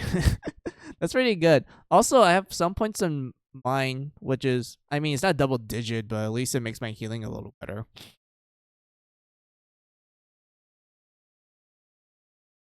Let's see, my agility's pretty high. My vit is, oh, it's 15. That's a pretty decent range. Intelligence is high. My power is pretty high too. Ari learned new skills. Oh, what do you learn, Ari? Oh, there's no dismantling. Just open it. Yeah. Oh, there's a cloak. Hold on. Who can wear it? You can wear it. I can wear it. Gio can wear it. Shinx can wear it. Lex can. And Ari can. I still feel like the enemies are just targeting me. They're just focusing on me for some reason. So I'll probably just wear the cloak, but I will make more cloaks for you guys. I'm not even gonna buy it. We have like a bunch of cloaks we can actually make technically. Yeah, like...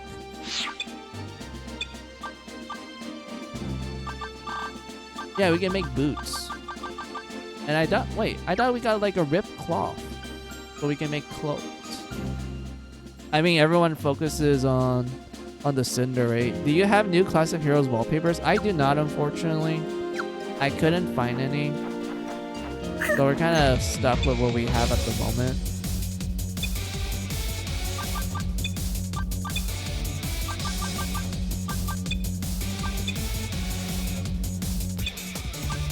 Yeah, let's focus on the front row. You do damage to him, him, and him.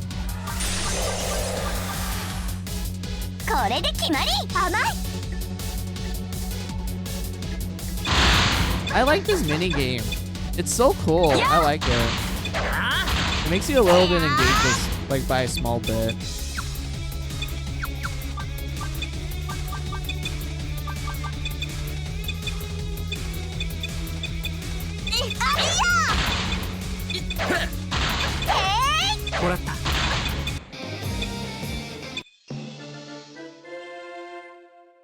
Let's see. Dude, you're getting more tankier. This is good. Although I would like you to have some points in agility though. Lex, you have leveled up. You have a good amount of everything actually. Yeah, you actually have a decent amount of everything. Oh! Finally, you can use magic. Thank God. You can actually use magic this time. Way to go, my boy.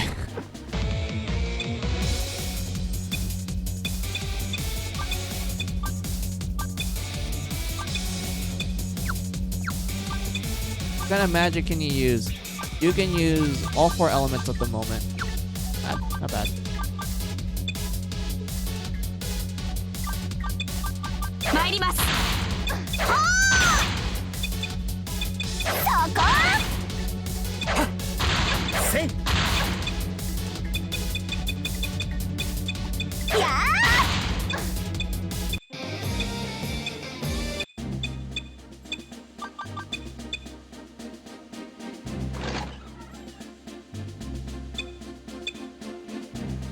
Oh sweet, you don't have to choose what magic you learn, just tied to it's just tied to your class. Essentially, yes.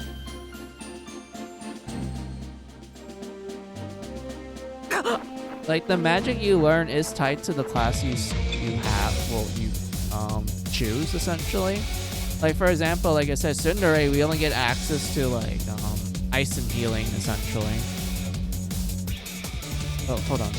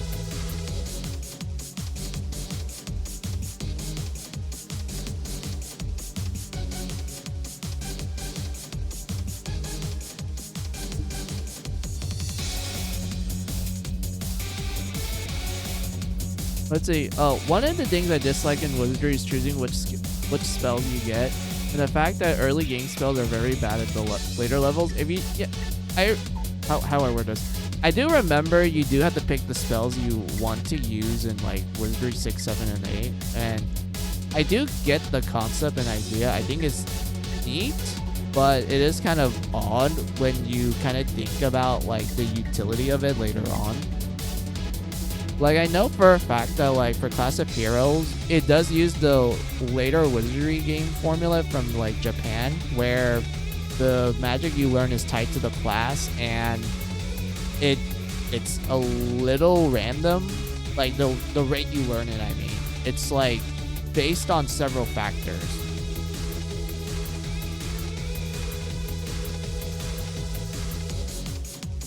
There's a strategy in 8 to just not do a lot of picks until you meet the threshold so you can just learn the bigger spells. Yeah, I remember doing similar things in Wizardry 8 like that. I also remember like the amount of funny things you can do where if you pick like specific skills, like you kind of have to grind it a little when you pick like specific skills early on. You kind of realize that, wait a minute, this kind of breaks the game in half.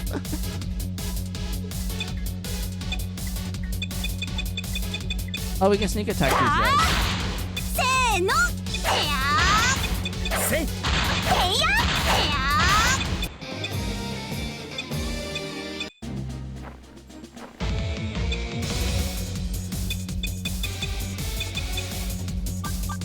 I don't think any of these guys are weak against anything. Like, these are pixies. I think they're like neutral. Like, they don't have any elements. Or although I can check the yearbook.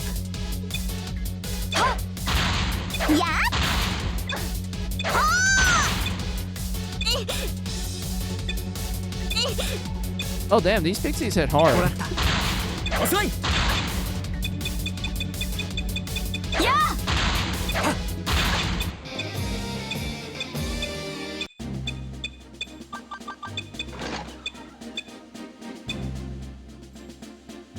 I mean, Wizardry is also the game where it's the easiest to have the solo Ninja Fairy start. Yeah, it is. It like Wizardry 8 is such a funny game to me because of how easy it is for you just to snap everything in half.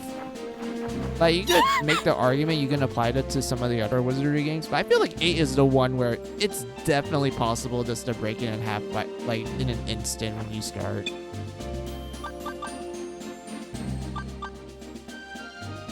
Oh, we got a liar. It's like +4. How better is it compared to this one? Let's see, that's 25, 30, 13.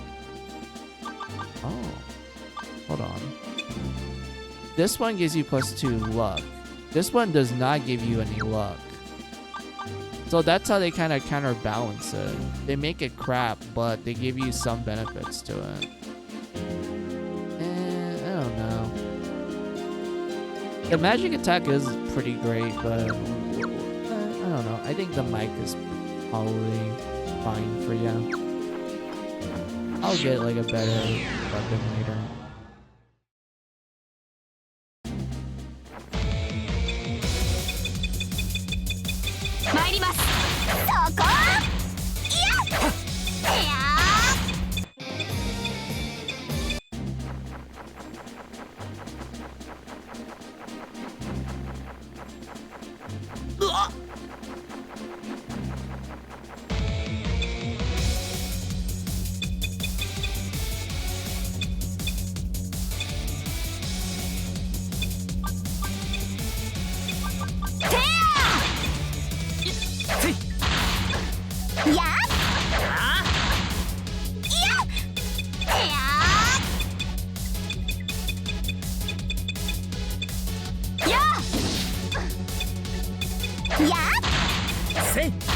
I'm trying to figure out the timing for heat up. The skill where they're like, oh, if you press R at the right time, it makes you do more damage. I'm trying to figure out the timing for it.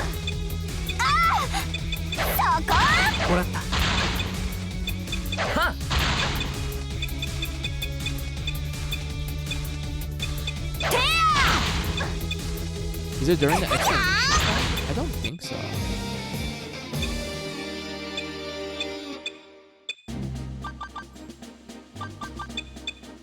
No traps. Alright. I believe you. Also, I forgot to read what else you wrote down. Also, I'm glad I have 2 monitors, so I have you on my other, because I'm trying to convince my DM to give me stuff for my Dungeons and Dragons character. Oh, that's pretty cool. That's nice. I hope your Dungeon and Dragon session goes well. I like Dungeons and Dragons. It's pretty cool. I remember, like, playing the older editions. I didn't touch the newer ones because, I don't know. I feel like newer Dungeons and Dragons, it was kind of hard for me to, like, enjoy it to some extent. Like, it's still fun with friends, mind you. Like, I always read Dungeons and Dragons as, like, a fun game to play with friends, but I just felt like, in terms of like some of the things you can do with the newer editions, it felt kind of lacking to me. I don't know. It's just like a personal like feeling. I could be like completely bullshit, and like someone who's a big like Dungeons and Dragons fan can be like, oh, you're talking out your ass, Mizu. I think the newer editions are better. Yada yada. Like, I don't know. Me personally, when it came to newer Dungeons and Dragons, I just felt like it was a little lacking.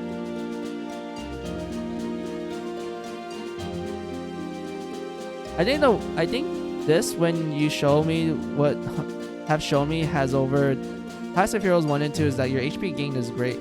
Yeah, I think the reason why is because they actually increased like the amount of HP you do receive from both your VIT and also your race. Because I know in 1 and 2, it's very dependent. Like, it's really race dependent.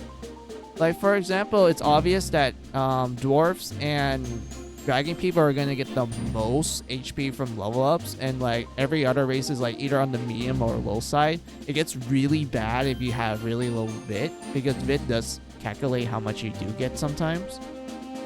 And because of that, I'm like, yeah. Like, for Class of Heroes 1 and 2, because of it playing like old school wizardry, I mean like Wizardry 1, 2, 3, 4, and 5. Of course, the amount you're gonna get is a little bit on like either you're gonna get good luck or bad luck, and Wizardry doesn't care which luck you get. It just gives you whatever.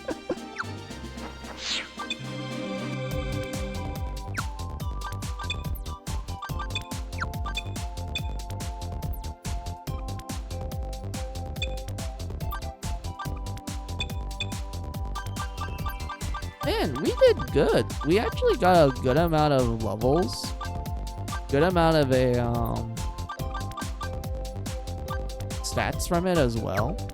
And I'm like slowly understanding like, okay, you can do this and that. That's neat. Yeah, we can just shove that in. Yeah, let's sell the tank tops. We got a Tobby. Yeah, Tobby. Ooh, is it good?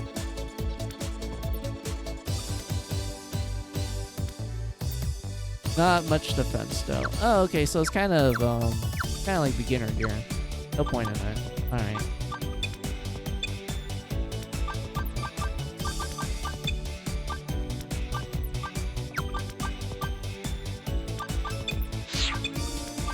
Two rapiers, whip shirt, and fine boots. We can make a couple of fine boots.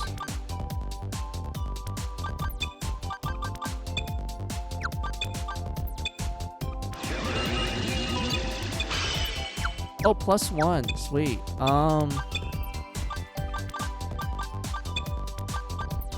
I think Ari will benefit the most from this. Like, I don't care that your accuracy went down by 1. It's fine. It's a reasonable drawback. But at least you have more defense. And your magic attack is like a little higher. Let's make one for Eagle. And I don't think Shinx will benefit from it. Yeah, I think Shinx will probably benefit from it. Just by a little bit. So we just need to buy like 10 more.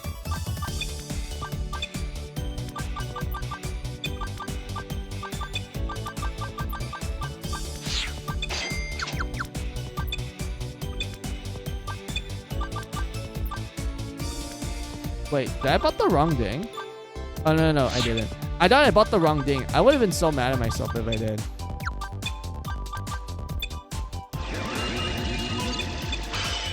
It's a +2. Damn, that's really good.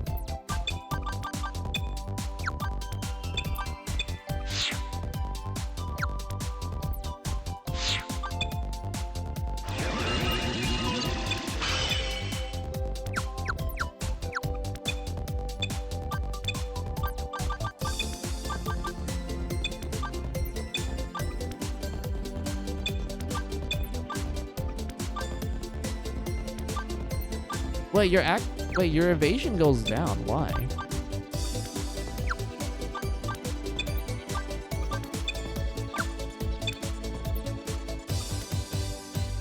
That's so weird.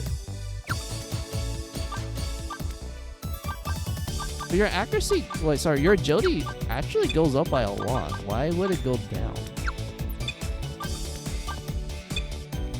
That doesn't make sense to me. Wait, what about you? Yeah, your agility goes down too. But you're the opposite.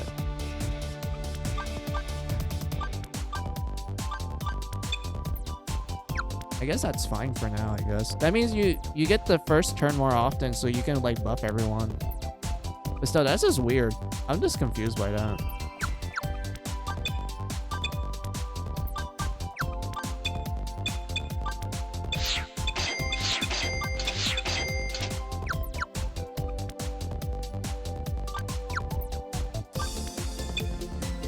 What other items do we have? Child, sling, mic, tank tops. We can just storage it.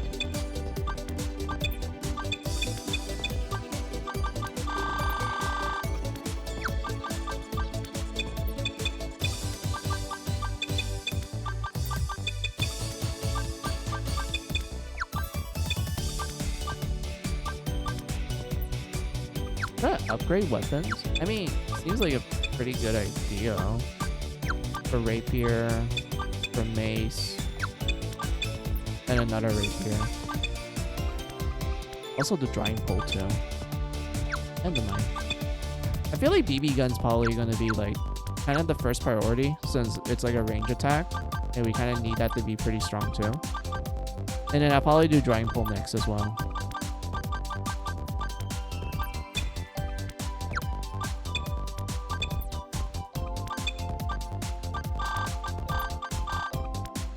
Where is it? Where is the drying pole?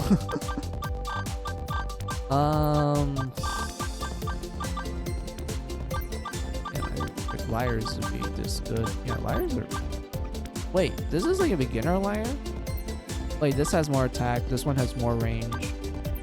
This one's weak. Why would they make that one the weak one? That makes 0 sense, but okay. BB gun. You need 3 iron jump. Gotcha. 3 iron jump.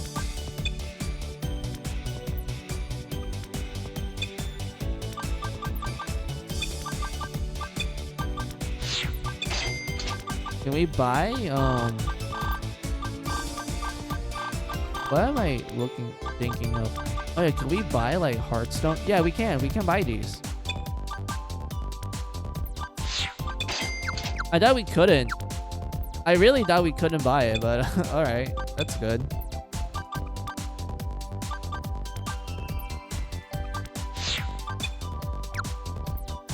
Oh, I need to remove it. I just realized.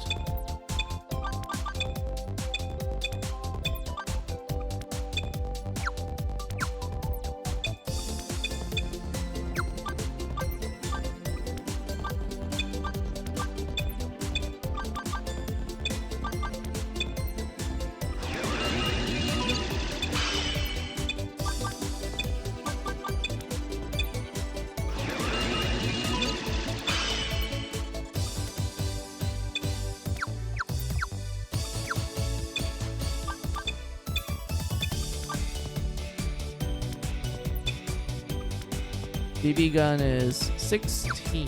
Okay. There you go. I will love to buy more accessories. How much do they cost anyway? Yeah, stupid. Yeah, it's stupid expensive. I can't afford any of those.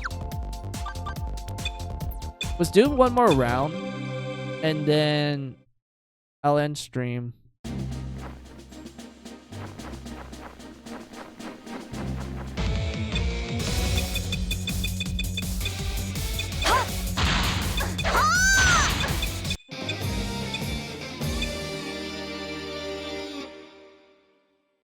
I can't afford any of this. Classic heroes. Yeah, indeed. You can't afford anything when it comes to classic heroes. It's better to use alchemy the most.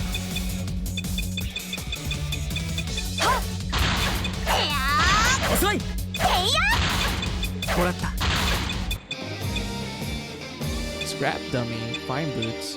Wait, scrap dummy. Grenade. Hold on. Scrap dummy. Is it an... Oh, is it an item? It is an item. It lets you escape. Okay.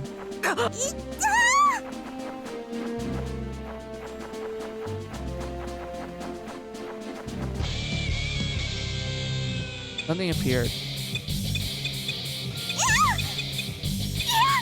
Oh, they took us by surprise. That's fine. Oh, we can't attack. Oh, I remember. That's what they do with ambushes. You can't attack for a turn. Oh, they swapped the placement. Never mind. I thought it was something else. Oops.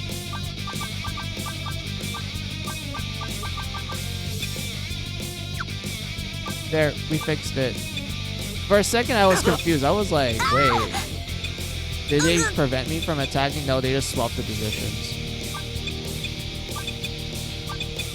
I swear there was like another mechanic where they do that, but I think that's just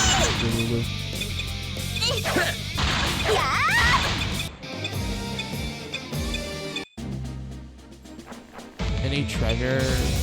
I don't see any.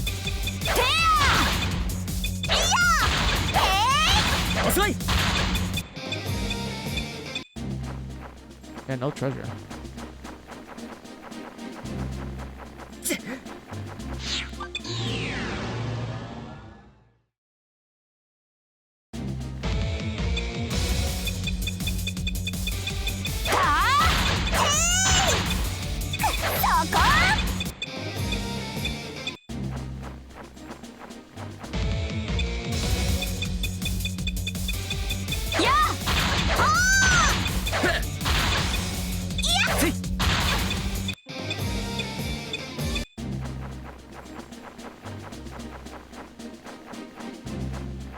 Yeah, I don't see any.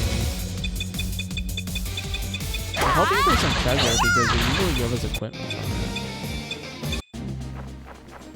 Instead, we're just getting a lot of items. Like items that we need to craft. I mean, I don't mind that, but at the same time, it's like, man, I really wish I could have actual fucking equipment.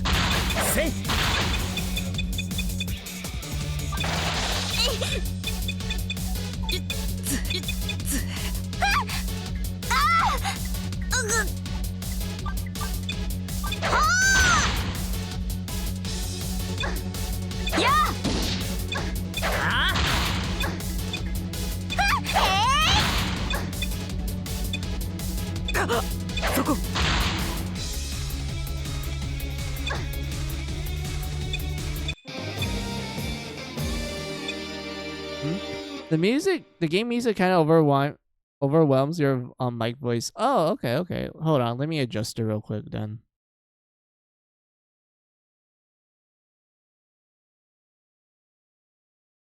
Seems like perfect amounts. But hey, Shadow Fireborn, how are ya? Welcome. Go swim. Wait, we got it. Oh my god. We got a swimsuit. It's a school swimsuit. Oh my god. What do we get? +3 plus. Wait.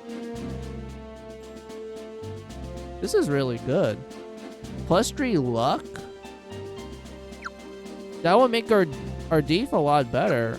Sure, it makes our defense crap, but I don't mind that penalty. We get more luck, which means it makes it a lot easier. And getting in there. Hanging in there. Oh, I see.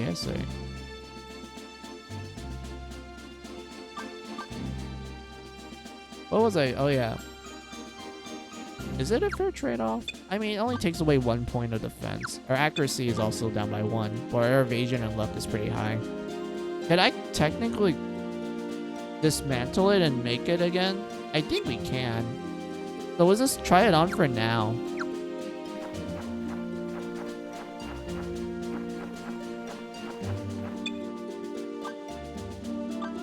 Also, yeah, the game music shouldn't be that loud because it's like 50%. But I guess we can adjust it a little right there.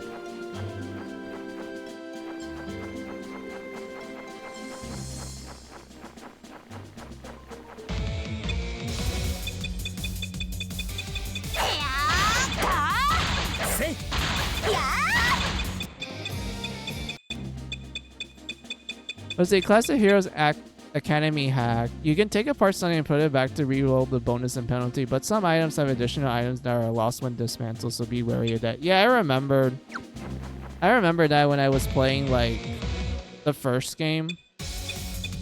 Like, I remember like looking at it, like the alchemist recipes, and I was like, oh wait, I need to be careful with this because some of the items are kind of hard to find. So I need to make sure I have it so I can just craft it again.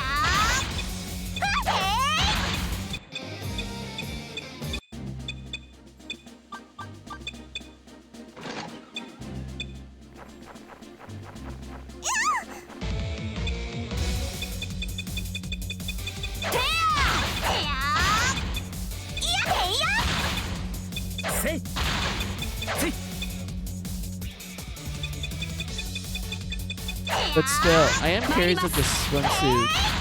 is like recraftable. Like we don't need to get like another material for it. Or unless it's one of those items where you can't like dismantle or synthesize it, period. Like one of those like dungeon exclusive items. You know, the ones that you can only find in enemy drops. I hope it's not that. I really hope so. Because I'd be kind of sad.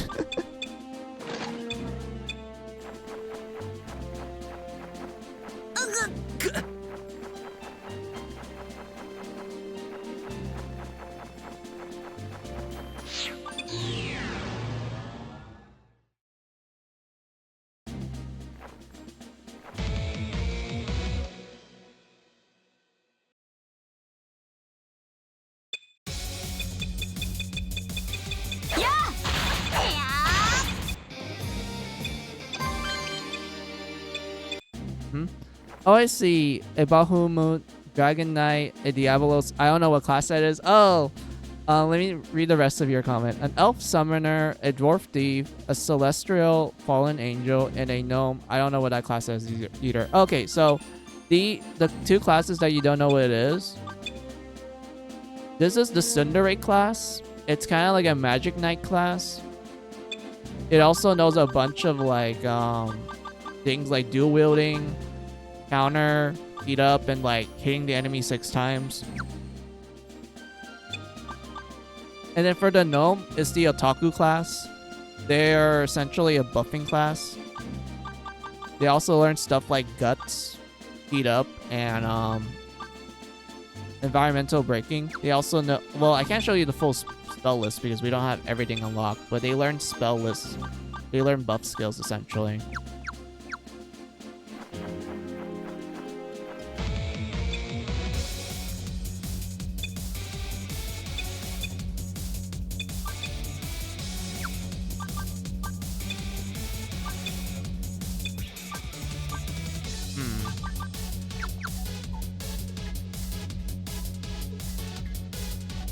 Am I welcome to critique your lineup?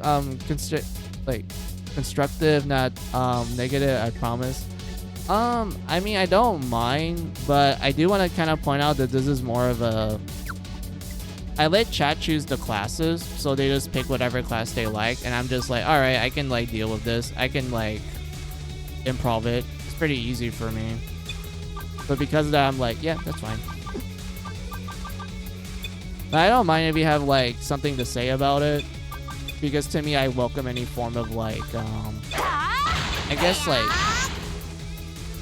critiques, I guess is the word you would describe it. I don't mind it too much. You dare question the wisdom of Chad, JK.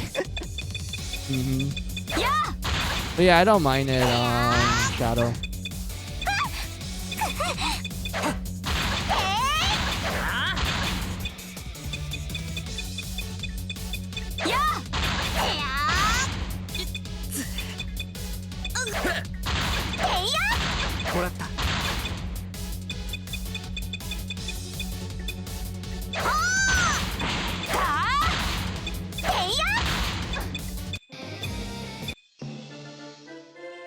Hey, good job, Shinx. Oh, your level up is, it's okay.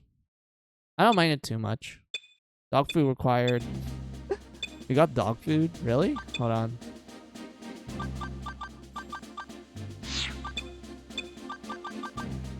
Oh, you use it to escape. Yeah, I remembered. I'm so used to dog food being like a healable item.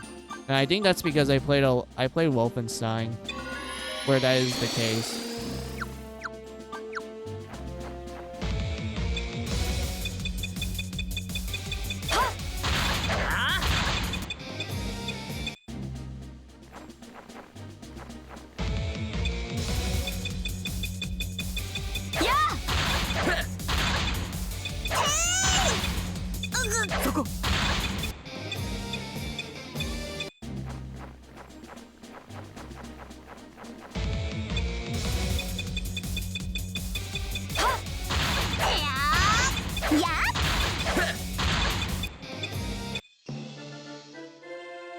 Alright, Poppy leveled up.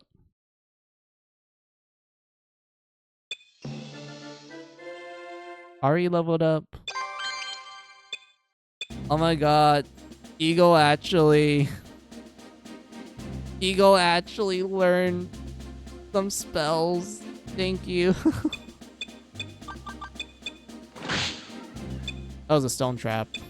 That's fine.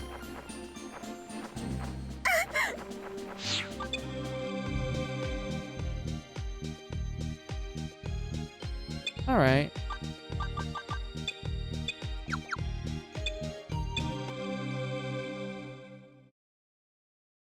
Was this speedrun back to school?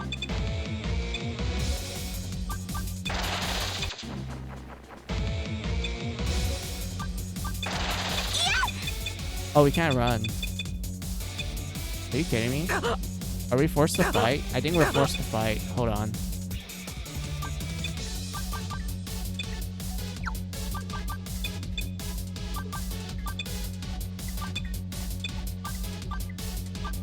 There's only 2 rolls. Got it.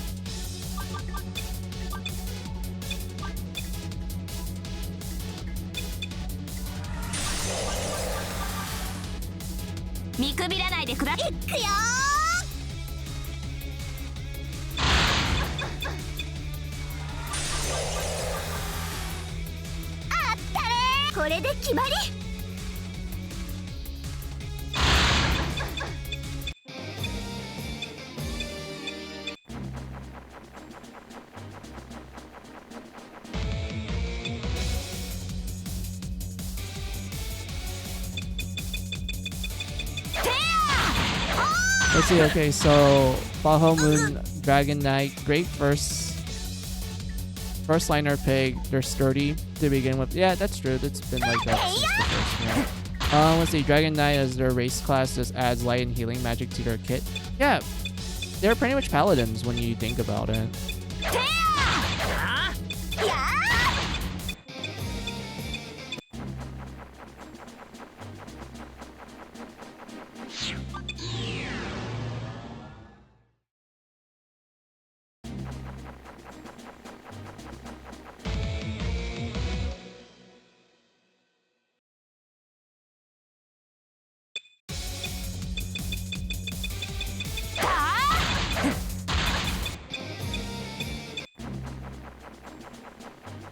I don't know much about this class, but from what you describe it as a magic knight kind of thing. Honestly, I don't know if I would pick Diabolos for that role. They're not very tanky, also they're not very magic adept. They're more of a agility class if I remember correctly, so questionable choice for our front line. I mean, to be honest with you, I remember most of the time people would pick Diabolos for like Kunoichi or Ninja for like the older games. But I also remember you could technically use them for magic since they do have a pretty high intelligence stat.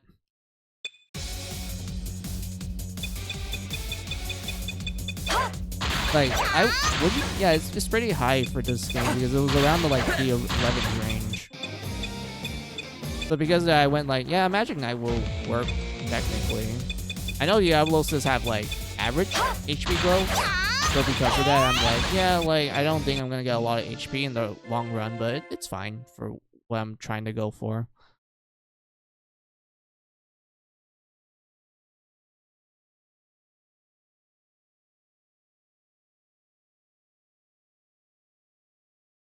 Like, let me check this real quick. 100, 103. Yeah, that does benefit a lot from it. Let's see. Power, intelligence. Yep. Yeah, that works.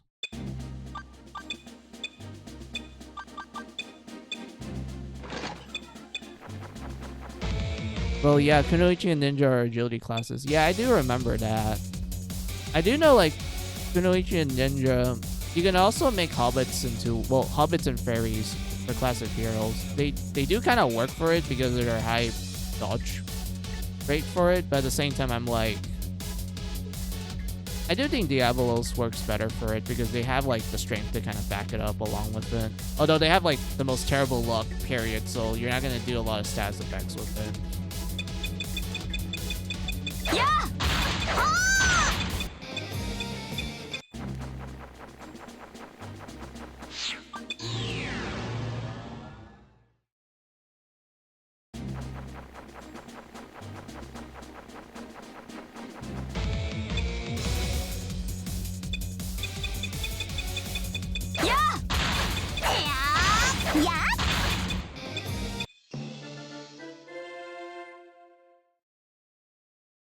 Oh, you didn't get any stat ups. That's fine. You're at least more tanky.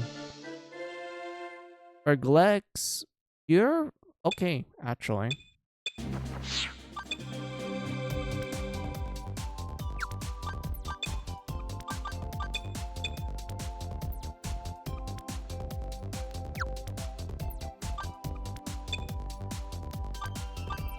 Do I have any items I can craft right now? I don't think so. Oh wait, the fuck, what was it? It's the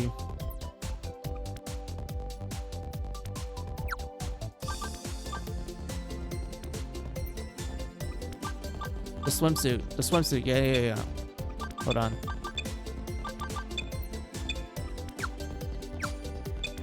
Just make a backup save.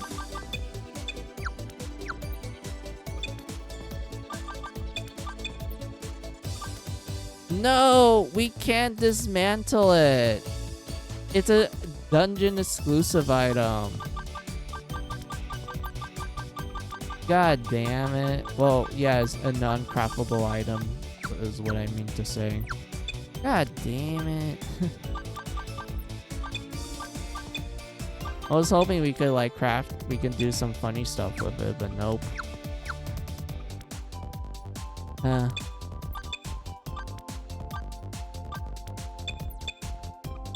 There's only one tank top? I thought there was multiple. Anyway.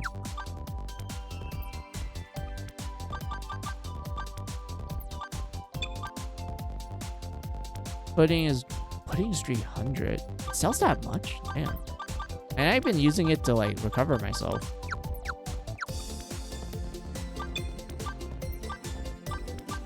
Alright, so like I said, this is where I'm gonna end stream because I am getting tired. It's been like 10 hours. And I just realized, oh shoot.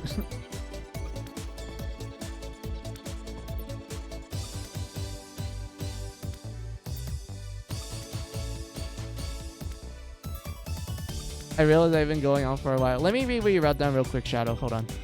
Okay, next, Dwarf Thief.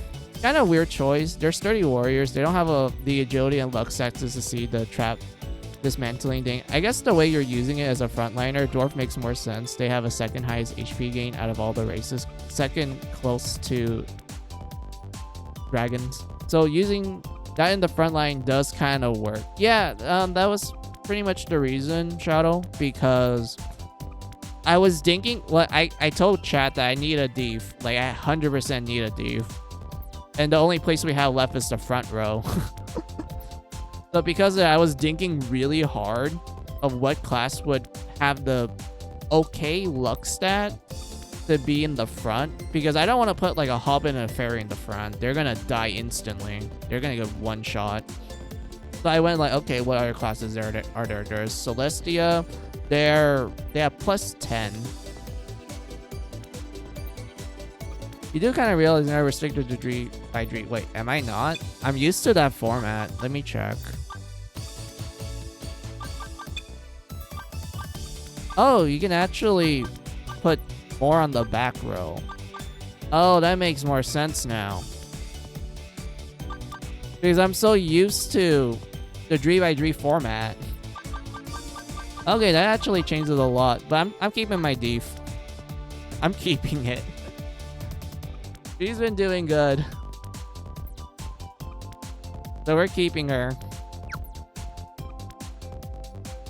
What was I? Oh yeah, so when I was like thinking about in the front line before I learned that you can actually not do Dree by Dree, when I was looking at the stats of their other classes, I was like, well, we can do human, but like human's like average period. They're just a jack of all trades. They can just work either direction. So I went like, human might work.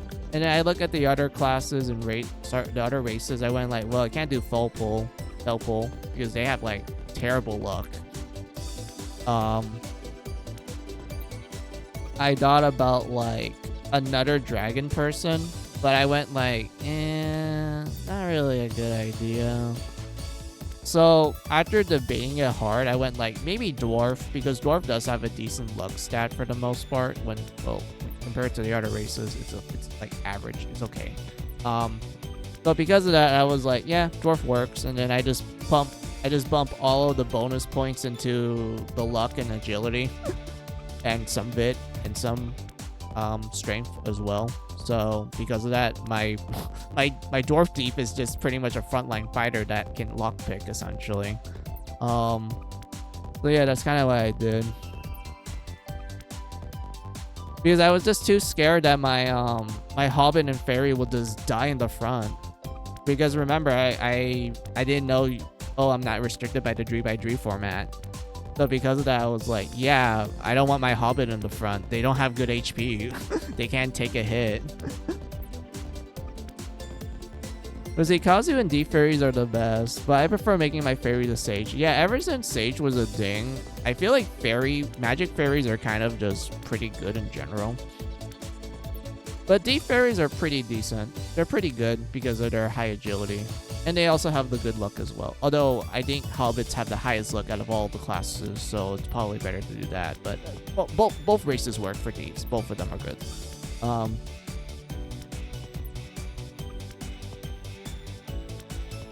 So the question about Summoner, do you need to find and defeat your summons first before you get them? No. So Summoners in Class of Heroes 3 is pretty much you get it from leveling up.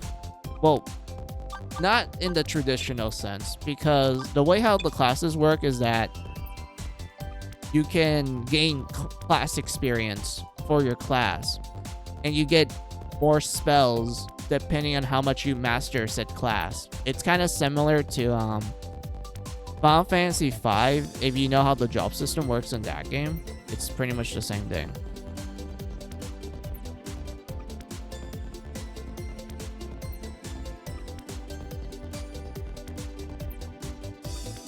So, because of that Shadow, in this game, the way you learn spells is just by blowing up your class, essentially. You know, just getting it to a certain percentage.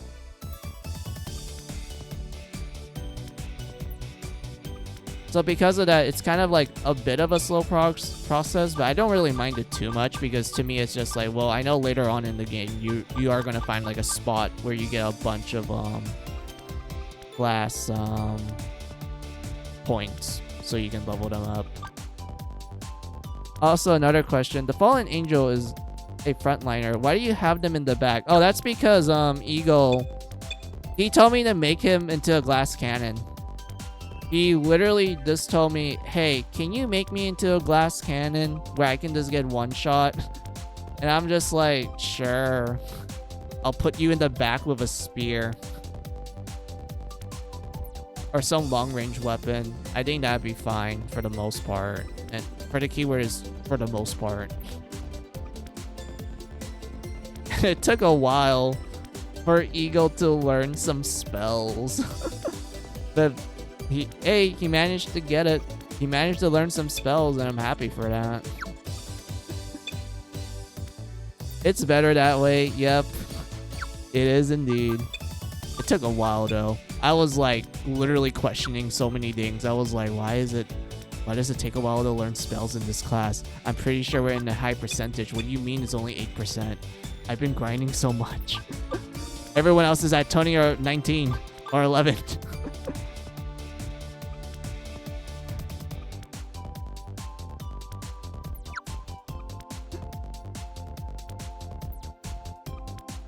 It seems like my character was the least critiqued. Yeah, because there's nothing wrong with Elemental Master. There's nothing wrong with an Elf Elemental Master. You guys are just good no matter what. I don't know, my current party sub? Sure, I don't mind. I don't mind that at all. Oh yeah, I forgot I was supposed to save. I'm surprised you didn't critique the Otaku class. Shadow, I'm surprised you didn't critique them yet.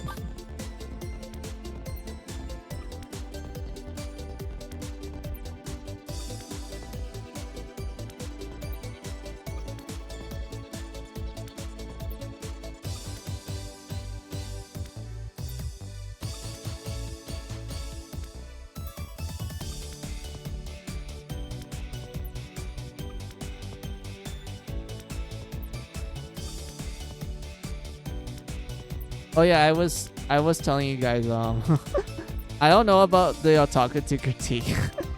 Okay, I don't blame you. I don't blame you. I don't blame you. Yeah, I don't blame you because otaku is kind of like, yeah, it is a pretty brand new class in the context of it being introduced in Dree. Like I said, it's like a buffer class. Hold on. Yeah, we have the staff room.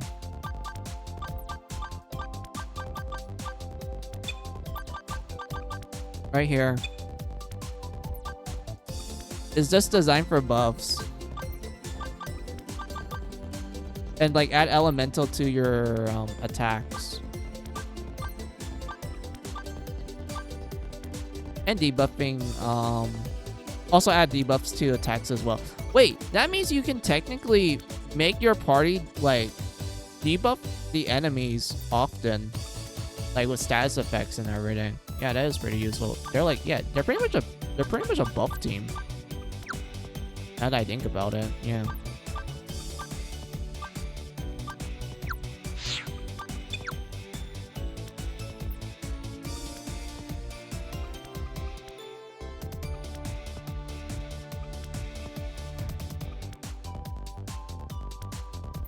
Let's see. I have Bahamut Dragon Knight. I have Dwarf Berserker. I have Celestia, Fallen Angel. I have Hobbit Thief, Gnome Alchemist, and Fairy Sage. Yeah, that's a pretty good setup. You have a good frontliner who's a tank. You have one good frontliner who's physical damage.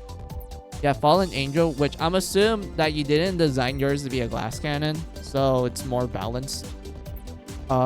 You have a Thief with high luck. That's pretty good. You have a Gnome Alchemist, which, I mean, alchemy is cool because of, you know, alchemy.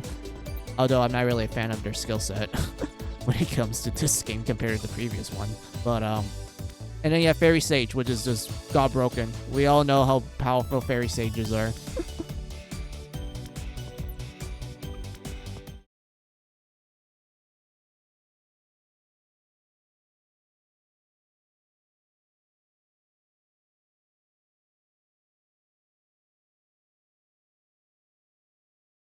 I like keeping Alchemist around because of free alchemy. Yeah, I do get the appeal of having an Alchemist. I think it's because I'm used to how hard it is to level up an Alchemist, and one that I'm kind of skeptical about them sometimes. Like, I know in 2, they're like the best. They're really good in 2. And then when it comes to Dree, I'm like, their spell list isn't that impressive compared to what they're all like in 2.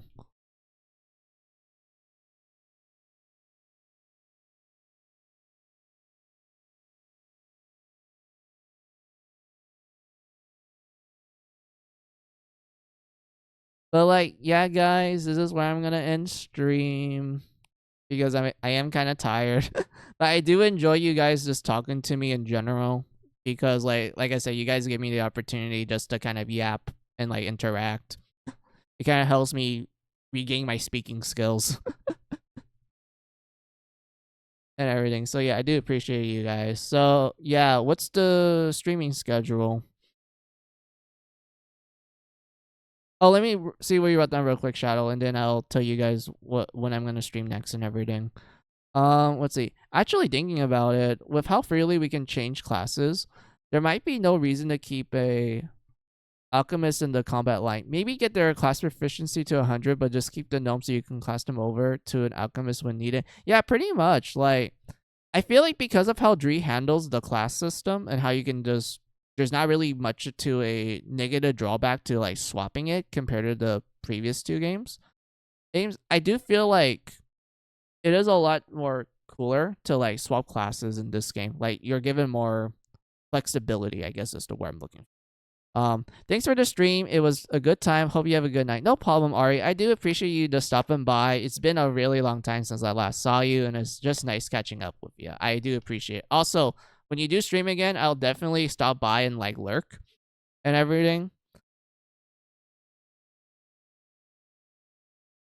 But yeah, let me see what you guys wrote down real quick. Have a good night. No problem. Take care.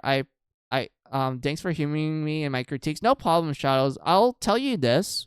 Depending on the game, I don't mind critiques because to me I view it as, like you said, it's a critique. It's, you know, valid criticism. You can like offer small advice and such. Like, it depends on the game. I need to point this out. It depends on the game. And I'm pretty lax for the most part. I don't mind critiques that much. But if it's like a game where I'm like, yeah, yo, no backseating, I don't want any critiques at the moment. I rather just dick around and like, you know, find out and be stupid at the same time. You know, that's how you discover things. You have to be a bit you have to be a bit stupid to learn things. And whatnot. If it's cases like that, then I won't. I'll be like, oh, I don't need any critiques and whatnot. But in this context, Shadow, where I'm a lot more lax and I having more fun with this game that gives you a lot of customization, I'm like, yeah, I don't mind some critiques. I don't mind listening to it. It'd be nice to hear. And so, yeah, you too. Woohoo. Indeed. So yeah, that's how I would describe my mindset. Shadow, essentially. So yeah. The schedule. I forgot to tell you guys this. The schedule. So let me look at my calendar. Yeah, I am available for Friday. So I will do a stream tomorrow. I'm probably gonna do it at the usual time of 11 a.m. PST time. I'm just gonna continue on with Death and Request since we're at the final chapter, and I do want to like wrap things up and everything. Like I feel so close to the end essentially. Like I'm very close to it. I just need to do a couple more events and then boom, we finish Death and Request. And I'm like, hell yeah. This is wonderful. This is great and such. And once I finish Death and Request, I'll probably would switch games, but it won't be like Class of Heroes Dream because like I said, I am saving this particular game when I do get the chance to stream the first two games because I do want to stream those games. Because I really like the first two games. Like, 1 is my personal favorite. I really like 1. But Dree is, like, my second favorite. I love Dree a lot. So, because of that, I'm like, yeah, maybe next stream I'll finish up different requests, and then I'll probably swap games to something more relaxing on the Switch. Something a little bit more like, hey, I'm just here to kind of goof off a little bit, and that's it. That's the streaming schedule for the most part. So yeah, like I said, tomorrow I'll do a stream at 11 a.m. PST time. I'm going to continue on with different requests. We're probably going to finish the game. And yeah, that's it for the schedule. So time for me to say my dinks and my goodbyes to you all. Just let me double check what you guys wrote down if anything new pops up. If not, then I'll start doing my usual routine of dinking you guys and saying goodbye. Let's see. Alright, one new thing. Happy to be an otaku, both in real life and in game via Class of Heroes Dream. Yes, indeed. It's very nice to be an otaku. But yeah, looks like that's all.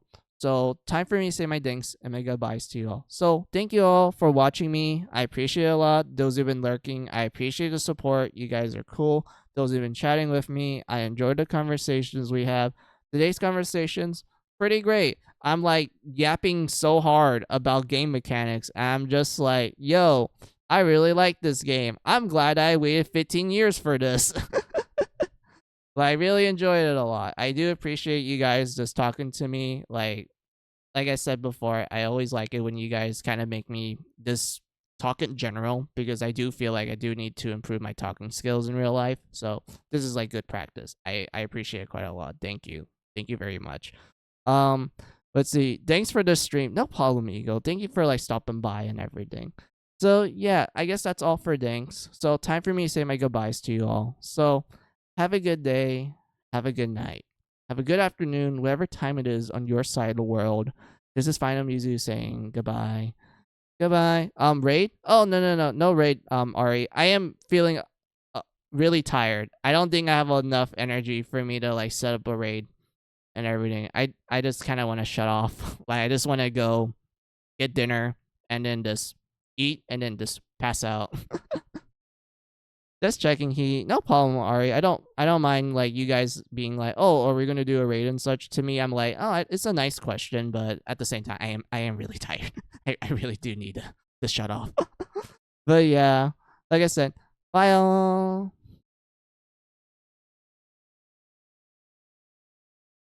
Okay, night music. Yeah, bye bye.